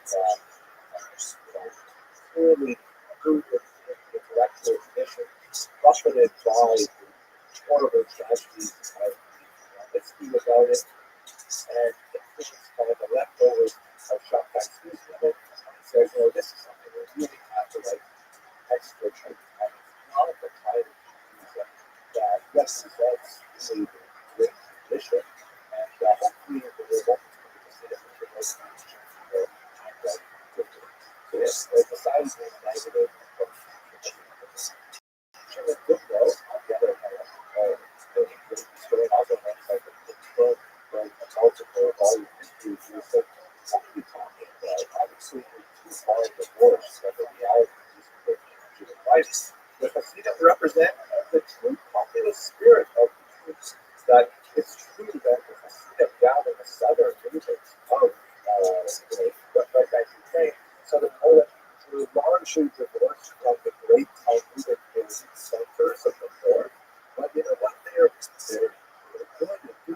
to devote themselves to the larger cause of Judaism, and if they find their religious solace in this much more popular movement that has these charismatic leaders, what's the key to the Heinrich threats? And so has developed a much more sympathetic view of Hasidism as kind of like a natural outpouring of the zeitgeist, the spirit of the era, disseminated directly from the spirit of the people who really yearn for a personal connection to God. If they couldn't get it through all those capital texts, they would go through the singing and dancing and the friendships that are developed characteristic of Buddhism. This is especially noted in the work of Rothschild, not speaking a historian, he's a philosopher, that he was instrumental in working with Hasidic stories themselves, the tales of the Sadiqim and the leaders of Judaism, that were translated into German, greatly popularized in the western part of the world. His treatment of Hasidism was not really systematic, as you can see with how the Jewish but it was decidedly sympathetic and emphasized those philosophical elements of Hasidism which he felt were especially appropriate for the 20th century and also very meaningful lyrics.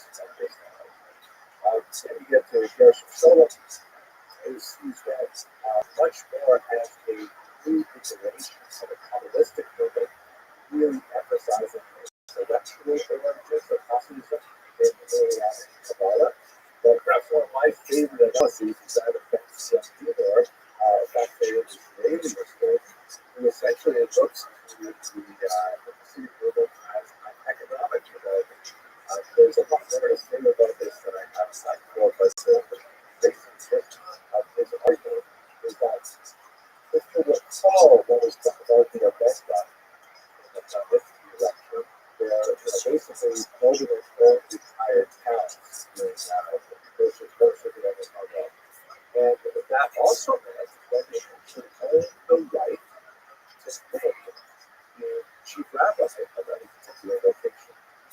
It was not a right that they necessarily were especially interested in until they started receiving bribes to name one candidate over another. And so what ends up happening in the 18th century is that you have these local rabbis who have received their positions largely through the lobbying efforts with the Polish nobility, rather than through genuine pastoral work with their congregations. Why would someone want that? So, there's a certain amount of what's called title of prestige, honor, associated with the rabbi. But there's also an economic incentive because that way you would receive the benefit of the local taxes imposed by the Jews for various services. The Baroque, sometimes called the candle tax, the benefit tax, that goes all these things for an exchange for a steady income, which is a sort of easy to sit back and discuss the relief and get the proceeds from it. They would essentially drive the nobility to get a position like this. And Hasidism, was essentially counter-reaction to this corruption in airports within a elite. And they said, we don't want those rabbis to have a problem. We want the rabbis to actually care about us, to actually fly with us and console us, and will advise us, and will inspire us. And so these Hasidic groups develop as kind of like a counterbalance to the dry and uninteresting rabbinate that may order some of its positions to really select the version of authority. I think it's a very fascinating how the argument is left.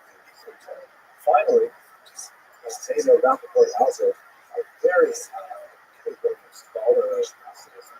They were specifically very lost to scholar. She said, we actually have a few examples of really exceptional witness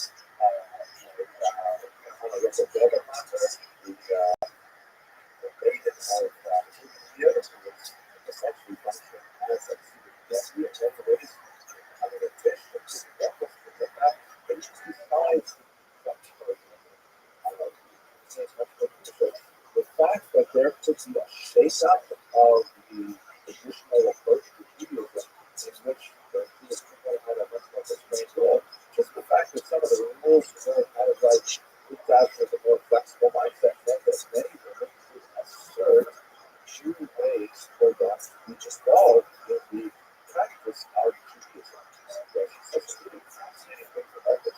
And it's not encourage you to have a look at it as an investigation approach, which I think has tremendous merit. So all of these things, taken together, they all have merit, of course, but it gives a sense of the complexity of how this specific conflict was able to race through these regions and right back to the sort of holding to such that she practically gains the trust of the master. Let's just talk a little bit about the origins of the movement, and then take our break. We're going to pick up this lecture after the break, and we're going to speak to the Haskalah again. One of the most important contributions to the study of early Catholicism comes from my senior colleague, Professor Mr. Rothschild, who's very familiar with story. He's done some pioneering work in that experience. And one of the questions he asked was, almost everything we know about the founder of Catholicism lived in the first half of the 18th century, which was done in the Rothschild, is based on teachings of the students, testimonies of students published much later. And so this argues critical rigor and the restrictions in some of the accounts, and some of them are hard to place or believe. What do you really know about the Rothschild using tools of modern historical analysis? That he started really asking these questions at the time when he had to delve in the 1990s. And so he was one of the first scholars that were there and started looking into post-Soviet archives. And when he got there, he found, among other things, tax forms. And so he found that there were direct references to the Rothschild, who apparently had a position of authority as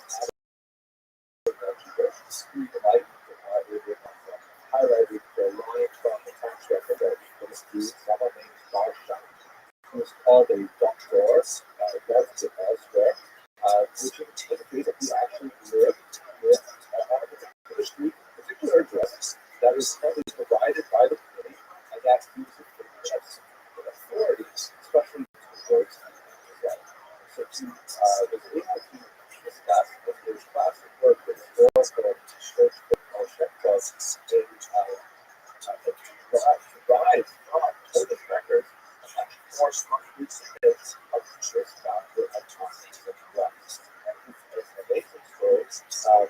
What I'd like to do when we come back to the site is begin with the current precursors to the Rothschild to place them in his social and intellectual context, and then we go to the deeper conflict with Congress and then the Haskalah.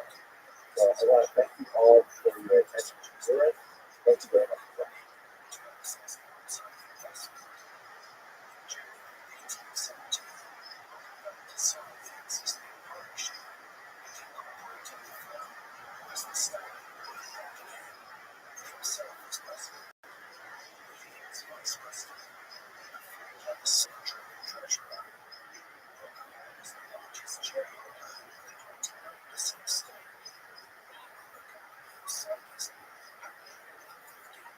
Let us pick up from where we left off. I was looking at the precursors to this. I'd like to go to the next hour is to move from the first movement to there, the side of the summit, to try to understand this movement as the last taken to you. And then we're going to wrap it out with the third focus on the Haskalah. So we left off discussing the historical role and historicities of Rabbi Facebook and the other known as the Shantor, the phenomenal research done by Professor Rothschild. So in this context, understand about Shantor universally, it's really important something precursors to think about how he emerged as a figure. One of the most significant figures in best research, best document with Paul Rothschild is my colleague, Dr. Dr. Sherrick. He is, of course, a great scholar at the Western University in Chicago. He's done some phenomenal work on many different areas of history. One of the national teams before for his remarkable work on the HDS, I highly recommend. But some of his early work in Jewish history in Eastern Europe focused on the works of the best scholars. Of course, all the ballet show. The story that I told for a psychologist, a rare archival photograph from my personal collection. I first met Dr. Rothschild in Kenya way back in 1992 when he was working in the bowels of the Soviet archive. So he was working in the bowels of the Nazi library with a remarkable collection of classics, which are real record books, going back to the early 8th century of individual scattered right back. Absolutely fascinating work. So anyway, Dr. Sherrick notes a remarkable thing about one of these body shots, in particular Hillel body shot was his name. And as you see, the name body shot reappears. So here's Hillel body shot, and there's the body shot. So basically, the word shem means name, and Baal Shem means the master of the name. This is a rabbinic euphemism for an amulet maker. Not you. We saw earlier, for example, the amulet I showed you from the Roman Hydrophus. Amulets are a very old tradition. They're discussions about Aramaic terms, and these are basically small, kind of like material cultural exhibits of pragmatic practical Judaism, where people would go to a rabbi, a lucky worker, a communist, and say, Rabbi, I'm having such a difficult time, I'm a seeking child, I'm having such a difficult time getting my livelihood together, I'm having such a difficult time finding a age, I'm really about my health, whatever it is, and one of the remedies, which again has a legitimate intellectual use in the tradition, so it is something which is right for production and appropriate history, is the rabbi or the rabbi would write a small scroll or a slip of paper, some kind of what would look like a magical incantation. And we have many examples of the Aramaic first in Babylonia. We have small devices. Well, in fact, probably the earliest actual text in the original writing of a biblical passage is one of the that is in 7th century Israel. That was discovered as a very small little piece of the book the Bible that was not so rolled up and worked so these amulet makers were not necessarily highly trained, not necessarily salubrious individuals. Sometimes there was a market for this. Sometimes charlatans would say, oh, they can take people's money without producing anything that would have true religious merit, other than perhaps as a placebo. To be honest with you, so scholars talk about the medical spectrum of these documents and to what degree they are efficacious. But essentially, there is an industry that persists to this day of producing amulets for people to have specific needs. And there was a certain use in Red Bank Ukraine and Southern Poland, primarily because of the lower level of education of the population. As I mentioned, the last lecture, the centers of public going are primarily resort.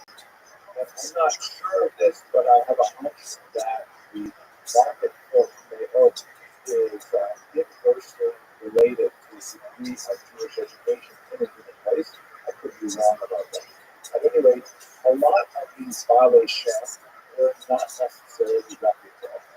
And that by Rabbi Eliezer, who was also noted for his wonderful working in miraculous deeds, was known as the Baal Shem Tov, meaning the master of the good name being the name of God, or the master of the name who is good, as opposed to all of those other Baal Shem that is not so reliable.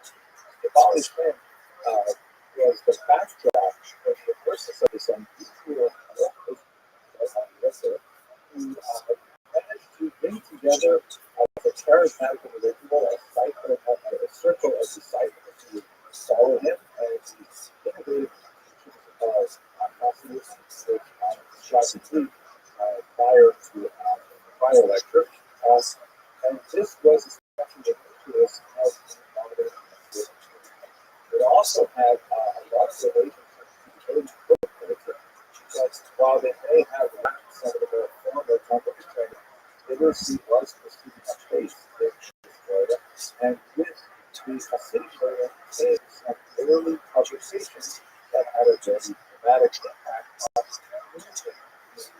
The whole transition from folk culture to more of a formal culture. You see this experiment in Hero Basha, who himself refused to be published in his lifetime, despite his massive writings, which remains. So the Hasidic movement largely spread, not so much through Israel Ben Eliezer, the Baal Shem Tov himself, but rather one of the most important disciples, Rabbi Dov Ber of Metzrich, known as Rabbi of Metzrich. He had 5 to 6 students who, as you can see from this remarkable work that was done by Apples and Chassis and published by Princeton, his followers spread throughout the world. The August Evidence represents the institutionalization of Hasidic teachings. He had 5 distinct schools led by his disciples, but remarkable impact largely focused in his activities. One of those disciples was also Rabbi, who discussed earlier, Rabbi Shlomo Zalman Messiani, who was the founder of Chabad, and in keeping with his culture, he authored the Tanya, which is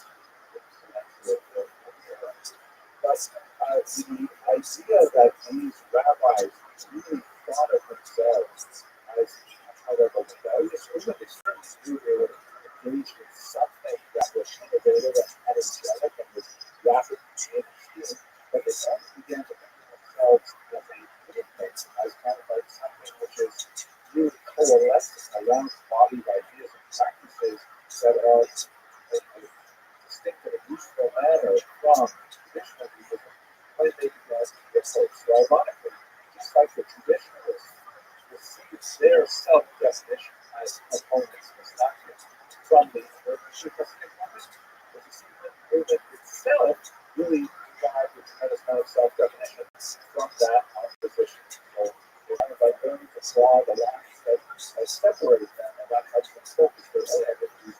It's what is all about that opposition, primarily from the circle of the great self-development. What exactly were the Islam opposed? What exactly was their problem? So let's have a look at several aspects of that.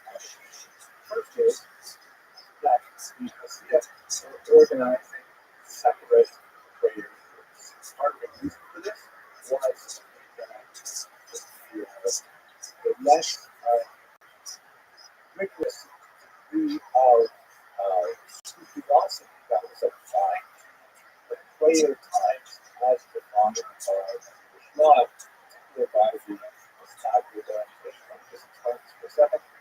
In traditional Judaism, there are 3 main prayers in the weekdays, Shabbat and Kamara, the home prayer, after prayer, and the rabbis of the Talmud, in fact, it's very good statement discussed in the Talmud, is trying to eliminate what exactly are those times, when is for when is asking, when is evening, when scheduling prayers.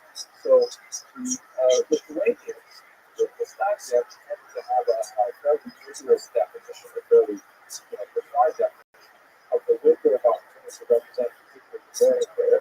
But the Hasidim, however, argued that, what's more important, the adherence to those details, which, by the way, particularly as we move further north in the world, the high level of latitude really changes the times in which those prayers may be recited.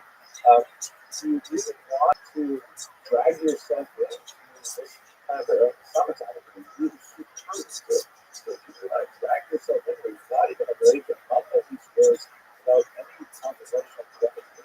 Perhaps it's more valuable to God to, wake up refreshed, to spend a little time in contemplation, maybe eat a little breakfast to provide yourself, and then go to synagogue and pray like they're next, like they're people do. And so you sometimes overlap, sometimes distinct times of prayer meant that, specifically you had to have a separate prayer, a separate prayer list. And this level of division within the community was regarded very negatively by the Islamic and so related to that, sometimes you're just ignoring the magnetic prayer time. By the way, on counter, of course, that we're not ignoring the regular prayers. What we're doing is we're making sure that the minimum requirement of the prayers, which is not there, are actually recorded and actually recited within the magnetic time. But the fuller prayer is really only recited perhaps a little bit later than the traditional time, but it's recited with a lot of different tension.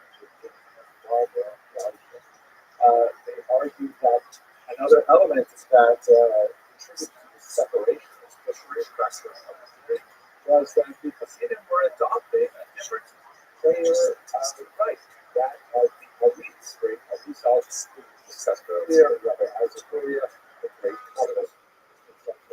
Now, this was distinct from the prayer book that was used by the Islamic.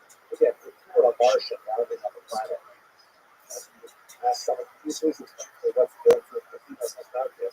And you would show them, it's not a piece of Martian, but show them the regular figure and the elite figure, and you would say, well, it's not like there's a huge amount of difference here. The percentage of words that are different, they're in different places are just a single-digit percentages. There's really that huge difference. That's like the Martian heretic, right? It does do a lot.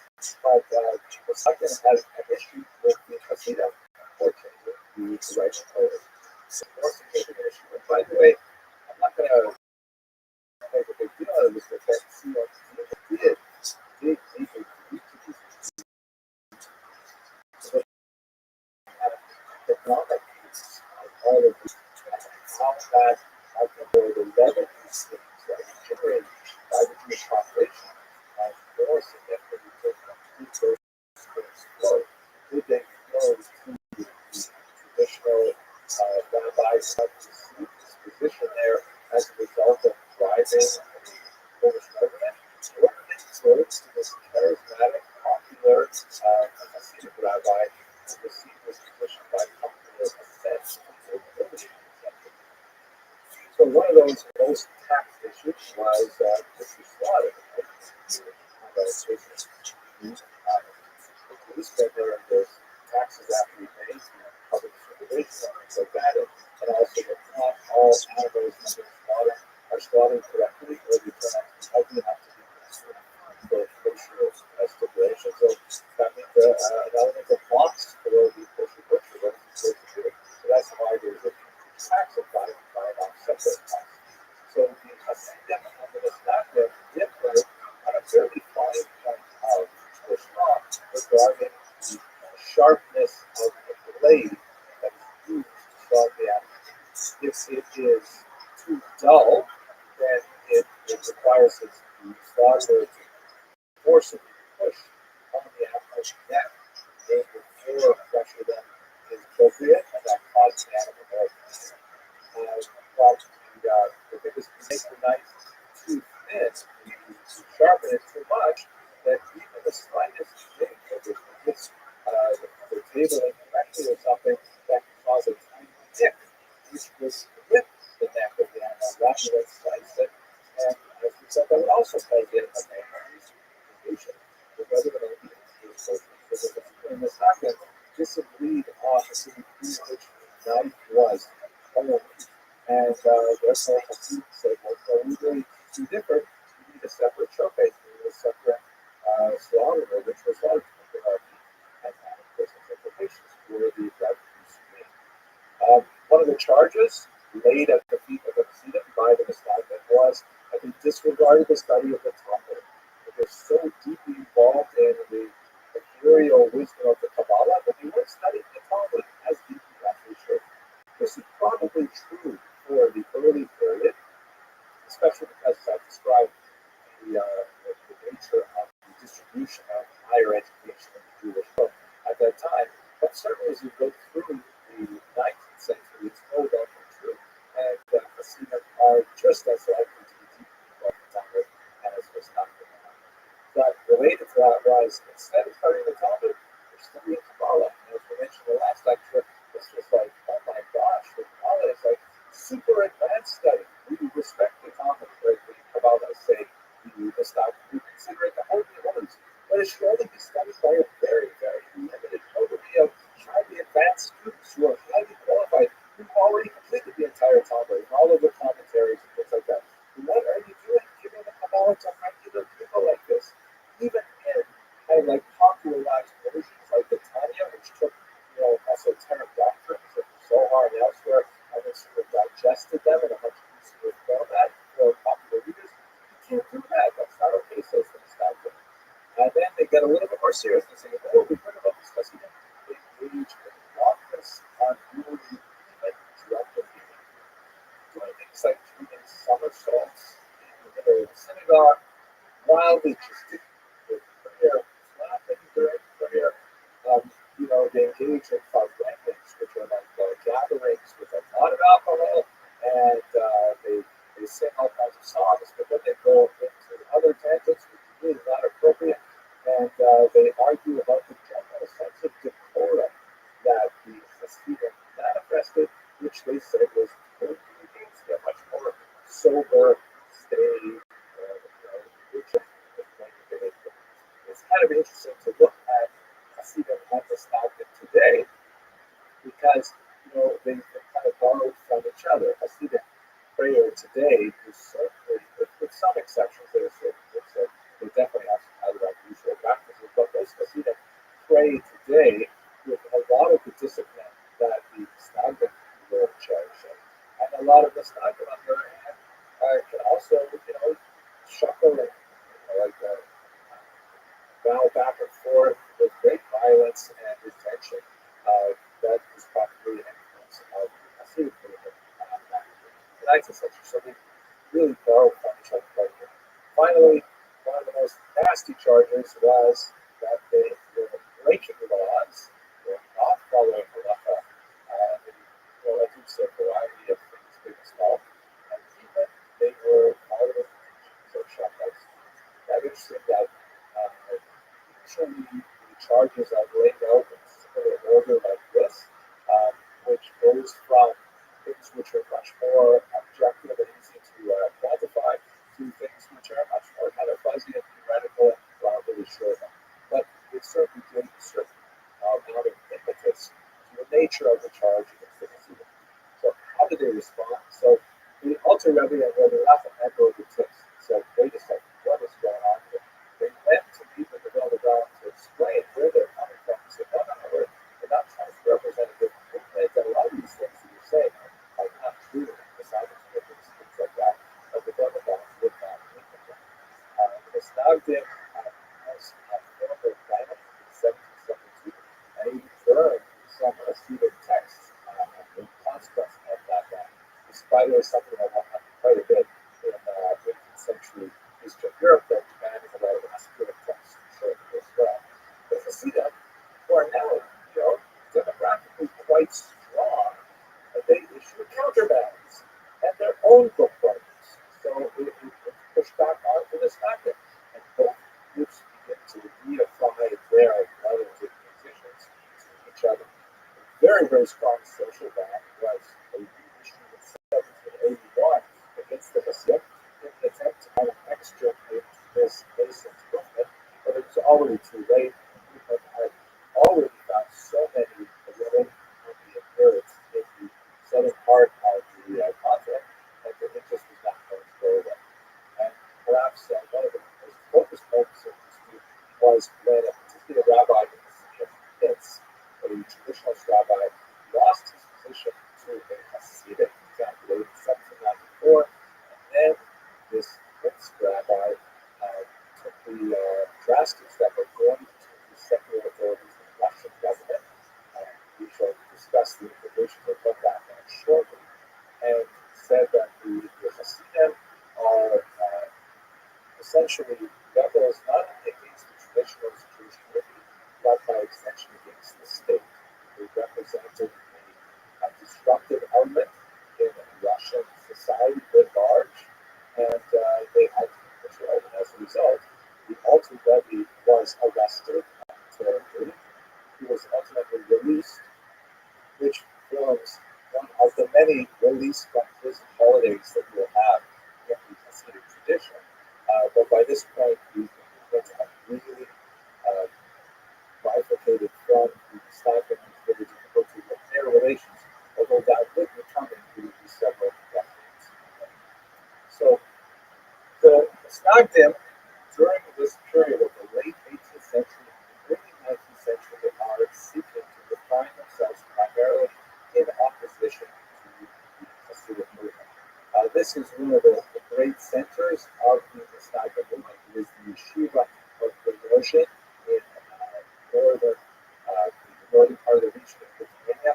It is perhaps the greatest of those yeshivas. It was founded by the principal student of Rothschild, Rabbi Volozhin. So what did they emphasize? The Stagdim said, okay, we have to define ourselves by our revolutionary tradition, our rebellion tradition. We have to define ourselves against these tools. So what do we believe? First of all, we believe in texts. Right? They say, you know what? All this stuff, these stories, these Reisalah, these drinking parties that are disguised, say the Stagdim, as religious gatherings, that's not for us. We're all about what does it actually say here in that book. So tremendous amount of emphasis devoted to re-emphasis or re-energizing the emphasis on the Talmud itself, on its commentators, and so really huge commitment to the text. And in fact, in common parlance, when a Litvak says that there's someone says a Torah, an interpretation of some Torah passage, and it's kind of like sort of stretched, then people might say, well, that's not the way it is. Meaning, it's not really true. It's kind of like inventive. It may be clever, but it's not the real deal. What does it actually say? That's what we want to know. That's kind of like a more of a Lithuanian cultural orientation.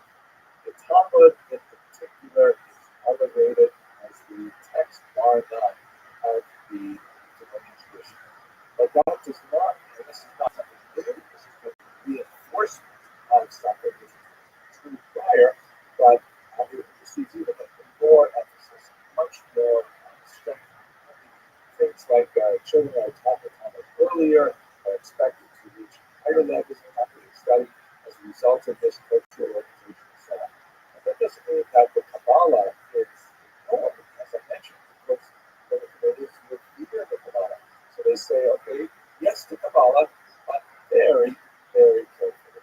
And with one of the most fascinating books of the Stagdim tradition, something that really affected my life deeply, Rabbi writes this book, The Nefesh HaChaya, The Soul of Life. His first name, of course, is Chaim, so it's also the soul of Chaim.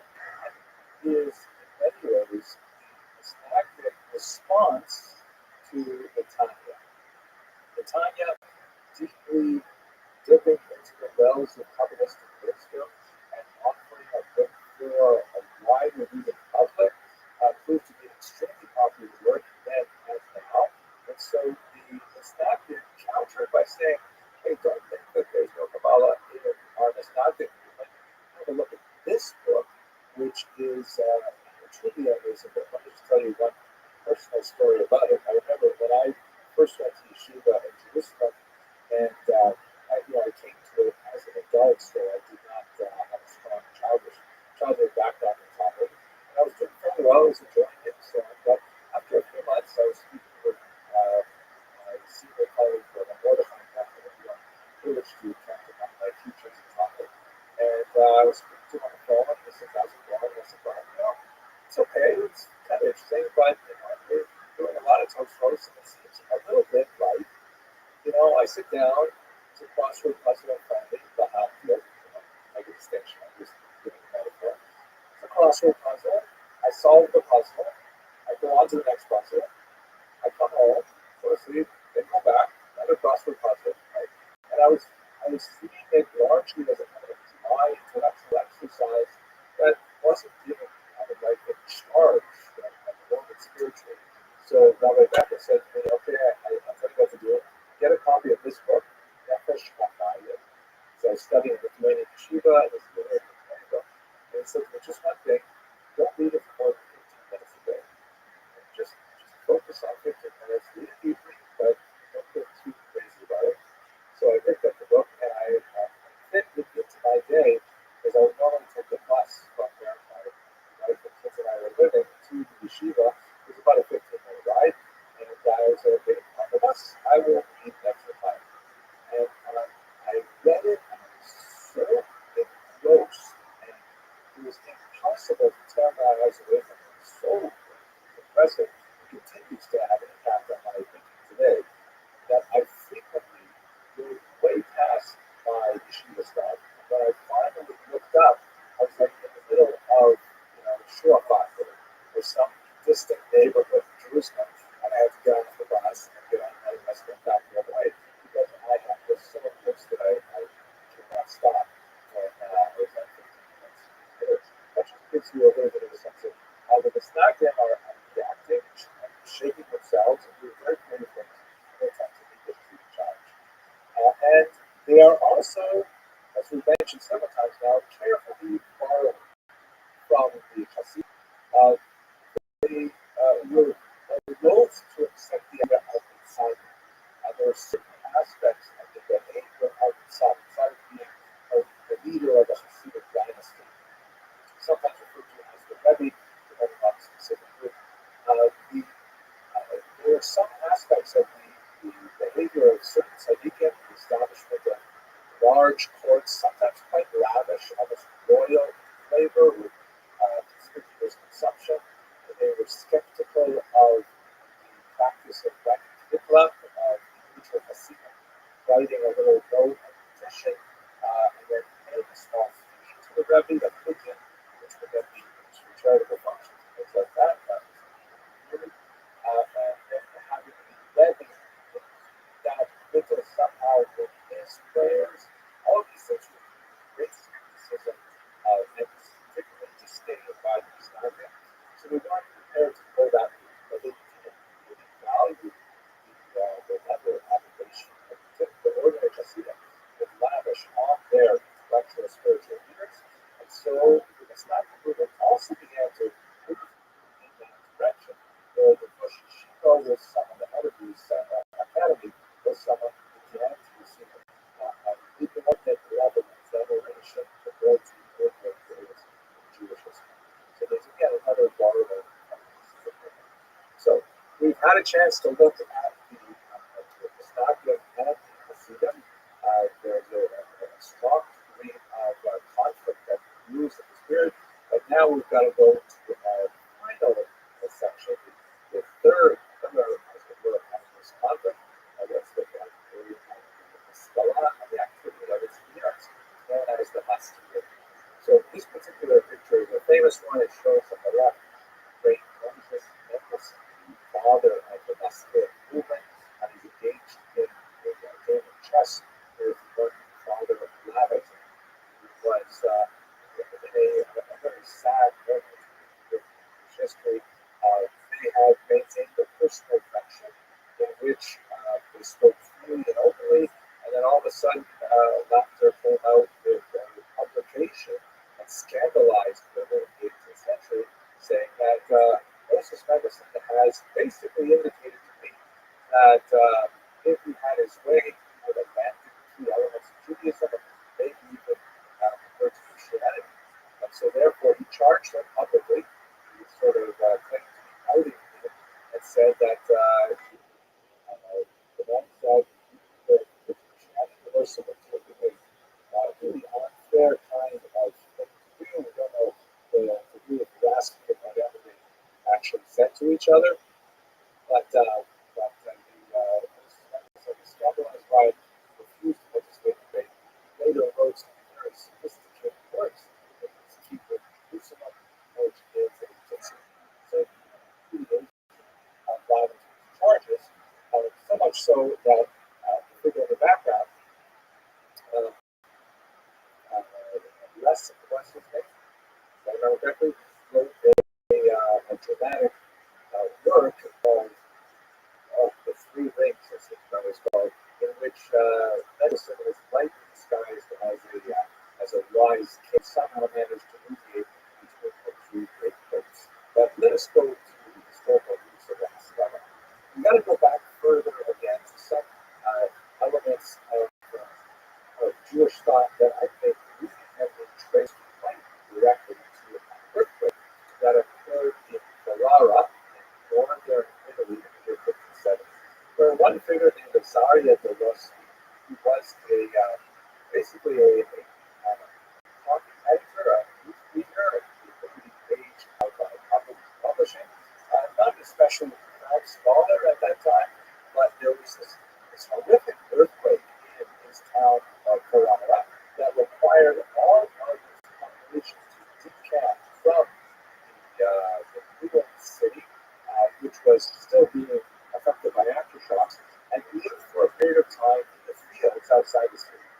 Outside these fields, a lot of populations that didn't have a lot of time for open-ended conversation suddenly came into enforced contact with one another, and Del Rossi had some remarkable meetings with some Christian friends. And in that context, we learned a lot of really cool things. We were able to identify that they had access to a letter of status, which was able to identify really some phenomenal things. And they had very, very effective conversations about a whole range of scientific, theological, and other aspects of kind of like worked into the way of thinking that we see in Maimonides of accepting truth of whoever speaks it. He came out then with a great book called Neo AI, which is in many ways the first really masculine book that advocates for the greater appreciation for what non-Jewish culture has to offer, and this proved to be an extremely influential book. Then we have to add to it the Portuguese Jewish diaspora, which we discussed in the previous lecture.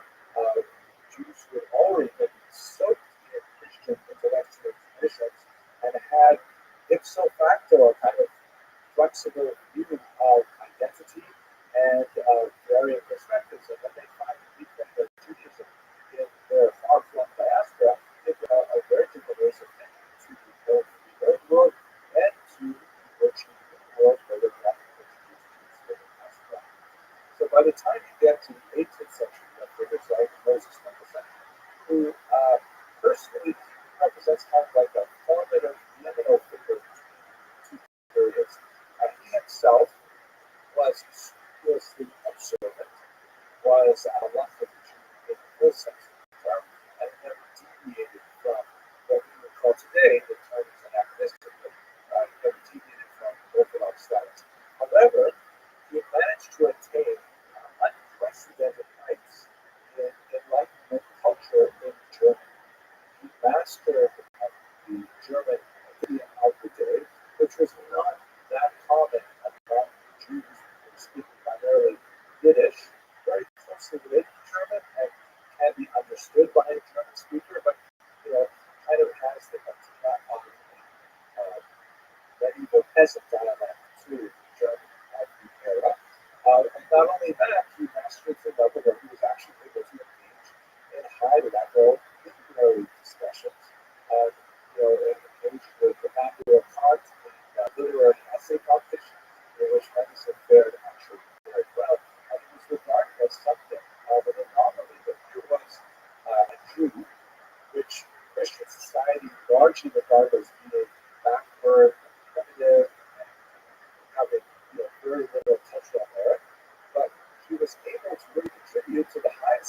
symbols of European culture of the day. And so he was, widely regarded and celebrated by German liberals in particular, of the Enlightenment tradition. And one of his principal arguments, both in his own person and in his writings, was that the artificial boundaries and limitations that are placed on Ashkenazi Jews in Germany should be lifted. The term that we use for this is emancipation. That's an American term that's widely used in historical literature today. It isn't really emancipation like freedom from slavery, because Jews were hardly slaves at this time, but they were laboring under a huge body of very restrictions, some of which were quite anti-Semitic in nature, restrictions on residency, restrictions on what fields they could enter, economically, restrictions on higher education, numerous, sometimes humiliating restrictions like the requirement to take a special oath because if they were called to court, their word was not accepted. They had to have a special, special text, sometimes with humiliating rituals and along with it. And so Mendelssohn argued that all of these things are backward and irrelevant and should be dispensed with. For our purposes, it's really focusing on the question of engagement with larger society and intellectual exchange. He argued that Jews should be accepted into intellectual streams of discourse of his era, and that was his principal thrust of his inventor. Now, as it progressed, many of his followers did not accept the bargain that they could remain in the traditional Orthodox lifestyle and still be accepted by general society, and they argued for greater adaptations to Western society, which included jettisoning of Jewish beliefs. One of the principal proponents of that approach would be Solomon Minor, a fascinating individual who left behind a really entertaining autobiography. In many ways, he was here in terms of his mastery of the German idiom. But unlike Mendelssohn, he chose to abandon his Jewish roots, and although he made a career essentially out of being an ex-Jew and what he had to say as being an ex-Jew, he could describe with ridicule the Jewish experiences that he had. And when he was a youth, he was quite a bit of an intellectual seeker. So he actually spent time in the Hasidic court of the Maggid of Mezrich himself. He actually portrays somewhat of a sympathetic portrait of the Maggid, but nevertheless he moved on from that. He went to Germany. He never had the same degree of acceptance or of success of Moses Mendelssohn, but he represents kind of like the different directions that the Haskalah took, which represented a moving away from Judaism.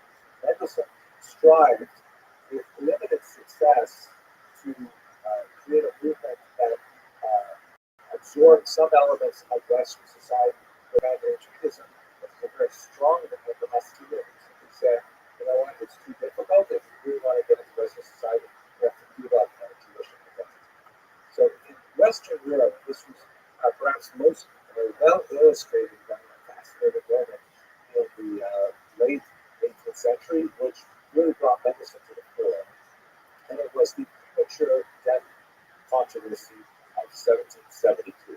Basically, a number of figures, including a rather unusual non-Jewish individual and a very masculine, and I have a separate lecture on this, so if you're curious, go have a look at my YouTube channel for the premature death controversy. You can see the whole stuff there. Approached the local Duke, Friedrich of Mecklenburg-Schwerin, and said, there's a horrible problem. People are being declared dead and buried before their actions cease. And Duke said, that's terrible. Are you kidding? I can only imagine the horrible fear that would result from such a thing. And they said, it's the worst out of the Jews, because the Jews have this custom, observed to this day, that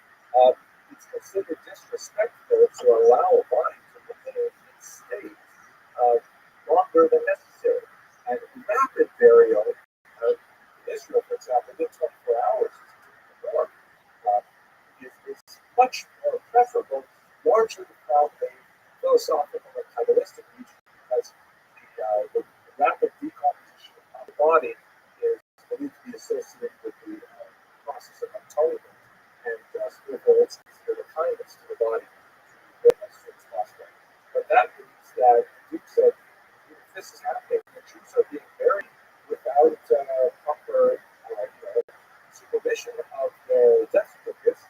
He therefore made a public health decree that not bury their dead they wait 3 days from the moment of exploration. They've got to wait 72 hours before they bury their dead. By the way, the image that we're looking at here is one of a whole host of really unusual devices that are sold not only in Europe, especially, but to America as well throughout the 19th century, of like emergency signal that you're not dead devices, like this coffin that shows on the left the man lying in his coffin, sometimes deep coma. But when he wakes up, as you see the picture on the right, he squeezes with a bulb, and his flag goes up, and other versions there's a string, and he can ring a bell, and people will be alerted to the fact that, hey, this premature buried and really ready to come up. So the Jewish community turned to Moses and said, "You've got to help us out here." They also turned, by the way, to Rabbi Yaakov. His tradition was that Rabbi Yaakov said, "You know what? I think you're better off going with Moses Medicine this way." Moses Medicine wrote a document that brings the Jew to modify his position. And so there was a temporary reprieve from that particular decree. But Medicine then wrote back privately to the petitioner to say, I did this for you, I got it done. But I can hear that. And listen, the truth is, it's not such a bad decree. I mean, the risks to public health of the true burial was pretty awful. And he pointed out that Jews had historically practiced that kind of delayed burial. As you see in one of these catacombs, this is from the chapter of Israel, but we have it in Europe as well, in Italy, for example, where Jews would practice kind of a shelf burial, and then in some cases they would actually return to collect the bones after decomposition occurred and rebury it, reinter it in a family crypt. There's lots of ways in which Jews practice burial. You don't have to necessarily do this 2-hour thing or this 24-hour thing. And he points to use science and the Torah, really history, Torah, and tradition to say that, we actually got it done this time, but I'm not sure we should really be interfering with other dictates like this. We should be more engaged in civil society. We should be, part of Germany itself. Even though they don't recognize us as proper Germans yet, we should nevertheless demonstrate to them that we can be proper Germans. And sometimes, perhaps in the vein of Solomon Lyman, this went really far. One of Edison's students, David Friedland, is shown here, in their long struggle to receive emancipation in Germany, which, by the way, in France was delivered almost immediately. 1789 was the revolution, and then by 1791, Jews were emancipated. The Rabbi would have to say about how effective that was in the Dreyfus Trail 100 years later, but I don't know if the past right now is still Germany. David Friedlander said, you know what? The truth is, all of these things that you said, Moses Medicine, are totally true, but the Germans are not going to accept us until we do something for them. And so he actually advocated the so-called dry baptism. You know what? Why don't we just, we don't really believe it. Why don't we just go along and convert to some form of Protestantism, some form of Lutheranism, maybe, that the nominal Christian identity, but we've seen the Portuguese Jews in good for us. And we'll keep our identity. No one's going to bother us. No one's going to throw a good thing on rather than a picture. Or people show up in church that's the big deal. And he said we should just abandon this range, say, era rigid acceptance of our refusal of baptism, and then we'll get everything on socially, legally, and so on, with this minor compromise. Officially, no Jewish movement accepted this, but unofficially, Jews voted with their feet. So you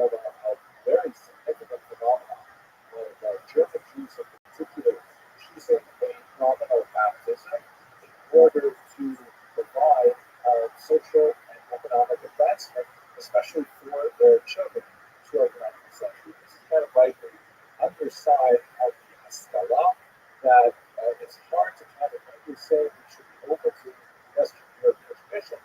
It's hard to kind of draw the line and say here and no further. The no further was frequently adopted as an option. Some people, like Rabbi approach, was very important, but were influenced by the way he was a teacher of Harvard Press that we discussed in our last lecture. He said, we can't stop this train. It is overwhelming. There's too much of value in Western European civilization to hope to keep the Jews prospering. And so therefore he argued that what we should do is rather articulate a clear set of boundaries. What are those things that Jews may sacrifice and adapting to Western norms? And what are the things which are sacrosanct and must be maintained? And so he actually developed a form of what later we call modern orthodoxy. It was both modern, Western European, and Asian society and so on.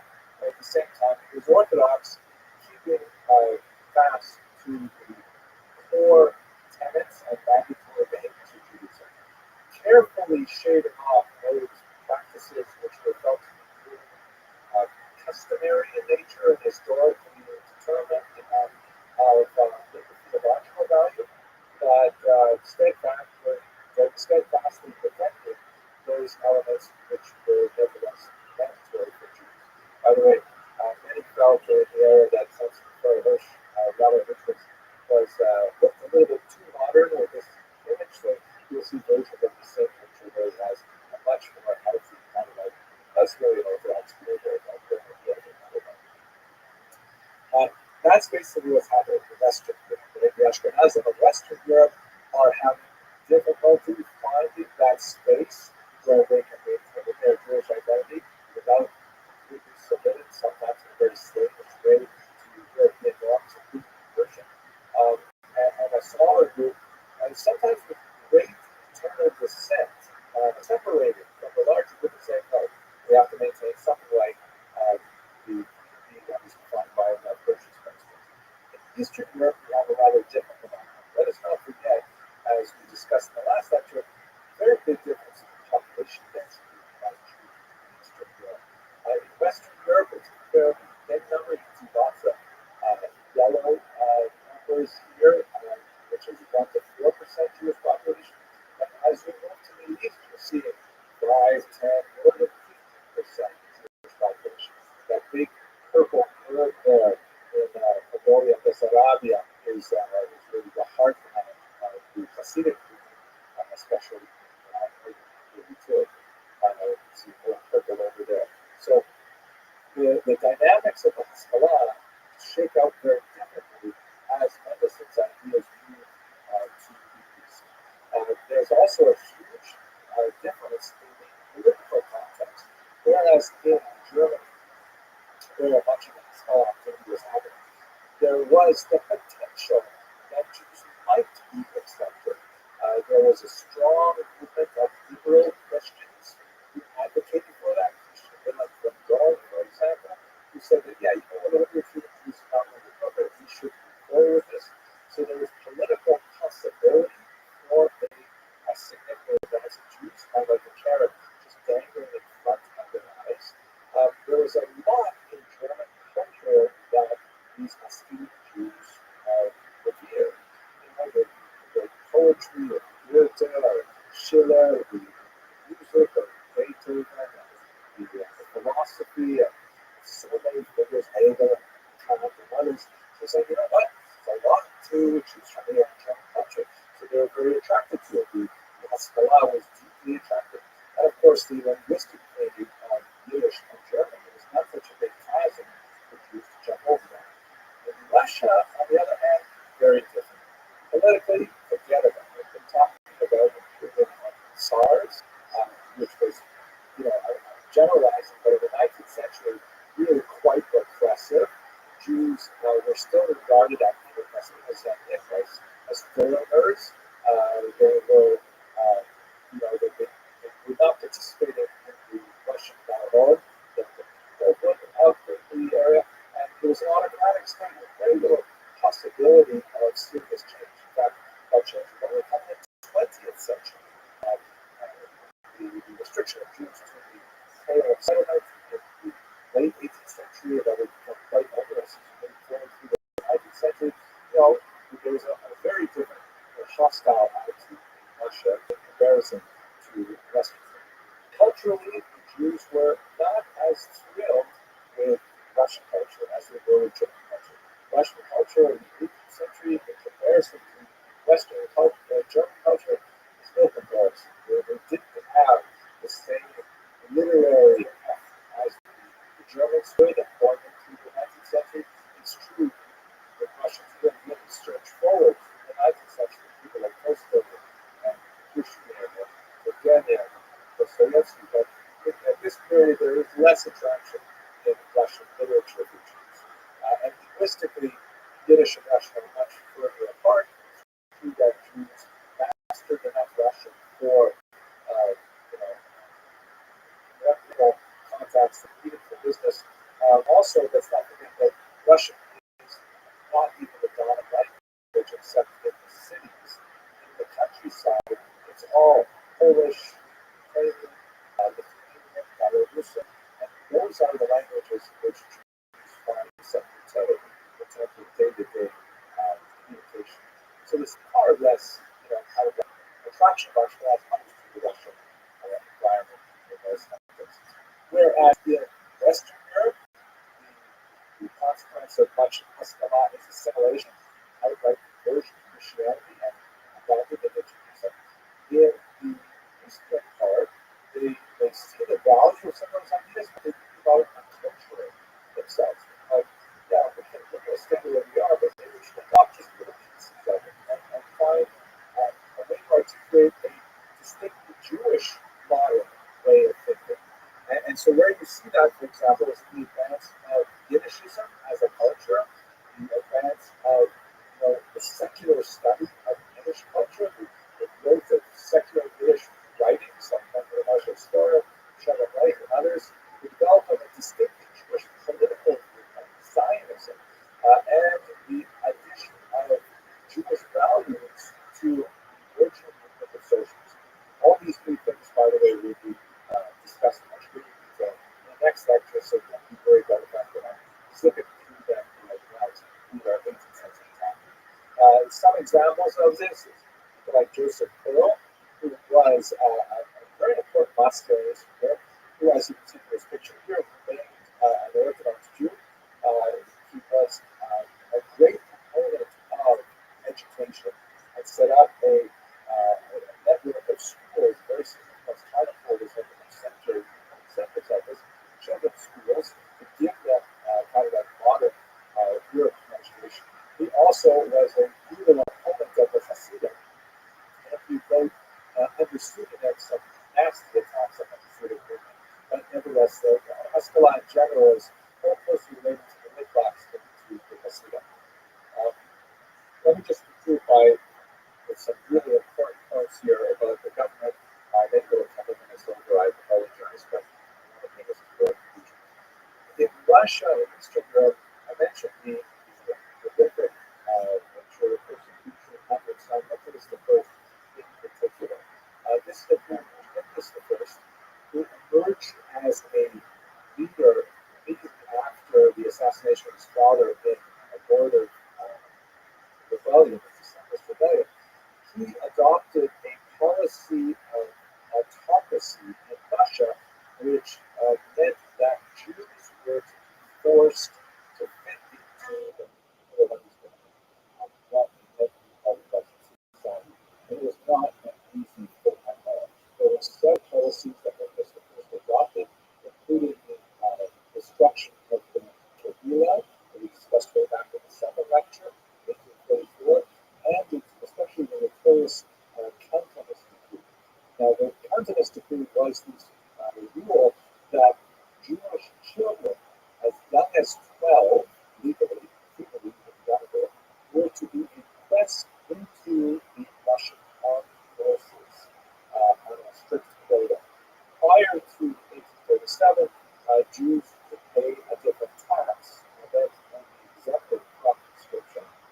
we should understand that Russian conscription was 25 years in length.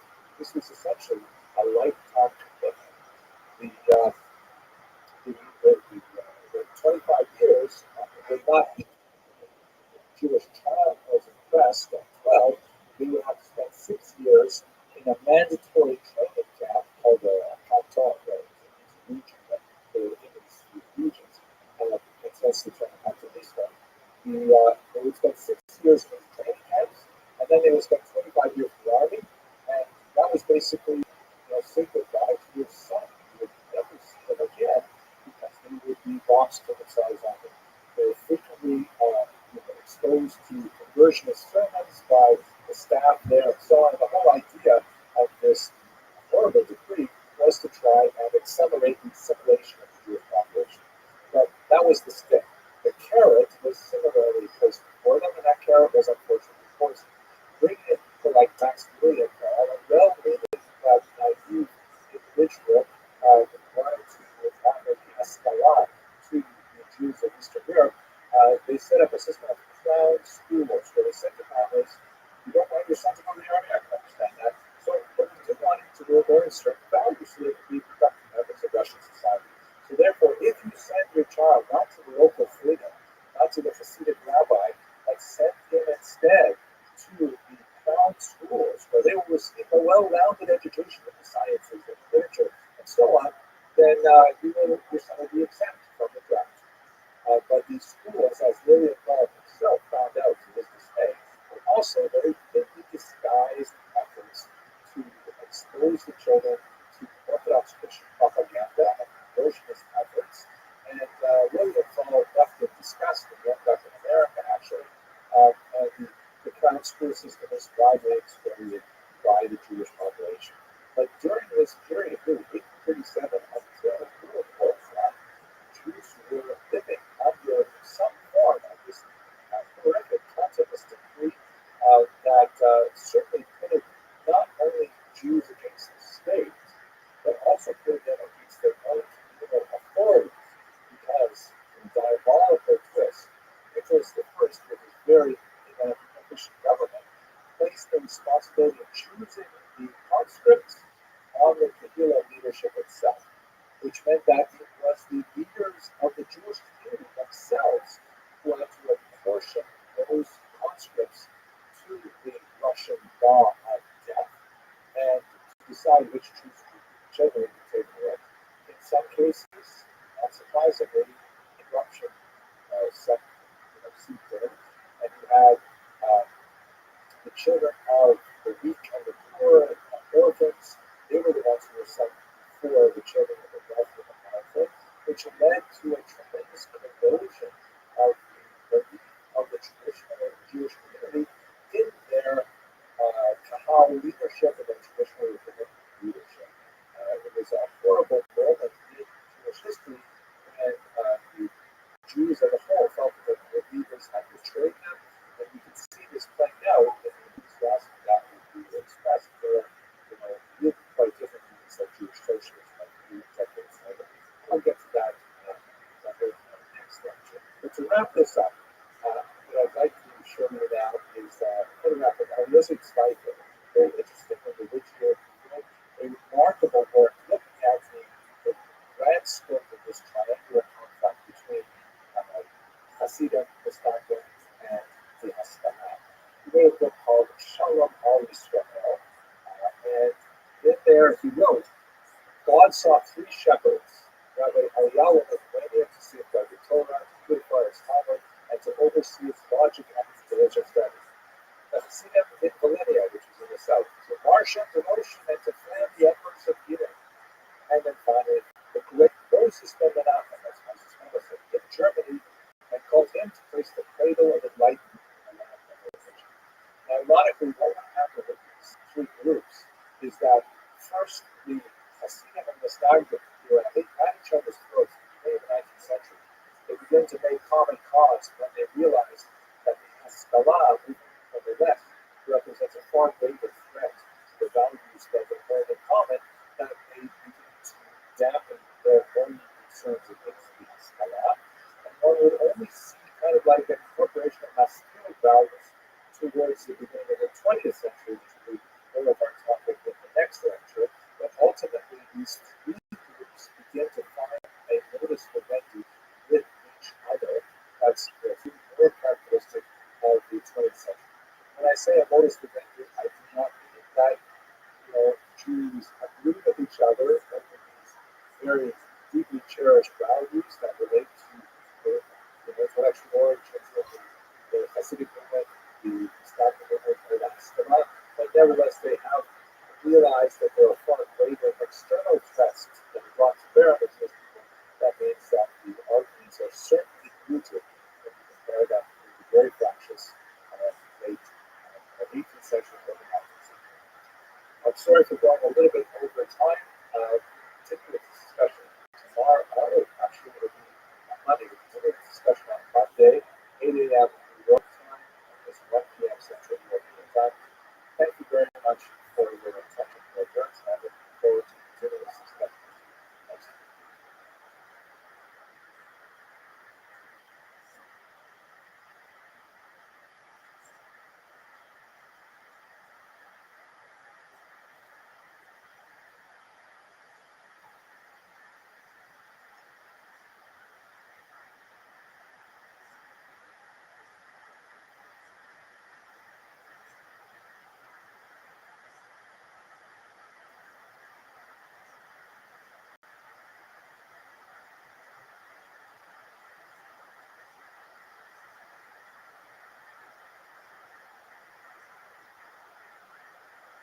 Today we're going to look at the 19th century, the kind of like the long 19th century, which begins with the emancipation of Jews in France in 1791, and then we're going to move forward right up until the early 20th century. So long 19th century to kind of the phrase that was coined by Rothschild. So, first of all, what do people say emancipation? This is kind of like an unusual term. It's a term that's actually borrowed from American scholarship. Emancipation is used to describe the liberation of the African slaves in America, which was clearly of a very different character and quality than the granting of the West Jews in Europe. The rest of the term has been well accepted.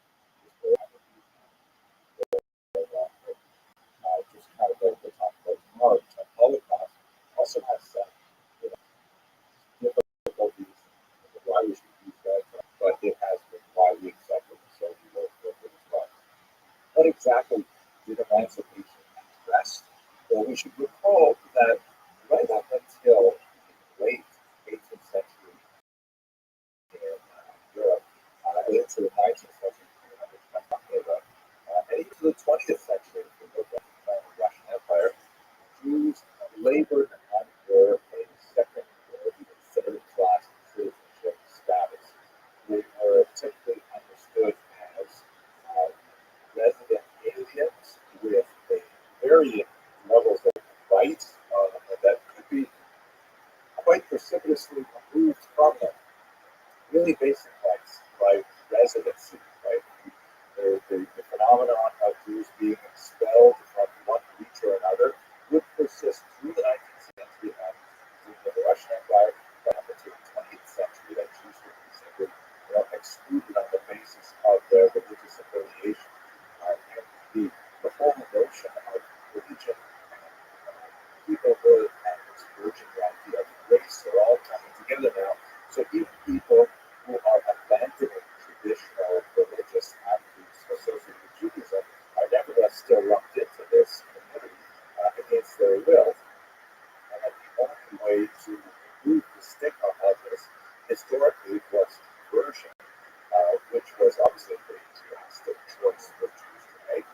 But in the 20th century, the conversion is no longer acceptable as we'll see tomorrow when we talk more about the.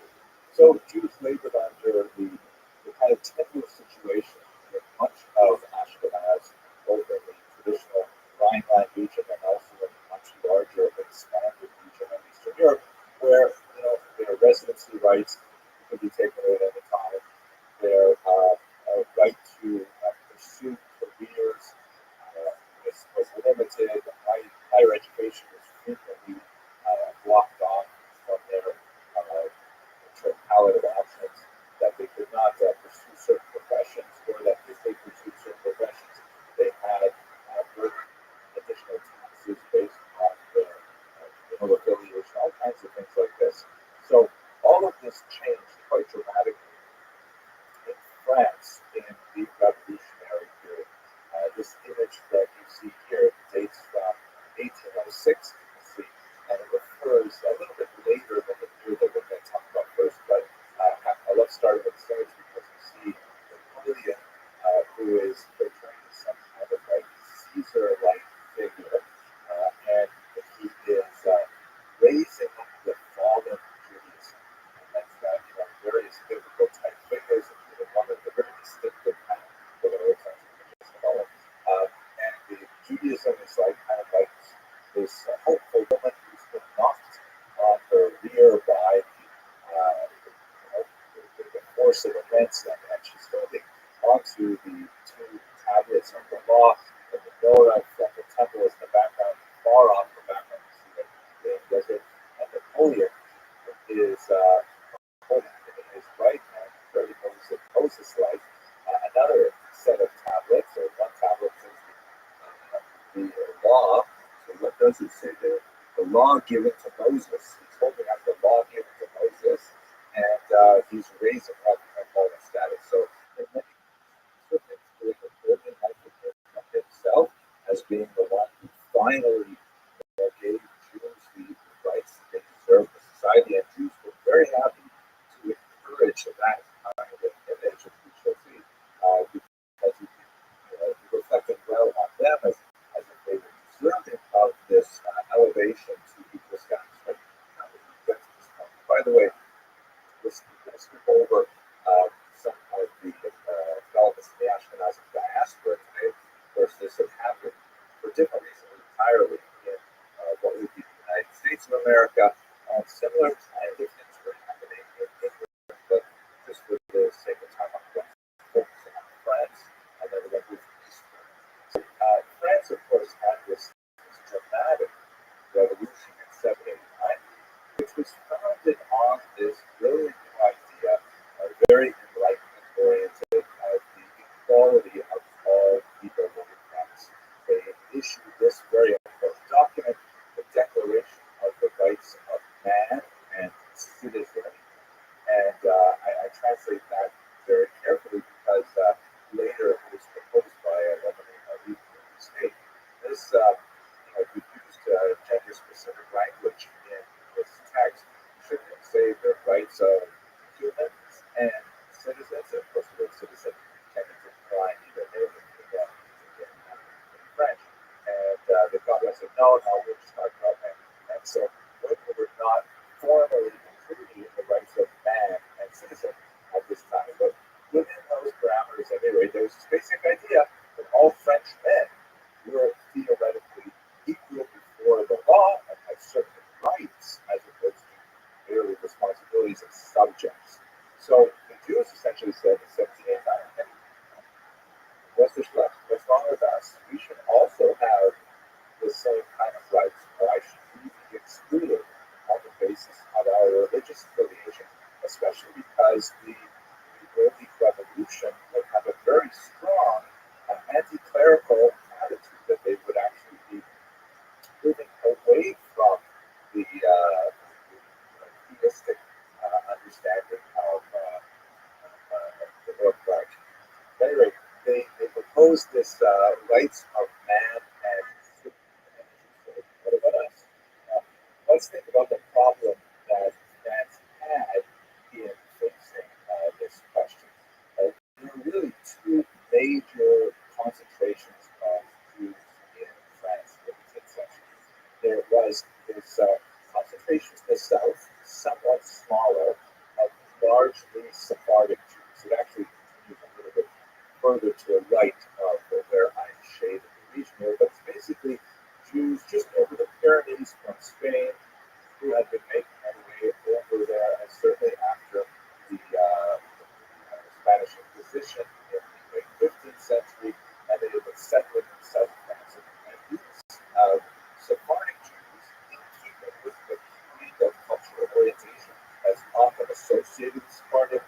they were, quite capable of adopting many norms of non-Jews among whom they lived, including the French language, including French manners of dress, including a whole host of cultural markers that indicated that they really were part of the larger society.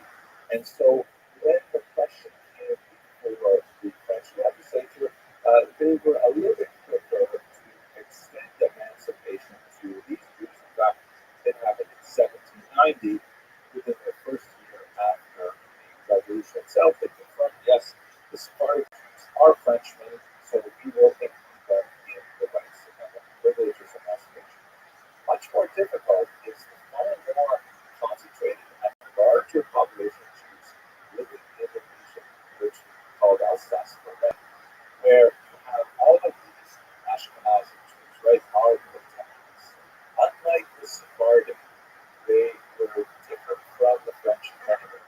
Linguistically, their native language remained Yiddish, although they had some fluency in French, of course, particularly for business purposes. Their principal language was this Germanic language.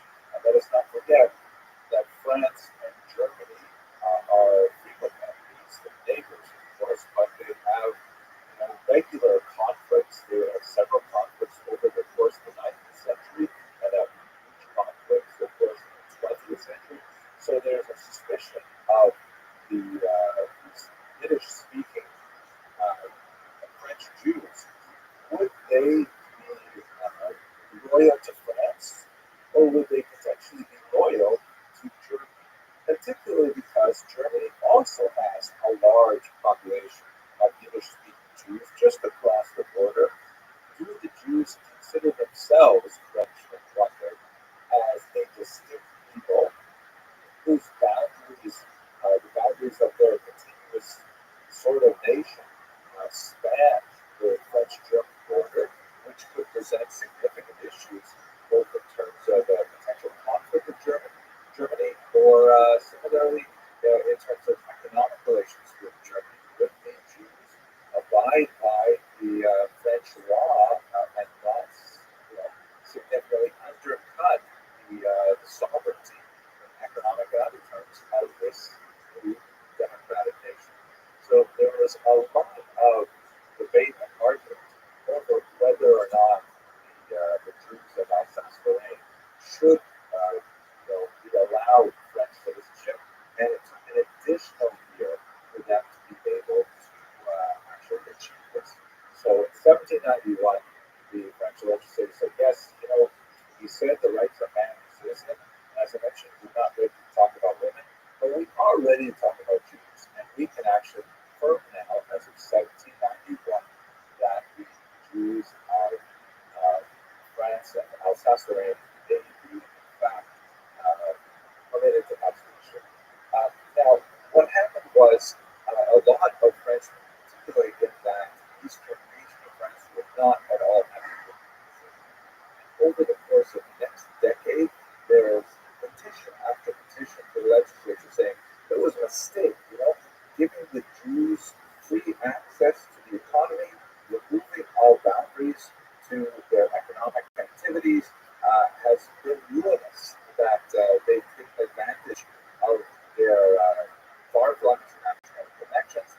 They've taken advantage of some of the significant skills they have culturally, such as their literacy and numeracy, we've mentioned many times. And we are finding, instead of a lot of Alsatian non-Jews, we're finding ourselves overrun with Jews who are now, beginning to dominate certain aspects of the economy, particularly finance, money lending, things like that. And so there was a significant and pressured outcry. Ultimately, this came before Napoleon at the beginning of the 18th century, and we won't go into details of how did Napoleon get involved in this. I'm not sure under the Democratic Republic. But what ended up happening is Napoleon, in his characteristic manner, said, I'm consistently bothered by these petitions coming in. I think we're going to have to turn to the Jews and settle this one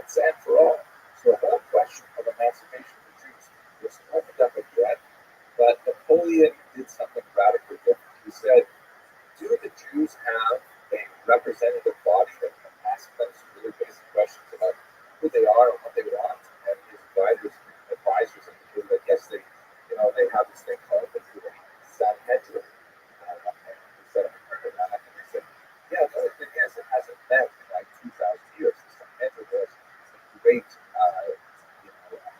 assembly of 71 judges that would decide all the important cases way back in the ancient period when the Jews still were sovereign in their own land and very latest under Roman domination. So he said, well, no problem. Je suis Napoleon. I am Napoleon. Let us reconvene the great Sanhedrin. And so he sent out a call that reverberated throughout Europe saying that Napoleon is going to be reconstructed the great Sanhedrin because he has to ask it some questions related to the possibility of French emancipation of the Jews. So remember that the Jews had just barely received emancipation at that time, and now it's being questioned, so he can consider this a great alarm. There's a tremendous amount of enthusiasm, particularly among circles of the masculine, who said that finally we're going to get a chance here to really demonstrate our potential for the larger state, and in fact, we will be able to, perhaps, move our entire community forward in the intellectual direction that we wanted. So they brought together not only from France but representatives from East Central Europe as well. This assembly, which was initially called the Assembly of Notables, and at its head was this man, the venerable Rabbi David Sitzman. Now, a lot of rabbinical authorities eschewed the Assembly of Notables and they were away from it. They felt that it was somehow blasphemous. Like, how is it? This is not the Sanhedrin. This is not how the judges are appointed. And look at these other guys who are joining it. These masculine, these people who barely believe in traditional observance of the Torah. And they're going to be our representatives. And so there was a significant boycott, particularly from the more right-wing elements, right-wing religiously of the Jewish community of Europe. But David Sitzheim, who was a very respected scholar, he's written a major commentary on Mishnah, for example. He was, kind of like a little bit about tremendous gravitas, and his decision to participate elevated him to the president. He got this amazing hat. I mean, I wish I could wear a hat like this, but I don't think I can carry it off. And he served as the president of this organization. Basically, they met in the early 19th century, and Napoleon 12 basic questions. And Sitzheim, together with this Assembly of Notables, had to draft responses to them. The questions were quite fascinating. The questions essentially, all together, they were really trying to drill down to one question, which was, hey Jews, do you consider yourselves French or something else? Do you consider yourselves allied with France, true sons of France, willing to defend France? By the way, at that point, when the question was read out loud, the minutes of the Assembly notice say they all stood up and cried out, Jusqu'à la mort, to our deaths. Of course we will defend France. And then, but the questions led to some really interesting kind of things that look like tangents, but were really basically the same question. Like, for example, Napoleon was very interested in Jewish marriage law. Would the Jews consider marrying non-Jews, for example? And of course, in Jewish law, this is forbidden. But the Assembly of Notables were no slouches. They realized that Napoleon wouldn't like an answer that Napoleon forbidden to marry non-Jews, which of course was not quite so much in the 18th century, but would be happening on a very large scale throughout the 19th and into the 20th century. So they sort of said, well, we have traditionally dissuaded Jews from marrying non-Jews, but, and then they really kind of twist themselves into pretzel to say that if it happens, we don't really interfere, and that's really what the court also pointed out. Do the Jews have their own police force? In other words, will they subject themselves to French law, or will French law be subordinated to Jewish law? And as we saw when we talked about the communal structure of the Kenya law, this is a real question, right? Which law is primary? In Eastern Europe, when the communal was very large, it was not really that big a question because the government was not especially interested in getting into the minutiae of the behavior of individual Jews. And most of the areas in which they would be concerned, they were very simple areas that were certainly covered by Jewish law in the same way. But here, Napoleon is developing a modern state, and will be dealing with individuals on the individual level rather than a communal level. And so he was very concerned, if the state imposes a particular rule or law, the Jews follow it and it contradicts the Torah and the ways interpreted by the rabbis. So the Assembly of Notables understood exactly what Napoleon was getting at with all of these questions, and they provided for him an answer which satisfied him on all these areas. Perhaps the most significant response focused on a basic principle in traditional Talmudic law, the notion of dina, the makuta, meaning the law of the state is the law. This is a discussion that was advanced by the great Rabbi Shmuel in Babylonia during the period of Talmud, where Jews were a minority in Babylonia. And there was a long discussion in Talmud of what if the state imposes laws that are, not included in the Torah. And in the Talmudic discussion, do we have to follow those laws? He basically ruled, we've got to follow the laws out of the land. It's a complicated discussion. What happens if the law of the land is wicked and imposes a law that contradicts the Torah? I'm not going to go into that intellectual pursuit, but for our purposes today, the Assembly of Notables essentially offered Napoleon the answers he wanted. Napoleon said, fine, I'm going to confirm the decisions of 1790 and 1791. Jews are definitely emancipated. We're not taking that back at all. But by the way, just to make sure that they're not abusing their new status, I'm going to impose a whole bunch of new laws just to make sure that they're kept within the law. Which was considered by many Jews to be a bit of a betrayal, because after all, if they're emancipated, they should have total freedom, total equality. Napoleon was not quite prepared to do that, and so there were some manipulating legal aspects on their economic, particularly conscription and others, that Napoleon wanted to impose, at least for a temporary period. But bottom line for our purposes, it was a huge leap forward, because here was a confirmation of the French idea of emancipating Jews, which would echo throughout East Central Europe over the next 2 centuries. For their part, the Jews were just delighted with this, especially those elements of the Haskalah, not so much necessarily the extreme religious orientation. Many of them felt that Napoleon was representing some kind of great evil force. You see that, for example, among many Hasidim in Eastern Europe, which would be exacerbated by the fact that Napoleon put on this massive Eastern campaign to invade Russia later on. But some Jews actually viewed this as the beginning of the Messianic era, and they looked to his name, Bonaparte, which can be translated into Hebrew as Veleg Torah, good portion, which is understood as a reference perhaps to 100%. Here's a medallion that was coined by Jews to celebrate the granting of emancipation to the French Jews.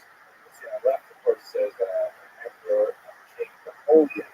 And this is like a big change from the original republic that was established in 1709. And on the right, amazingly, the figure of Moses is kind of crouching down in an almost servile fashion, tentatively reaching up to receive the 10 commandments from none other than Napoleon. This is like one of these astonishing images. It's a medallion that actually portrays Napoleon in godlike fashion, being the great lawgiver presenting the law finally to the Jews. It boggles my mind that this is appropriate, but nonetheless, as negotiate, as they say in Yiddish. Now, let's move a little bit to the east and see how this new status really affects the rest of Ashkenazi. I'm going to skip rather quickly through a bunch of this region and focusing on how Jews expressed it in terms of words. So here's an image of the great Kaiser Joseph II, who was especially associated with a similar kind of emancipation that was happening in the Austro-Hungarian Empire, particularly in the concept of toleration that was issued in 1782. And it was different from French emancipation in terms of many respects. It did not go as far as the French example by formally declaring Jews citizens. Rather, as the name implies, the concept of tolerance formally agreed to permanent status of Jews as tolerated in the population. So all kinds of rules that Jews were originally nervous about, like residency status and like confirmed privileges to study certain subjects, higher education, or ancient practices, while the mildly discriminatory limitations were placed on them because of their Jewish status.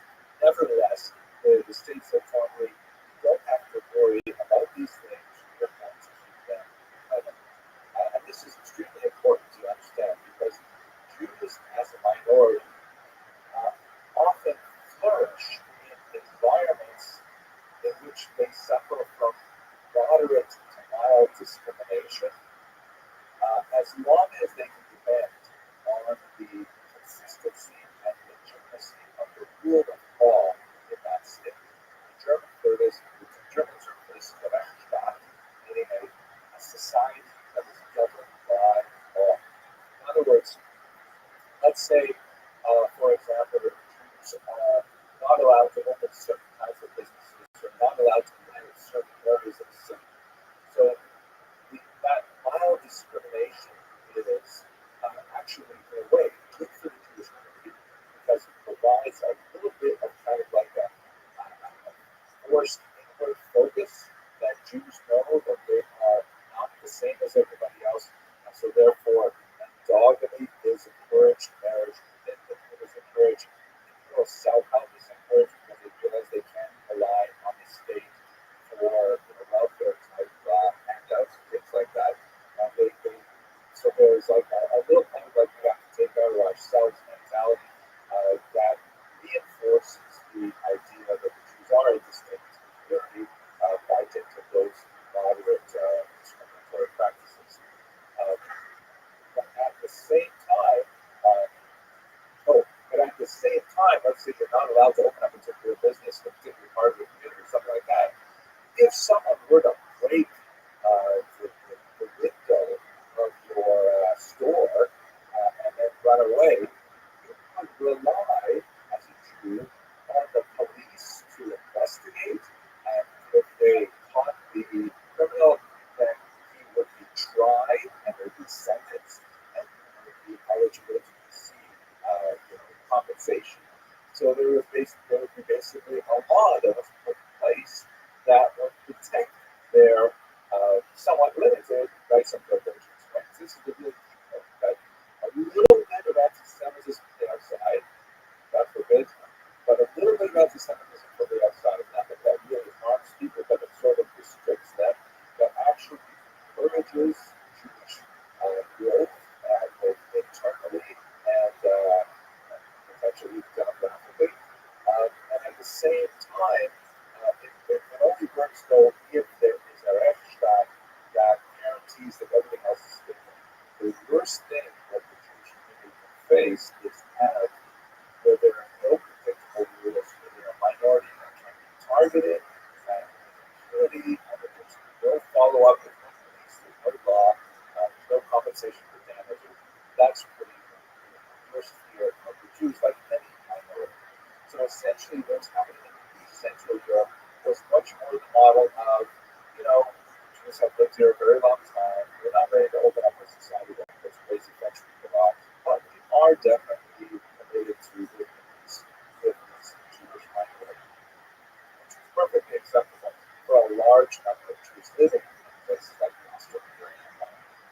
But the idea of French equality was quite tempting for large swaths of the population at large. And so you will have, over the course of the 19th century, a lot of liberal struggles to try to bring that system of government to Central Europe. From a major revolution in 1848 that actually turns out to fail. And so during this time, Jews are kind of buffeted by sudden swells of liberalism, followed by contractions of conservatism. And over the course of the 19th century, they're struggling with, is society going to liberate us like France? Are they going to continue to tolerate us like Austria-Hungary? Or are we going to be subject to the anarchy which is essentially the revolution? Significantly worried for Jews overall. But the trend as a whole moves towards emancipation, moves towards the idea of giving Jews equal rights with all other members of society, and ultimately that's what will happen. By the end of the 19th century, Jews were emancipated throughout the entire region of East Central Europe. Only Russia maintained that strict distinction between Russian citizens and Jewish subjects as Jews were continued settlement. This back and forth of what's going to happen to the Jews in East Central Europe had interesting implications for the Jewish community. Among German Jews, those who were committed to the idea of achieving emancipation began to experiment with internal reforms. We just began to touch on these last week, but here's when you have the development of what would be later called denominations within Judaism. The Reform movement, which is called the liberal movement at this time in the early 19th century, said, essentially one of the reasons why we are struggling to see emancipation is because we're perceived as being so different from regular Germans. If we would just adopt things like those Sephardic Jews in southern France to show that we are Germans too, then emancipation will be extended to us. And so the liberal movement was much more prepared to adopt changes in Jewish religious practice. Synagogue architecture was changed to be more church-like. Mixed seating of men and women was introduced. The liturgy was significantly edited to remove, for example, learning from Zion, the idea that Jews ultimately in exile in Germany was considered inappropriate because, after all, the only emancipated people who would intend to live there for their home, don't emancipate travelers. So references to Zion were removed from the liturgy because it was seen as a kind of a dual loyalty that was unacceptable. And we can go on with the various changes. One of the most significant ones was the linguistic in nature. Should Jews continue to pray in Hebrew, a language foreign to the vast majority of Germans, or should they move towards German language worship so that, if a typical non-Jewish German were to walk into a synagogue, he or she would understand basically what is going on. So in the 1840s, when the Reform movement moved significantly towards using German, the movement called the historical positivist movement, now called essentially conservative Judaism, sort of different, but that's the term used in America, was led by a man named Zacharias Frankel, said, that's too much already. And so a splinter group felt the Reform movement broke off and said, we do believe in reforming Judaism, but at a far slower pace. And so you have now three distinct orientations of Judaism very active in Germany. You have the traditionalists who would be called Orthodox for some time, but they're probably known as Alpha the believers who are essentially retaining medieval traditions. And then you have the very large grassroots movements of liberal Jews, aka Reform Jews, who are willing to see changes in Judaism in order to adapt to German sensibilities. And then finally, you have the conservative movement, which is saying we believe in the basic tenets of changing Judaism to adapt to modernity, but not as fast as all the film partners. There's much more to say about this, but I want to concentrate more on politics than on the denominational lines. Now, related to these changes, there was a significant backlash developing, particularly in Germany, against the German Jewish advances for emancipation. And one of the figures that really highlights the opposition to this movement towards emancipation is a renowned historian, Rothschild, who in the latter part of the 19th century looked at what was happening to Jews in Germany, and he was especially incensed with Hyman Grazia's major multi-volume history of Jews that was appearing at the time, which he felt maligned the Germans as the traditional hosts of the Jewish community, and he argued in a very trenchant series of essays and polemics that went back and forth between Grace and Teichke. He said famously, "The Jews are our misfortune. That if we had, if we had, sort of granted them the limited rights that we did in the medieval period, and left it there, that would be fine." But Teichke said that, just allowing Jews to consider themselves German was a great tragedy, and it would ultimately result in the downfall of Germany. Obviously, this particular intellectual trend would have huge implications for the 20th century, as that slogan, "The Jews are our misfortune," would be picked up by the Nazi Party.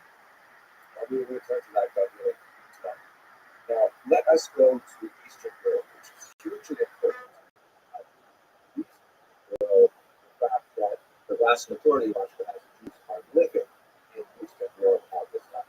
Eastern Europe would include the Great Russian Empire, massive territory, the Romanov dynasty enjoying for about 300 years, and would also include Poland at this point, because Poland was swallowed up by its neighbors in the late 18th century, and the largest single chunk of Jews was absorbed into the Russian Empire under Empress Catherine II, also known as Tsarina Catherine the Great.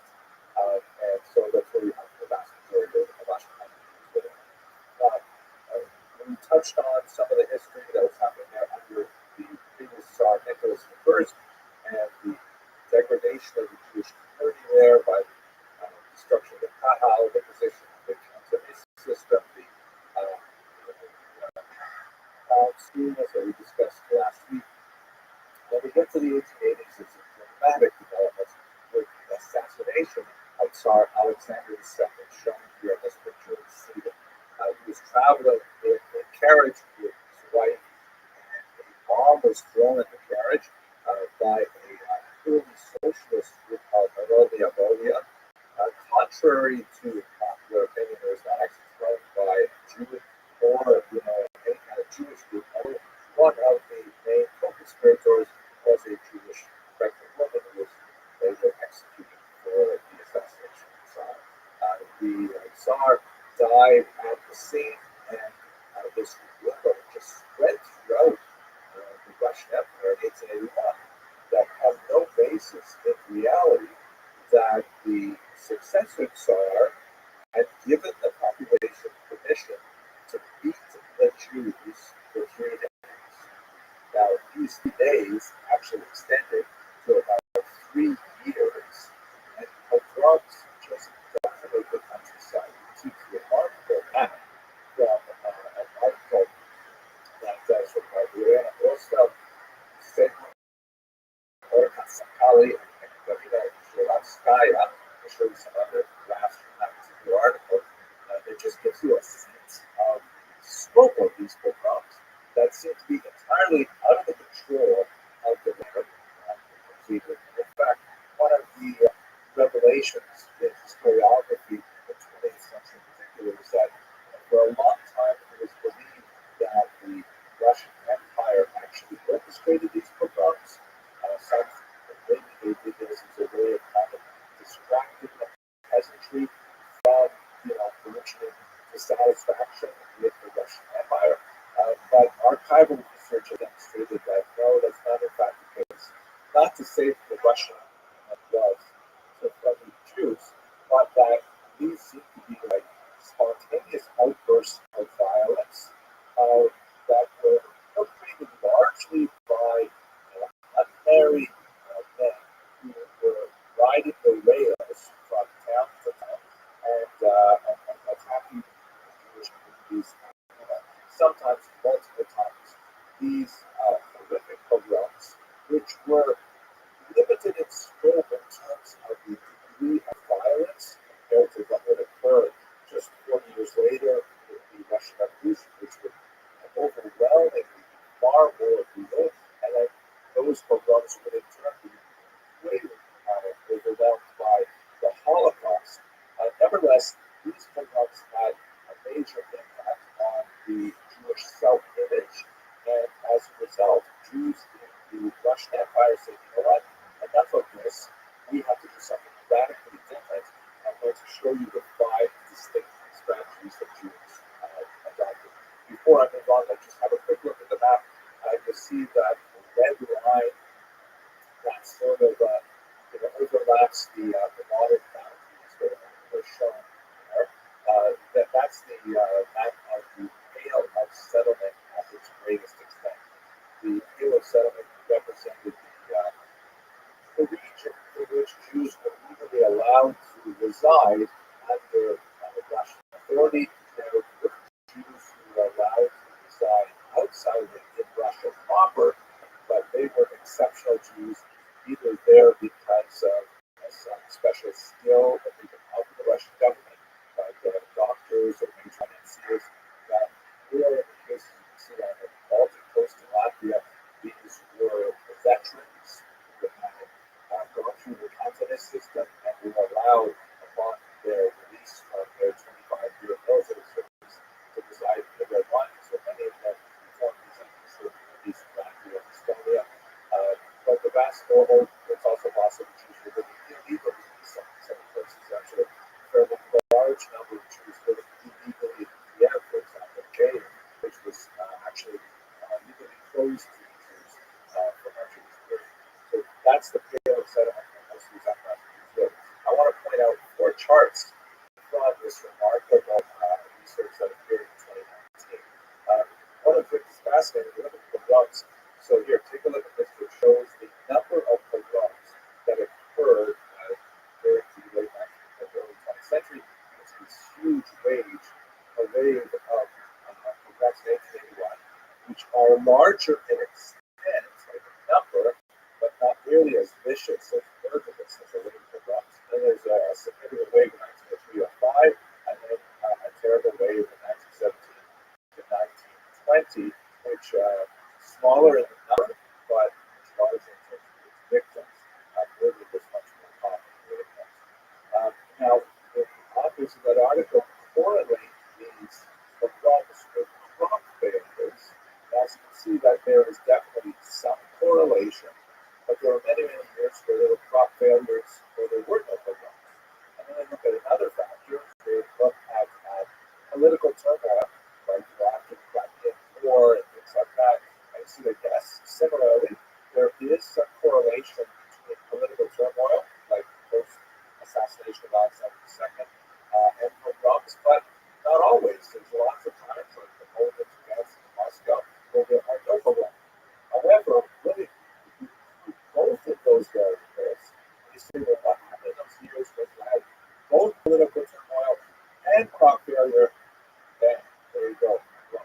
So that's a very clear graphic representation of how economic reversals and political upheavals equals pogroms in the Russian Empire. Good estimate strategies. Now, what used scientists for that? So one of the things that really changed as a result of the 1881 pogroms is that Jews began to question their traditional leadership in a very big way. The traditional leadership was hugely harmed by the consummist decrees that we discussed last week. The Kahila was not nearly as trusted. Traditional rabbinical authority lost a lot of their authority to the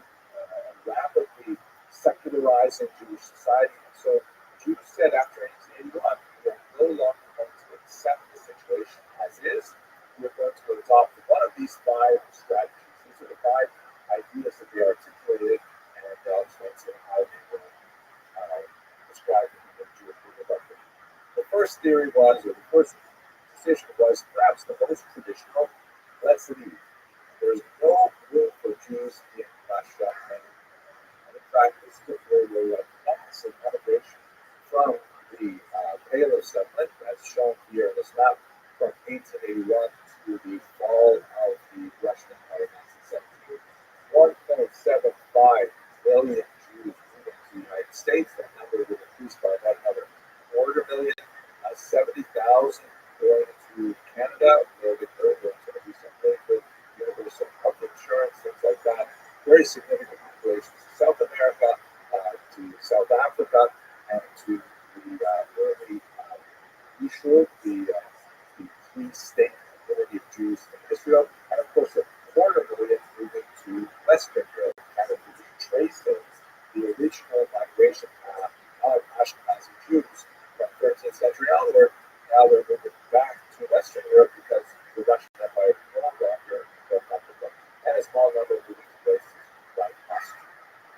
The second major strategy was, no, let's not move, let's not leave the Russian Empire, let's change the Russian Empire.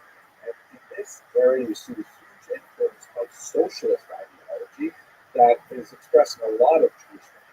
Very, perhaps most famously by this man, Rothschild, who was a major figure in the 1905 revolution. In particular, later he became the leader of the Red Army during the Revolutionary Years. We discussed really in about an hour.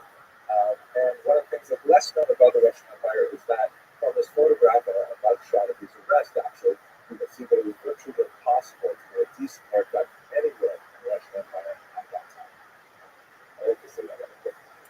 Third, so wait, you're going to, try to change Russia, try to adopt a totally different political system, that of socialism. It's just going to be another problem later on down the way.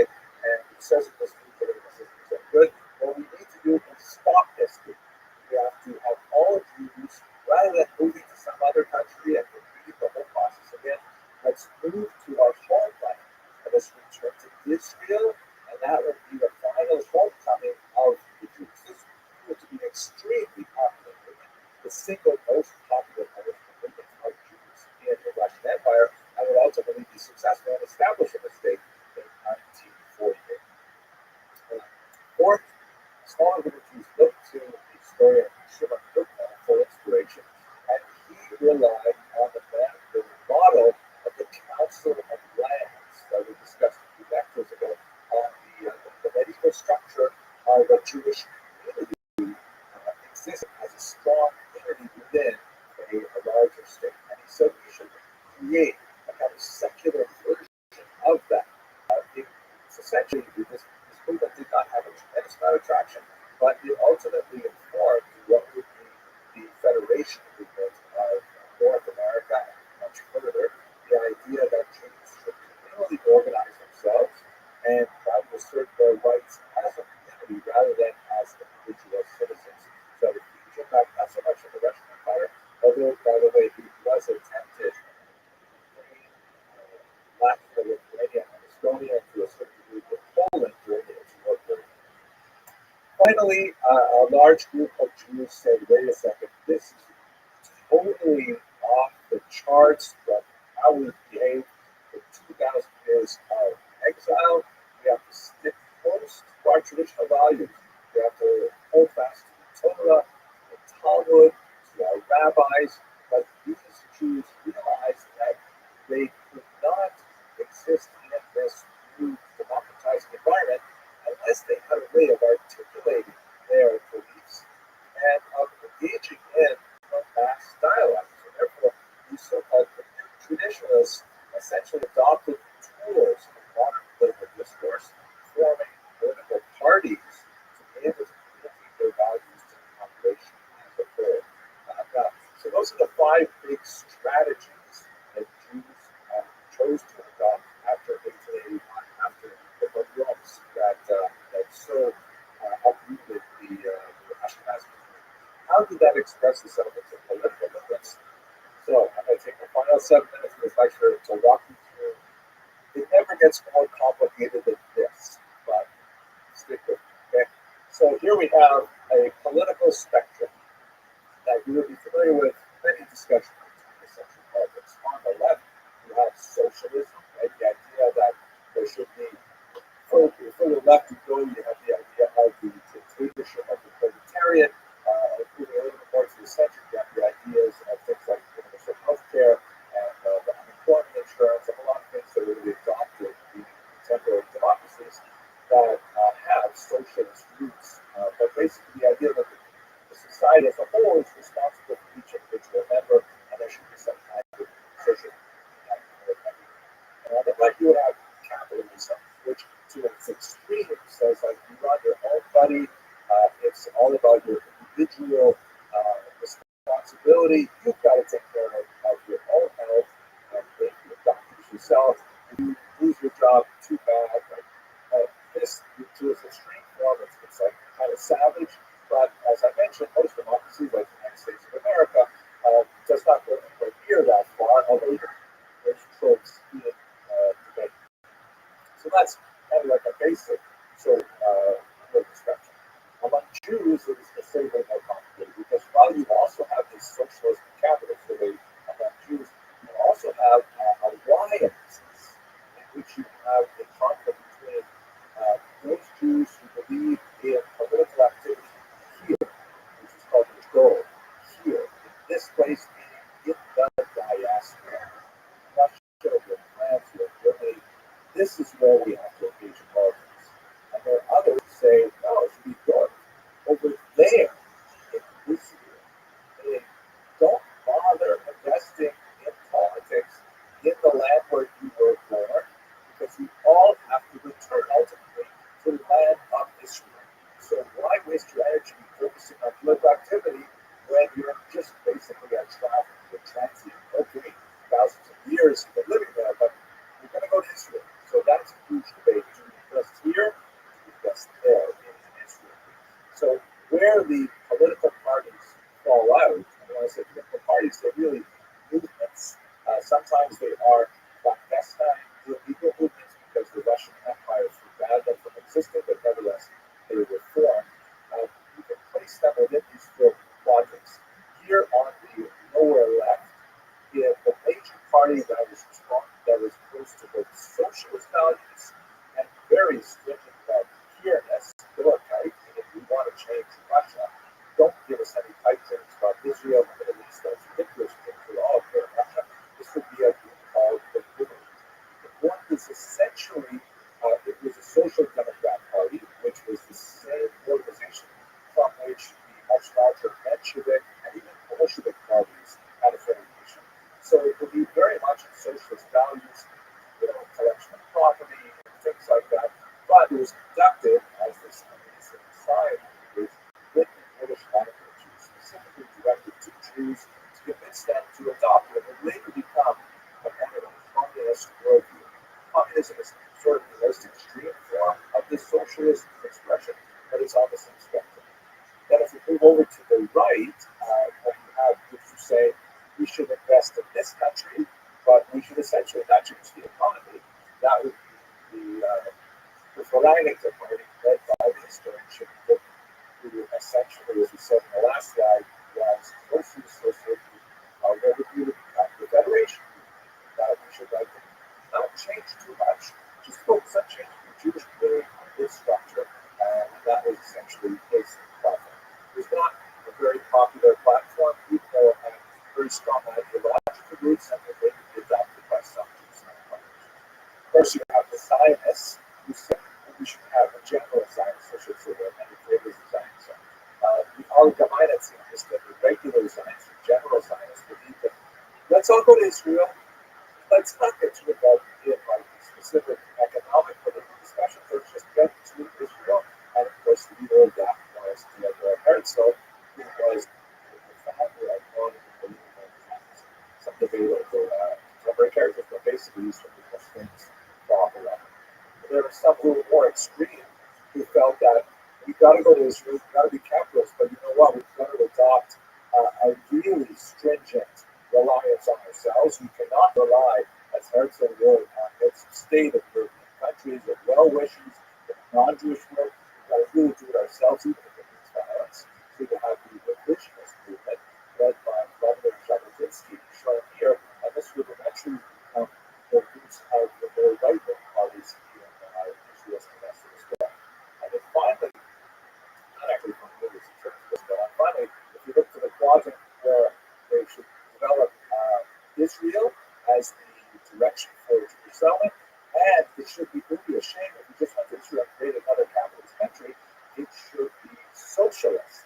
So the socialist Zionists, the so-called Poalei Zion, where perhaps most of them said that, the workers of Zion, establish a network of kibbutzim, which are essentially kind of like neo-communist ashrams where Jews would live according to communist values, and they adapted them considerably over the course of the 20th century, but kind of experimental structures of communal living and things like that.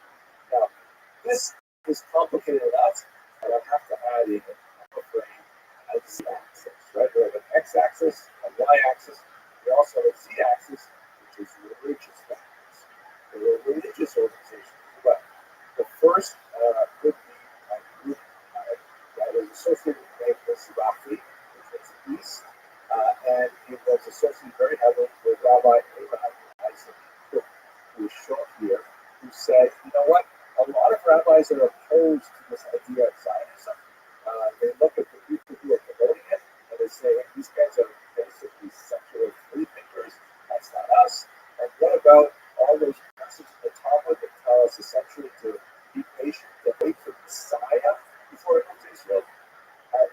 Rav Kook suggested, well, maybe the fact that these secular Jews are coming back to Israel, that is in itself a sign of the Messiah.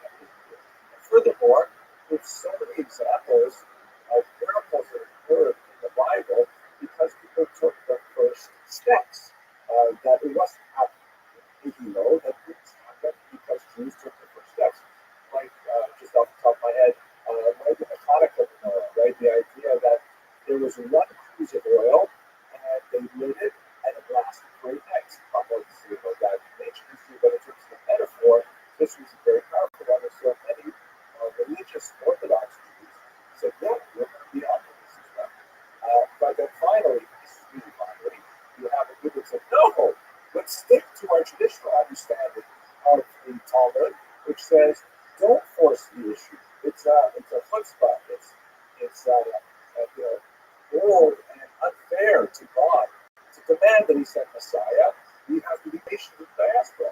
And this is a group called the Agudat Yisrael, or the community of Israel, that was really focused on traditional Torah values. Later, of course, horrible impact of the Holocaust, they had to reevaluate some of their stance towards Zionism, and actually they ended up becoming very strong in Israel per se. But their central core message is unchanged, which is dedication to Torah itself. That's the most famous example of their activity. Is in the Great Daf Yomi program, which they really pioneered in the 1920s, studying one page of Talmud a day through a 7-year cycle that results in a grand celebration at the end. This is the most recent celebration at MetLife Stadium, New York. I was actually seated myself off to the right of this picture, and I was celebrated all over the world. This worldwide study of the Talmud. So that's kind of like a quick overview of the many different complicated political orientations that Jews adopted at this time, an expression of a reaction to the Orthodox in 1882. Thank you very much for your attention.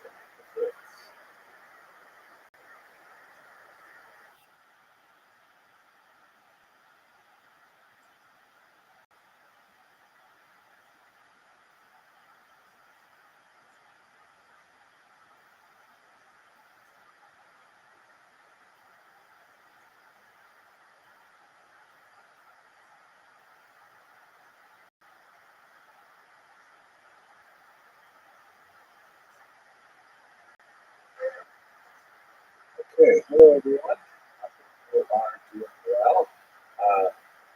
At this point, that we've had kind of like a general overview of the expression of political opinion among Jews for a snapshot of time, really from 1897 to 1912. We should go on to understand how this was filtered through the experience of the Jews of Ashkenaz in the 20th century. I'd like to focus the next hour specifically on the Soviet experience, which is one of the most significant, demographically certainly the largest of Jews in Ashkenazic territory, or the descendants of the Ashkenaz Jews from the Rhineland in Eastern European territory that will occupy us for the next hour. Let us begin first with the fall of the Russian Empire. So, if you look at this map here, these two maps actually, you see on the left, this is what East Central Europe looked like before World War I. You can see that it's dominated by three major empires, the German Empire, the Austro-Hungarian Empire, and the Russian Empire.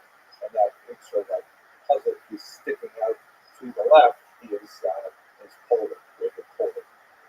And then just a few years later, all of a sudden, it's radically changed. As you can see on the right-hand side, the map is completely unrecognizable. You have the German Empire is significantly shrunk. There's a section called East Prussia, which is actually the wrong color in this map. It should be the same color as Germany, but it's got a land bridge that separates it from Germany proper.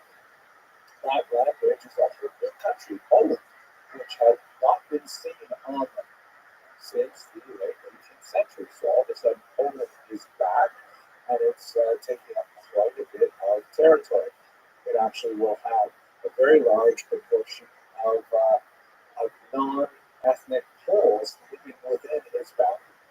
And to contrast that, where is Austria-Hungary? That empire is dismantled significantly. There are tiny remnants of the Austro-Hungarian Empire in a country called Austria and its neighboring country, Hungary, but they are just a tiny fraction of its original size when it was a dual monarchy. Now, all of a sudden, the majority former citizens of Austria-Hungary find themselves in totally different countries. A couple of them are actually completely new countries. Like, for example, Czechoslovakia, which is like Czech Republic and Slovakia, that represents a totally new country that took the northern part of Austria-Hungary to exist. Romania significantly expanded, and look at this, Yugoslavia, the South Slav, totally new country that takes up quite a bit of the old Austro-Hungarian Empire, and also it comes to Serbia, and it's just things have changed so dramatically. And all of these things are going to be extremely important tomorrow morning when we look at the Holocaust, because of course the Germans and the Australians, the Hungarians, they're slightly different, the Italians, they are all practicing a form of revisionism. They want to revise the peace treaties that created these new countries immediately after World War I, but that would be a topic for tomorrow. For now, I'd like you to look at the very edge of the map on the right side of the screen where you see Russia has disappeared, and they've labeled this map not entirely correctly, Belarus, Russia, and Ukraine, but really is referring to the Soviet Union, which ultimately would be created from several, 15 actually, constituent republics. One of them would be the Ukrainian SSR, the other would be Belarus SSR, but basically the old Russian Empire has disappeared. So that's what we're going to look at first. What happened to the Jews of this region when the Russian Empire disappeared? So there's really two revolutions that removed Russia from the map. The first one occurred in February of 1917. The second one occurred in October of 1917. Now, ironically, they're referred to in Russian historiography as the February and especially the October revolutions. But if you were standing where I am right now in New York, at that time the revolution happened, they would have been referred to as the March Revolution and the November Revolution, respectively. The reason for this is because one of the unusual quirks of the Roman Empire was that they relied on the Julian calendar rather than the Gregorian calendar that used in the West. And it was literally losing a year every century since they had the switch. So they were 11 years, they were 11 days behind the Western calendar. Russia was quite literally behind the West chronologically. It was only later in 1918, I think, that the communists said, okay, let's use the same calendar as the West, and that's how we are synchronized today. But back then, they were actually distinct. So the first revolution occurred in February, and it seemed to have started from a food riot.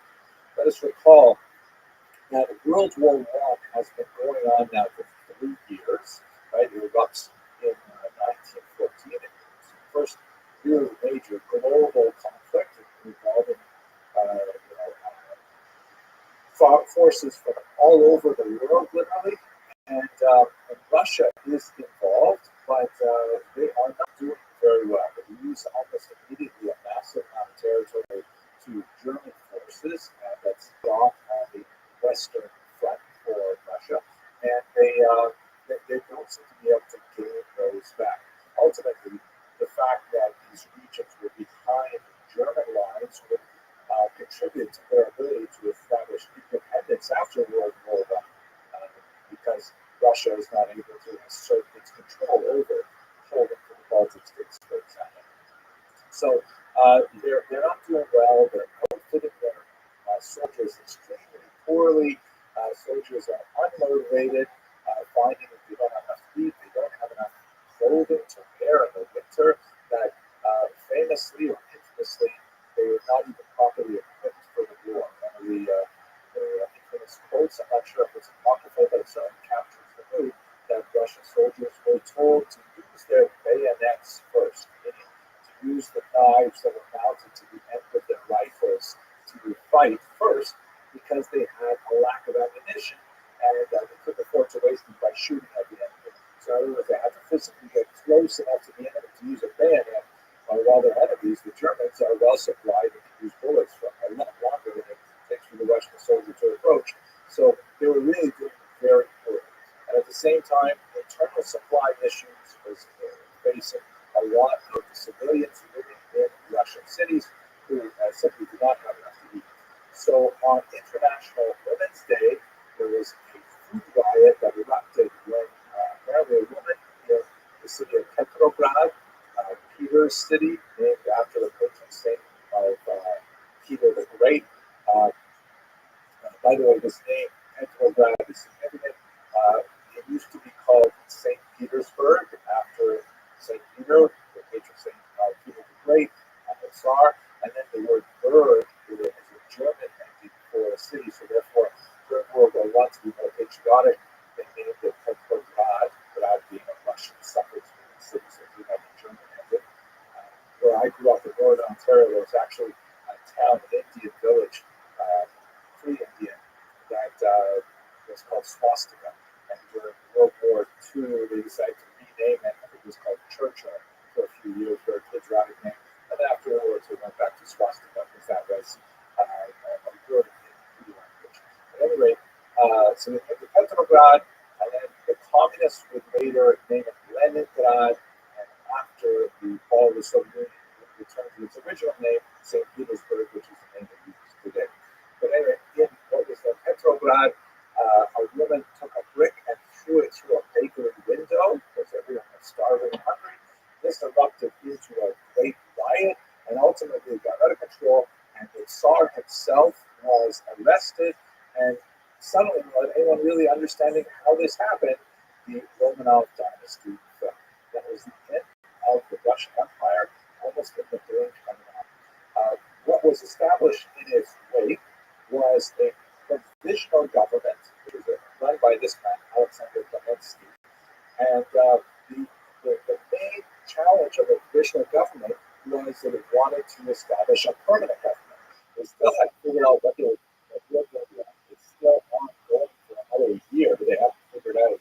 were going to stay in the war, remove themselves from the war. For the time being, they decided to stay in the war. But they had to try and pull together a representative body to allow citizens of the Russian Empire to vote on their future. This so-called constituent assembly, a very noble kind of democratic ideal to hold, to get the vote of the population.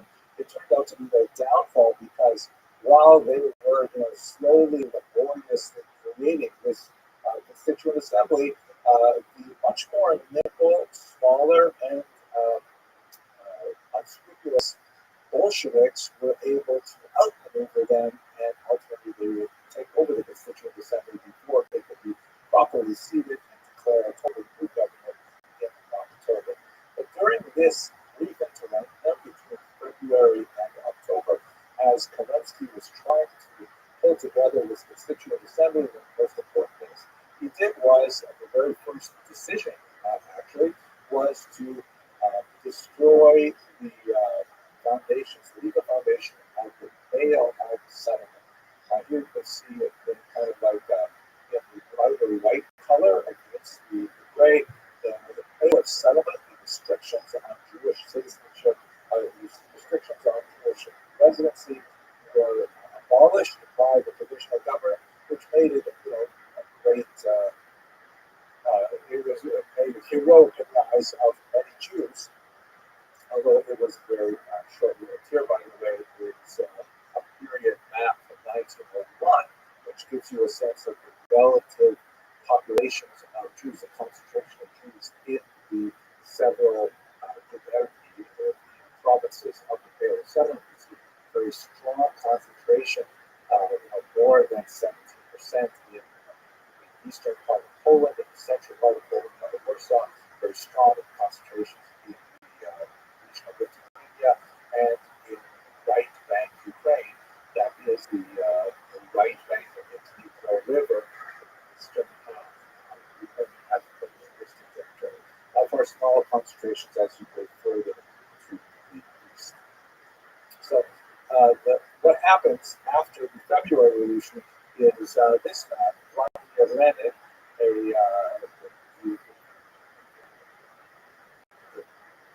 driving force behind the Bolshevik movement, organizes local councils in factories, and villages, and elsewhere. They were called Soviets, which means councils. And with their support, he storms the Constituent Assembly with an armed force, declares it disbanded in favor of all power to the Soviets, and proclaims what would eventually become the Union of Soviet Socialist Republics, the first communist state in Europe, and a bold new experiment attempting to establish this form of government in Europe. The notion that supported Lenin's popularity was the idea that this new, totally new, radically new form of government would ultimately cleanse Russia of its various corruptive elements, including the monarchy, including the church, which is very, very anti-clerical, anti-church movement, anti-religious in general, as we shall see, and also its capitalist movement. You can see at the bottom of this image that literally shows Lenin cleaning up the globe, because then he felt that once communism started in Russia, it would eventually expand to fill the entire globe. This was really at the heart of the competition between the United States with its vision of democracy, that the United States believed that democracy would eventually conquer all regions of the world, and the Soviets felt equally aggressively that communism would actually be the dominant political modality of the entire globe. At the very bottom of the globe here, you see the capitalist.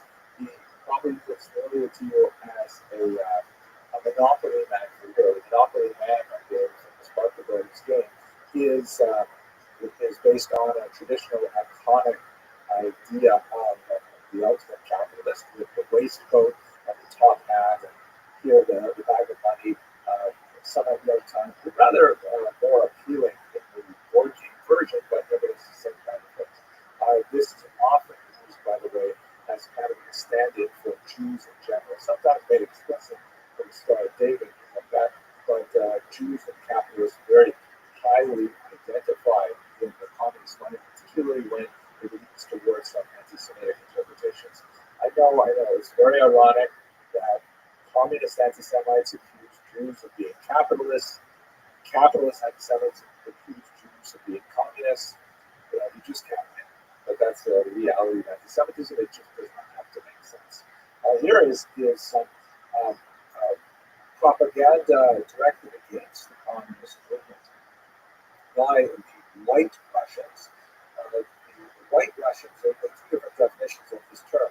The term Belarus literally means white Russia, and it's a region of the former Russian Empire, now the USSR.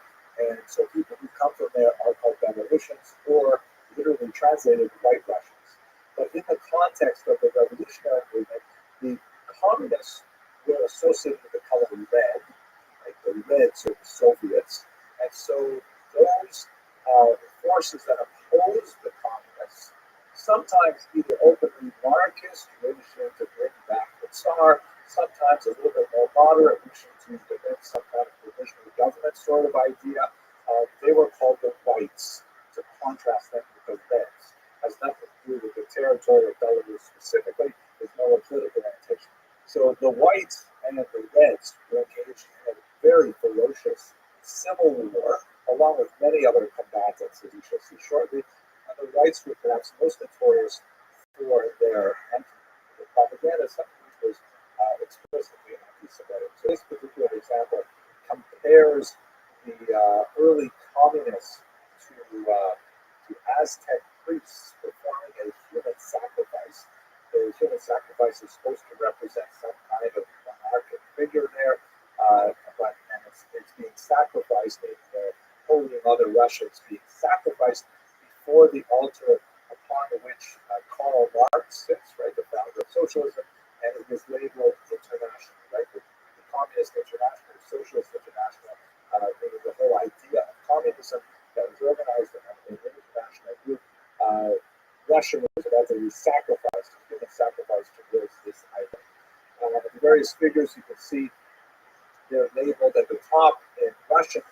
Lenin, of course, central figure in the red robe. Right next to him, the butcher is Trotsky. Right, remember, Trotsky is Jewish. Trotsky is all along with actually a few other figures here. And Trotsky is also especially feared by the whites because he is leading very effectively the Red Army. Ultimately, the whites would be defeated by Trotsky's army.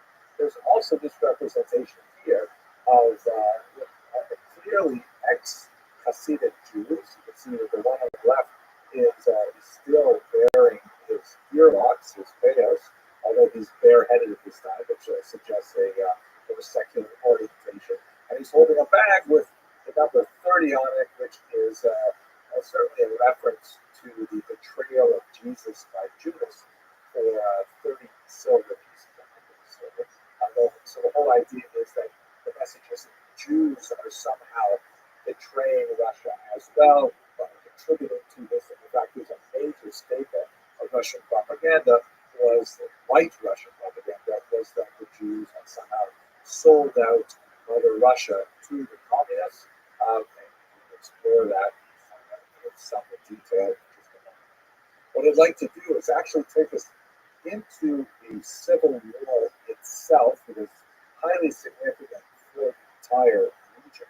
And ironically, considering the focus of the world today is on Ukraine, this is an area that's extremely pivotal to Ashkenazi Jewish history because of an unusual experiment that occurred in Ukraine at this time.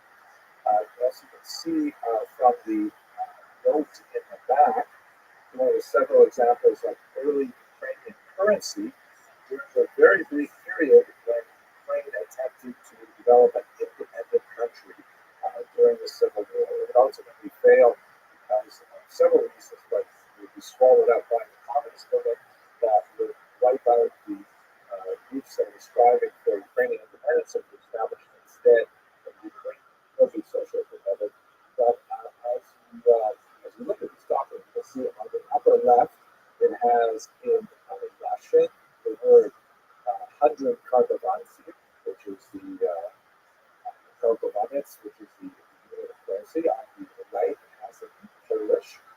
both official languages of the Ukrainian state. And at the very bottom, you can see the word in Yiddish, that this is in fact a fascinating aspect of the period. Yiddish was established as an official language of this very deep Ukrainian. So let me back up a little bit by telling you that, ironically, actually, a little bit more about what we're talking about today than most of the times I'm actually speaking, because my PhD dissertation was on this particular period.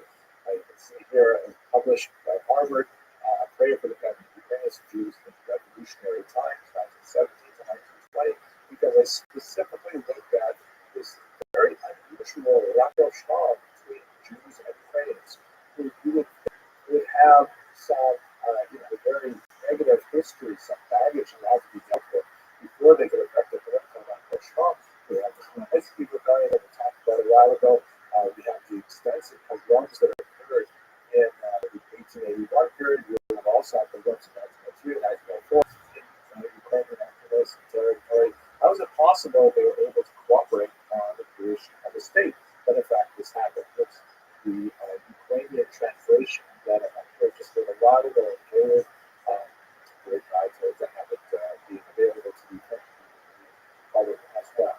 So basically what's going on is if you look at this map here, you'll see where Jews are living in Ukraine. The blue line is the present-day boundary of Ukraine.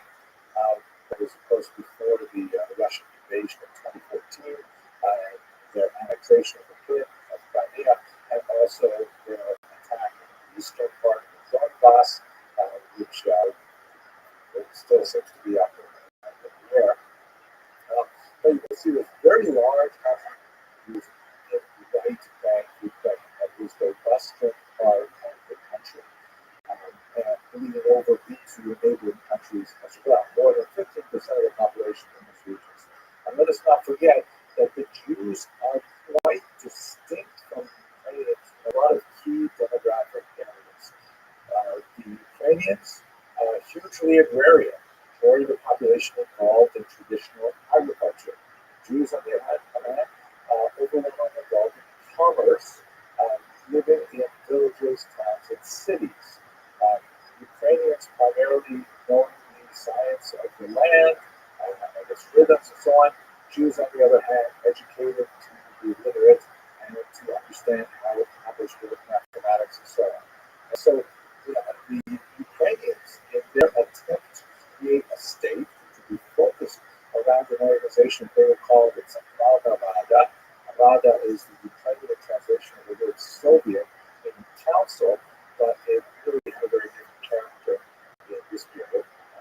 Their activity around this central Rada was fully aware that the small Ukrainian intelligentsia, that was also ironically concentrated in the western part of the country, was insufficient in numbers to be able to effectively govern a territory of this size, the second largest country in Europe, that has today about 44 million, I believe. Essentially, that's something close to 40 million. But it's a massive territory. How are you going to be able to manage it? The Russians and the Poles, who also had significant populations, also primarily in the cities, all had different interests. The Russians, of course, had allegiance to the former Russian Romanov dynasty, and many of them wanted to see the creation of a Russian federation dominated by Russia. And Poles, of course, were struggling to create their own country to the ruins of World War I. They had reasons not to be so necessarily loyal to this version of the Ukrainian state. The Jews, on the other hand, had no other loyalties that was automatically attached to them. And it's through reason that many of them would see the benefit and specifically associating their energies with this new nascent state and helping it to thrive and grow. And so, to the surprise of many observers, the dominant Jewish Ukrainian mood, which can be measured in several ways, actually was in favor of this new Ukrainian development, which had promised many communal rights to Jews. Just to give you an example of one document that illustrates those promises and the difficulty they had in creating them. As I mentioned, Yiddish became an official language of this nascent Ukrainian state.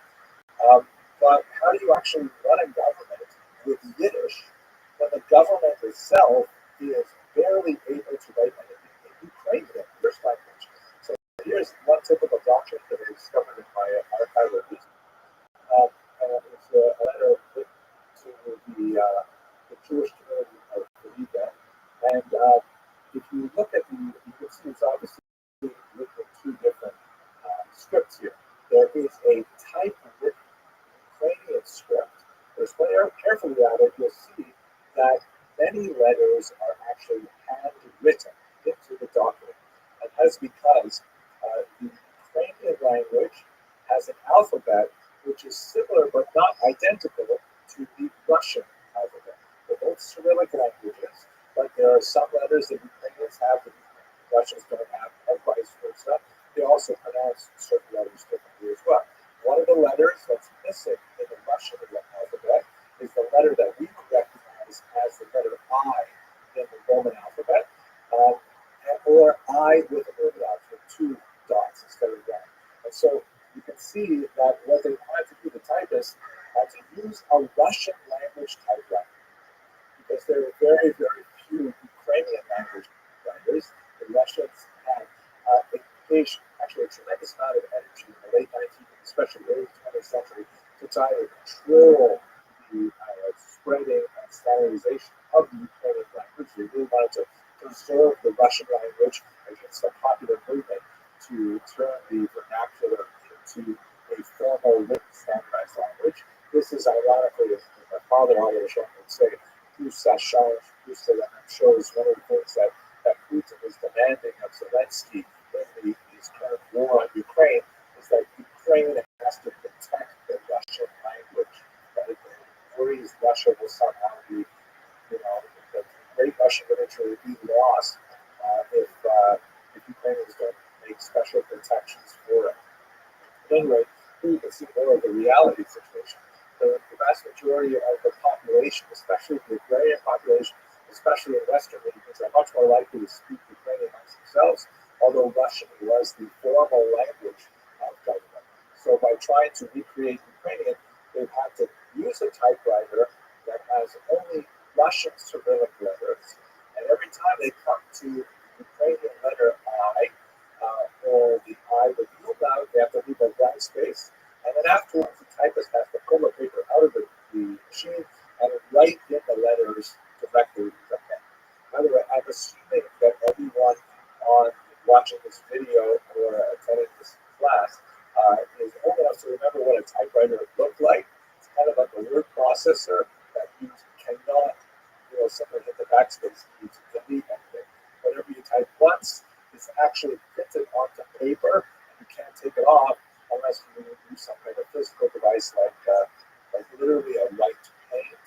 It's only letter. It sounds absurd, but actually I think so. That's the situation. So it's a Russian typewriter, and it's used to write Ukrainian. What about Yiddish? Don't even think about it. There are hardly any Yiddish language typewriters in Ukraine during this war era, the Civil War. So the typist has to save a space, draw a line, and then carefully write in the message in Yiddish and write by hand. So this should give you a sense of the tremendous efforts that they were willing to engage in to be multicultural, but at the same time, it's chaos. They're having tremendous difficulty, for example, getting Yiddish literate, Yiddish fluent operators on telephone switchboard and all kinds of things like that. But they're nevertheless making a good faith effort to try and include Jews in this new government. Okay. Well, what ends up happening is the whole experiment, however, it's a terrible failure, as the entire region is absorbed in a runway that was far worse in 1881, 1882, far worse even than the massacres in the 17th century. And if it were not for the Holocaust that occurs 20 years later, you would be remembered as one of the worst periods in Jewish history. The pogroms were focused especially in the revolutionary period of Civil War year 1919, but they began already in November 1917 and they extended into 1921. But 1919 was clearly the worst of them.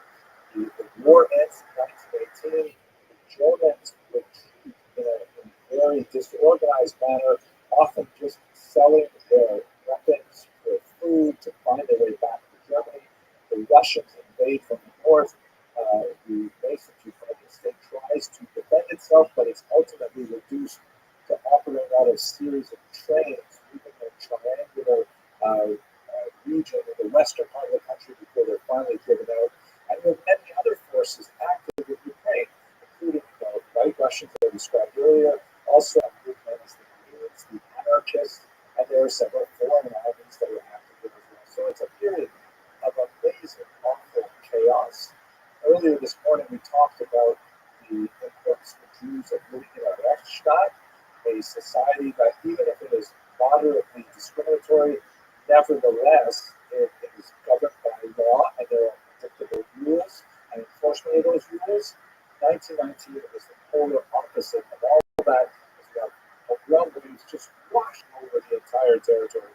Many communities being hit multiple times, and the degree of violence and murderous nature of these pogroms dwarfs anything that was experienced prior to this period. It is truly a horrific time for Jews, and those Jews who have not chosen to leave for America or elsewhere prior to this are distinctly motivated to do so after this territory. One of the great ironies of this period is that 40%, the plurality of the pogroms that are recorded with a known perpetrator at this time, were perpetrated by the same government that was at the same time engaged in extending all kinds of unprecedented human rights to Jews.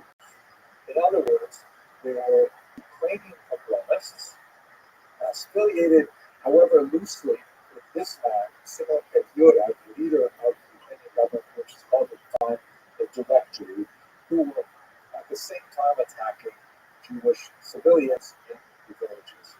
And this is like one of those hard to understand paradoxes. How is it possible that Petyura himself is in a government that has a minister of Jewish affairs, that has Yiddish as an official language, that has all kinds of these wonderful policies, which of course are kind of like mainly on paper because the government itself is barely able to hold itself together.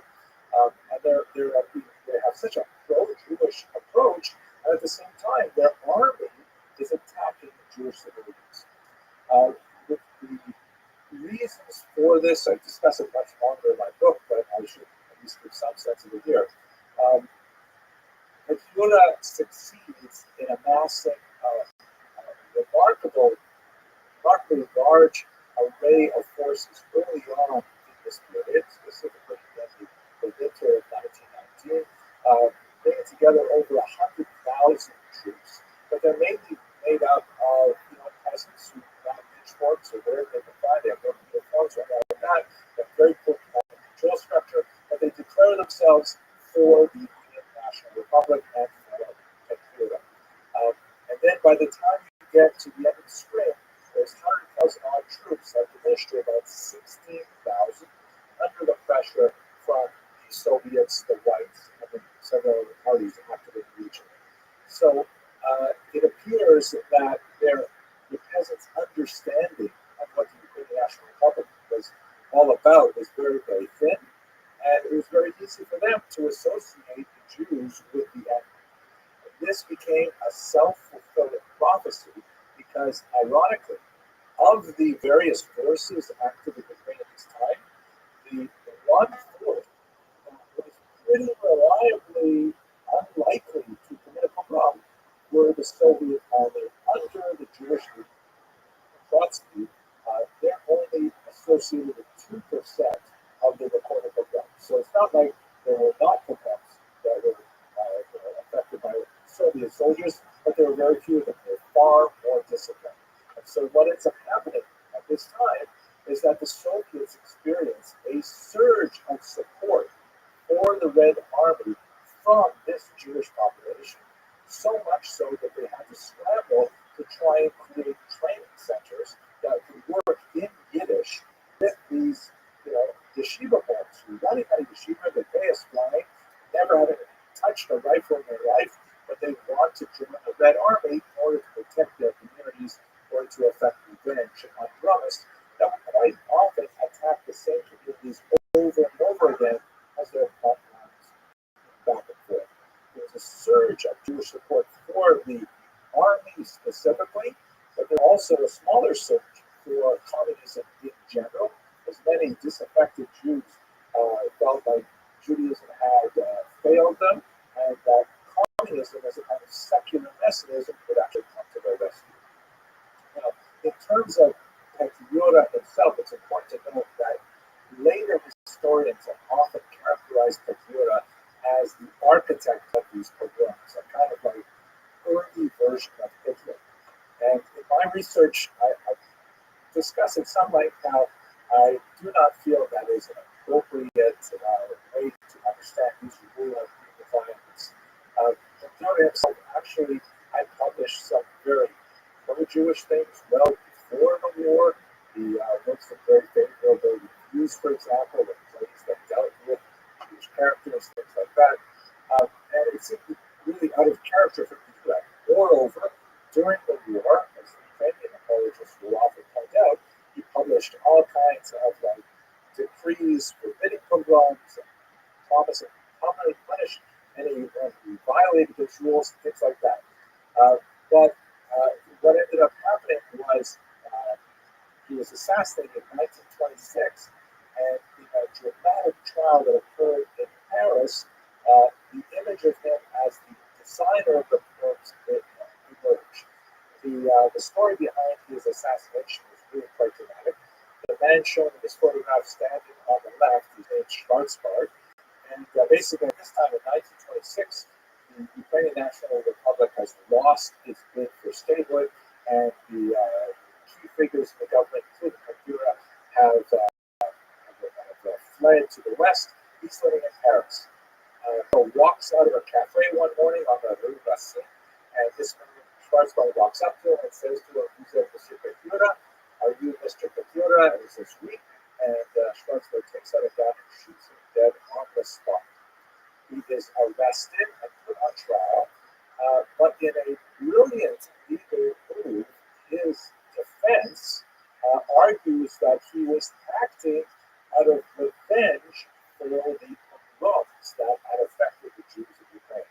That Schwarzbart should be viewed, argued his defense, as an avenger of Jewish pride, and rather than making a trial about Schwarzbart, who was actually, an assassin in the open, he killed him in cold blood on the street. The trial became one of Petriura and of his role in the pogroms, and it hinged on whether or not Petriura was guilty of leading this pogrom. And as I've argued in my book, but I'll state it very briefly here, I do not feel that calling Petriura the architect of the pogroms is historically valid. I do believe that Petriura chose to remain silent at a period of several weeks in the spring of 1919, and he failed to take rapid action to condemn the pogroms early on, and this allowed the impression to spread throughout Ukrainian troops that in fact the pogroms were, if not tolerated, then perhaps even condoned. And this was the key culpability that Petriura bears. In my humble opinion, it's not one of commission. It's highly unlikely that he actually ordered anyone to commit a pogrom. It does not make sense. There are some historians who point to documentation that would say that, but that documentation is actually not been found. I would say that his culpability rests in one omission, that he failed to take the actions necessary of the titular head of his government, however fragile, for fear of losing the loyalty of his troops. This allowed the pogroms to to wreak such havoc on the Jewish population. But anyway, just to finish the story with Schwarzbard, he was exonerated. Under French law, he was required to pay damages to be rid of it, and so he was fined one franc, incredibly insulting, slap on the wrist for killing him. But Jews worldwide celebrated this as a huge victory of finally being able to stand up to have vengeance against someone who was responsible for the pogroms. Even if that responsibility was highly attenuated and was focused perhaps in a different direction by the trial, nevertheless, that's the ultimate result. But if we return to the period of discussion of 1919, we should recall that 40% of pogroms were in fact perpetrated by Ukrainian troops, and the whole enterprise in rapprochement ended in miserable failure. And many Jews saw the remedy in a far more effective control on the violence, and so therefore support for the Red Army.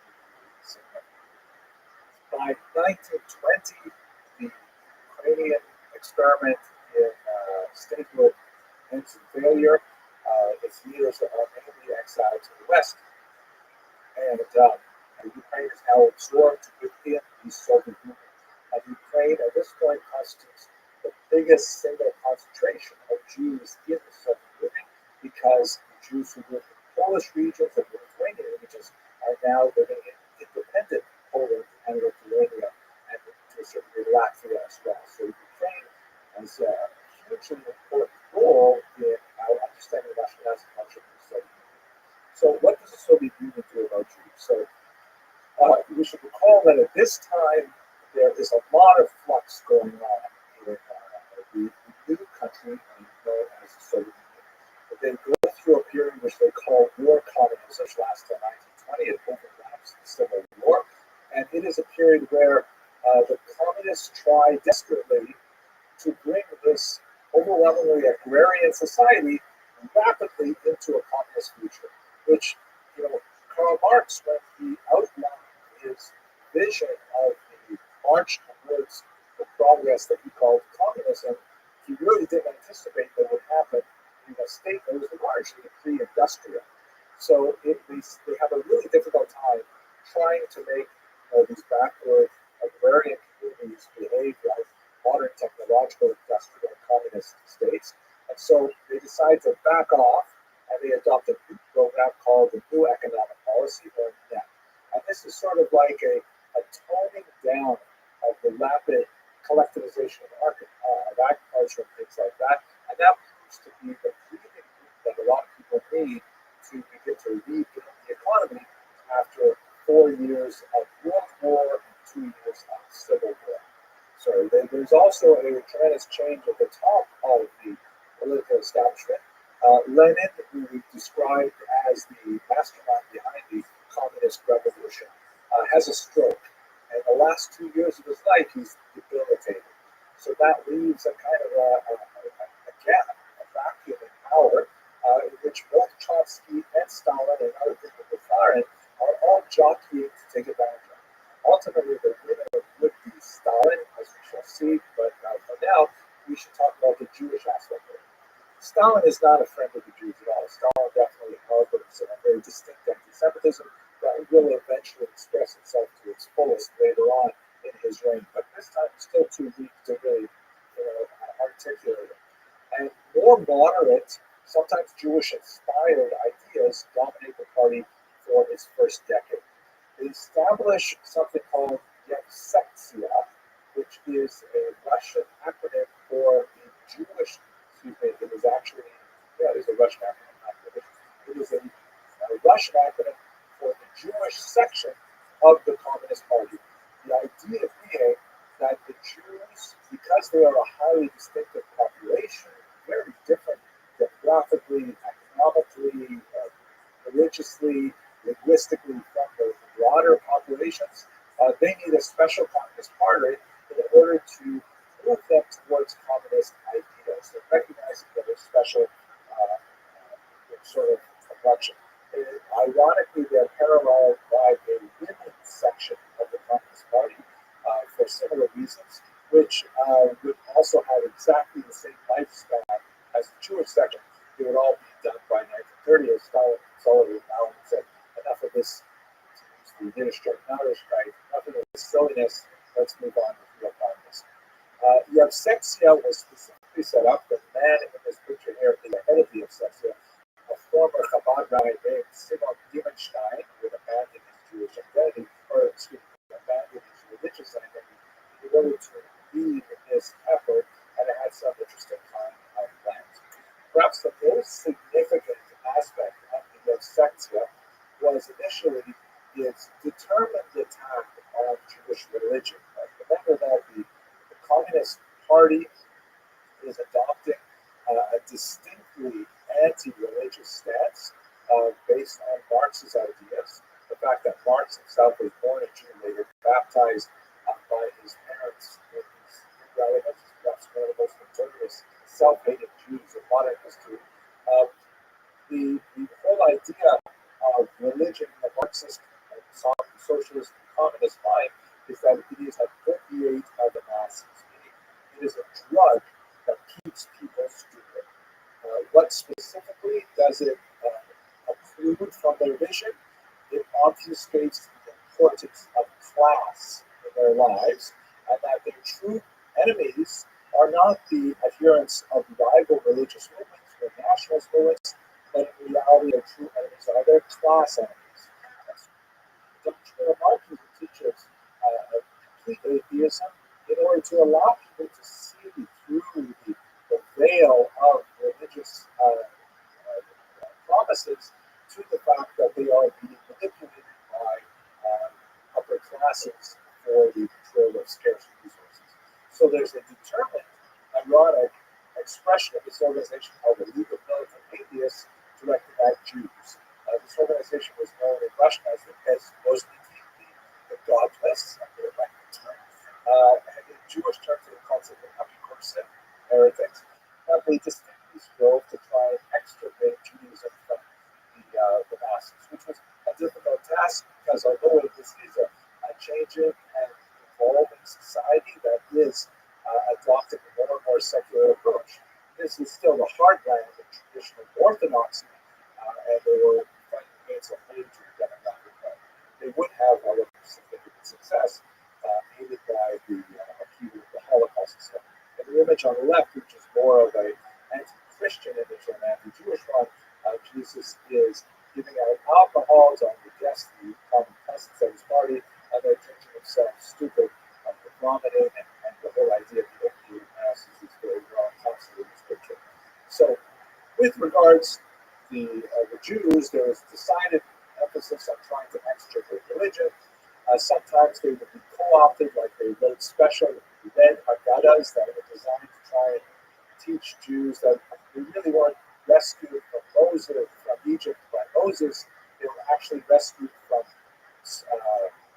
the Russian monarchs by Stalin, and a crazy kind of trans-valued messages.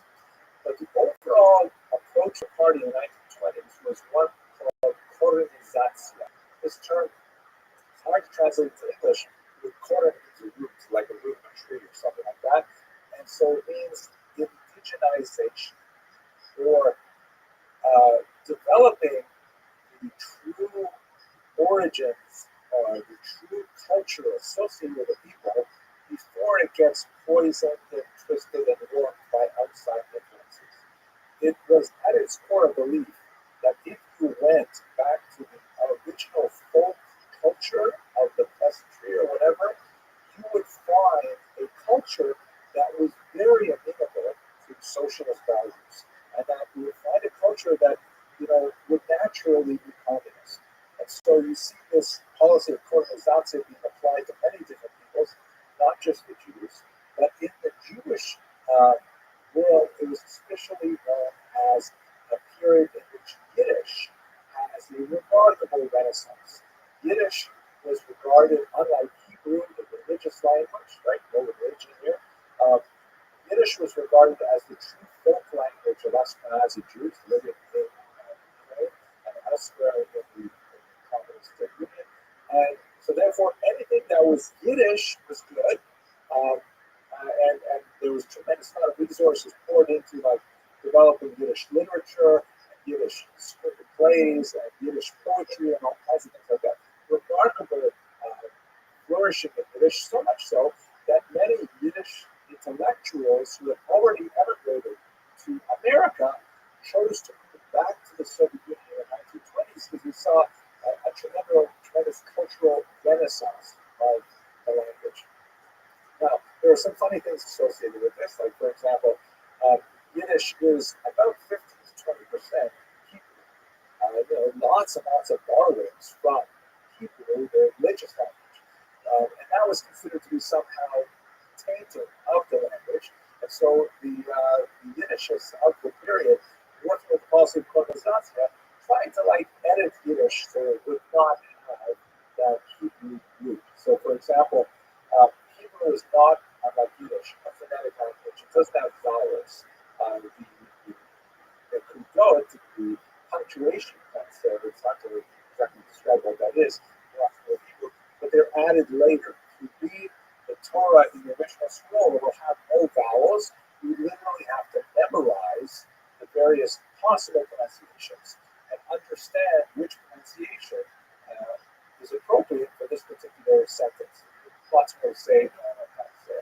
So what they did was the Soviets, when they tried to work with Hebrew terms of Yiddish, they either forbade them, or if they couldn't forbid them because they're so important, they would transliterate them phonetically using Yiddish. So, for example, the word emet, truth, very important word in his name of a famous publishing house, for example, but it's spelled in Hebrew.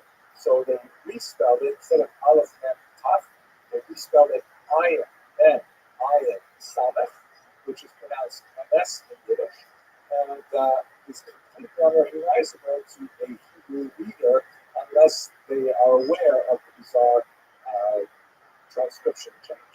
The Ukrainians have it even worse in some ways because, as I mentioned earlier in this lecture, Ukrainian Cyrillic and Russian Cyrillic are slightly different. And under colonization, they also wanted to try and bring the Ukrainians closer to the Russian language. Although they're encouraging Ukrainian because of colonization, they also want specifically to assimilate the Ukrainians to Russian. So they made the letter G in Ukrainian illegal. That's how they make the letter illegal. That's because the Ukrainian letter G is written differently than the Russian letter G, and Ukrainians have a different letter called the letter H in English, which is pronounced in Russian like a letter G. It's not good, but I think it's still ironic because if you look at this book here, this is the cover of the Chabad Siddur, the Chabad prayer book, and it's in a Hebrew Russian translation. And if you look over here, you see that it's called Tehilat Hashem, and the sound H for Hashem, the name of God, it doesn't have a Russian equivalent. So the Chabad movement added a special accent at the top of that letter to let Russians know that even though it looks like the letter G, you have to pronounce it like an H. So it's a little accent they've added. So ironically, the Russians try to take a letter away from the Ukrainian alphabet. The Jews instead add a letter to the Russian alphabet. They also, at this time, towards the end of this period, even attempt to replace the popularity of Zionism with the bizarre experiment of something called Birobidzhan, which is declared a homeland for the Jews, a Jewish autonomous oblast located way out in the far east, not too far from the Chinese border and the Pacific Ocean. The only real thing speaking for this territory is its proximity to authentic Asian food, and the fact that it could have been a huge refuge for Jews had Stalin allowed it to be so during the Holocaust. And of course, that was not Stalin's thinking. And although it became officially a Jewish autonomous oblast with Yiddish as its official language, and for a time the center of publishing and culture, nevertheless, it was not successful in saving the many hundreds of thousands of Jews who had used it as a refuge during the war.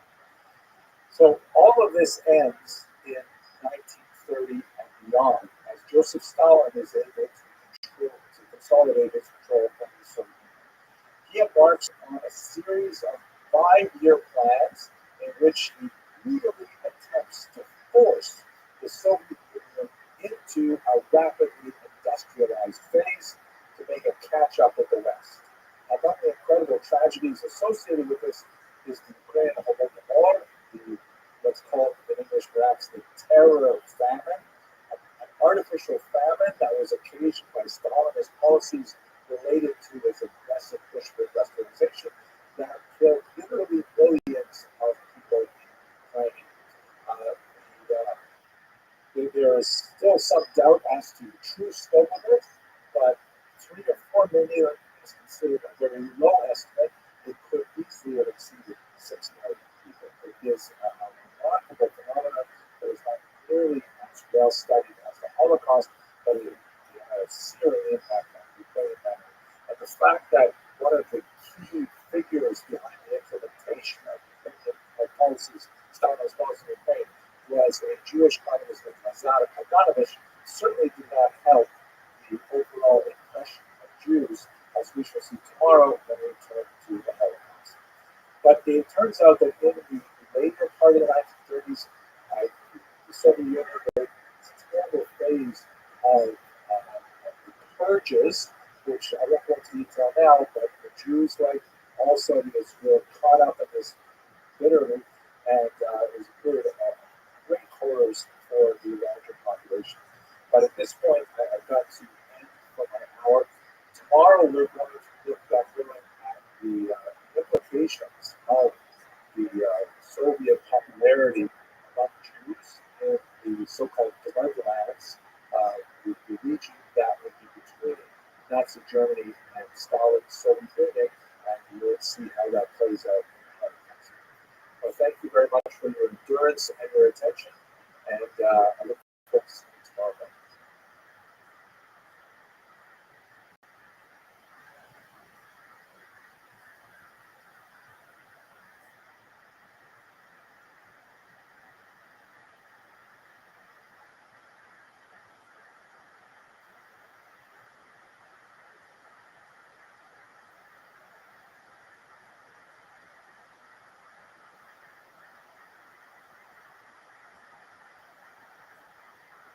In this penultimate lecture, we'll look at the most difficult chapter of the history of the Jews of Ashkenaz, and that is, of course, the history of the Holocaust.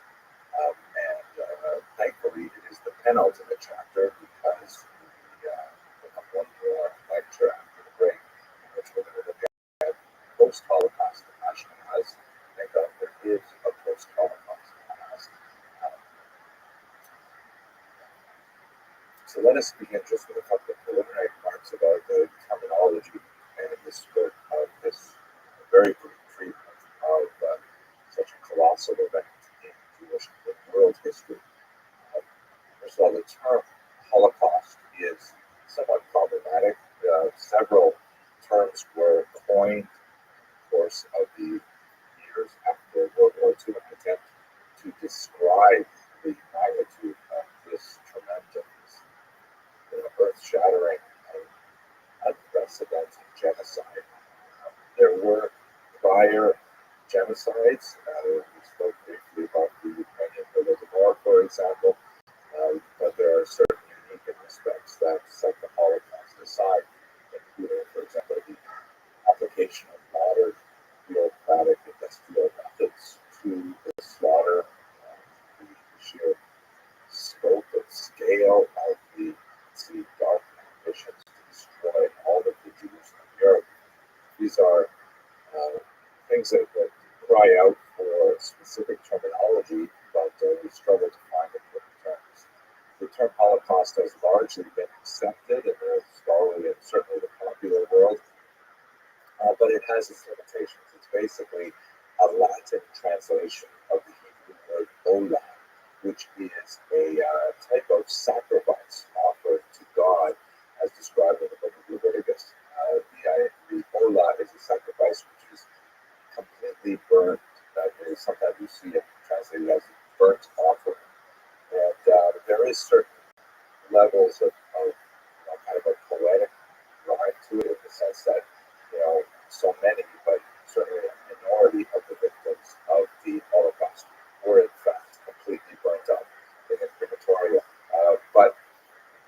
has problematic aspects as well. For example, if we are comparing the victims of the Holocaust, specifically Jews in this context, although of course there are many other victims, Roma, for example, suffered very heavily.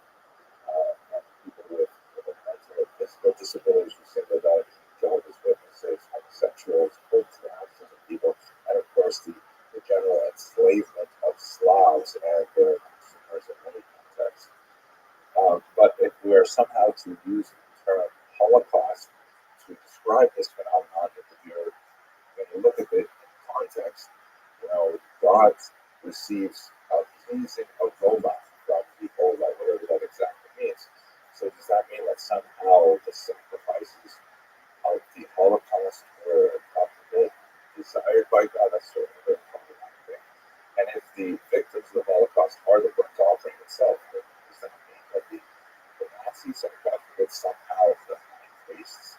Very, very hard thing with a priest, so very, very hard thing to tolerate. Several other terms are in some usage among Orthodox Jews, particularly those of an older generation. They tend to use the Hebrew term for God, usually pronounced the Ashkenazi Yiddish pronunciation Korban, which ties the Holocaust to the great destructions of the temples in Jerusalem in ancient times. And that gives you a sense of the magnitude of that with which they regard this event. In Israel, the term Shoah is very popular. That has a kind of a generic meaning of destruction in general. It's also a biblical Hebrew term, but it lacks the problematic association with the sacrifices. But we will work at any rate with the term Holocaust for our purposes. I only have, an hour to go through this horrible event, and I'm going to push through it, unfortunately, to try and give a succinct overview, especially for those of you who are in this audience who are not well familiar with the Holocaust. But I would like to point out that I have an online course which is free and open to the world on my website, which is henrylitzen.com. And I certainly encourage you to sign up for that course so that you'll be able to get to it at any time. Certainly, you can watch the dozens of lectures I've had on many aspects of the Holocaust to be more well educated on this terrible moment in human history, which has implications for us all, Jewish and non-Jewish. But for today and for this purpose, we're just going to take 1 hour to try and survey the entire event. Let us begin with interwar Germany. So, in the last lecture, we spoke about the implications of World War I. And specifically, we looked at the map of Europe after World War I, after the peace treaties had redrawn the entire map. Now, there were big losers in World War I, specifically Germany and Austria-Hungary lost a tremendous amount of territory. They were essentially blamed for starting World War I, although if you look at the unfolding causes of that world conflagration, it's not entirely clear that they bear sole responsibility for the chain reaction events that led to those incredible hostilities.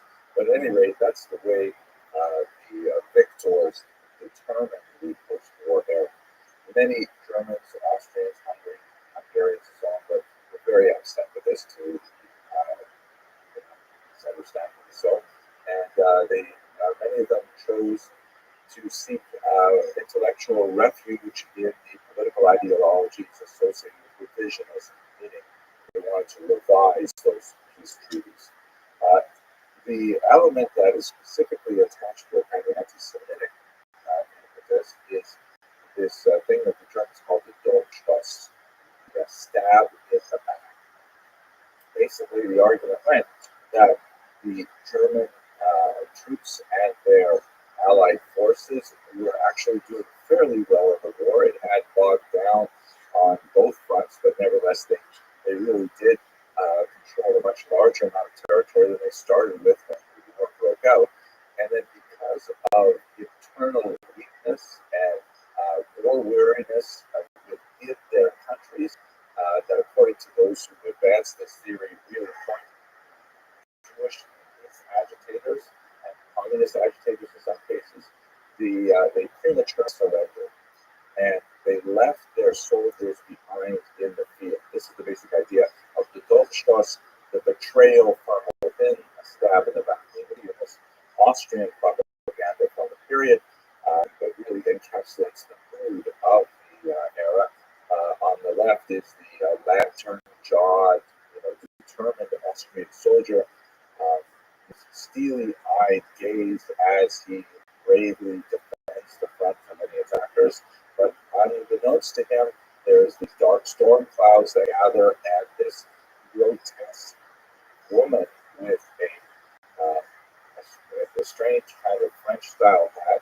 And in case you miss the iconographic elements of the large nose, the thick lips, and the four locks, the eos on the sides of the head, there's a Star of David on the hat, so you might make a mistake. And she stabs him in the back, betraying the entire country and allowing the enemies to hold it like a building. So that's the idea of the Dolchstoß. And this resentment over the anti-war movement really consumed a lot of the Axis powers at the time, and ultimately contributed to Hitler's rise to power, which is a fascinating topic itself, but it takes us a little bit further away from our focus on the Jews of Ashkenaz. So I refer you once again to a totally free and open to the global community course on the Holocaust. Here's another example, Austria in the early post-war period. It's an election campaign poster, and you can see it says, actually, piece that's cut off from the top that says you should vote for a particular party, and it says German Christians and save Austria. You see also here, it uses the term Deutsche, German, and in this context doesn't mean of the nation of Germany, it means those who participate in the larger culture of Germany, which of course Austria and Germany share, and that will contribute to Austria's eventual joining with Germany in the Anschluss. By looking at the iconography, you see that there's the Austrian eagle there, and it's being strangled by this strange worm-like constrictor snake that is clearly identified as the Jew, with the hooked nose, the thick lips, the payas, it's a trope for the era, a yarmulke, in case you're not sure, and smiling as Austria is choked by this Jewish influence. Hitler capitalizes on this rising anti-Semitism, which he records in his autobiography, Mein Kampf, My Struggles, a book that he wrote while he was in prison for attempting to take over the government in the beer hall putsch of Munich in 1923. And he used to be, kind of rock star popular with Germans. He never wins a majority in any of the elections in which the Nazi Party runs, but he does win a plurality, the largest single minority chunk. And so when he is able to finally take control of the government, he then imposes essentially a form of martial law, the Enabling Act, and that's the beginning, really, of 1933 and onward of the Nazi control of Germany. In 1935, they established the Nuremberg Law, shown here in graphic form.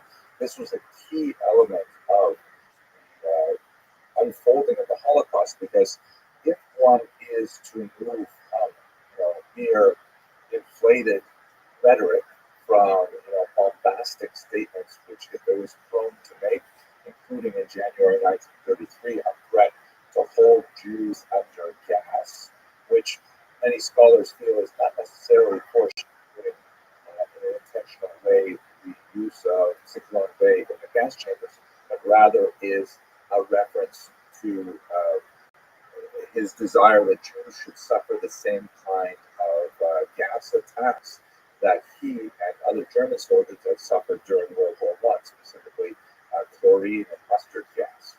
But nevertheless, if you're going to move from this kind of bombastic demagogic statements, you need to identify the Jews if you are going to persecute them. So one of the very first efforts efforts in this regard was this law, the Nuremberg Law, which clearly defined this eternal question: who is a Jew? As you can see on the left, you have Deutschblütige, or German-blooded. These are Germans who have no Jewish grandparents, and this is extremely important because of what's going to happen as the interwar years continue and we go into the Holocaust. The German citizens will have the onus of proving that they are not Jewish in order to advance in various elements of society. So you have a huge industry of genealogy that develops. Then you have, moving to the right, you have the Mischling of Zweite Grade, a second degree mixed race. And this is defined as someone who has only one parent. In Jewish law, the maternal line has a special consideration that if one's mother is Jewish, one is Jewish. And this goes back, of course, all the way through the maternal line. But the Nazis didn't care about that. They were working with this quasi-scientific, racist ideology in which you did none of those maternal or maternal. The Mischling of the Erste Grade, the first degree mixed race, is someone who has two Jewish grandparents. And then as soon as you get to the point where you have a person with three Jewish grandparents, that's called a Jew. Now you can see it labeled in the second from the right and the right-hand column with four Jewish grandparents. Those are Jews. And the reason why this was significant and important is because Germany had actually a very high intermarriage rate between Jews and non-Jews over the last half of the 19th and into the 20th century. Nowhere near the intermarriage rate that pertains, for example, with American Jews or with Jews of the former Soviet Union, but nevertheless, something in the neighborhood of 30%. And so that meant that a lot of people were partially Jewish. And the state had to identify them and to categorize exactly which restrictions would be applied to them. Ultimately, they and their spouses were subject to persecution right up to murder in the death camps. But once you had a definition of Jews, then you could start laying on all kinds of ostracizing techniques, such as, with just a sampling of setting aside benches that say only for Aryans, or you can put up signs outside town saying Jews are unwelcome here or are unwelcome guests and things like that. And you can slowly start isolating them from the larger community, which you see in a whole series of laws that are imposed after that Nuremberg rally, excluding Jews from civil service, excluding Jews from working, for example, as teachers in public schools, and of course excluding them as children from the public schools themselves. All kinds of things that were imposed upon them through legal discrimination. But the lowest point before the war is undoubtedly a massive nationwide pogrom called Kristallnacht that clearly had advanced planning by the Nazis. They were just waiting for some kind of pretext in order to unleash these plans. But there were hundreds of attacks on Jewish communities on the night of November 9th, 1938. Right, that's the original 9/11 of the era, which was a very clear signal to the Jews that the situation was escalating. The scope of murder was comparatively small when you think about the later declarations. Something like 262 Jews were killed, but there was phenomenal, and that of course is an incredible 262 tragedies for those individuals and their families, but still